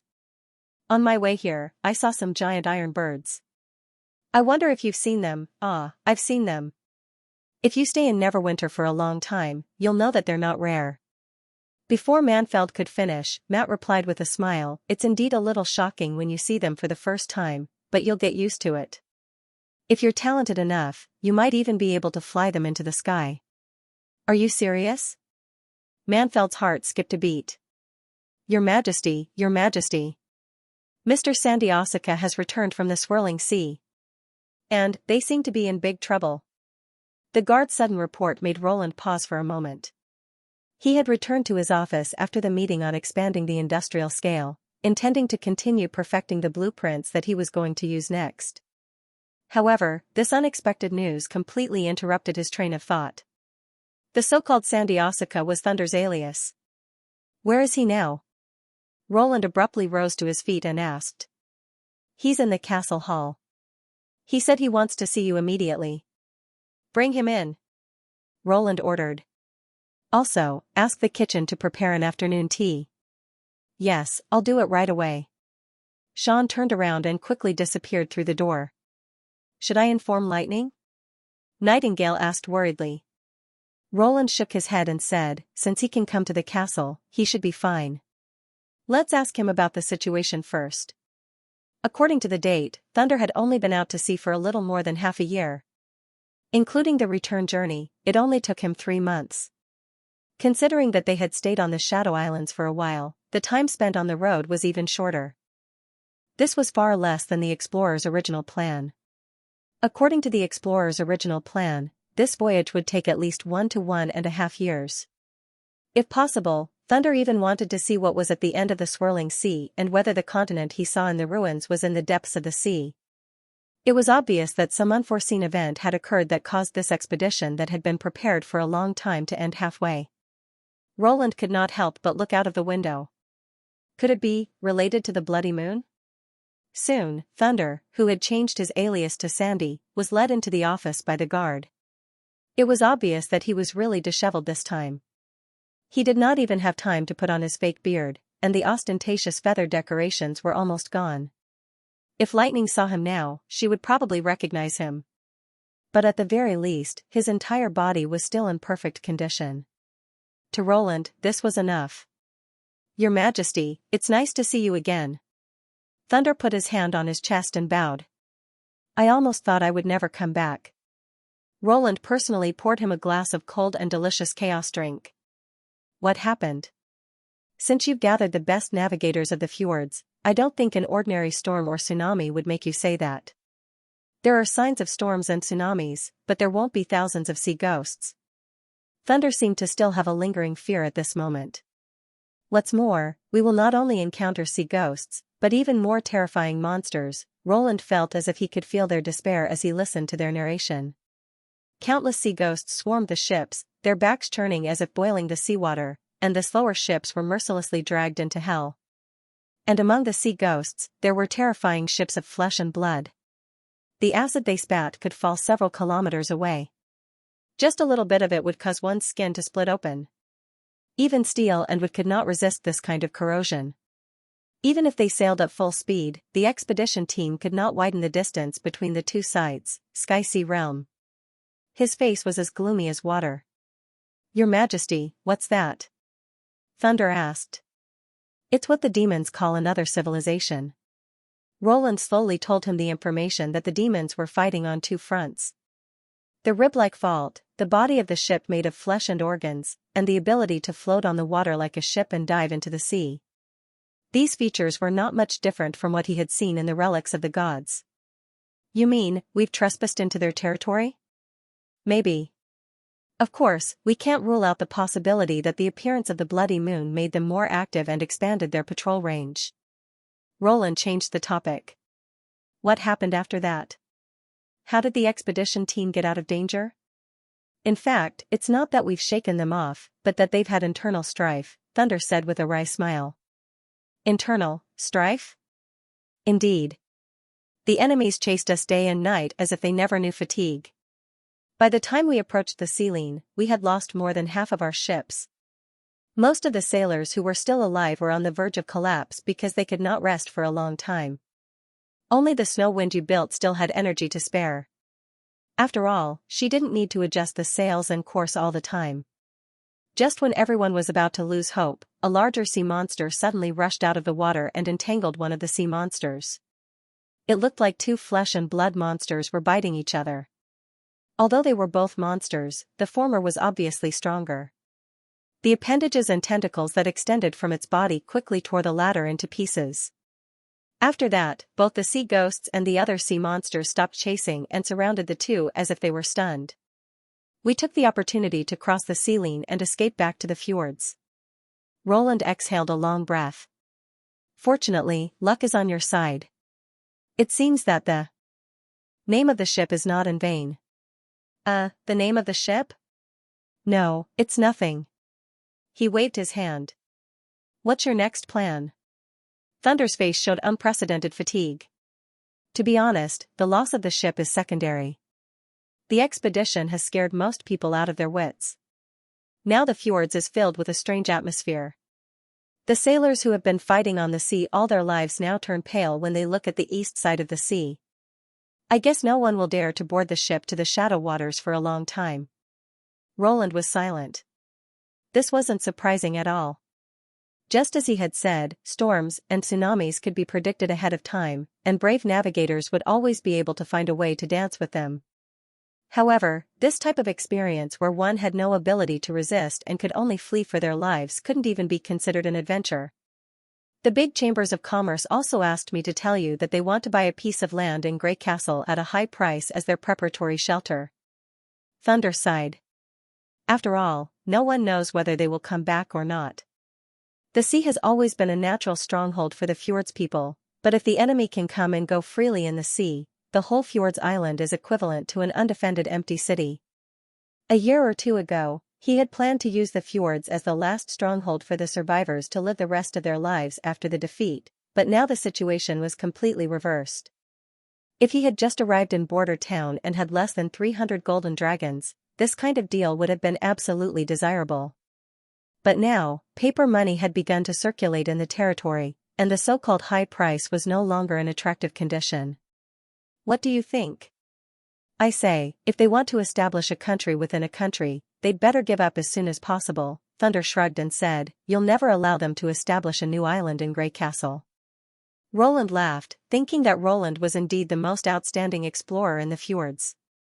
If they just want to survive, rather than for the privilege accumulated over generations, Grey Castle will always welcome them. I'll tell you the truth, Your Majesty. You must be exhausted from the voyage. I prepared afternoon tea. You can take a hot bath first, and then tell me what you've seen and heard on the way.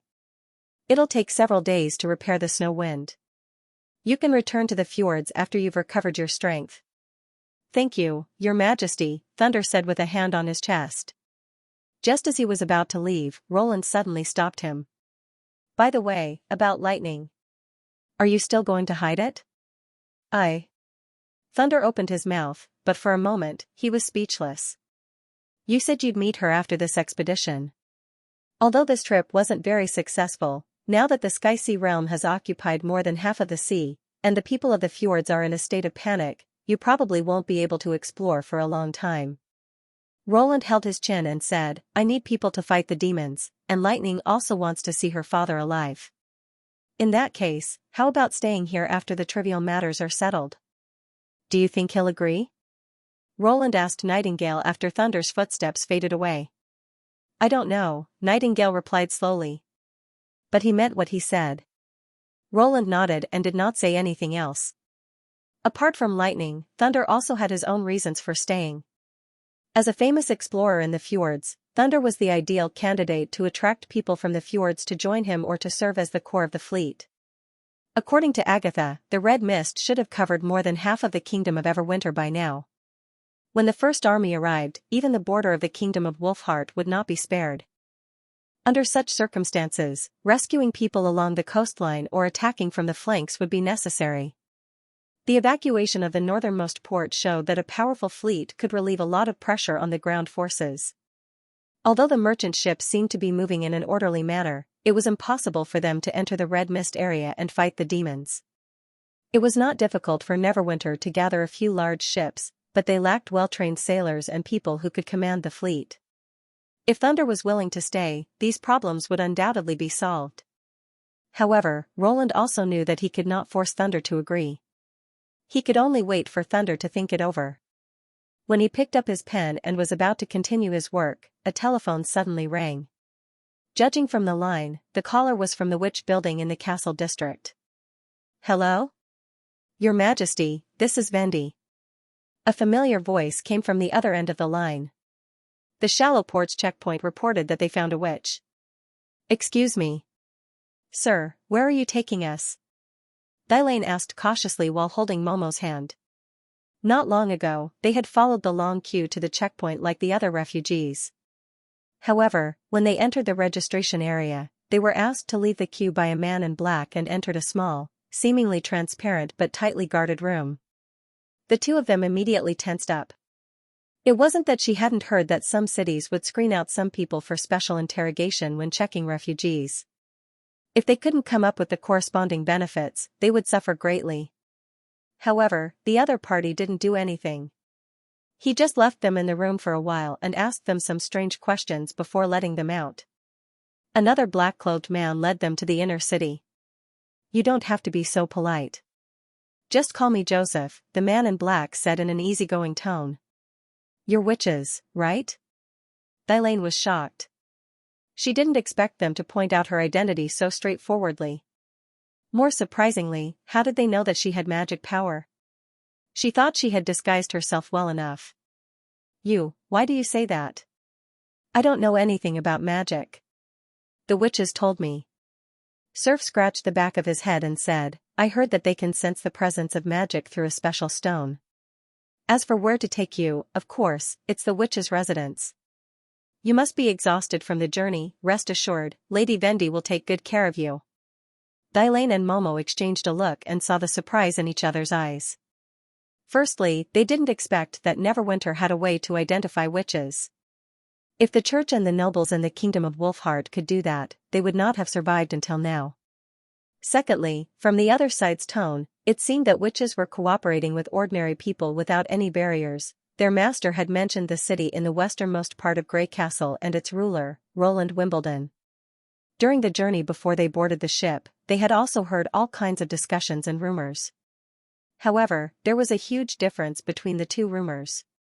One described the king of Grey Castle as a cruel and arrogant man who recruited witches to satisfy his evil desires, while the other praised the achievements of the new Grey Castle and believed that the witches in the new Grey Castle were living a normal life. It was the second kind of rumor that made them decide to move to the south. However, they were thousands of miles away from each other, so they didn't know what the real situation was. Therefore, they had planned to hide their identities for a while and decide their next step after they found out the truth. They didn't expect that they would be exposed as soon as they arrived in Neverwinter. Fortunately, the people here didn't seem to treat witches as aliens anymore. When they arrived at the periphery of the Grey Castle district, a red-haired woman and two little girls walked over with a smile. Leave the rest to me. Yes, Lady Vendy. Surf saluted and waved at them before he turned around and left quickly. Thylane secretly looked at the woman called Vendy. My name is Vendy, and I'm in charge of the Neverwinter Witch Union. These two are my assistants, Belle and Grey Rabbit, Bendy said with a smile. Can you tell me your names? Although it's Thylane and Momo on the list, I'd like to hear it from you in person. Thylane felt like she was bathing in a spring breeze. It had been a long time since someone had spoken to her in such a gentle tone. However, Bendy looked more like a noble than those so-called nobles. Not only was she mature and attractive, but she also had a different temperament. She looked like a character out of a painting. I'm Thylane, she said in a low voice. Momo, her companion, said her name. They're both good names. Bendy took their hands and said, Welcome to Neverwinter. From now on, this will be your new home. Come on, let me show you where you'll live from now on. After passing through the fence and the courtyard, Thylane found that the Lord's castle was not the tallest building here. Behind it, there was an even larger building. There was a spacious garden and lawn between the two of them, and a few beautiful women were gathered together and chatting. Their faces were brimming with relaxed and carefree expressions. Perhaps his dream life was also like this, right? Are they also witches? Momo couldn't help asking. Yes. Bendy nodded. You'll see more of them after work. After work? It means work is over, Belle explained. In Neverwinter, witches, like everyone else, have their own work to do every day. Then the little girl curled her lips and said, There are always diligent and lazy witches. They're just like ordinary people. Didn't your sister tell you that I have sharp ears? A woman with pointy ears looked at them and walked over with a smile. Sister Lorgar, I'm not talking about you. Belle hurriedly waved her hands and said, I'm talking about, a new member of the League? Another person quickly came over and said, Hello, I'm Mystery Moon, the head of the Neverwinter Detective Group. No matter what abilities you have, you can become a member of the detective group. Are you interested? I'm talking about this one. Belle covered her face helplessly. Oh? Did you happen to introduce me to them? Mystery Moon said with her hands on her hips, Remember, the detective group relies on brains, not abilities to solve problems. If someone asks you to join the exploration group, don't say yes. They only care about abilities and ignore the inner qualities, like this Miss Wolf girl. I'll beat you up. Lorgar bared her fangs. See, this is proof. Mystery Moon hurriedly made a defensive posture. How embarrassing. Well, can I go back to reading? The other witches asked in a low voice. Thylane was dumbfounded. Wendy patted Thylane's head with a smile. Mystery Moon used to be even more timid than you, even though she's like this now. Stop. Mystery Moon hurriedly begged. That's all in the past. Oh? Really? Lorgar pricked up her ears. At that time, she only dared to come to me secretly when everyone was asleep. If she told me everything, it would take her a whole day. Stop. Mystery Moon shouted. Tell me what you want, Sister Vendy. Don't worry. I won't tell you anything. But Scroll complained to me yesterday that the administrative office is so busy that no one has been cleaning up the archives for a long time. I'm going now. Detective Group, please excuse me. She winked at the two witches before she left. See you tonight. Humph. The wolf girl curled her lips and followed the witches out of the courtyard. I'll go and help. I'm a kind-hearted person. After the witches were gone, Grey Rabbit elbowed Belle and muttered in a low voice, I think Sister Lorgar followed them because she didn't want to be labeled as a lazy person. Is that so? Pfft, Momo burst into laughter. Thylane was also surprised. Although it was only for a moment, she had never seen Roland smile on her way to escape from her master's territory. Everything is good here, except that it's a little noisy sometimes. But you'll get used to it after a while, Vendy said softly. Let's start with the residents. By the time they finished touring the building, Thylane was speechless with astonishment. How could there be such comfortable rooms in this world? Although they were not large, they were extremely delicate. Even the most common mattress was unimaginably delicate and soft. She had seen the residence of a noble family before. During the years when she was imprisoned by her master, apart from the shackles and chains, she had spent most of her time in the bedroom. Even so, those fine fabrics, with several layers of pure cotton padding, still couldn't compare. When Vendi insisted that she lie down and try it, she even let out a soft moan. The exhaustion accumulated from wandering around flooded her heart, and she almost didn't want to get up again. Momo's performance wasn't much better. Vendi also carefully explained that the reason why this mattress was so soft was because there were hundreds of springs inside. No matter how one rolled, the mattress and the body would be the best fit. Although Dailain did not know what a spring was, she could tell that it was made of pure steel. She did not know whether she should praise the inventor for his ingenuity or waste the material used to make her mattress more comfortable. And that was just one of the many things. For example, a pipe that would automatically release water as soon as the mechanism was turned. For example, there was a mirror hanging in the bathroom that allowed one to clearly see every strand of hair on one's body. For example, stepping on the soft and non-slip floor. For example, a lamp that would glow when filled with magic power. Even the seemingly simple wooden furniture had a unique feel to it. Dailain could not tell the specific difference, but she knew that it was very easy to use. Compared with the spacious and magnificent mansions of the nobles, this was more like a real home. The witch building wasn't like this at the beginning, Vendi said. In the past 3 years, many sisters have participated in the renovation of the witch building and popularized the successful project. Not only the castle district, but also the newly built residential areas outside the city have adopted some of the technologies of the witch building. Of course, it's more convenient to live here if you want to enjoy it first. Can we live in this kind of place? Momo asked hesitantly. Of course, as long as you're willing to join the witch union. We can choose not to join? Dailain was surprised. Because we've experienced the tragedy of the Witch Cooperation Association. For a moment, Vendi looked a little regretful. Let's not talk about that. Anyway, you can choose where you want to go. Do you remember what the inspector asked you when you passed the port checkpoint?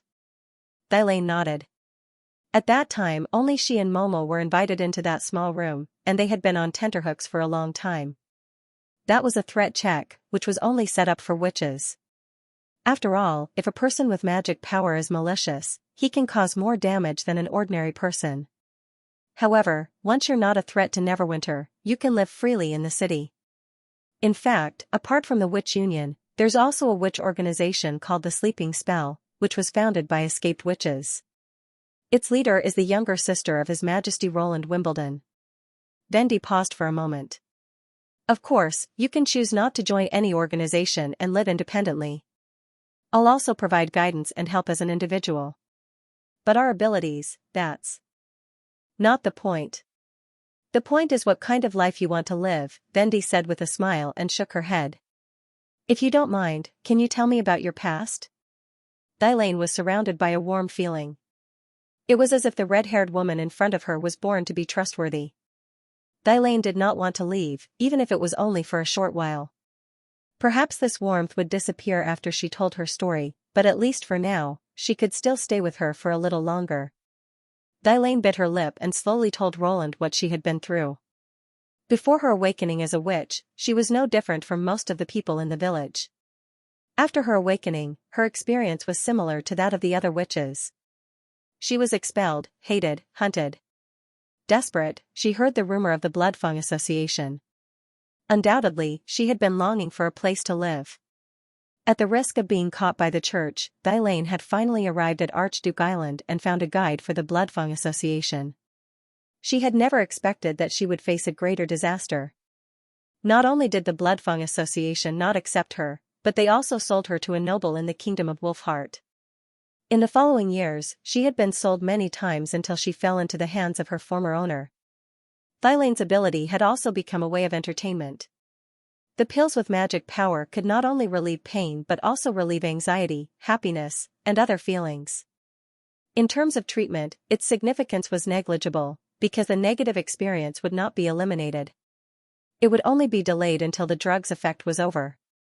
It was fine if the injury was not serious, but if the pain exceeded a certain level, the moment it erupted was no less than receiving an additional fatal injury.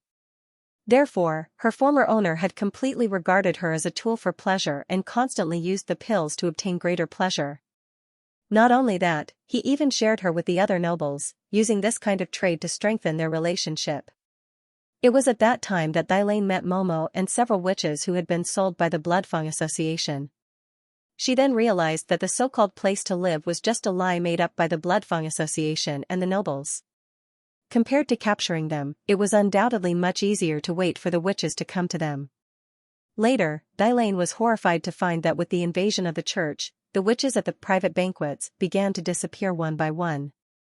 Gradually, only she and Momo were left. It wasn't until one of the nobles let slip that she learned that those people either treated the witches as merits to be handed over, or treated them as trouble and quietly got rid of them. As for the way to solve the problem, just hearing about it made her shudder. Dailane decided to take advantage of the chaos caused by the Church of Hermes to escape with Momo. The so-called magic potion did not require pills to take effect. She had never told the nobles that her magic power could be attached to anything. Although it was easy to control the amount of magic power she consumed by taking small pills, the nobles had neglected this important point. In that private banquet, Dailane had used her magic power on all the food and drinks. Only on such an absurd occasion would the nobles lower their guard against her. It turned out that when the pleasure accumulated to a high level, it could be as deadly as pain. When the participants realized that the pleasure was too intense, it was already too late. They clutched their chests and fell to the ground, twitching. Even those who did not eat much felt weak in the limbs and looked dazed as if they were enjoying the ultimate pleasure in the world. The female slaves in the room were so scared that they immediately fled. The guards had no time to stop them. Dailane and Momo took advantage of the chaos and ran out of the manor. After that, they had to hide from place to place. When they heard that Grey Castle was being relocated, they decided to go to the sedimentation bay to try their luck. I see. Dendi took them into her arms. You must have suffered a lot along the way, right? I promise that it won't happen again. Don't you dislike us? Dailane bit her lip. Why should I dislike us? Because of your terrible experiences? Dendi asked softly. If that's the case, I was almost treated like this by the church. There's no reason to blame the victim instead of the perpetrator. But our ability will only bring misfortune to people. Dailane clenched her fists. That's not up to you. But once you experience that kind of pleasure, you'll never forget it. You'll become more and more demanding. In the end, you'll only pursue pleasure and nothing else. If you stay here, I'm afraid, you're afraid that His Majesty can't control himself, or that you're a potential demon? Dendi comforted her. Don't worry. Our Majesty. How should I put it?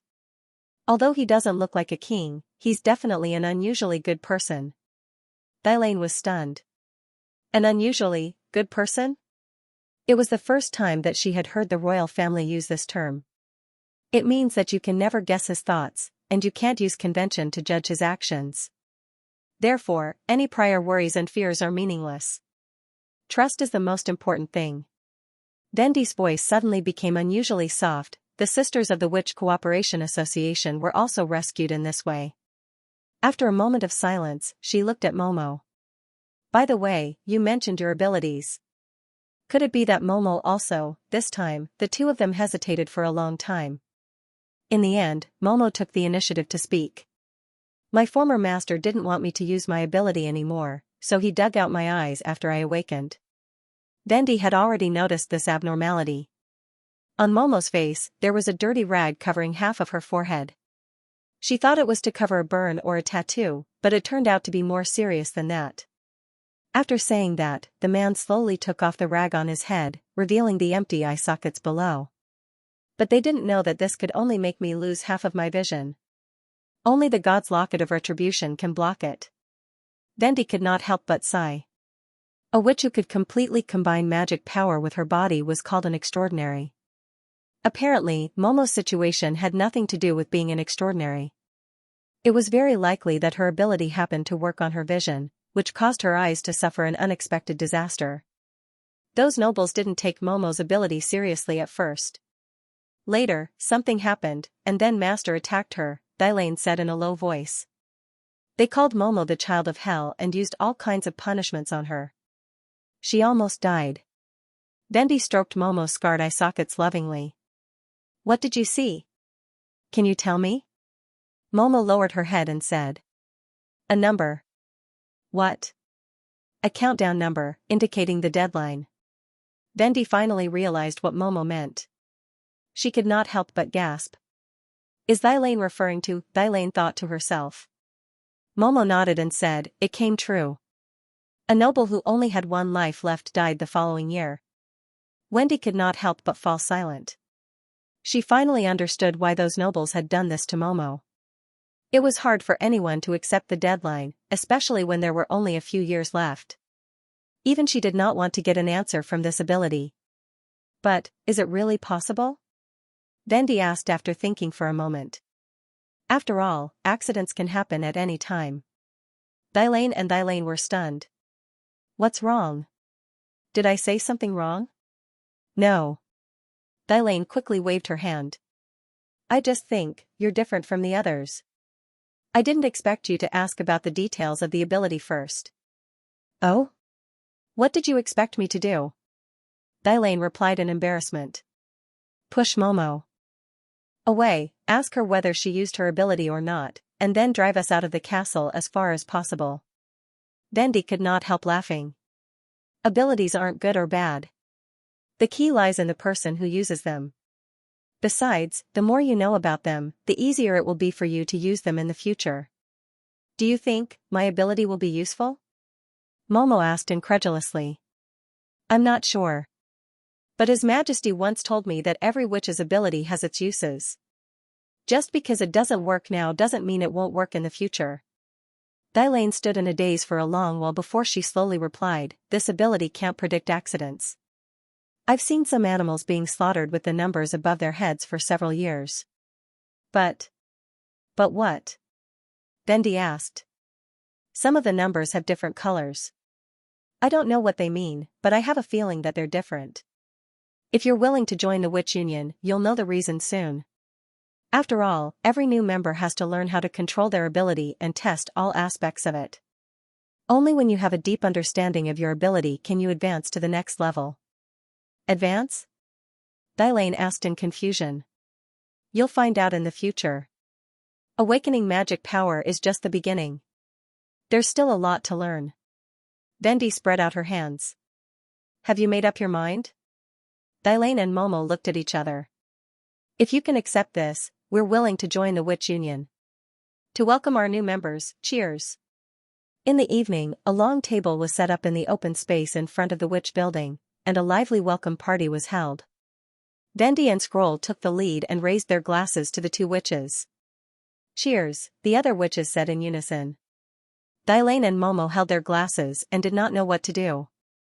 Thylane did not expect that after she had agreed to join the Witch Union, Vendi would take her to a hot bath and put on a new set of clothes, including underwear and socks.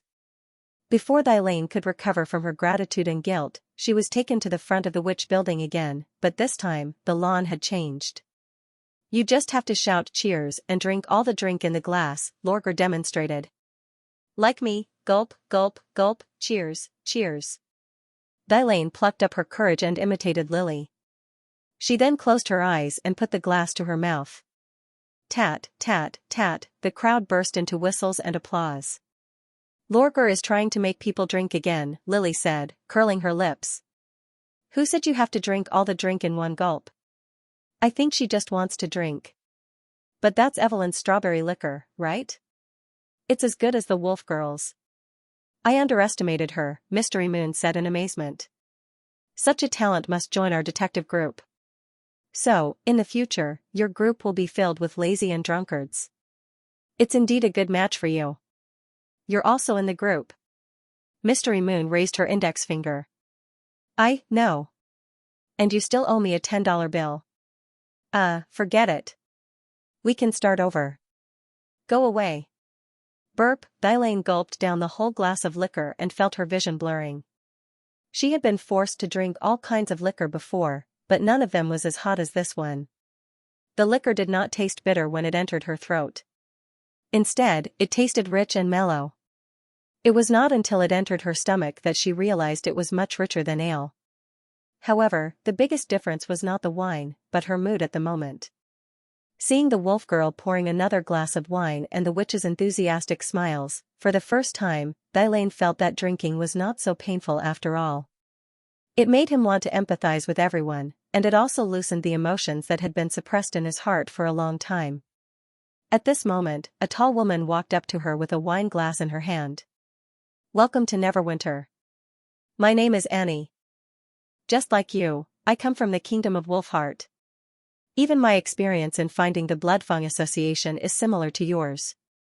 Thylane was stunned. "Did the Bloodfang Association? That's right, but I escaped halfway. In addition, there are many witches who escaped from the kingdom of Wolfheart to Grey Castle, such as this one." A seemingly bashful witch was pulled out from behind Roland. Iffy, she used to be a member of the Bloodfang Association. But she didn't know that Heidi Morgan sold witches. Fortunately, it's all over now. It took Thylane a long time to get a general understanding of the establishment of the Bloodfang Association. It turned out that she and Momo were not the only ones who were forced to live in Grey Castle because of Heidi Morgan's selfish desires. This nightmarish organization had also vanished into thin air 2 years ago. Hearing this, Thylane could not help but feel relieved. On their way to escape, they had dreamed of being caught by the Bloodfang Association and sent back to the nobles. Now that they knew the organization no longer existed, it was like a heavy knot in their hearts had been untied. "I'm sorry." Iffy lowered her head. "If I could have stopped Heidi, none of this would have happened." "It's not your fault." Momo shook her head. "And even if you could have stopped her, you couldn't have stopped the nobles." "It's true. It doesn't matter whether the leader is a witch or not. Without Heidi, someone else would have come to make a new deal with them." Thylane was well aware of those people's desires. Once they had tasted the sweetness, they would not give up easily.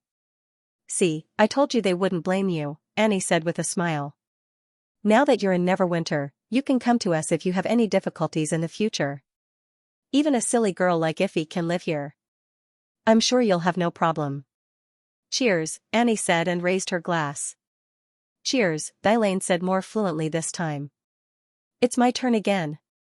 Lorgar shouted with a blush. "Me too." Lightning joined in. "I'm an adult now. I can drink." "Coo, coo, coo." "You can't. Pigeons can't drink." "Coo?" "Hey, don't just drink. Eat something." "Nana, you're not an adult yet. Don't play with them." The atmosphere on the lawn became more and more lively. It's been a long time since we had new members. Now that we have 2 new members, everyone seems very happy, Scroll, who was sitting beside the long table, said with a sigh. "It's the right thing to do to show them around the witch building first. I'm beginning to understand His Majesty's tricks." Bendy smiled. "Even if they get in touch with the sleeping spell first, I'm confident that I can win them over. According to His Majesty, this is called sugarcoating." "Something. You're getting better and better," Scroll joked. "You thought you weren't capable enough at first, but now you're planning to make Princess Tilly his girlfriend." "I'm just making an analogy. You've been learning everything since you were in the Witch Cooperation Association." Bendy poured Scroll a glass of chaos drink. "But I can't get tired of watching such a lively scene. It's a pity that we can only watch from the sidelines." Scroll shrugged. "What's wrong with that?" "If possible, I'd like to stay by their side and watch," Bendy said softly. Scroll did not respond. The 2 of them fell silent. They watched the lively crowd from afar while enjoying the delicious food at the banquet. For them, this was not silence, but a kind of tacit understanding formed after a long time together. Until a familiar voice interrupted, "After the banquet, His Majesty wants to see the witch named Momo." Nightingale's figure gradually emerged from the mist. Bendy quickly realized what Roland was thinking. Her relaxed expression slightly froze. "This. Take her there," Scroll said. "From the moment you told him your ability, this was bound to happen. After all, His Majesty is more curious than anyone else." Bendy was silent for a moment. "I see. If you don't want to know the answer, you can leave first." "I think His Majesty will understand." Scroll paused. "But no matter what the answer is, we'll do the same, won't we?" When the lights in the backyard dimmed, Roland saw the witch in the report in the office. She looked young, at most 16 or 17 years old. Her hands and feet were slender, and her body was thin. It was obvious that she was malnourished. Although she had washed her hair, her short, light brown hair was still as yellow as straw. The most eye-catching thing about her was the black blindfold on her face. Although it had been replaced with a new one, it still stood out in comparison to her young features. "Your Majesty, she's Momo," Vendi said. Roland's voice seemed to wake her up. The girl hurriedly knelt down and tried to lower her head as much as possible. Your Majesty, pull her up." Roland put down the drawing in his hand and replied in a gentle tone.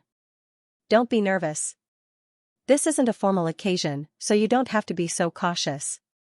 The reason why I asked you to come here is very simple. I want you to perform your ability on me." Momo, who had just regained her balance, suddenly looked flustered. "Your Majesty, this. I'm afraid, I know that not everyone is satisfied with their time limit, and some people will even vent their anger on others after getting an answer that they don't like." Roland comforted her. "But I just want to know the result. No matter what it is, I won't blame you. I can promise you that." Normally, this kind of thing should be done after Vendi finished her ability test. However, her ability was so special that he could not suppress his curiosity. In fact, he had always had a guess about Zero's soul battlefield, but he had never been able to verify it. Now, he finally had a chance to verify it. "Your Majesty," Momo said through gritted teeth. "Aren't you afraid at all?" Roland knew that if it were in the past, he would never take the initiative to ask such a question. As the saying goes, a mediocre person worries too much. Knowing how long he could live would undoubtedly add to his troubles. However, the longer he stayed on the throne, the more he felt that he had a great responsibility. Obviously, the mentality of an ordinary person was no longer suitable for the current situation. If the other party's description wasn't wrong, predicting the age itself was an extremely valuable piece of information. In another world, it could be called revealing the secrets of heaven.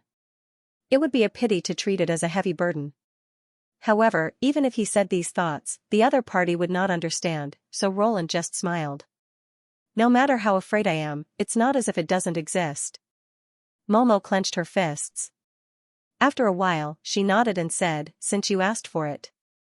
Forgive me for being rude." "Your Majesty." Vendi took a deep breath. "Please allow me to take my leave." Roland gazed at her for a moment. "I thought you and Scroll were the ones who wanted to know the most. I can't be as calm as you, but as Scroll said, no matter what the result is, we will support you to the end." After the door was closed, Roland turned his head. "What about you?" Momo was stunned. "Isn't that obvious?" Then Nightingale appeared behind her, which startled the girl. "I want to know everything about you, no matter if it's good or bad." Two people with completely different personalities. Roland laughed inwardly. "Then let's begin." Momo looked back and forth between Nightingale and him several times in surprise. Finally, she took off her blindfold as if she had made up her mind. When she raised her head again, a red light appeared in her empty eye sockets. The eyeball, which seemed to be made of magic, reflected on the deep scar and looked particularly strange. Roland could imagine what it would look like when it overlapped with the eye. In the future, this kind of strange pupil would definitely be sought after by a large number of people, but in this era, it was not unusual for it to be regarded as a demon's eye. "How is it? Did you see anything?" Momo looked at Roland and then suddenly opened her eyes wide. The red light kept jumping as if it was stirred by an invisible wind. In just a few seconds, the light quietly went out. She took 2 steps back and sat on the ground powerlessly. Roland noticed that Momo's face was covered in sweat. "What's wrong?" He stood up. Nightingale dashed to Momo's side and reached out her hand to support her. "This is the side effect of overconsumption of magic power. Can this ability only see one person at a time?" "No. I've never seen such a scene before," Momo gasped. "It's like there are many strings of numbers flashing, appearing and disappearing constantly, and the colors are completely different. Until the end, the group of numbers is fixed." "What is it?" Roland asked. Momo swallowed and replied with difficulty, 17, red. How can it be? Nightingale was greatly surprised. Roland's heart skipped a beat. Sure enough, his guess was right. The winner of the soul battlefield could indeed obtain everything, but the premise was that the winner must have magic power. Whether it was lifespan or ability, they all had to be realized through magic power. Magic power endowed the extraordinaries with a strong physique, and also enabled the large hybrid demonic beasts to have the power to support their bodies. Without magic power, nothing could be achieved. But then again, 17 years was shorter than he had imagined. Although he had long known that Prince Roland's physique was not very good, he did not expect it to be so bad. Could it be that he had spent too much time on sensual pleasures in his early years that his body was exhausted? How about? I have another look? Momo struggled to stand up. No need. That's all for today. Roland waved his hand. Overconsumption of magic power will make you faint. Moreover, it's meaningless to look at it before you figure out the details of the ability. But Your Majesty, as I said, I just want to know the result. You don't have to worry about it, Roland stopped her. Go back and have a good rest. From tomorrow onwards, Vendi will take you to have an ability test and learn how to control magic power. If you want to look at it again, it's not too late to do so then. Also, help me to keep this a secret, okay? Momo looked at him in surprise for a moment and nodded vigorously as if she had just woken up. After sending the girl to Vendi, Nightingale returned to the office and walked step by step to Roland, who was standing in front of the French window. Do you regret it? Roland tilted his head. Are you kidding me? Nightingale said grumpily. I never regret my decisions. But what about you? What are you going to do in the next 17 years? It's better to know sooner than later. Besides, it's still uncertain whether this will be the final result. Looking at the scattered lights outside the window, Roland found that he was calmer than he had expected. Let's not talk about the fact that Tequila's soul container can retain its consciousness. After we figure out the magic power in the future, it may not be difficult to create a new body. The premise is that the future really exists, Nightingale said with a frown. That's right. So the first thing we need to do is to win the Battle of Divine Will during this period, Roland said word by word. In the Tusk City, the capital of the Kingdom of Wolfheart. The city, which had been looted by the church, had yet to recover. Standing on the highest point of the castle, one could see that many streets and alleys in the outskirts of the city had become ruins. Compared to the Tusk Castle, which had been ravaged by the demonic disease, Tusk City was much luckier. At least, it was not like the Tusk Castle, where piles of rotten corpses could still be seen in the wells and drains. Several months ago, this area was still the territory of the Tusk family, a branch of the royal family. Iron Axe did not pay attention to the struggle between the Tusk, Token, and Redstone gates, but the sudden appearance of the red mist forced him to make some adjustments. After all, no matter how poor the Tusk City was, it was still one of the most important cities in the Kingdom of Wolfheart, and it was connected to the main road from the north to the south. Only by conquering this city could the troops of the Kingdom of Everwinter reach safety. There was nothing worth mentioning in the course of the battle.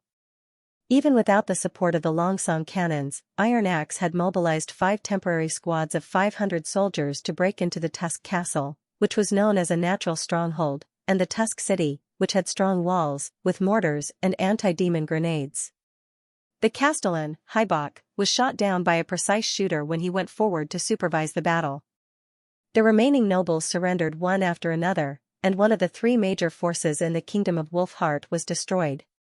As the top military officer who had followed Roland since the first battle in Border Town, Iron Axe was the one who knew how fast Neverwinter was improving. 5 years ago, the First Army was still fighting with the Duke of Longsong, but now, as long as His Majesty wanted, the First Army could easily destroy any kingdom. It could be said that their growth had far surpassed the others, and they were no longer on the same level as the nobles. However, this did not make Iron Axe feel relaxed or complacent. The greater the gap between humans and demons, the more he knew how great the gap between humans and demons was. Facing the demons supported by the Red Mist, the First Army could barely stand firm in the Kingdom of Everwinter. Every day, troops would retreat back to the Kingdom of Wolfheart, and the casualty reports never stopped. In the absence of a permanent line of defense, the enemy's ability to advance and pursue made it difficult for the teams to guard against them. Furthermore, there were reports that the enemy had suddenly appeared on the path that the retreating team members had to pass through several times. That path had clearly been checked repeatedly and confirmed to be safe. This kind of passive situation would undoubtedly have a negative impact on the morale of the troops. The simplest way to deal with it was to immediately transfer all the troops back to the Cage Mountain to rest and reorganize. However, Iron Axe knew that orders and tasks were more important than anything else. Since His Majesty needed more people, he could not withdraw all the troops for fear of casualties. In that case, the only way left was to counterattack. He clenched his fist with all his might and punched the demon's face. Only in this way could they slow down their unbridled pursuit and allow the evacuating troops to vent their anger. He chose the Tusk City as his target. The demon's defense seems to be weakening, Brian said while holding the telescope. Since His Majesty began to mobilize troops, he had followed the first fleet from the southernmost region to the Sedimentation Bay. Together with him were 1,500 Majin clan warriors. This was the first time in Greycastle's history that the Sand Nation had been conscripted. It started from the border of the Everwinter Kingdom, Iron Axe nodded. Edith was right. It's a double-edged sword for the demons to build the obelisk on the ridge of the continent. It's a hidden place, but it also prevents them from moving south. Looking north from the top of the castle tower, one could see the blood-like gloomy clouds between the sky and the earth. That was the ever-expanding red mist, which had now crossed the boundary between the Everwinter Kingdom and the Kingdom of Wolfheart and was slowly approaching the Tusk City. The city below the gloomy clouds was Goldwater Town in the Kingdom of Wolfheart. Half of the town had been enveloped by the red mist, but there was still no sign of the fortress-like monstrous beasts. There were also very few devil beasts hovering in the sky, as if they had been forgotten by the demons. If this had happened before the appearance of the red mist, it would have been almost impossible for this to happen. After this period of fighting, the general staff had a general understanding of the demons' strategy. In a sense, they coincided with His Majesty's strategic intention, which was to control more human cities and make humans work for them. That was why the First Army, which had evacuated the civilians, was a priority target. In order to occupy human territory as quickly as possible, they would often take the initiative to attack. They would use the fortress-like monstrous beasts to create a small red mist area so that their troops could move quickly from one place to another like frogs and attack the cities before the red mist arrived. However, when most of the Kingdom of Everwinter fell into the hands of the demons, their speed of advance slowed down significantly. This meant that with the expansion of their territory, the demons were already having a hard time. Looking at the situation, it was easy to understand.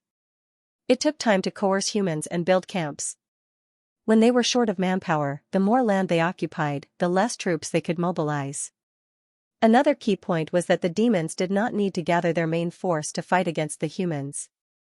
With sufficient logistics, they could pose a fatal threat to the First Army by relying on a small force. Therefore, starting from the border of Everwinter, the frequency of the enemy's attacks had decreased significantly. Perhaps they did not reduce the total number of people invested in the attack, but at this moment, the contact area between the red mist and the mainland had been stretched from the initial point to the current line that was hundreds of kilometers long. It was impossible to cover everything without greatly increasing the number of troops. Iron Axe was keenly aware of this. "Sir, the goods from Neverwinter have all been sent to the Tusk City," a soldier ran up the tower and reported. "Finally!" Iron Axe exclaimed. He turned to Brian and said, "Let's go and have a look." When they came out of the city, they saw hundreds of iron buckets in the open space in front of the city gate. They were about half a man's height and a cubit wide. They were perfectly round and did not have a single opening. "Sir, what are these?" Brian walked around one of the buckets, feeling puzzled. If they were containers, they should have a handle to open them. But if they were weapons? Actual combat had proven that fixed explosives were far less effective than cannons. It was too impractical to rely on them to defeat the demons. He pushed the bucket with his hand and found that it did not move at all. Apparently, it was filled with something and was extremely heavy. It was not an easy task to transport these hundreds of metal buckets to the front lines. For them to be worth expending such precious transportation resources, they were definitely not unimportant items. In an abandoned house in Broken Tooth Castle, Jodl was observing the situation in the Tusk City through a peephole. Due to the height difference, he could only see a small area near the city gate. That was the checkpoint they had to take down as soon as the battle began. In this operation, the Mahjons would be the vanguard of the charge. It was not that Lord Brian intended to use them as expendable resources, but that they had fought for this opportunity. Proving oneself by force and exchanging merits for resources was the general rule in the southernmost region. Jodl came from a small, unremarkable clan in the oasis. When the Silver Stream oasis slowly disappeared, his clan was already on the brink of death. If not for that, he wouldn't have taken such a huge risk to deal with the Northerners. But now, everyone in the clan had safely migrated to the port of Clearwater, the evergreen land that they had always dreamed of. This was the reward he had gotten for the battle between the Great Chief and the Wildwave and Cutbone clans. Therefore, Jodl volunteered to fight for a simple reason. He wanted to kill more enemies so that his tribe could live a better life. As for who the enemies were, it did not matter. Even the demons from hell could not be scarier than hunger, thirst, and fear that they might not see tomorrow. He believed that most of the Sand Nation people who came here had the same idea. "Did you find anything?" someone behind him asked. "No, except that the red mist is getting thicker and thicker, I can't see anything else." Jodl quietly blocked the hole and turned around. The one who asked the question was Fairy, the smallest in the team. The gun on his back was almost longer than his torso. A deep scar stretched from his forehead to the corner of his mouth, which did not match his youthful features. Jodl had a deep impression of this person. Even though he looked young, the qualities he displayed in training and actual combat were different from normal people. Even those famous warriors with rich experience might not be able to win against him. Logically speaking, such a man should not be unknown in the small oasis, but the fact was that Jodl had never heard of such a man before. "We've been waiting for almost 2 weeks, haven't we?" Fairy complained. "It's driving us crazy to have hundreds of people in one place. Didn't Lord Brian say that the demons have giant flying beasts? If we don't want to attract the enemy's attention, we have to set up an ambush." Jodl was a little surprised. "Haven't you participated in the hunting ceremony? In order to hunt a sandworm, it's normal to hide in the bushes for half a month. What's wrong with waiting a little longer?" According to the plan, Iron Axe had mobilized a total of about 2,000 people to hide in the northern district of Broken Tooth Castle, and arranged a reserve force of 1,000 people further south in the inner city. The hiding place had already been tidied up. On the surface, it looked no different from ruins, but inside, a simple shelter had been built. The upper floor was used for scouting, while the lower floor was used for living. Not only was water and food prepared, even sleeping and excrement areas were separated. Although it couldn't completely isolate the smell, compared to the hunting ceremony, this was already a relatively relaxed environment. He did not understand why the other party would suddenly complain about this. "You don't understand." Fairy wanted to say something but stopped. In the end, he glared at him and sat down against the wall. "What do you think the metal cans they prepared before were used for? They dug holes and buried wires. In the end, when the enemy came, there was no movement at all." "I don't know, but if it's something the chief made, I don't think it's strange that anything happened." He had seen too many incredible items, tools, and weapons in the past year or so. "I hope it won't be the next pill of madness," Fairy muttered. "Pill of madness?" He seemed to have heard of it somewhere. Jodl was about to ask him when suddenly someone poked his head out from under the floor. "There's news from the rear. The attack is about to begin. Get ready quickly." Phew, Fairy let out a long breath. Finally, we don't have to wait anymore. "I'll go down now." Jodl was more thoughtful. "What's the order to attack? Is it still the same as planned?" "That's right," the man replied. "When the explosion sounds, it's the time for the whole army to move out. It's time."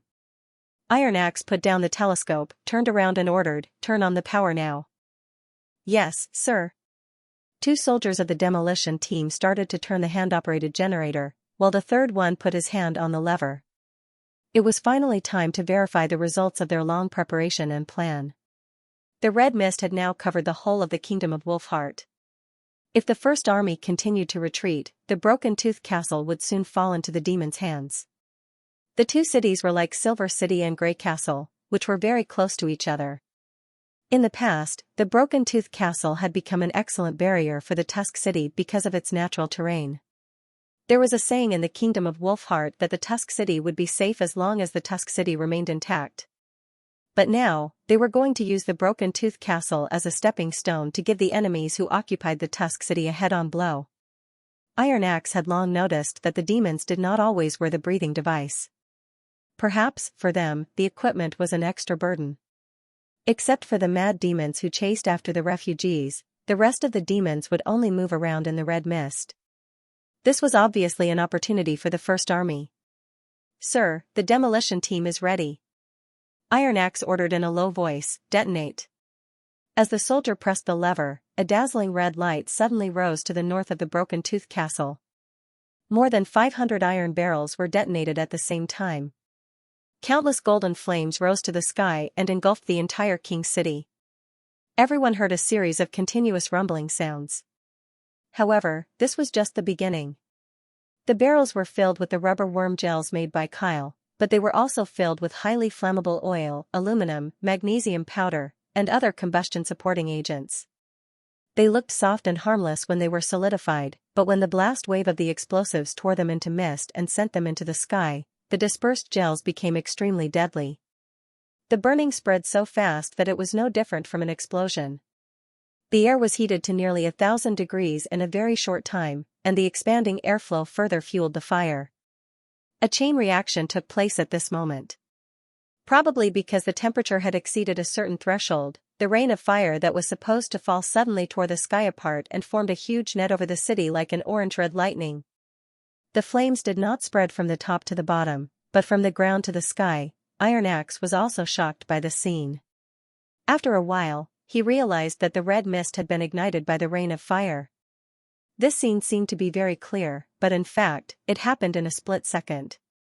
The rapidly splitting red lightning filled the entire sky in an instant, turning the net into an impenetrable cover. Then there was an even bigger explosion.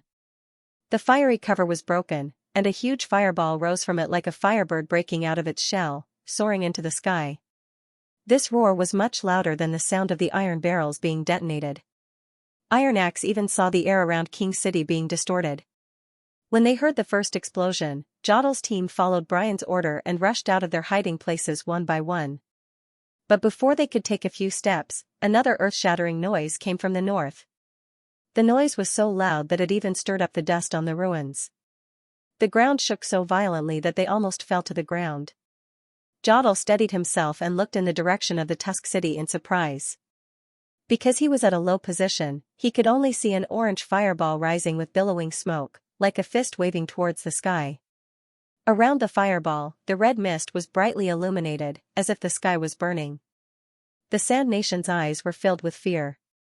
This scene could only be described as the wrath of the three gods. "Don't be afraid."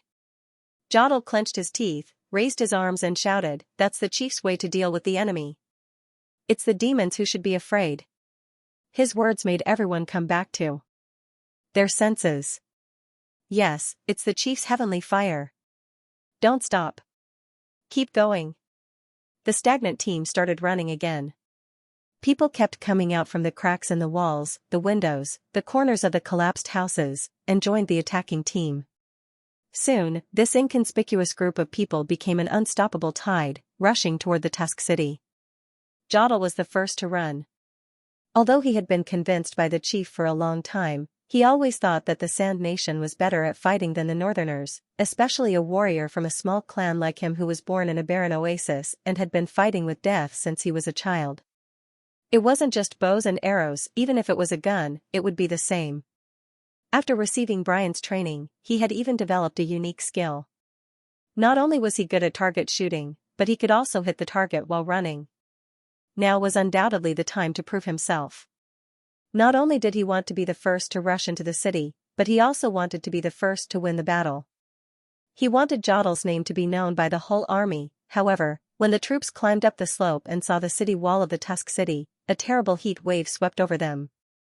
For a moment, Jodl almost thought that he was back in the southernmost region, and that he was still on the top of a sand dune in the middle of summer. The hot air scorched his skin, making it hard for him to even open his eyes. The people behind them weren't any better. It was as if the whole team had crashed into an invisible wall. Their speed slowed down, and some of the northerners who had rushed to the front even ran back pathetically. They crouched down at the bottom of the slope, as if they could avoid the sudden heat by doing so. Jodl forced himself to walk a few dozen steps, feeling that something was wrong. The fireball that rose into the air had already been extinguished, leaving only a ring of smoke that was still spreading. A piece of the red mist that had originally covered the sky was missing, as if it had been bitten off by a giant beast. The surrounding mist did not immediately fill in, instead forming a large arc of emptiness. Through the open city gate, he saw that the ground inside the city seemed to be churning with heat waves. The contours of the buildings had become extremely distorted, especially the wooden houses that had been destroyed by the explosion. The scattered scorched black pillars were like the claws of a demon that had reached out from the ground. The enemies did not rush over to stop them, nor did they flee in panic. In fact, he could not find any trace of the demons. At the same time, Jodl felt that he could not breathe. The surging heat around him made him dare not open his mouth to breathe. His body also seemed to resist moving forward. Every step was as heavy as a mountain. Damn it, when did I become so weak? The city wall was not far away, but he felt that he had lost all his strength and his vision was blurring. Jodl staggered and fell to the ground. The last thing he saw was Fairy's disgusted face as he dragged him away. The outcome of this battle was completely beyond the expectations of Iron Axe and the general staff. According to the original plan, most of the outer city would be turned into a sea of fire by the rows of burning barrels that surrounded the northern part of the royal city. The raging flames would not only engulf the flammable houses, but also incinerate the red mist inside and outside the city. This would make the Tusk City an isolated island for the time being, and the demons who did not carry breathing devices would inevitably fall into chaos and panic. The final decision was made by the ambush troops. Although Roland did not know the exact number of the demons, according to his previous intelligence, the demons would deploy their troops according to the number of people they occupied. The fact that the Tusk City had been evacuated would definitely be noticed by the scouts of the enemies. Therefore, during the first few days when the red mist covered the city, there would not be more than 500 enemies entering the city. In other words, the First Army would have an absolute advantage in both numbers and momentum. As for how many enemies they could kill in the end, that was not the focus of this battle. After all, in order to avoid the detection of the devil beasts, the soldiers had to hide in secret passages and ruins, and all the heavy weapons were useless. It was not difficult to suppress the enemies with rifles and anti-demon grenades, but it was difficult to chase after the enemies. The main purpose of this battle was to reduce the demons' momentum. As long as the demons realized that the retreating human beings still had the ability to fight back, they would be able to relieve the pressure on the evacuating troops. However, the battle came to an abrupt end at the stage of the explosion. The expected wall of fire did not appear. Instead, it turned into an earth-shattering explosion. King City, where the flames swept across, became a forbidden area. The ambush troops did not even have the chance to cross the city gate before they were forced back by the heat wave. Some of them even suffered burns and fainted. At this point, it was obvious that the follow-up attack could not be carried out. Of course, this did not mean that the battle was a failure. Iron Axe could even feel the scorching air outside the city wall, so he could easily imagine the situation inside the city. It had never been proven that the demons could withstand the heat better than humans. The only thing that Iron Axe regretted was that he could not go to the battlefield himself to see the specific results of this battle. He did not know when the temperature inside the city would drop, and this was obviously not a good place to stay. "Sir, all the troops have retreated from the Tusk Castle. We're the only ones left." Brian walked into the temporary command center, his eyes full of excitement. For him, who had witnessed this scene in a real battle without experiencing the test of the new weapon, this battle was indeed a scene that he would remember for the rest of his life. "Good. Let's retreat." Iron Axe nodded. "I guess it won't be long before the enemies notice us. When the pursuing troops arrive, it won't be easy for us to leave." 20 hours ago, Haxord received a report that there was a huge fireball in the direction of the Kingdom of Wolfheart. At that time, Haxord was still in a city in the west of the kingdom of Everwinter, accepting the allegiance of a human lord. To be honest, Haxord did not want to pay attention to such a small thing. If it were not for the fact that the reporter repeatedly mentioned the strange explosion and the unusual destructive power, Haxord would not have come in person. Haxord was annoyed enough to deal with human beings, but he was the only one in the entire Western Front who could do this. Not every subordinate was as smart as Ursruk, who would always learn something useful. Most descendants regarded human beings as bugs, let alone learning their language. Haxord's generals were no exception. They were all loyal and capable, but they were only limited to fighting. If Haxord asked them to negotiate with human beings, they would tear the human beings into pieces in less than half a day. However, human beings were very easy to tame. Although they were physically weak, they were very smart. In the early stage of development, they could replace many inferior demons. Therefore, it was not in the interest of Haxord to kill them all.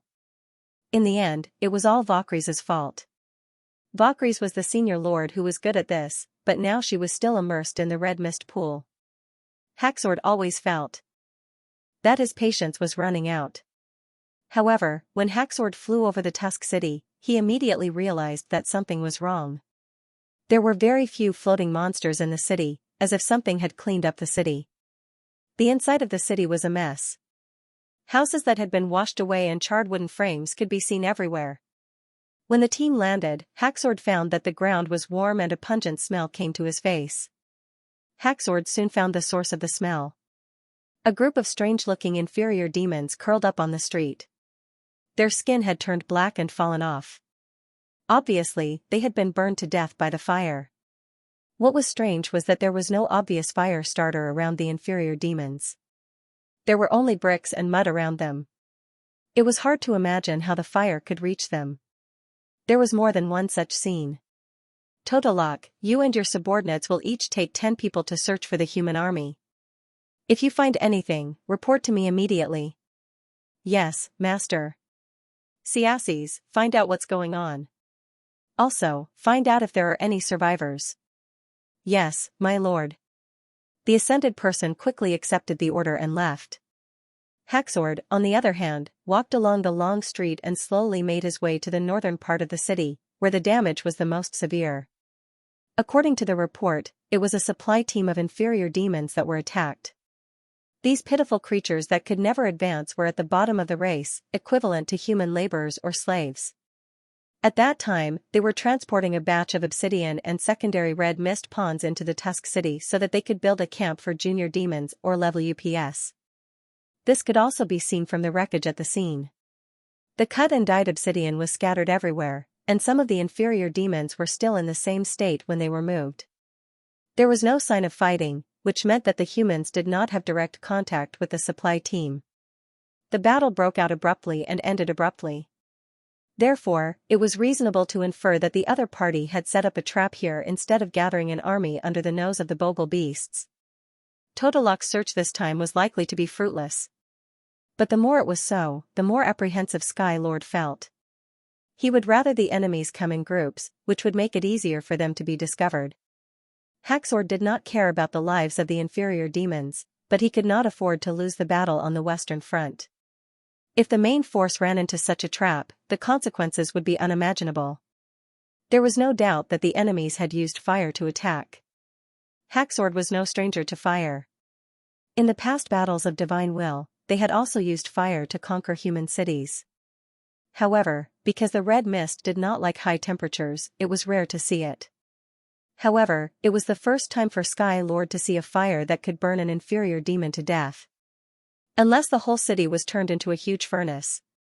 But how was that possible? If the humans had such a means, Sky Lord had to know that the Western Front was in danger. Wait. Fire, an image suddenly flashed across Haxord's mind. It was the image he saw when he searched Kabradabi's memory in the realm of mind. A bright fireball suddenly burst out like the rising sun. Was it this kind of fire weapon that Kabradabi saw? Skylord could not help but feel a chill run down his spine. Just as Skylord was feeling bewildered, Xianxia's voice suddenly interrupted his thoughts. My lord, the basic situation has been investigated. This supply team has a total of 350 inferior demons. At the same time, there are more than 10 primal demons as guards. We haven't found any survivors yet, but I think I've figured out what those bugs are capable of. Oh? Tell me about it. Please follow me. Haxord followed Xianxia to the north of the city wall. Some primal lifeforms were busy digging something. Around them was a pile of black metal fragments. Further away, a few siege vehicles were lying on the side of the road. Ever since the symbiotic demons were successfully cultivated, these old war machines became specialized transportation tools. Look. Xianxia stretched out his tentacles and picked up a fragment on the ground. There were obvious traces of melting. If you put them together, they should be a container. There are hundreds of them lined up along the edge of the city. I think the bugs probably stuffed them with snow powder and combustibles. They planned to cut off the supply team's escape route and then launch an attack during the chaos. After fighting with humans for so long, Haxord was no stranger to the weapons they used. In the process of hunting down the enemies, he had obtained a lot of them. Whether it was the fire branch or the fire crossbow, they both used explosive materials such as snow powder as a primer. Compared to magic-powered weapons, it was obviously much more complicated. Because of this, the structure of these weapons was very exquisite. This was a skill that had not been seen 400 years ago. If it was just an ordinary flame, how could it cause such great damage? My lord, I'm afraid these flames are not ordinary. At least their temperature is much higher than ordinary flowing fire. But even so, they can't kill all the inferior demons. I think the key lies in those siege vehicles.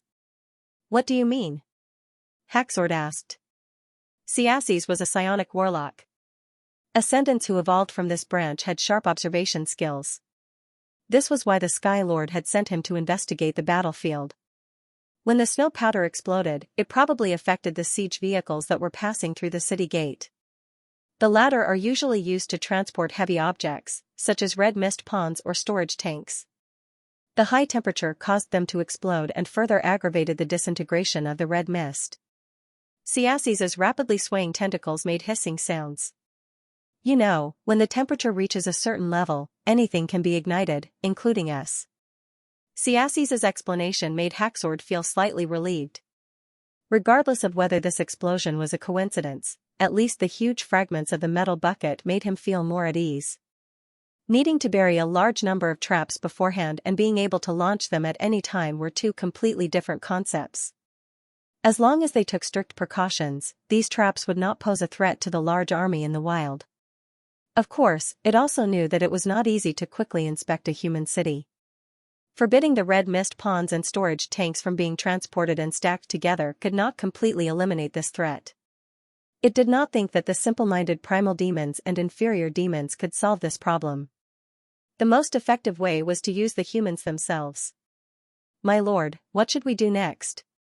Slow down the speed of entering the city and let the humans inspect for us. Haxord quickly made a decision. We can't transfer more inferior demons from other places for the time being. Let Snow Reflection Castle make up for the losses. I think Earl Marwain will be happy to work for me. Ever since the red mist poured down from the peak of the impassable mountain, everything in the world seemed to be covered by a thin veil. Marwain Parker thought that he would feel as uncomfortable as being in a dusty mine, but to his surprise, he did not feel any discomfort. If he breathed hard, he could even feel a trace of dampness and coolness. According to the demon commander, the mist contained the essence of life. Not only would it not cause any harm to humans, but it would also nourish them. Only witches who specialized in going against it would suffer a fatal backlash. Let's not talk about the credibility of this statement for now, but from the looks of it, other than slightly affecting the line of sight, there were no other disadvantages. After a month, he had basically gotten used to life in the red mist. Your Grace, His Excellency the Sky Lord has sent someone. Just then, a guard walked into the study. He's waiting for you in the courtyard. Marwain nodded without batting an eyelid. Ask him to stay where he is. I'll go over right away. Yes. After the guard closed the door, Marwain could not help but smile. That's right, Duke. No matter how many times he heard it, he was elated. A month ago, when the demons passed through the ice abyss and attacked Snow Reflection Castle, he thought it was the rumored end of the world. He did not expect the demons to let him go. After discarding his inherent prejudice, Marwain realized that the demon who called himself the Sky Lord was not as difficult to communicate with as he had imagined. To a certain extent, he was even easier to deal with than the people of Grey Castle. At least the former would not turn a noble's territory into nothingness without a word. The demons did not collect taxes, seize land, or seize power. As long as they swore loyalty, they would be able to keep everything they had and even have the chance to obtain more. Apart from the fact that their methods were a little rough, there were no other disadvantages. Especially after the Sky Lord handed him the management of the 3 cities around Snow Reflection Castle, he felt that this might not be a bad idea. Snow Reflection Castle was like an isolated island, easy to defend and difficult to attack. It was difficult for others to threaten his territory, and it was difficult for him to expand it. He had thought that he would have to wear the title of Earl for the rest of his life, but he did not expect that he would take a big step forward when the end of the world came. With the entire northern region of the Kingdom of Everwinter, he was fully deserving of the title of Duke of the Northern Region. Marwain pressed his hand to the corner of his mouth, and with great difficulty, he suppressed his smile. He closed the window and turned to go downstairs. Yes, when the demons invaded the city, they did kill dozens of guards and hundreds of citizens, but how could there be no deaths in war? Wasn't the demarcation line between the nobles also decided through war? Now that he controlled 4 cities, not only did the imperial guards not shrink, but they doubled in number. Needless to say, as long as there was land and food for them to live, they would be able to make up for it in a few years. As for those who said behind his back that he chose to submit to the devil out of fear, they should all be sent to the gallows. Upon entering the courtyard, Marwain immediately saw the messenger sent by the Sky Lord, as well as the gigantic monster lying beside him. To be honest, he could not tell the difference between these guys from their appearance. Unlike Haxord, they were ugly and crude, and did not know any manners or manners. If it wasn't for the sake of the commander of the Devil Army, he didn't want to deal with these beasts at all. "What instructions does your Excellency Sky Lord have for me?" The other party took out a stone from his mount's bag and handed it to him. Then, he opened his bloody mouth and said in a clumsy tone, "You. Listen." Magic voice transmission again. Feeling the fishy smell from the messenger's mouth, Marwain could not help but lean back slightly, trying hard to suppress the disgust in his heart. "I'm listening." The stone flickered twice, and soon, a familiar voice sounded out of nowhere. "How does it feel to be the lord of a territory?" "I hope you haven't forgotten your promise, Mr. Lord." "Of course not, Your Excellency," Marwain hurriedly replied. "I've always been ready to serve you." "Very good. I believe that your people have gotten used to our existence in a month. Now, it's time. I need you to gather a team to assist us in building a camp, not in Everwinter, but in the Kingdom of Wolfheart. We need at least 2,000 people. Of course, the more, the better. Do I need to do manual labor?" Marwain estimated that it would not be difficult to gather so many people from 4 cities. "Leave it to me, Your Excellency. I didn't choose the wrong person." The Sky Lord's voice was filled with satisfaction. "Also, how's the research on the weapons I gave you? Can your people replicate them?" "This?" Marwain looked troubled. "It's not a problem to use them, but I'm afraid it'll take some time to replicate them. I've gathered the best blacksmiths in the northern region and let them each forge a part, but the progress isn't ideal. I'm afraid it has something to do with the witches. After all, the blacksmiths told me that the parts don't seem to be made by ordinary people." "I think so too." Fortunately, the Sky Lord did not seem to blame him. "But even so, you should be able to use it to counter the people of Grey Castle. This is my second order to you. Send people to stop Grey Castle from plundering the people of Wolfheart.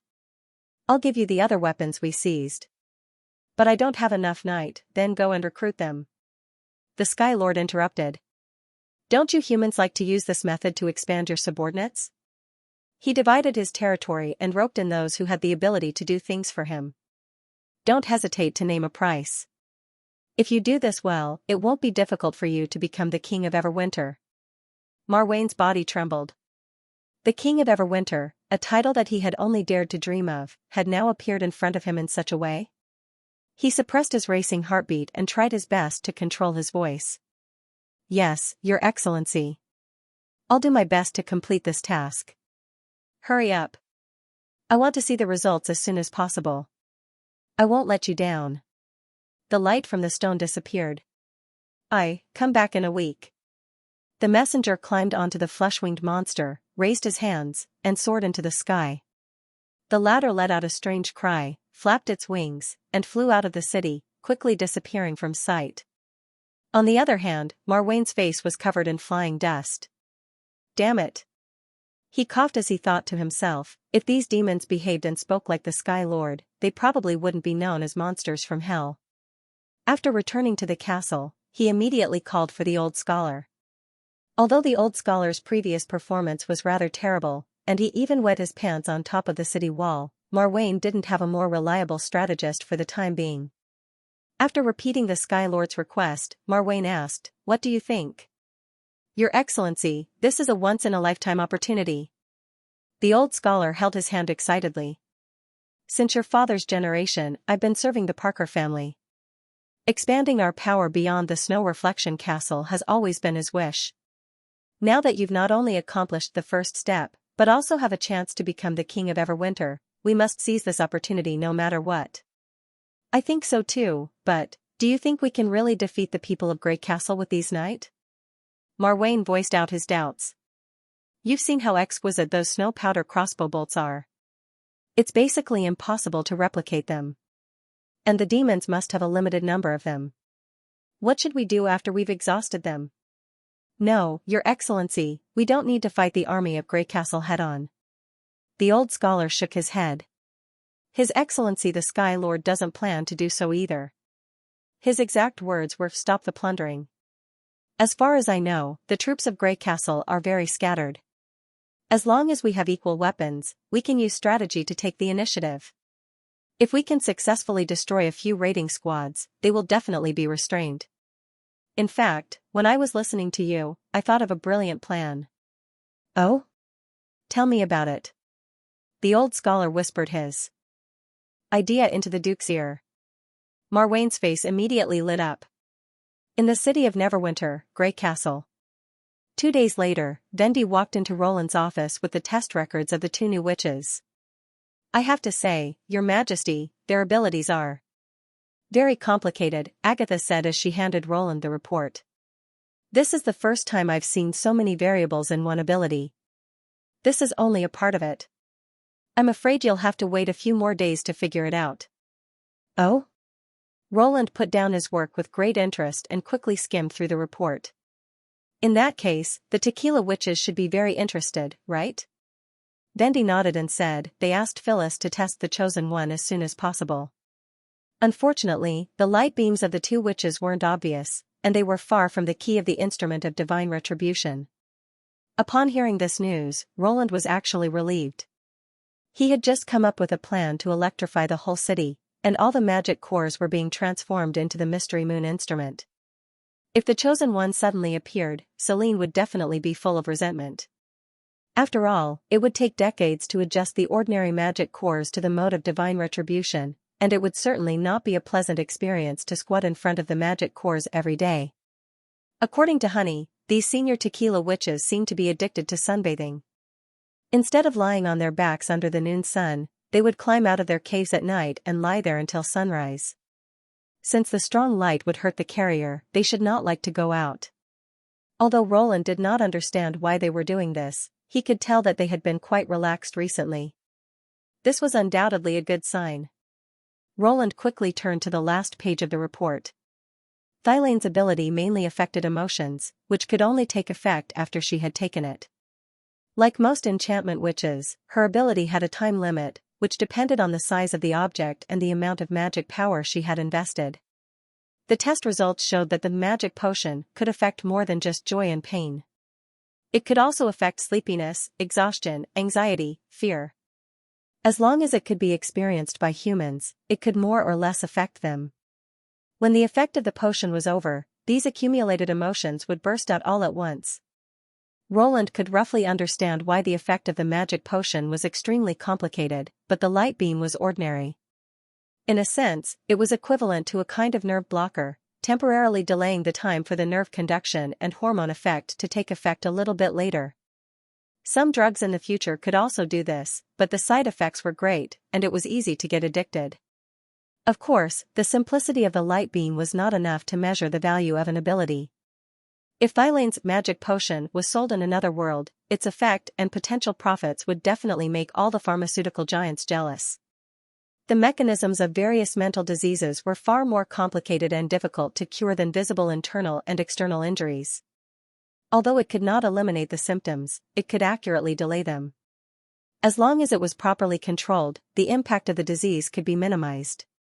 For example, anxiety, fatigue, and other negative states mainly hindered people's daily lives.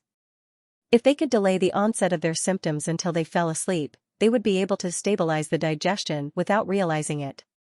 Once people no longer suffer from distractions and insomnia, the body's recovery speed is much faster. Even if it was a life-threatening injury, the effect of the magic potion could not be underestimated. People would often lose their willpower in the face of severe pain, which would make it difficult for them to take effective emergency measures. As a result, they would miss the golden opportunity to rescue them. If they could give themselves first aid or hold on until the paramedics arrived, their chances of survival would be much higher. After that, the paramedics would only need to prepare for the severe pain and shock, and they would be able to safely get through the most difficult part of the initial period. In addition, there was more than one witch who could treat pain. Roland remembered his sister mentioning that there was a witch named Della on Sleeping Island who could eliminate pain. There was also the hero of the Witch Union who could transfer non-traumatic diseases to other living creatures. Although it was not clear whether she could transfer mental diseases, it was worth a try. The key was that without Thylane's magic potion, they could not be used effectively. On the battlefield, the soldiers could be seriously injured at any time, but the witches could not do anything else. In fact, many soldiers of the First Army had died on the way to the hospital because they had lost consciousness after being injured and were unable to receive immediate treatment. Now, this situation could be greatly improved.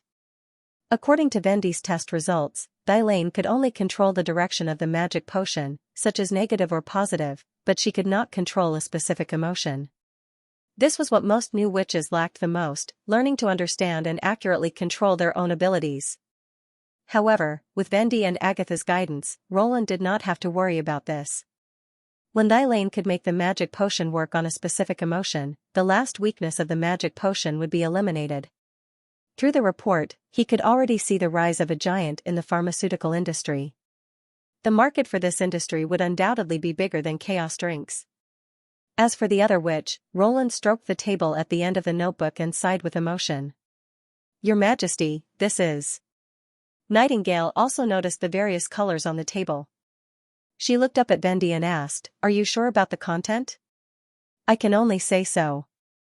After all, we don't have enough samples to compare in such a short period of time," Vendi replied. "The only thing we can be sure of is that the numbers don't just decrease." To put it simply, the strange numbers that Momo saw could be regarded as the natural time limit of a person's current stage, and the colors represented different trends of decline. In the report, Vendi recorded the results of her and Momo's observation of the entire city of Neverwinter.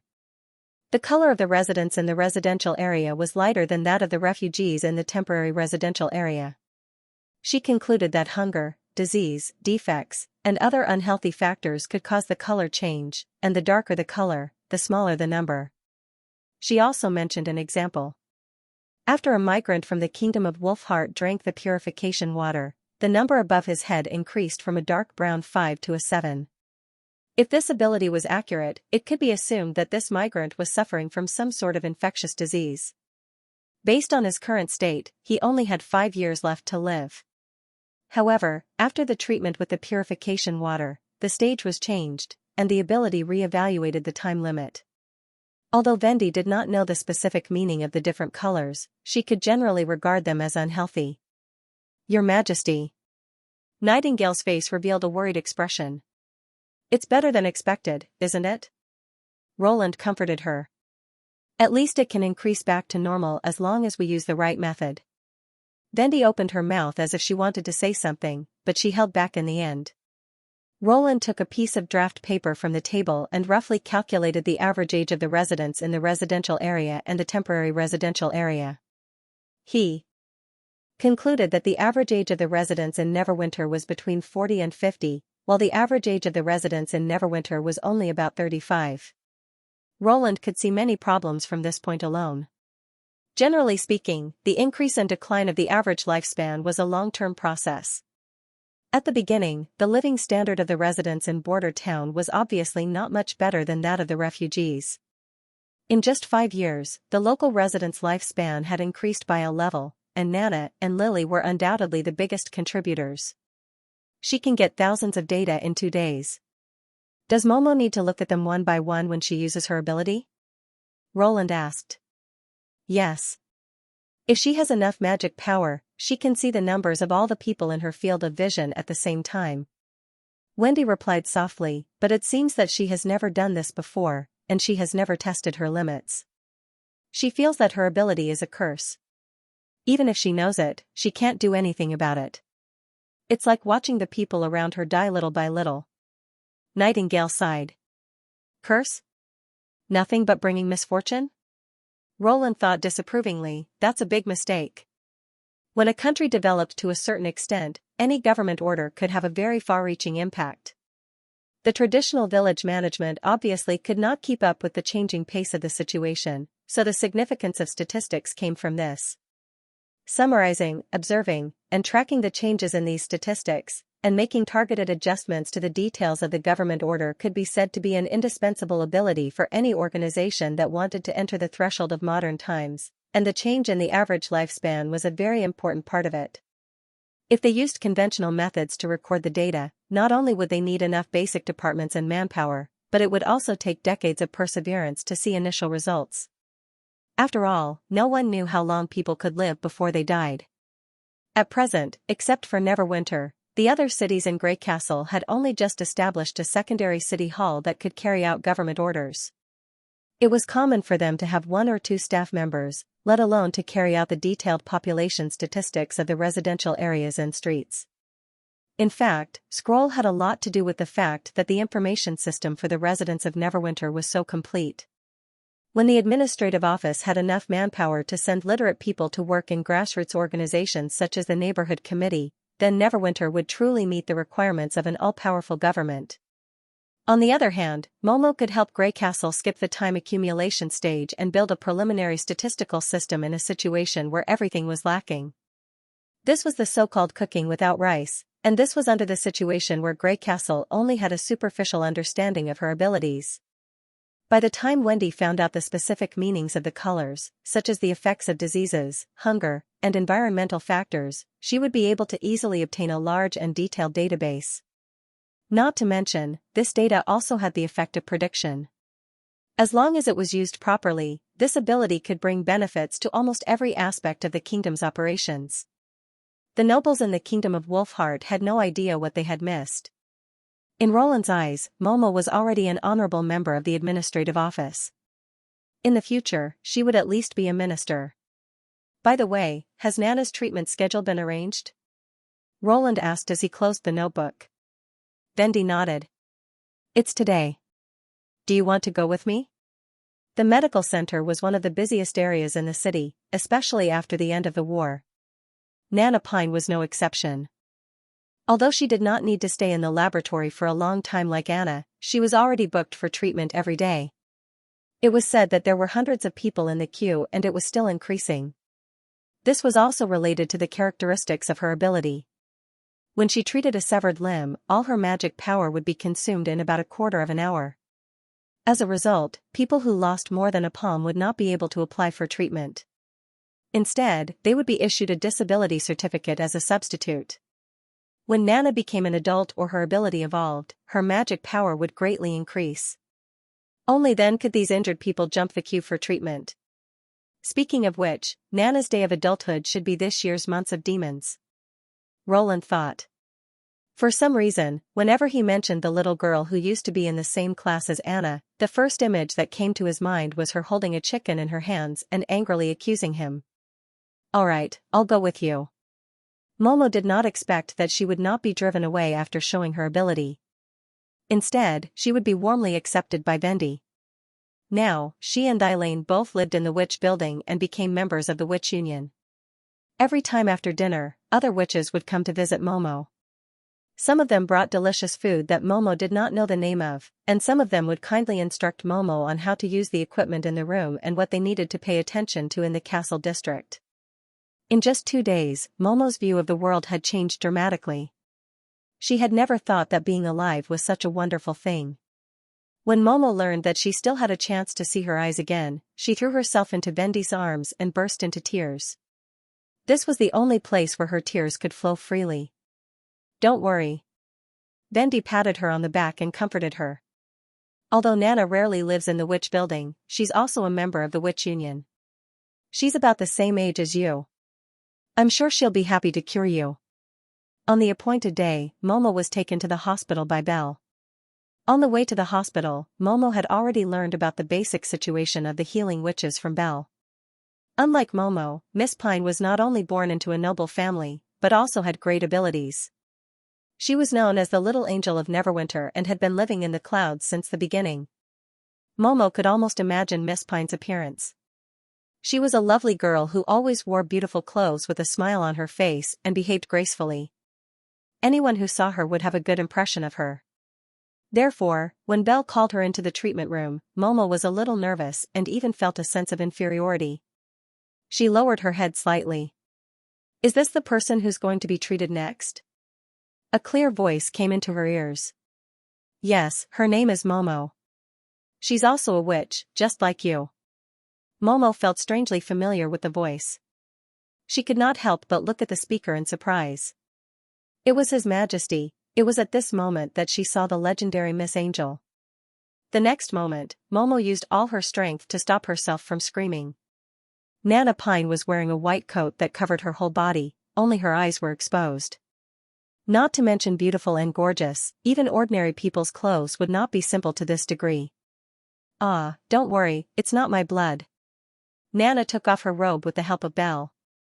"It's just that the injured person's arm was crushed by the rolling mill, so it's inevitable that the scene will be a bit chaotic." Is that so?" "Yes."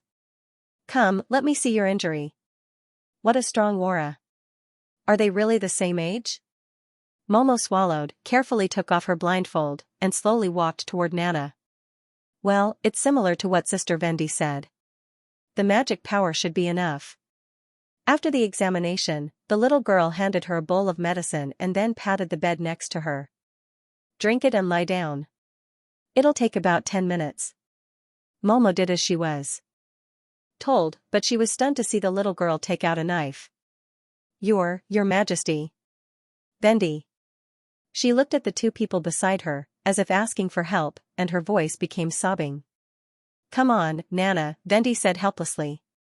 "Can't you take it slow and give the new sister some time to adapt?" "Hey, this is a normal procedure," Nana said in surprise. "If we don't cut open the old wound and completely destroy the healed part, the treatment won't work." "That's right, but you can chat with her first, then talk about the previous case? I think it's more convenient to use a saw than an axe when cutting off a limb." "No, I'm not talking about that." "Indeed," His Majesty chimed in. "A saw can ensure that the cut is basically neat, but if it's a big bone like a leg, it'll be very difficult to cut it, right? The skull is not much better. Those nurses are not much stronger than me. If Sister Anna can help, it'll be much easier." "It's my fault. But it's not difficult to solve. How about I design an electric one for you later? I guarantee it'll be broken." "Your Majesty. Please don't talk about this." "Ahem, sorry, when it comes to technical problems, I can't help it." Her voice became vague. Momo turned her head and vaguely saw that Nana seemed to be talking with His Majesty and Vendi. From time to time, Nana moved the knife in her hand back and forth, as if she wanted to experiment on her body. "Cut? Saw? An axe? I'm sorry." She slowly closed her eyes. "Elaine, I might not be able to see you again after this treatment." Ah, she fell asleep. Roland suddenly noticed that Momo had already closed her eyes and entered a stable state of sleep. Nana raised the scalpel and nodded to the two. Then I'll begin. She skillfully cut into the eye socket, removed the ugly old wound, and cleaned the damaged skin. Blood quickly seeped out and dyed the gauze red. Throughout the entire process, her arms were almost completely still. Only her fingertips and wrists were moving with precision. Unlike the treatment, this step could not be achieved by magic power. It was the result of Nana's training so far. Amazing. Vendi said in a low voice. It's all forced out. Nana twitched her mouth. When I was in the military camp, I could only stay for about half a minute for each patient. If I couldn't complete the emergency treatment in the shortest time possible, I probably wouldn't be able to save the later patients. That's why she's so straightforward. Roland could not help but sigh. You used to faint at the sight of blood, and those chickens, Your Majesty. Nana rolled her eyes at him. Don't ever mention that again. And you're the culprit. Fine. Roland waved his hand in surrender. Besides. The little girl paused. I think it's good to be like this. At least I'm much stronger than before, right? For a moment, Roland felt as if he had seen her again. Roland could not help but stroke her head. Of course. A few minutes later, Momo's eyes returned to normal. A bowl of sleeping fern will probably last for about 2 hours. Such a small amount of poison won't have too much of an effect on the witch, so we just have to wait for her to wake up naturally, Nana said, looking at Wendy. Thank you. The latter nodded with a smile. By the way, how much magic power do you have left? Roland deliberately pretended to be careless. Can you check for me? Wendy's complexion couldn't help but change, while Nana directly grabbed his arm. Are you hurt?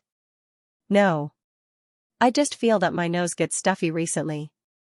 Then you should go to Lily. Nana withdrew her hand grumpily. I've checked, and there's no reaction from her ability.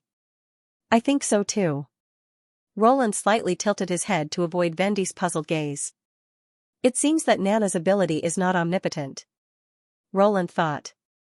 I don't know if she can't cure those invisible, hidden diseases or if the red unhealthy state is not a kind of injury.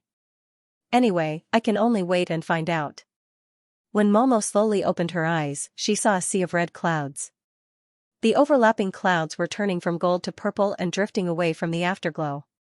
She could hear the soft but continuous sound of the autumn wind blowing through the grass. Occasionally, she could see 1 or 2 blades of grass flying in the air and passing by her cheeks. Everything was peaceful and quiet. I'm still alive, Momo thought. However, Momo soon noticed something unusual. Her vision seemed to expand a lot, and the blurry scenes in the distance became clearer. She raised her head slightly and saw Dailane leaning over her with a smile. You're awake?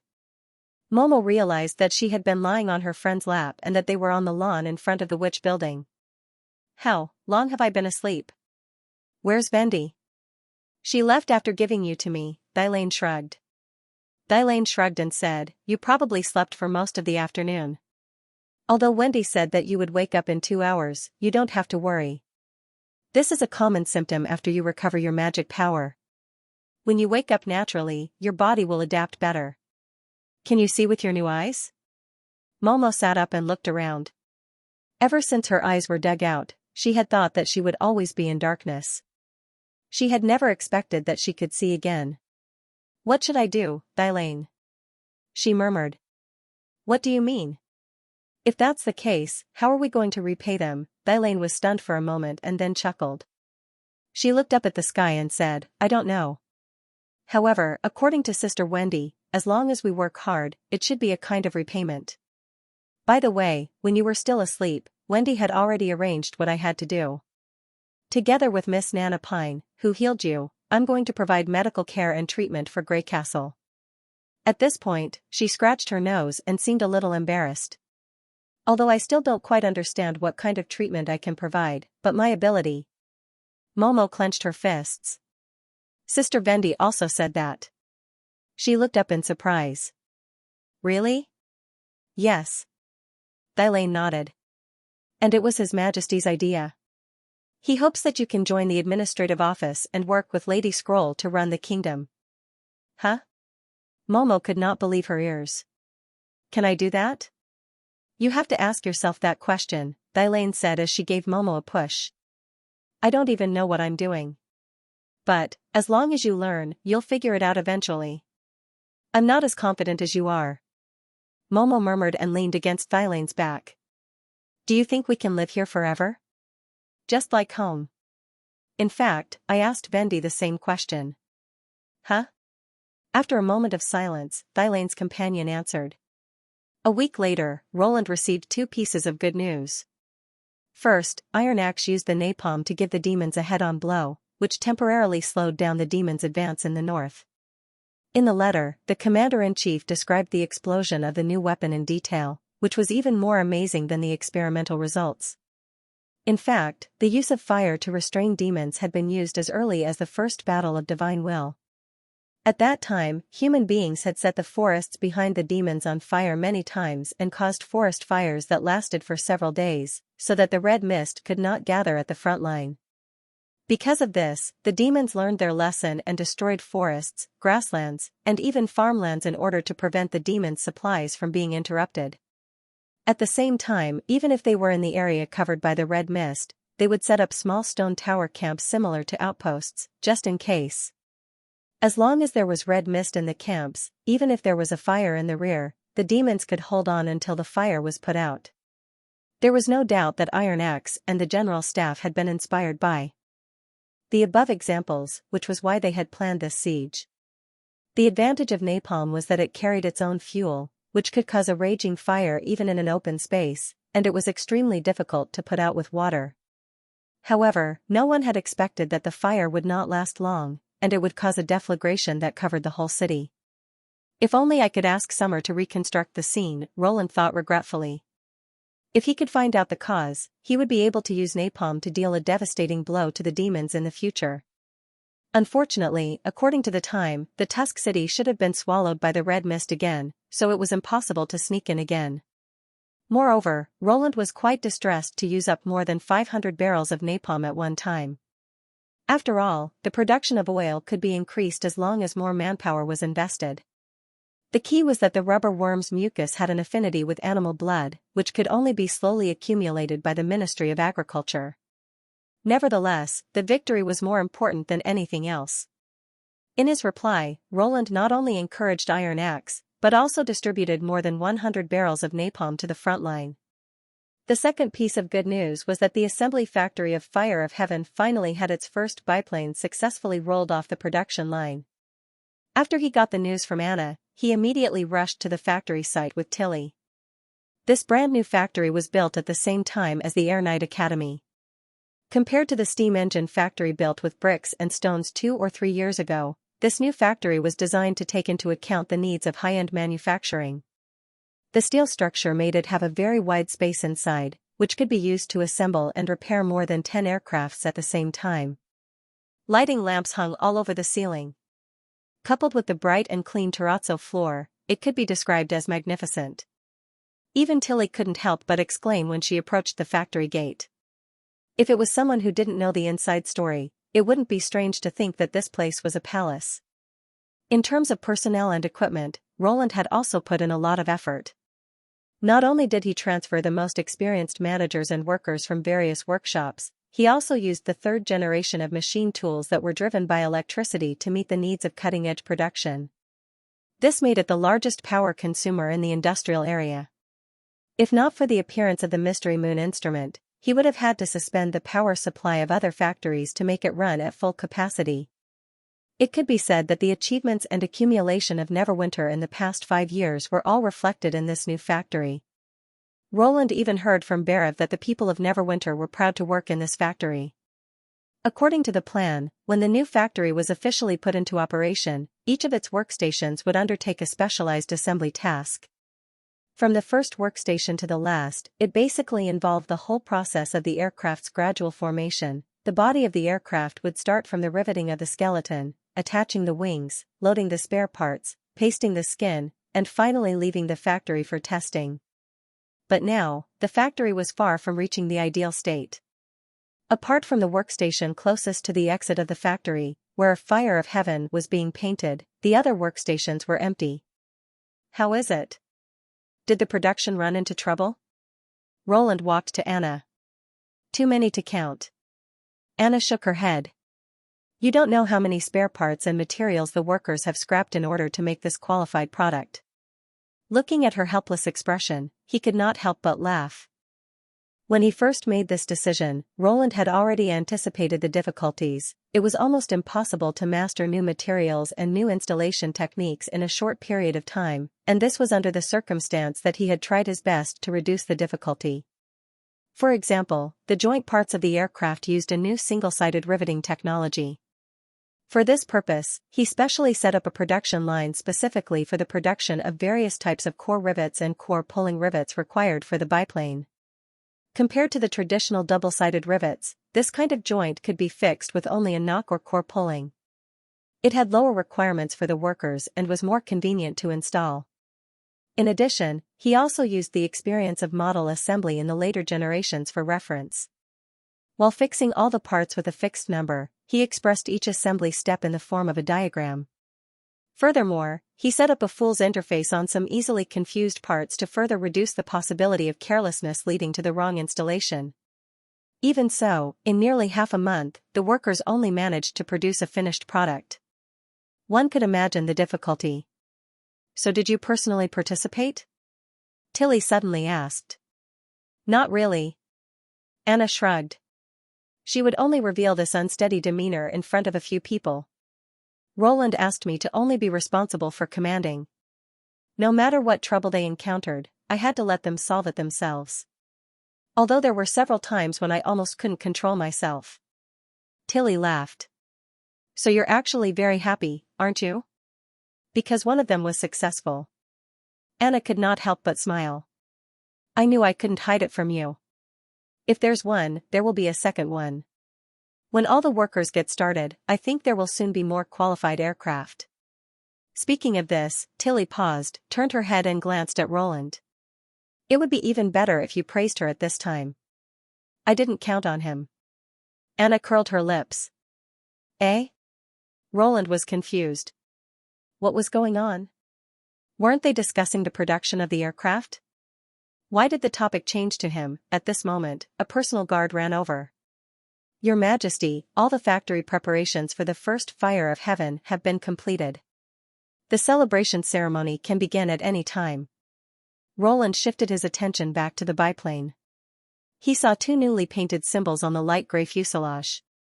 One was the royal coat of arms of Grey Castle, and the other was a knight holding a spear and spreading his wings. The entire aircraft looked majestic, but he felt that something was missing. He pondered for a moment, then came to a sudden realization. He waved his hand and said, "Attach the ribbon." Soon, the bright red ribbon was attached to the aircraft, and a large red flower was attached to the propeller at the nose of the aircraft. That's right. He nodded in satisfaction.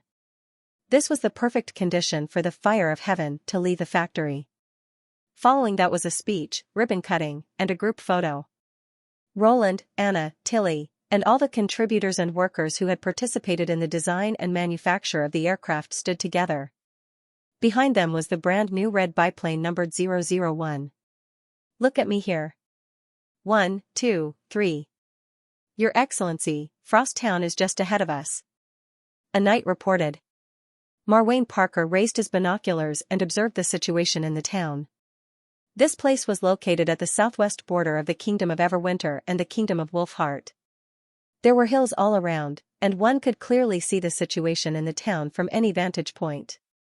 Frost Town was easy to attack and difficult to defend, so it had never been built into a castle. There were many towns like this on the border between the two kingdoms, and there was nothing special about it. Normally, Marwayne wouldn't even spare it a second glance, but now, it had a unique significance. Did you get any news from the scouts? Yes. I only spent a few silver royals, and the townspeople told me everything, the knight said proudly. There's indeed a group of Grey Castle soldiers here.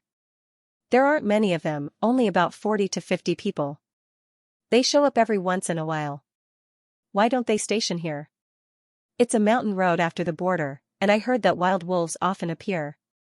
Without an escort, none of the refugees will be able to cross the border. Marwain immediately understood what was going on. The red mist did not spread along the border. Instead, it spread in an ever-expanding semicircle. The furthest part of the red mist had already passed the royal city of the Kingdom of Wolfheart, and the closest part was still in the Kingdom of Everwinter. Compared to going to a neighboring kingdom, it was more reassuring to fight within the kingdom. Frost Town not only met this requirement, but also because of its remote location, those who had been fooled by Grey Castle soldiers would rarely enter the Kingdom of Wolfheart from here. Frost Town was almost as inconspicuous as a mosquito's leg compared to the major cities with convenient transportation. What Marwain wanted was precisely the small number of people. The small number of people meant that Grey Castle soldiers would not pay too much attention to this place, which was undoubtedly confirmed by the scouts. Just as the old scholar had said, the demons would deal with those who were difficult to deal with. What Marwain needed to do was to bite them where they were weak. As long as this matter was spread out, no matter how big or small the outcome of the battle was, it would make the other side hesitate in taking action. Of course, that was not all the old scholar's plan.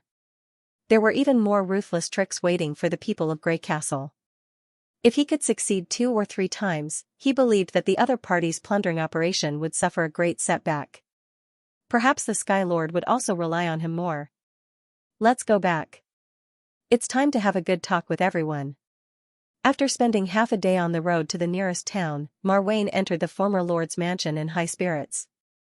This place originally belonged to a nameless baron, but not long ago, he was so scared by the approaching red mist and the rumors of demons that he fled, which saved him a lot of time to negotiate. This land didn't belong to him yet. After all, his power was limited to the 4 cities of the northern region. However, Marwain believed that the Parker family's expansion wouldn't stop there. Soon, a group of nobles gathered together and waited for him to speak. The Duke looked around and silently memorized everyone's faces and expressions. There were a total of 45 applicants in the room. Most of them were knight, but there were also a few baron. The one with the highest status was the former lord of the northernmost port, Viscount Narnos. These people had either been forced to lose their territories or had all their people stolen by the people of Grey Castle. With the promise of fiefdom as a reward, they did not hesitate to pledge their allegiance to him. If the guards, trusted aides, and squires that they had brought with them were also included, the number of soldiers in this army was already more than 300. They had the advantage in numbers, so this was obviously an excellent opportunity. More importantly, for the first time, there was no difference in weapons between them and their opponents. In the past, the nobles of Everwinter had been unable to put up a fight because the firearms of the people of Grey Castle were too ferocious. The speed and range of their fire were far beyond that of their imitation snow powder weapons. If not for this batch of reinforcements from the Sky Lord, no nobles would be willing to help him fight against the people of Grey Castle, let alone 300 people. How is everyone's preparation going? Marwain cleared his throat. I believe your men are familiar with those firearms, right? Isn't it just loading bullets into the gun, aiming at the target, and pulling the trigger? Viscount Narnos said indignantly. Those things that even the farmers in the mountains can use, there's no reason we can't use them. Those guys who were captured had to be tortured heavily before they confessed, and they even spoke hesitantly and unwillingly. I thought they were nothing special. That's right. It's true that they're exquisite and beyond our reach, but when it comes to using them, they're much easier than swords. A knight echoed. I've also interrogated the people of Grey Castle. They've only been in the army for 2 years and can usually learn how to use firearms in a month, but I've spent 5 years just practicing with my sword. A month is because those untouchables are too slow. If it were me, 3 days would be enough. Another person's comment caused a burst of laughter. I'll let them know that without firearms, they're nothing. Aren't firearms all thanks to the witches? I think the king of Grey Castle just took advantage of the time when the church was sweeping through the kingdom of Everwinter and the kingdom of Wolfheart. The hearts of the people were useful. Marwain realized that these nobles had been suppressing their anger for a long time and were eager to take revenge on the people of Grey Castle. Although this mixed team had just been put together a week ago and some of them did not even know each other's names, at least they had the same goal and were full of vigor. However, the number of those crossbow bolts is limited, and the number of bullets distributed to each of us is even smaller. The knight who had followed him before spread out his hands and said, "If possible, I hope you can use them sparingly and only open fire when the distance is close." Marwain looked at him approvingly.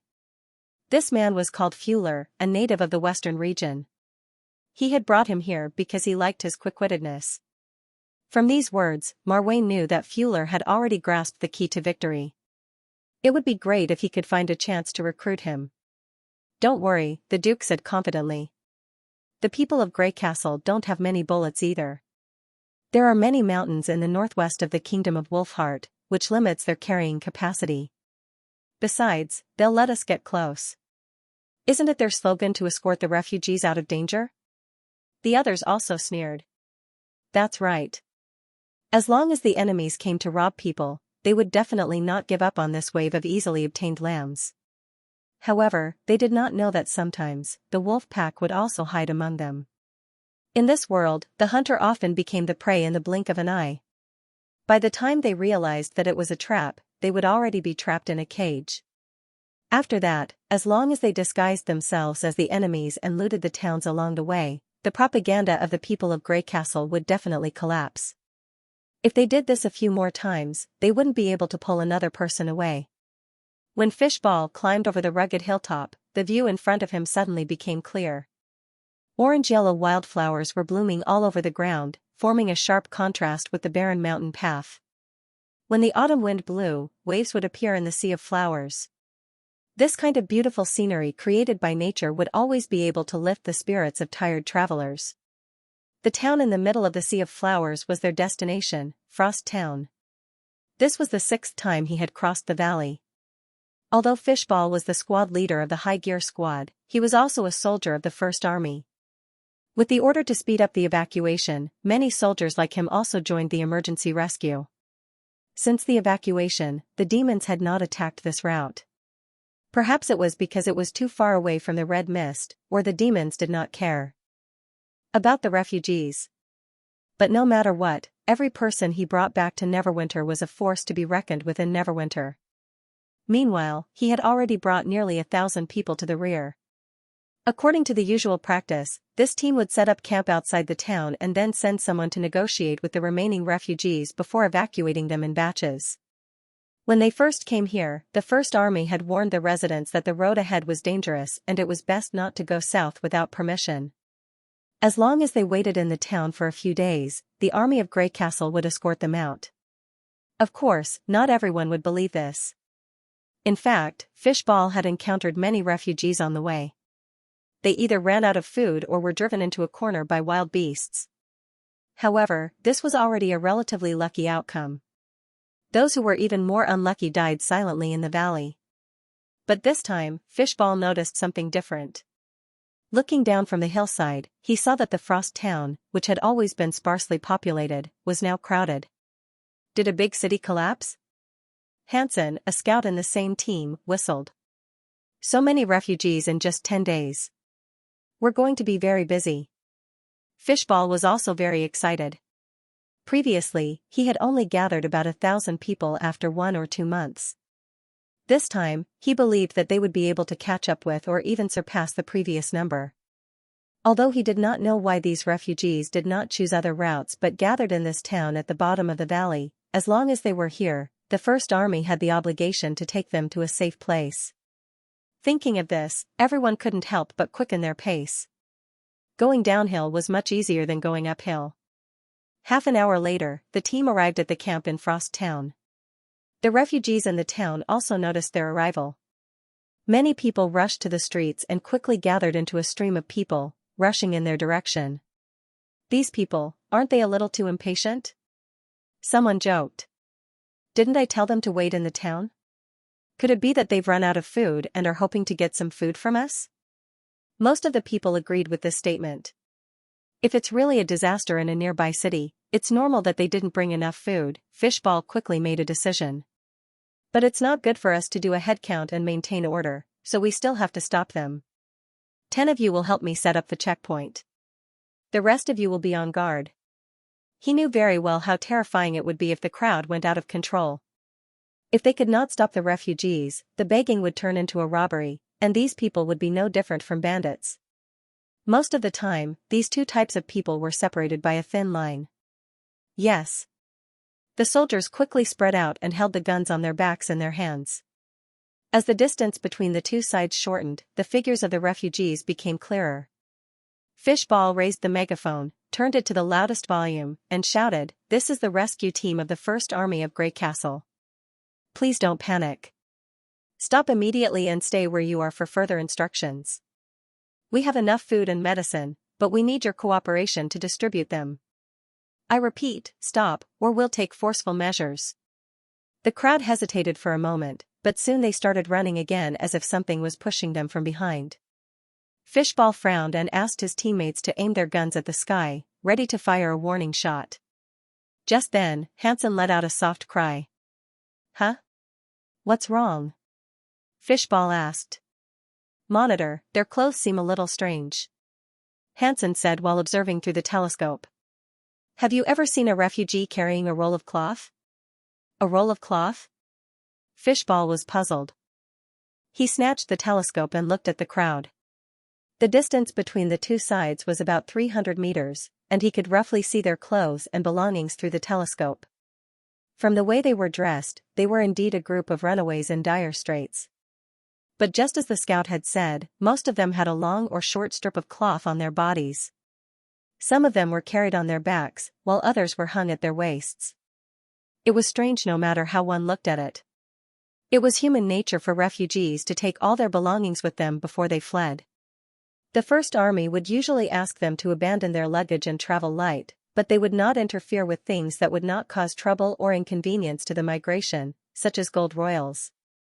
Over the past 2 months, Fishball had seen many strange belongings, but this was the first time he had seen a roll of cloth. But the more he looked, the more he felt that something was wrong. The refugees were dressed in rags, and they were all wearing shoes. Their ragged clothes did not look old at all, but looked like they had been damaged recently. The distance between the two sides was now less than 200 meters. Bang, his teammates fired a warning shot. The crowd immediately dispersed, and a scene that made Fishball's blood freeze appeared. Probably startled by the gunshot, several people at the front of the line hurriedly pulled off the cloth, revealing the standard-issue rifle of the First Army. This action seemed to set off a wave in the crowd, and the others followed suit. Those cloth strips of different lengths were actually used to hide weapons, and the things wrapped under them ranged from swords to halberds. It could be said that there was everything one could think of. He suddenly realized that this was a trap. "Retreat to the camp!" Fishball shouted at his teammates. "Run!" Before his voice died away, a series of gunshots came from the other side. Fishball could even hear the whooshing sound of bullets flying past his ears, and from time to time, the surrounding grass splashed with mud.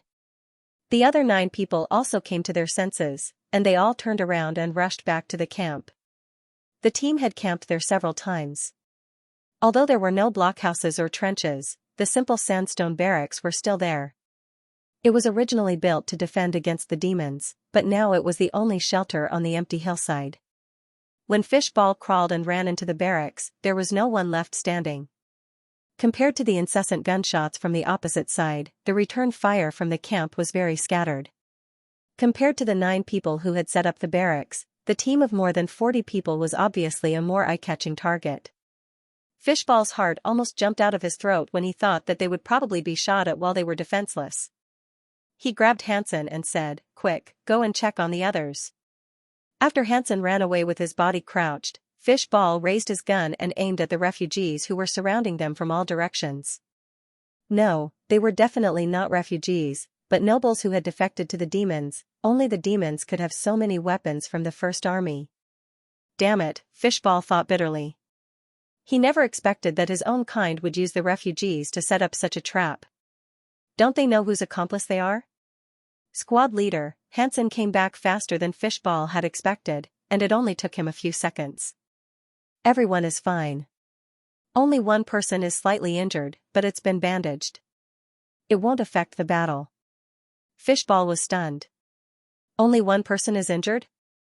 The gunshots were so fierce just now. That's right, they had to hold on. Behind the campsite was a gentle hillside, so it was almost impossible to retreat to the hilltop under the hail of bullets. Moreover, the rescue teams had split up, so they could not get reliable support in a short period of time. In such a disadvantageous situation, holding on was the only way to inflict the greatest damage to the enemy.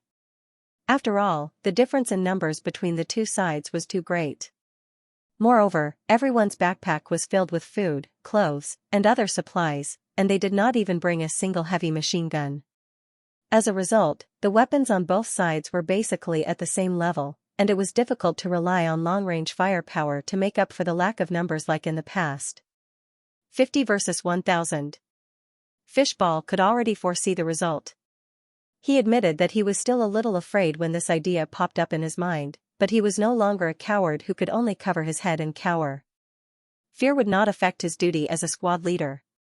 Even if he were to die here, he would make the other party pay the price. Obviously, his teammates had the same idea, or else they would not have deliberately suppressed their shooting speed and let the enemy come within 200 meters of them. They had limited bullets, so they could only achieve the best hit rate when fighting at a medium or close range. Of course, the enemy's accuracy would also increase as the distance shortened. This was a double-edged sword, and willpower determined everything. The hillside slowed down the enemy's movement. Fishball waited for nearly a minute before he saw someone enter the 100-meter radius. At this distance, he could already see the faces of the sneak attackers through the telescope. This once again confirmed his previous conjecture. Most of them had clean faces and did not look like refugees who had been fleeing in the wind and rain. Their actions and expressions did not show any signs that they were being forced. He no longer had to worry about killing innocent people. Fishball aimed at the enemy at the front and pulled the trigger. His teammates also chose to open fire at the same time. For a moment, the sound of gunfire in the campsite suddenly drowned out the enemy's movements. In the blink of an eye, the attackers at the front fell, and the momentum of the attack was immediately halted. The surrounding enemies all lay down and fired back at the First Army. It was unknown whether they had learned this method from previous battles or if they had been taught by the demons, but the situation became a mutual shooting. While the two sides were in a deadlock, the enemies at the back pushed several two-wheeled carts covered with cloth to the front line. Fishball was no stranger to this kind of thing. Compared to carriages and mules, handcarts that relied on human labor were more suitable for ordinary people, especially when the whole family was moving and needed to carry large amounts of goods. He had originally thought that they were just props used by the enemy to conceal their identity, but he did not expect that after they started charging, the enemy still did not give up on these cumbersome carts. It wasn't until the cloth was lifted that Fishball realized that the cart was actually carrying a Mark I HMG. The rapid firing immediately suppressed the firepower of the First Army, and the bullets equipped with tracer effects were much more accurate than those of bolt rifles. It was as if the area in front of the camp was boiling. The grassland full of blooming wildflowers and soil were splattered everywhere. If not for the defense of the camp, they would have lost the ability to fight back. Fortunately, the enemy didn't set up a machine gun position at the furthest point, but instead threw it into the assault. Now that the machine guns were only about 200 meters away from the defensive line, and the First Army was spread out far enough, this gave them a chance to catch their breath. "Hansen!" Fishball yelled. Hansen gestured that he understood and ran to the edge of the camp with his rifle. The First Army rarely encountered a situation where they were at a disadvantage in firepower. According to the regulations in the combat manual, once they were at a disadvantage in firepower, they should call for backup from the rear as soon as possible, or specifically target the enemy's firepower to counterattack. Obviously, the only action the rescue team could take at this time was to use efficient and accurate sniping to deter the enemy's attack. While the machine guns were reloading, Fishball and his teammates raised their heads and fired ferociously, trying to attract the enemy's attention. Hansen did not disappoint. He shot down the shooters on the cart with 2 shots. Those who wanted to climb onto the cart were also shot down one by one. Without the suppression of the machine guns, the enemy who had taken advantage of the momentum to charge forward were beaten back by a round of gunfire before they could run more than 10 steps.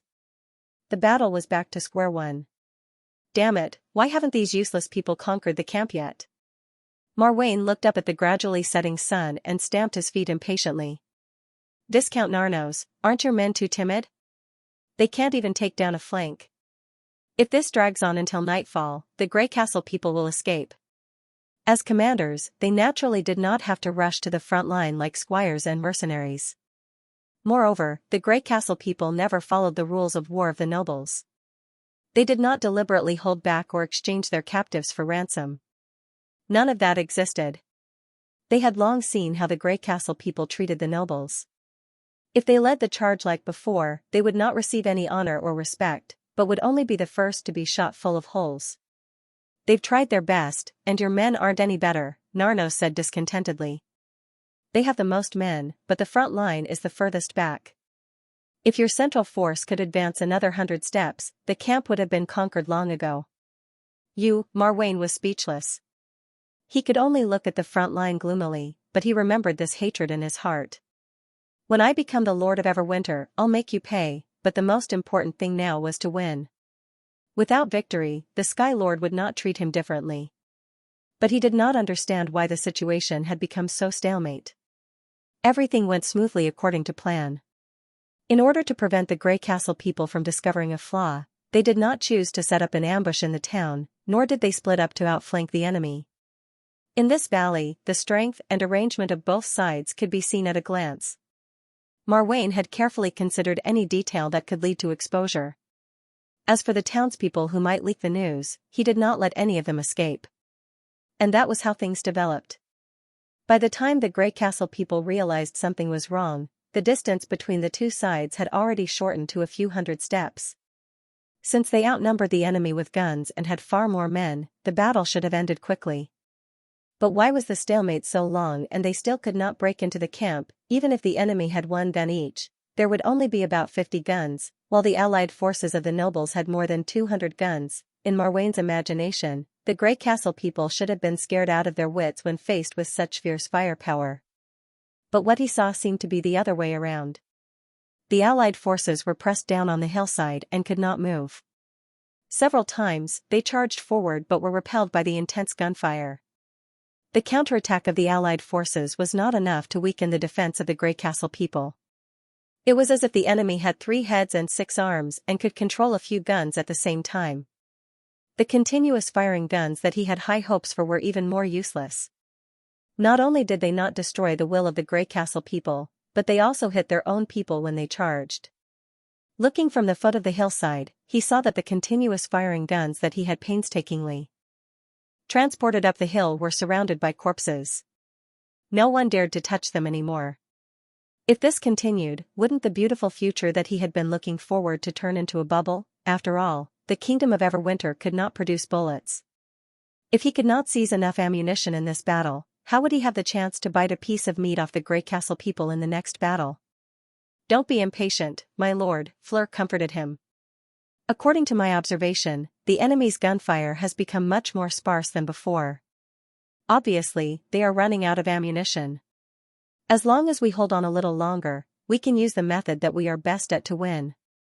After all, they only have guns, but we have everything. Fishball noticed the change in the battle situation.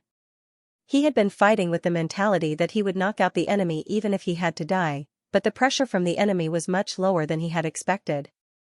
When he fought the demons on the fertile plains, the pressure on the battlefield almost made it hard for him to breathe. His whole body was as stiff as a rock, and the only thought in his mind was to shoot. But now, he still had the energy to observe the situation of his teammates and the enemy, and to think about the enemy's possible actions. After being forced to retreat several times, the enemy's movements became much more sluggish. The most obvious point was that the First Army's firing interval had lengthened. In order to conserve ammunition, they usually only fired when the nobles' army charged, but the last time they fired was an hour ago. Since the enemy had not sent any reinforcements, this kind of stalemate of neither advancing nor retreating was definitely a taboo. After all, the First Army was positioned halfway down the slope, and they had the cover of the sandstone barracks, so they had a much greater advantage in firing. He did not quite understand why the commander of the nobles would make such a choice. Unlike cold weapons, no contact did not mean that there was no battle. Those ambushers were under the pressure of being hit at every moment, and this was undoubtedly a blow to their morale. Some of the front lines did not advance, but retreated instead. Fishball saw with his own eyes that some of the enemies had retreated nearly 100 meters from their original positions. Now, the entire front line was like a zigzag wave. This also revealed that the enemy was not a complete unit, but a temporary patchwork of several teams. In addition, Fishball also noticed that the enemy might not be that good at using flintlocks. Although they were obviously imitating the First Army, they did not make full use of the weapons in their hands. Otherwise, they would not have lasted until now. Although it sounded inconceivable, the team had yet to lose a single person in battle, and only 5 were injured. This could not be explained by pure luck. Can someone give me some bullets? I'm almost out of ammo. Me too. I only have 1 clip left. What should we do next, Monitor? Hansen ran back and asked, there are no more enemies around the machine guns. Should we retreat after nightfall? Fishball looked up at the sky. It was about 5 o'clock in the afternoon. The sun set faster in late autumn, and it would be dark in an hour and a half. At that time, the threat of the enemy's firearms would be greatly reduced. Even if they had their backs to direct fire, they would still have a chance. But perhaps it was because he had been running away for too long, so he always thought more about retreating. It was true that the darkness of the night had weakened the accuracy of the muskets, but the First Army would also lose their greatest reliance. More importantly, if the enemy regained their morale because of this move and chased after them, would they be able to repel them again? Of course, if they had enough ammo, the squad might be able to retreat before the attackers could react. However, based on the current situation, the nobles would soon notice that the firing rate in the camp was no longer what it used to be, and it would not be difficult to guess their next move. What's more, 2 of the 5 injured were heavily injured. Retreating with injured teammates would definitely slow them down. Fishball would never abandon his teammates. He hesitated for a while and finally made up his mind. Call the others over. I have something to say. Not long after, Hansen gathered his teammates who were scattered on the front line. The enemy did not seem to notice that the First Army's shooting points had become more concentrated. They were still crouching on the grass and occasionally fired a shot. This further strengthened Fishball's conviction. He briefly explained the situation and then looked around. His Majesty always said that attack is always the best defense. If we can defeat these nobles in one fell swoop, we won't have to worry about whether we stay or leave. But if we do the opposite, the enemy may have a chance to bite us back. Now it's time to make a decision. We can leave our fate to the enemy, or we can control it ourselves. I'd like to hear your thoughts. Monitor, do you mean we should take the initiative to attack? Hansen was stunned. They outnumber us. I've thought about it. They seem to have the advantage in numbers, but most of them have lost the will to fight. It's just that long-range shooting won't make them realize that they're going to lose. If we can defeat their strongest team, maybe we can completely destroy their will to fight. But we're running out of bullets. The First Army is not an army that only relies on guns to fight. The combat manual emphasized this point, Fishball said in a low voice. After a moment of silence, Hansen was the first to speak. I'll listen to you. That's right, Monitor. I don't want to leave anyone behind. Either we all go or we all stay. Give the order, Monitor. Everyone shouted. Fishball nodded solemnly. He would never have thought that he would make such a decision in the past. He had only been in the army for 4 years, but he felt that something had changed in him. You're not a coward.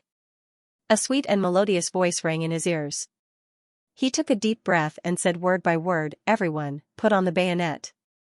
The structure of the gun had changed from the oldest flintlock rifle to the bolt rifle, but the bayonet had never been removed. The only difference was that it was more useful than before. The soldiers drew their swords from their sheaths and inserted them into the jaws. Fishball inserted the last clip into the barrel, raised his arm and shouted, "Follow me." He took the lead and jumped out of the camp. The other teammates followed him and rushed toward the enemy closest to the front line. The enemies obviously did not realize what had happened. Many of them did not even get up from the ground but continued to shoot at the First Army in a clumsy posture. Fishball was prepared to be shot, but the pain he expected never came. The distance of more than 100 meters was covered in the blink of an eye. Only then did the enemy stand up as if he had just woken up from a dream. He stood there with his rifle in his hand, not knowing what to do. He stabbed the bayonet into the chest of the first enemy according to the posture he had practiced in training. Kill. His teammates also rushed forward and rushed into the crowd while they were descending the mountain. Shouts and screams rang out across the hillside. Fishball stabbed one down and shot another dead.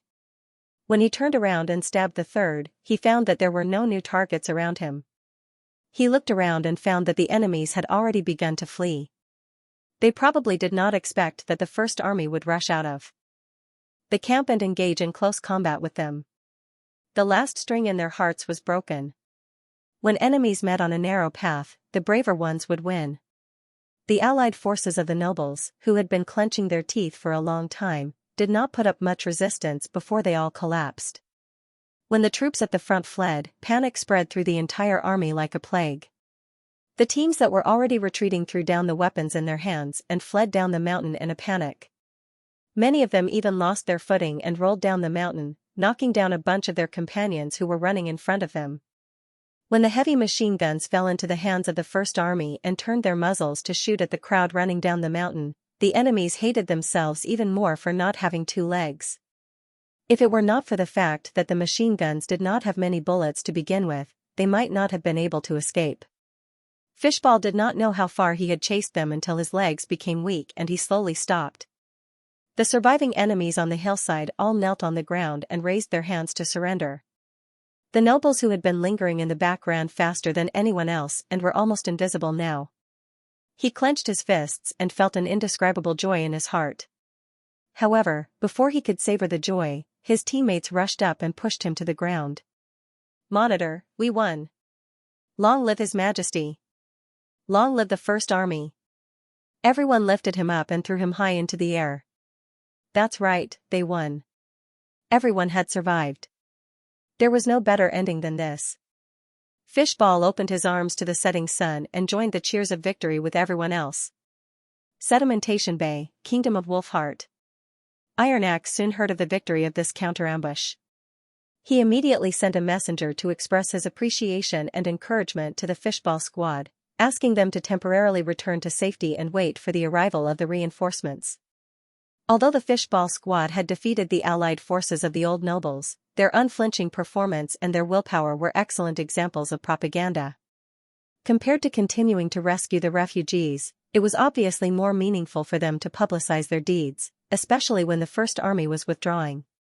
Not long ago, he received two pieces of bad news. First, the soldiers lurking in the red mist reported that the nobles had taken over the demon's job. According to the report, the knight from many families of the Kingdom of Everwinter was intercepting the refugees. As the same kind, their coercion and temptation were undoubtedly much more effective than that of the foreign races. The First Army would take a great risk in entering the Red Mist area. Most of the time, they could only rescue the refugees from the periphery. As a result, the number of people at the evacuation points had decreased to varying degrees. Second, the demons had once again intensified their attacks on the First Army. This was a complete battle report. First, a sentry post had observed a large number of devil beasts flying out of the Red Mist area from the southeast and heading towards Archduke Island. Then, the island's garrison had made preparations for defense and had cut off sea transportation. But unexpectedly, the group of devil beasts suddenly disappeared in the airspace between two observation posts. When they reappeared, they were already on top of an evacuation team. The team had also received the news that the devil beasts were heading east and was working overtime to evacuate the people. As a result, they were exposed to the demons without any cover. Although the team put up a great resistance, they were still completely annihilated. There was still no complete statistical report, but according to the reinforcement team, nearly 2,000 refugees were killed in the attack and the army had lost at least 100 people. Such a heavy loss forced Iron Axe to make a decision to withdraw the battle line. The two pieces of bad news could be said to be a chain reaction. The general staff had considered the possibility of the nobles' betrayal, but they did not expect it to happen so quickly. The big families of the Kingdom of Everwinter had been fighting for nearly 2 years without a new king. Now, they were united under the will of the demons, which was quite ironic. The current situation was very obvious. The Great Migration phase was coming to an end, and the First Army needed to accumulate strength to defend the border area covered by the red mist. Currently, about 5,000 soldiers had arrived at the Cage Mountain and the Sedimentation Bay, which was less than 1/6 of the total number of soldiers. Since he did not know how many soldiers the demons could mobilize, he could not afford to lose any more soldiers before he figured out the enemy's situation. What worried Iron Axe the most was that when the First Army had limited transportation and insufficient troops, the demons would concentrate their army to attack the nodes that had yet to be defended. In that case, the First Army would be caught in a dilemma where it would be impossible to defend or rescue them. After all, in the kingdom of Wolfheart, there were no mobile fortresses like armored trains that they could rely on. "Sir." At this time a guard walked into the mansion study. "The ship of Lady Edith Kant, the Minister of the General Staff, has just arrived at the port." "Oh?" Iron Axe raised his eyebrows. He was just thinking of someone to share his worries with, and now the person to share his worries had come by herself. "Coincidentally, I'm free. I'll go to the port to pick her up." At the port, Iron Axe saw the Pearl of the Northern Region surrounded by the members of the General Staff. All of them looked liberated and seemed to have completely forgotten the horrible experience she had when they were tortured by her. It had only been about a year since she became the minister, but she had already won the respect and approval of the staff. Iron Axe thought of the nobles in the kingdom of Everwinter and the kingdom of Wolfheart, and then looked at the former daughter of a duke. He could not help but sigh inwardly. "Commander-in-Chief." Edith also saw Iron Axe. She put her hand on her chest and saluted. "Long time no see. I hope my subordinates didn't cause you any trouble." "They've all fulfilled their responsibilities in the line of duty." Iron Axe returned a military salute. They were basically equal in status, so there was no misunderstanding between them. In other words, apart from His Majesty and Lady Silvermoon, Edith was the only person he was willing to talk to. "In other words, they didn't give you any surprises?" Edith shrugged and turned to look at the staff. "It seems that you haven't performed well recently." Iron Axe could not help but smile. This Pearl of the Northern Region was still as unforgiving as before. "It's not a bad thing if we can win the war steadily." Edith did not pursue the matter further. Instead, she changed the topic. "By the way, this time I came with a new weapon developed by His Majesty according to the frontline intelligence. Are you interested in taking a look?" Iron Axe's eyes immediately lit up. "Of course. Please lead the way." They came to the heavily guarded loading area, which had been isolated by the garrison. Huge wooden boxes were being lowered from the ships and neatly placed in a corner of the yard. Many of the boxes had been opened, revealing the weapons wrapped in oiled paper. Iron Axe's attention was quickly drawn to a small cannon. "Good choice," Edith said with a smile. "This 75mm cannon is the most expensive firearm in this shipment. His Majesty hopes to use it to fill the firepower gap between the mortars and the Longsong cannons. It doesn't need a witch to transport it. It can be assembled on 4 wheels and can be pulled by a horse or 2 people. The cannonballs can also be carried by people. This reminds me of the original front-mounted field artillery." Iron Axe nodded. He immediately understood the use of this portable weapon. Compared with the short-range anti-demon grenades and mortars, the new cannon was obviously more suitable to deal with the thick-skinned spider demons. Even if they did not have time to set up artillery positions, the frontline soldiers would not be helpless against the spider demons. "As for the new rifle over there, it's a semi-automatic weapon," Edith introduced as they walked. Edith explained as they walked. The results of the test were pretty good. 2 or 3 guns can achieve the same effect as a heavy machine gun. You must be familiar with the person who came up with this idea. He's Van the commander of the artillery battalion. Although the official product has been improved by His Majesty, it's still called the Van rifle. But it's only a temporary substitute. I heard that the real automatic weapon is currently in the trial production stage. When the finished product comes out, it'll be shipped here immediately. The one on the far side is the new anti-demon grenade. Its caliber is much larger than the previous one. I think the Ministry of Chemical Industry has improved the propellant." The visitors gradually dispersed. When they walked all the way to the edge of the yard, only Iron Axe and Iron Axe were left. "What's wrong?" Is the war not going well? Edith suddenly asked. Iron Axe was startled. Only then did he realize that it was not a coincidence that Edith had brought him here alone. You saw it? If not, you wouldn't have come to the dock to welcome me. I can't hide it from you. Iron Axe exhaled and told Edith about the recent bad news and what he was worried about. Before the transportation channel is opened, it'll take us several months to gather all the troops and ammunition here. However, the demons may launch an attack from somewhere at any time. Even if Miss Sylvie, Lightning, and Maggie are here, they won't be able to monitor such a wide front. The war is imminent, but I know so little about the enemy. This is not a good sign. I see. Edith pondered for a moment. As for the transportation channel, I can't do anything about it. But in terms of intelligence, it may not be so difficult. You have an idea? Sort of. You only think about using the First Army to solve the problem. That's why it's so tricky. The Pearl of the Northern Region said slowly. The demons seem to be killing many birds with one stone by driving the nobles to serve them, but it also creates an opportunity for us. As long as the demons don't wipe out every city, we can plant a large number of eyes in the belly of the enemy. Iron Axe seemed to realize something. These eyes aren't soldiers of the First Army. When Roland received the report, which was jointly signed by the First Army and the General Staff, he immediately thought of the classic plots of spy movies. Obviously, this was a highly feasible plan. He even considered more than Edith.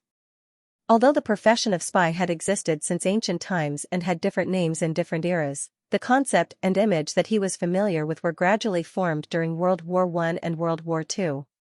Before that, most of the intelligence transmission was simple two-way communication, and there was no strict system. As the government became more and more controlled over the people, it became more and more difficult for spies to survive, so it became complicated and systematic. This also meant that the loose control system, which was ruled by the feudal lords, could not eradicate the existence of spies.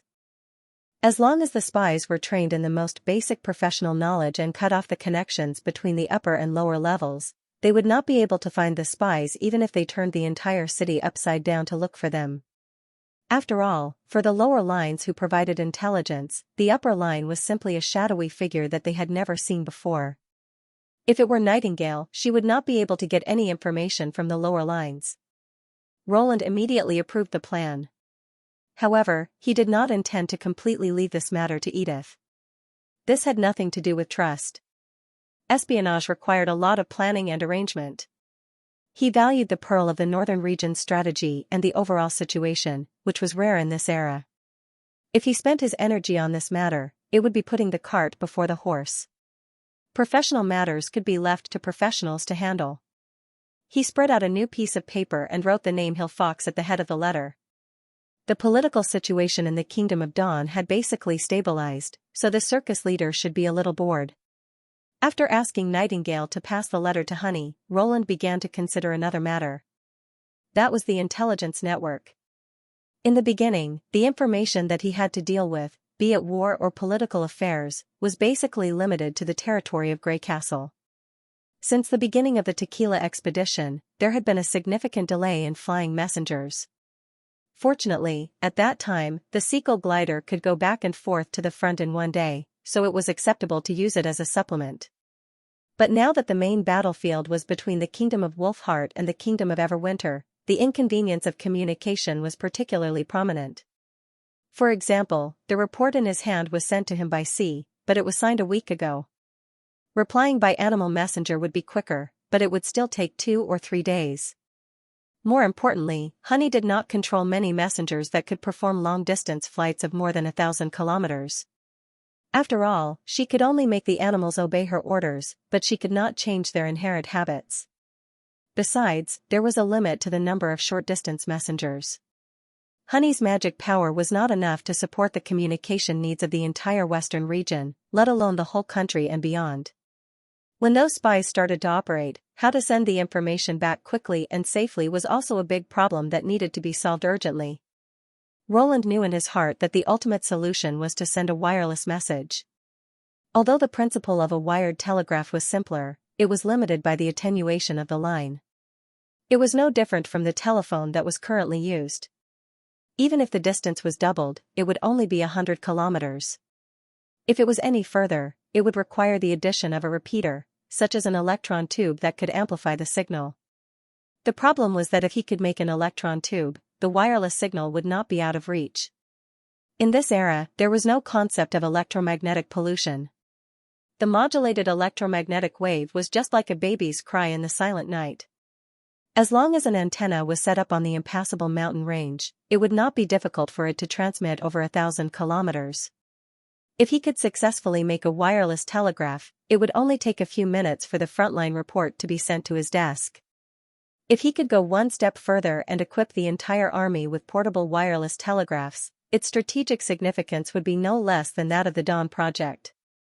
Of course, although he was clear about it, he had no idea how to do it. Maybe it's time to find a few more projects for the design bureau of Grey Castle, Roland thought. After entering the dream world at night, he first sent Zero off to school and then drove to the Three Leaves construction site in the southern suburbs of the city. Roland had to admit that Guard was indeed a straightforward businessman. As long as he had promised something, he would execute it immediately. Guard not only handed over the management of the factory to Roland, but also gave him a set of maintenance services, including painting the rusty walls and pillars, replacing the office equipment, and so on. Guard did not seem to be perfunctory at all. If it were not for the fact that the Clover Group was unwilling to give up the land of the tube-shaped department, Roland would have liked to have more dealings with such people. He parked the car and found that the open space outside the factory was a little strange. Usually, few people visited this place, but today, there were many construction workers. At the same time, he heard a series of dull roars, as well as the unique sound of reciprocating mechanical collisions. Roland quickly walked through the crowd and saw a strange-looking caterpillar machine. It was obvious that this machine was still a semi-finished product, and only part of it had been completed. If one only looked at the caterpillar and the load wheels, there was nothing special about it. The reason why it attracted the attention of the construction workers was that there was a steam piston system above it and another tractor that provided steam for it. Seeing this, Roland could not help laughing out loud. It turned out that this was the method that Master Xia had come up with. In order to minimize the impact of the imaginary boiler and water tank, he had installed all the equipment on another tractor. During the test, the two tractors had to run side by side for the steam engine to run.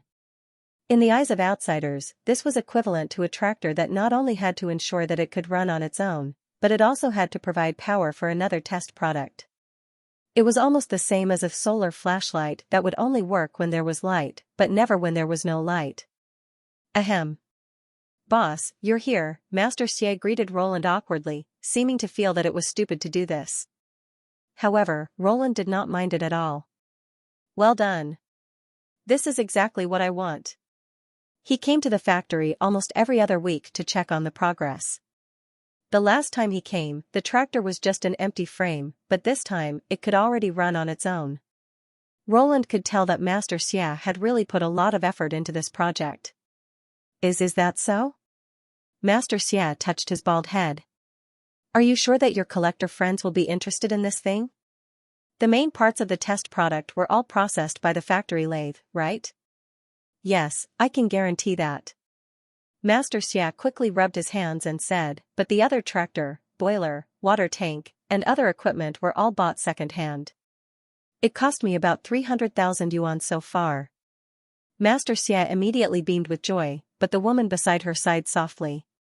Roland naturally noticed this as well. Ever since the dream world absorbed the core cyclones many times, his power had been constantly increasing, and his perception and acuity had risen to a new level. Although the woman was very discreet, Roland could still see her out of the corner of his eye. This woman was Qing, the secretary and treasurer sent by Guard. It was said that she had just graduated from a famous school. Her talent and ability were above average, and she was quite pretty. She was the kind of person who had won at the starting line. She was the only one in the entire factory who knew that the Clover Group was responsible for all the expenses, and the current boss was basically not a dime. In Qing's eyes, Roland was probably trying to take advantage of the Clover Group and take advantage of the employer. It was understandable that she looked angry. However, Roland did not care. As long as he dragged Xianxia down with him, all her complaints would vanish. Of course, it's all thanks to everyone's hard work. He smiled at the secretary and said, if it's successful, I'll give all the employees in the factory a month's salary. That's right. Boss, you're so thoughtful. Master Xia nodded. No, that's not what I meant. Xianxia did not expect that Roland would notice her little trick. She said awkwardly, I was just wondering when the company would be profitable. If everything went well, that day would never come. Roland waved his hand calmly and said, don't worry. My friends are all people who pursue their dreams. Making money is not a problem for them. Just wait for the promotion and salary increase. Well said, well said. Master Xia seemed to have fallen into a fantasy of reaching the peak of his life. He smiled so widely that the wrinkles on his face gathered. By the way, Roland looked at Xianxia and said, I have a new project to develop. Come to the office with me. Ah. Boss, Master Xia said as Roland turned to leave, do you have any other requirements for this tractor? For example, the shape, the color, and so on. Do you really think it's a prop in a movie? Roland shook his head and laughed. As long as it's reliable, everything else is not important. But please go ahead. If possible, I hope that the final product can have 5 pairs of wheels. That's not a problem at all, Master Xia said as he patted his chest. When I designed the chassis, I considered expandability. Leave it to me. Since the employees of the factory ran out to watch the test car, the factory was quite quiet. Roland noticed that Xianxia had increased the distance between them from 2 meters to 5 meters after they crossed the workshop gate. Roland could not help but feel amused. It seemed that Guard did not reveal her identity to Roland. Otherwise, she should have known that when a martialist wanted to do something bad, she could even run 50 meters first, let alone 5 meters.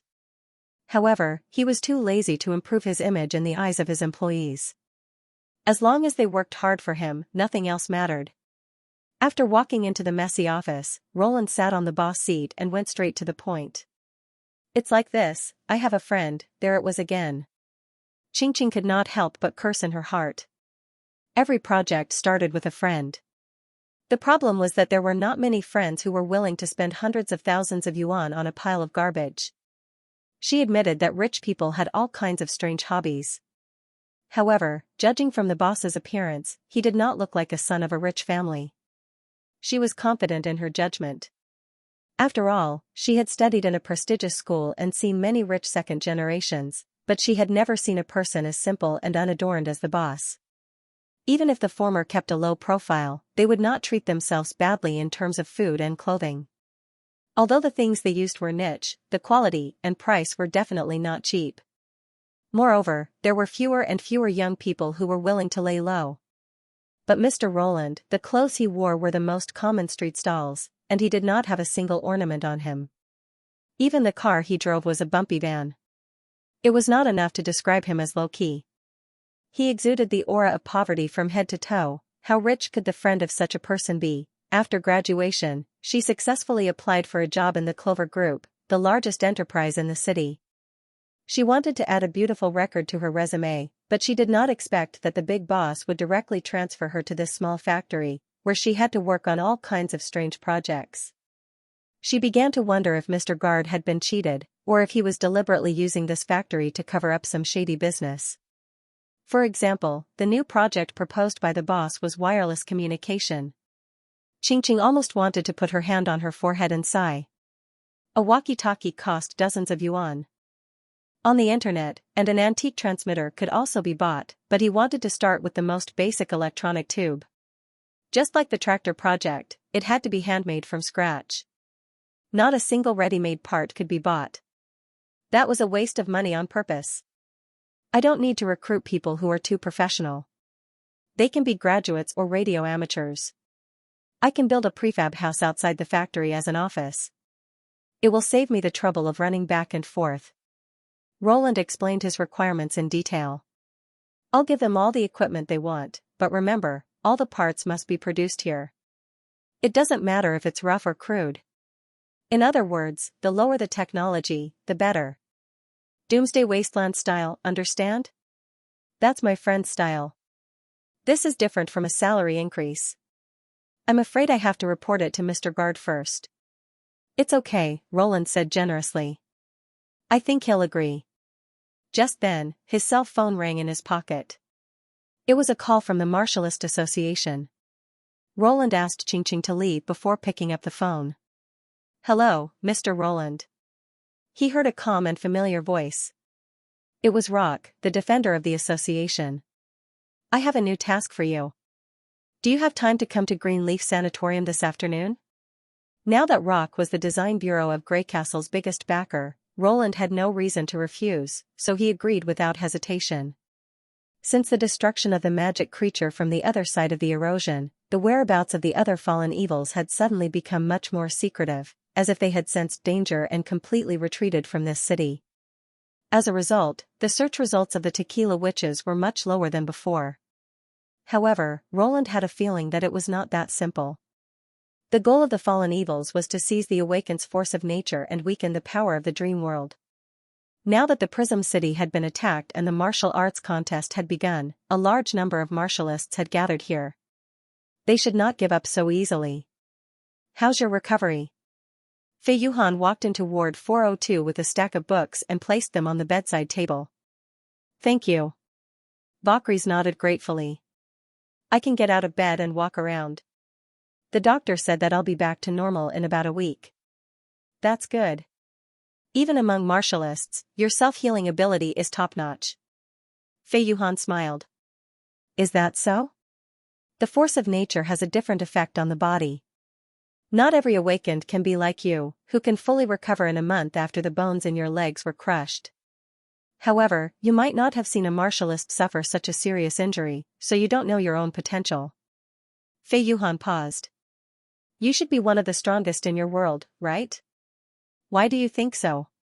My master always said that the strong are usually strong in every aspect. Fast healing means that you have an excellent bone quality, and your body has a strong ability to resist attacks. These kinds of people are usually 1 in a million when it comes to martial arts, just like me. Fei Yuhan said calmly, when your injuries are fully healed, perhaps we can spar a few more times. Is that why you recruited me into your team? Bakri said helplessly. You're a super genius of the association. I don't think I can help you with martial arts. It doesn't matter. Besides, you've been lying in bed for so long.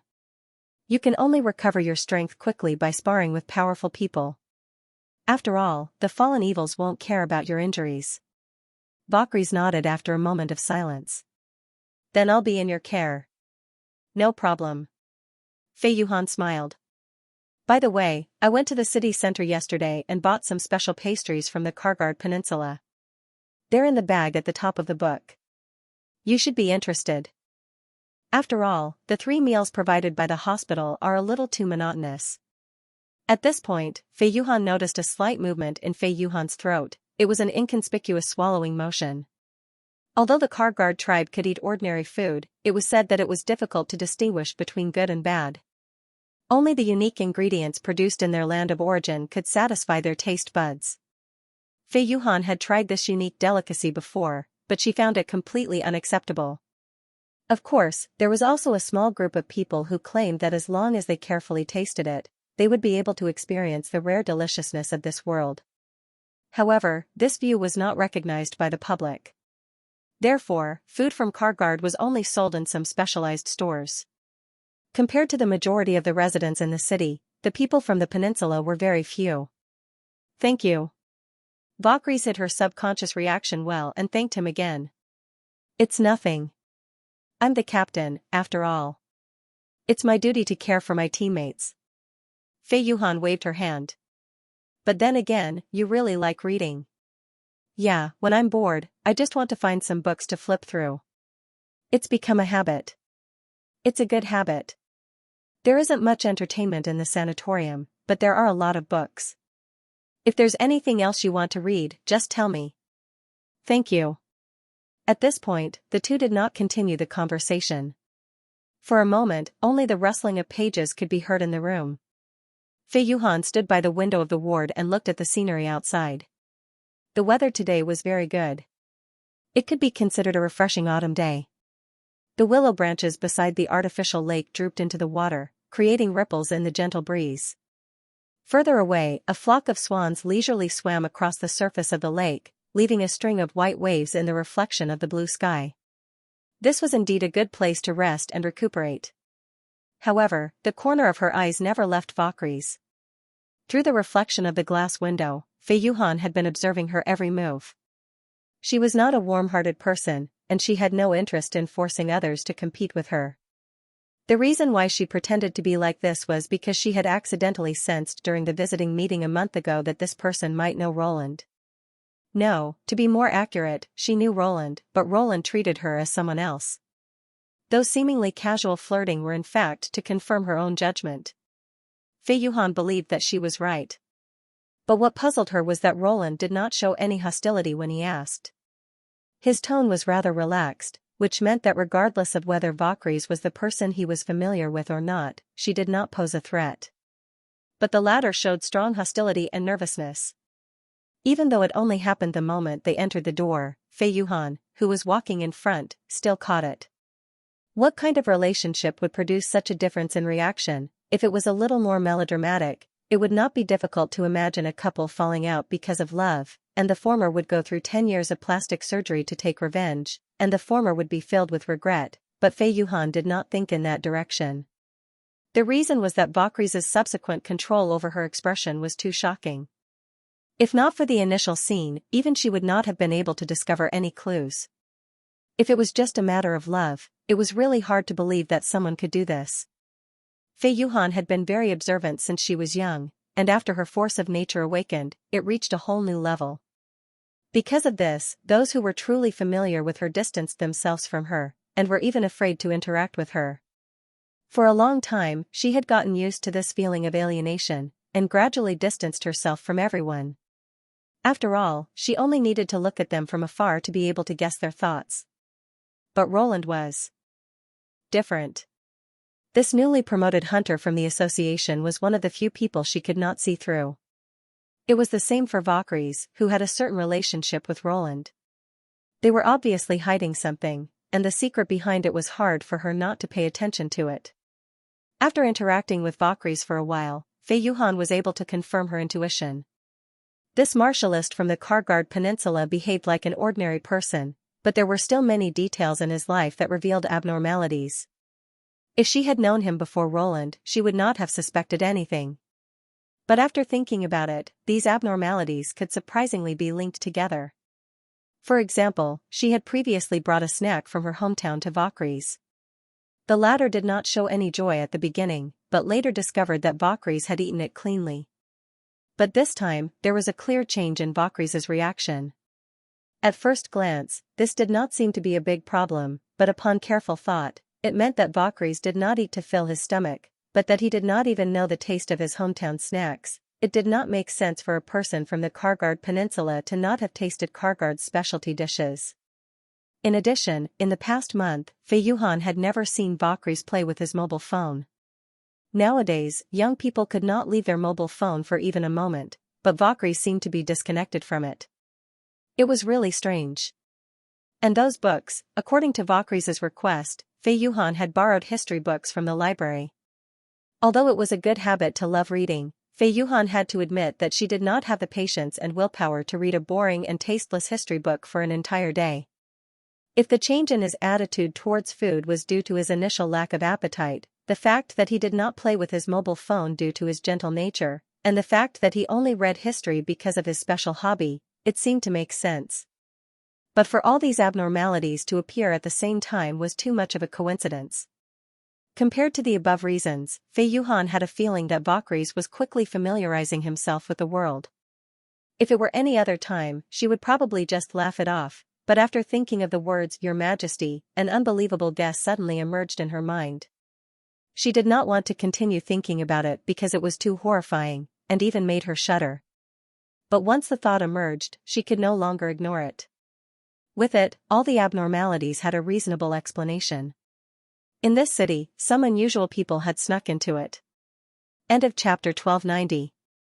Don't forget to subscribe, like, and share the video to support the channel.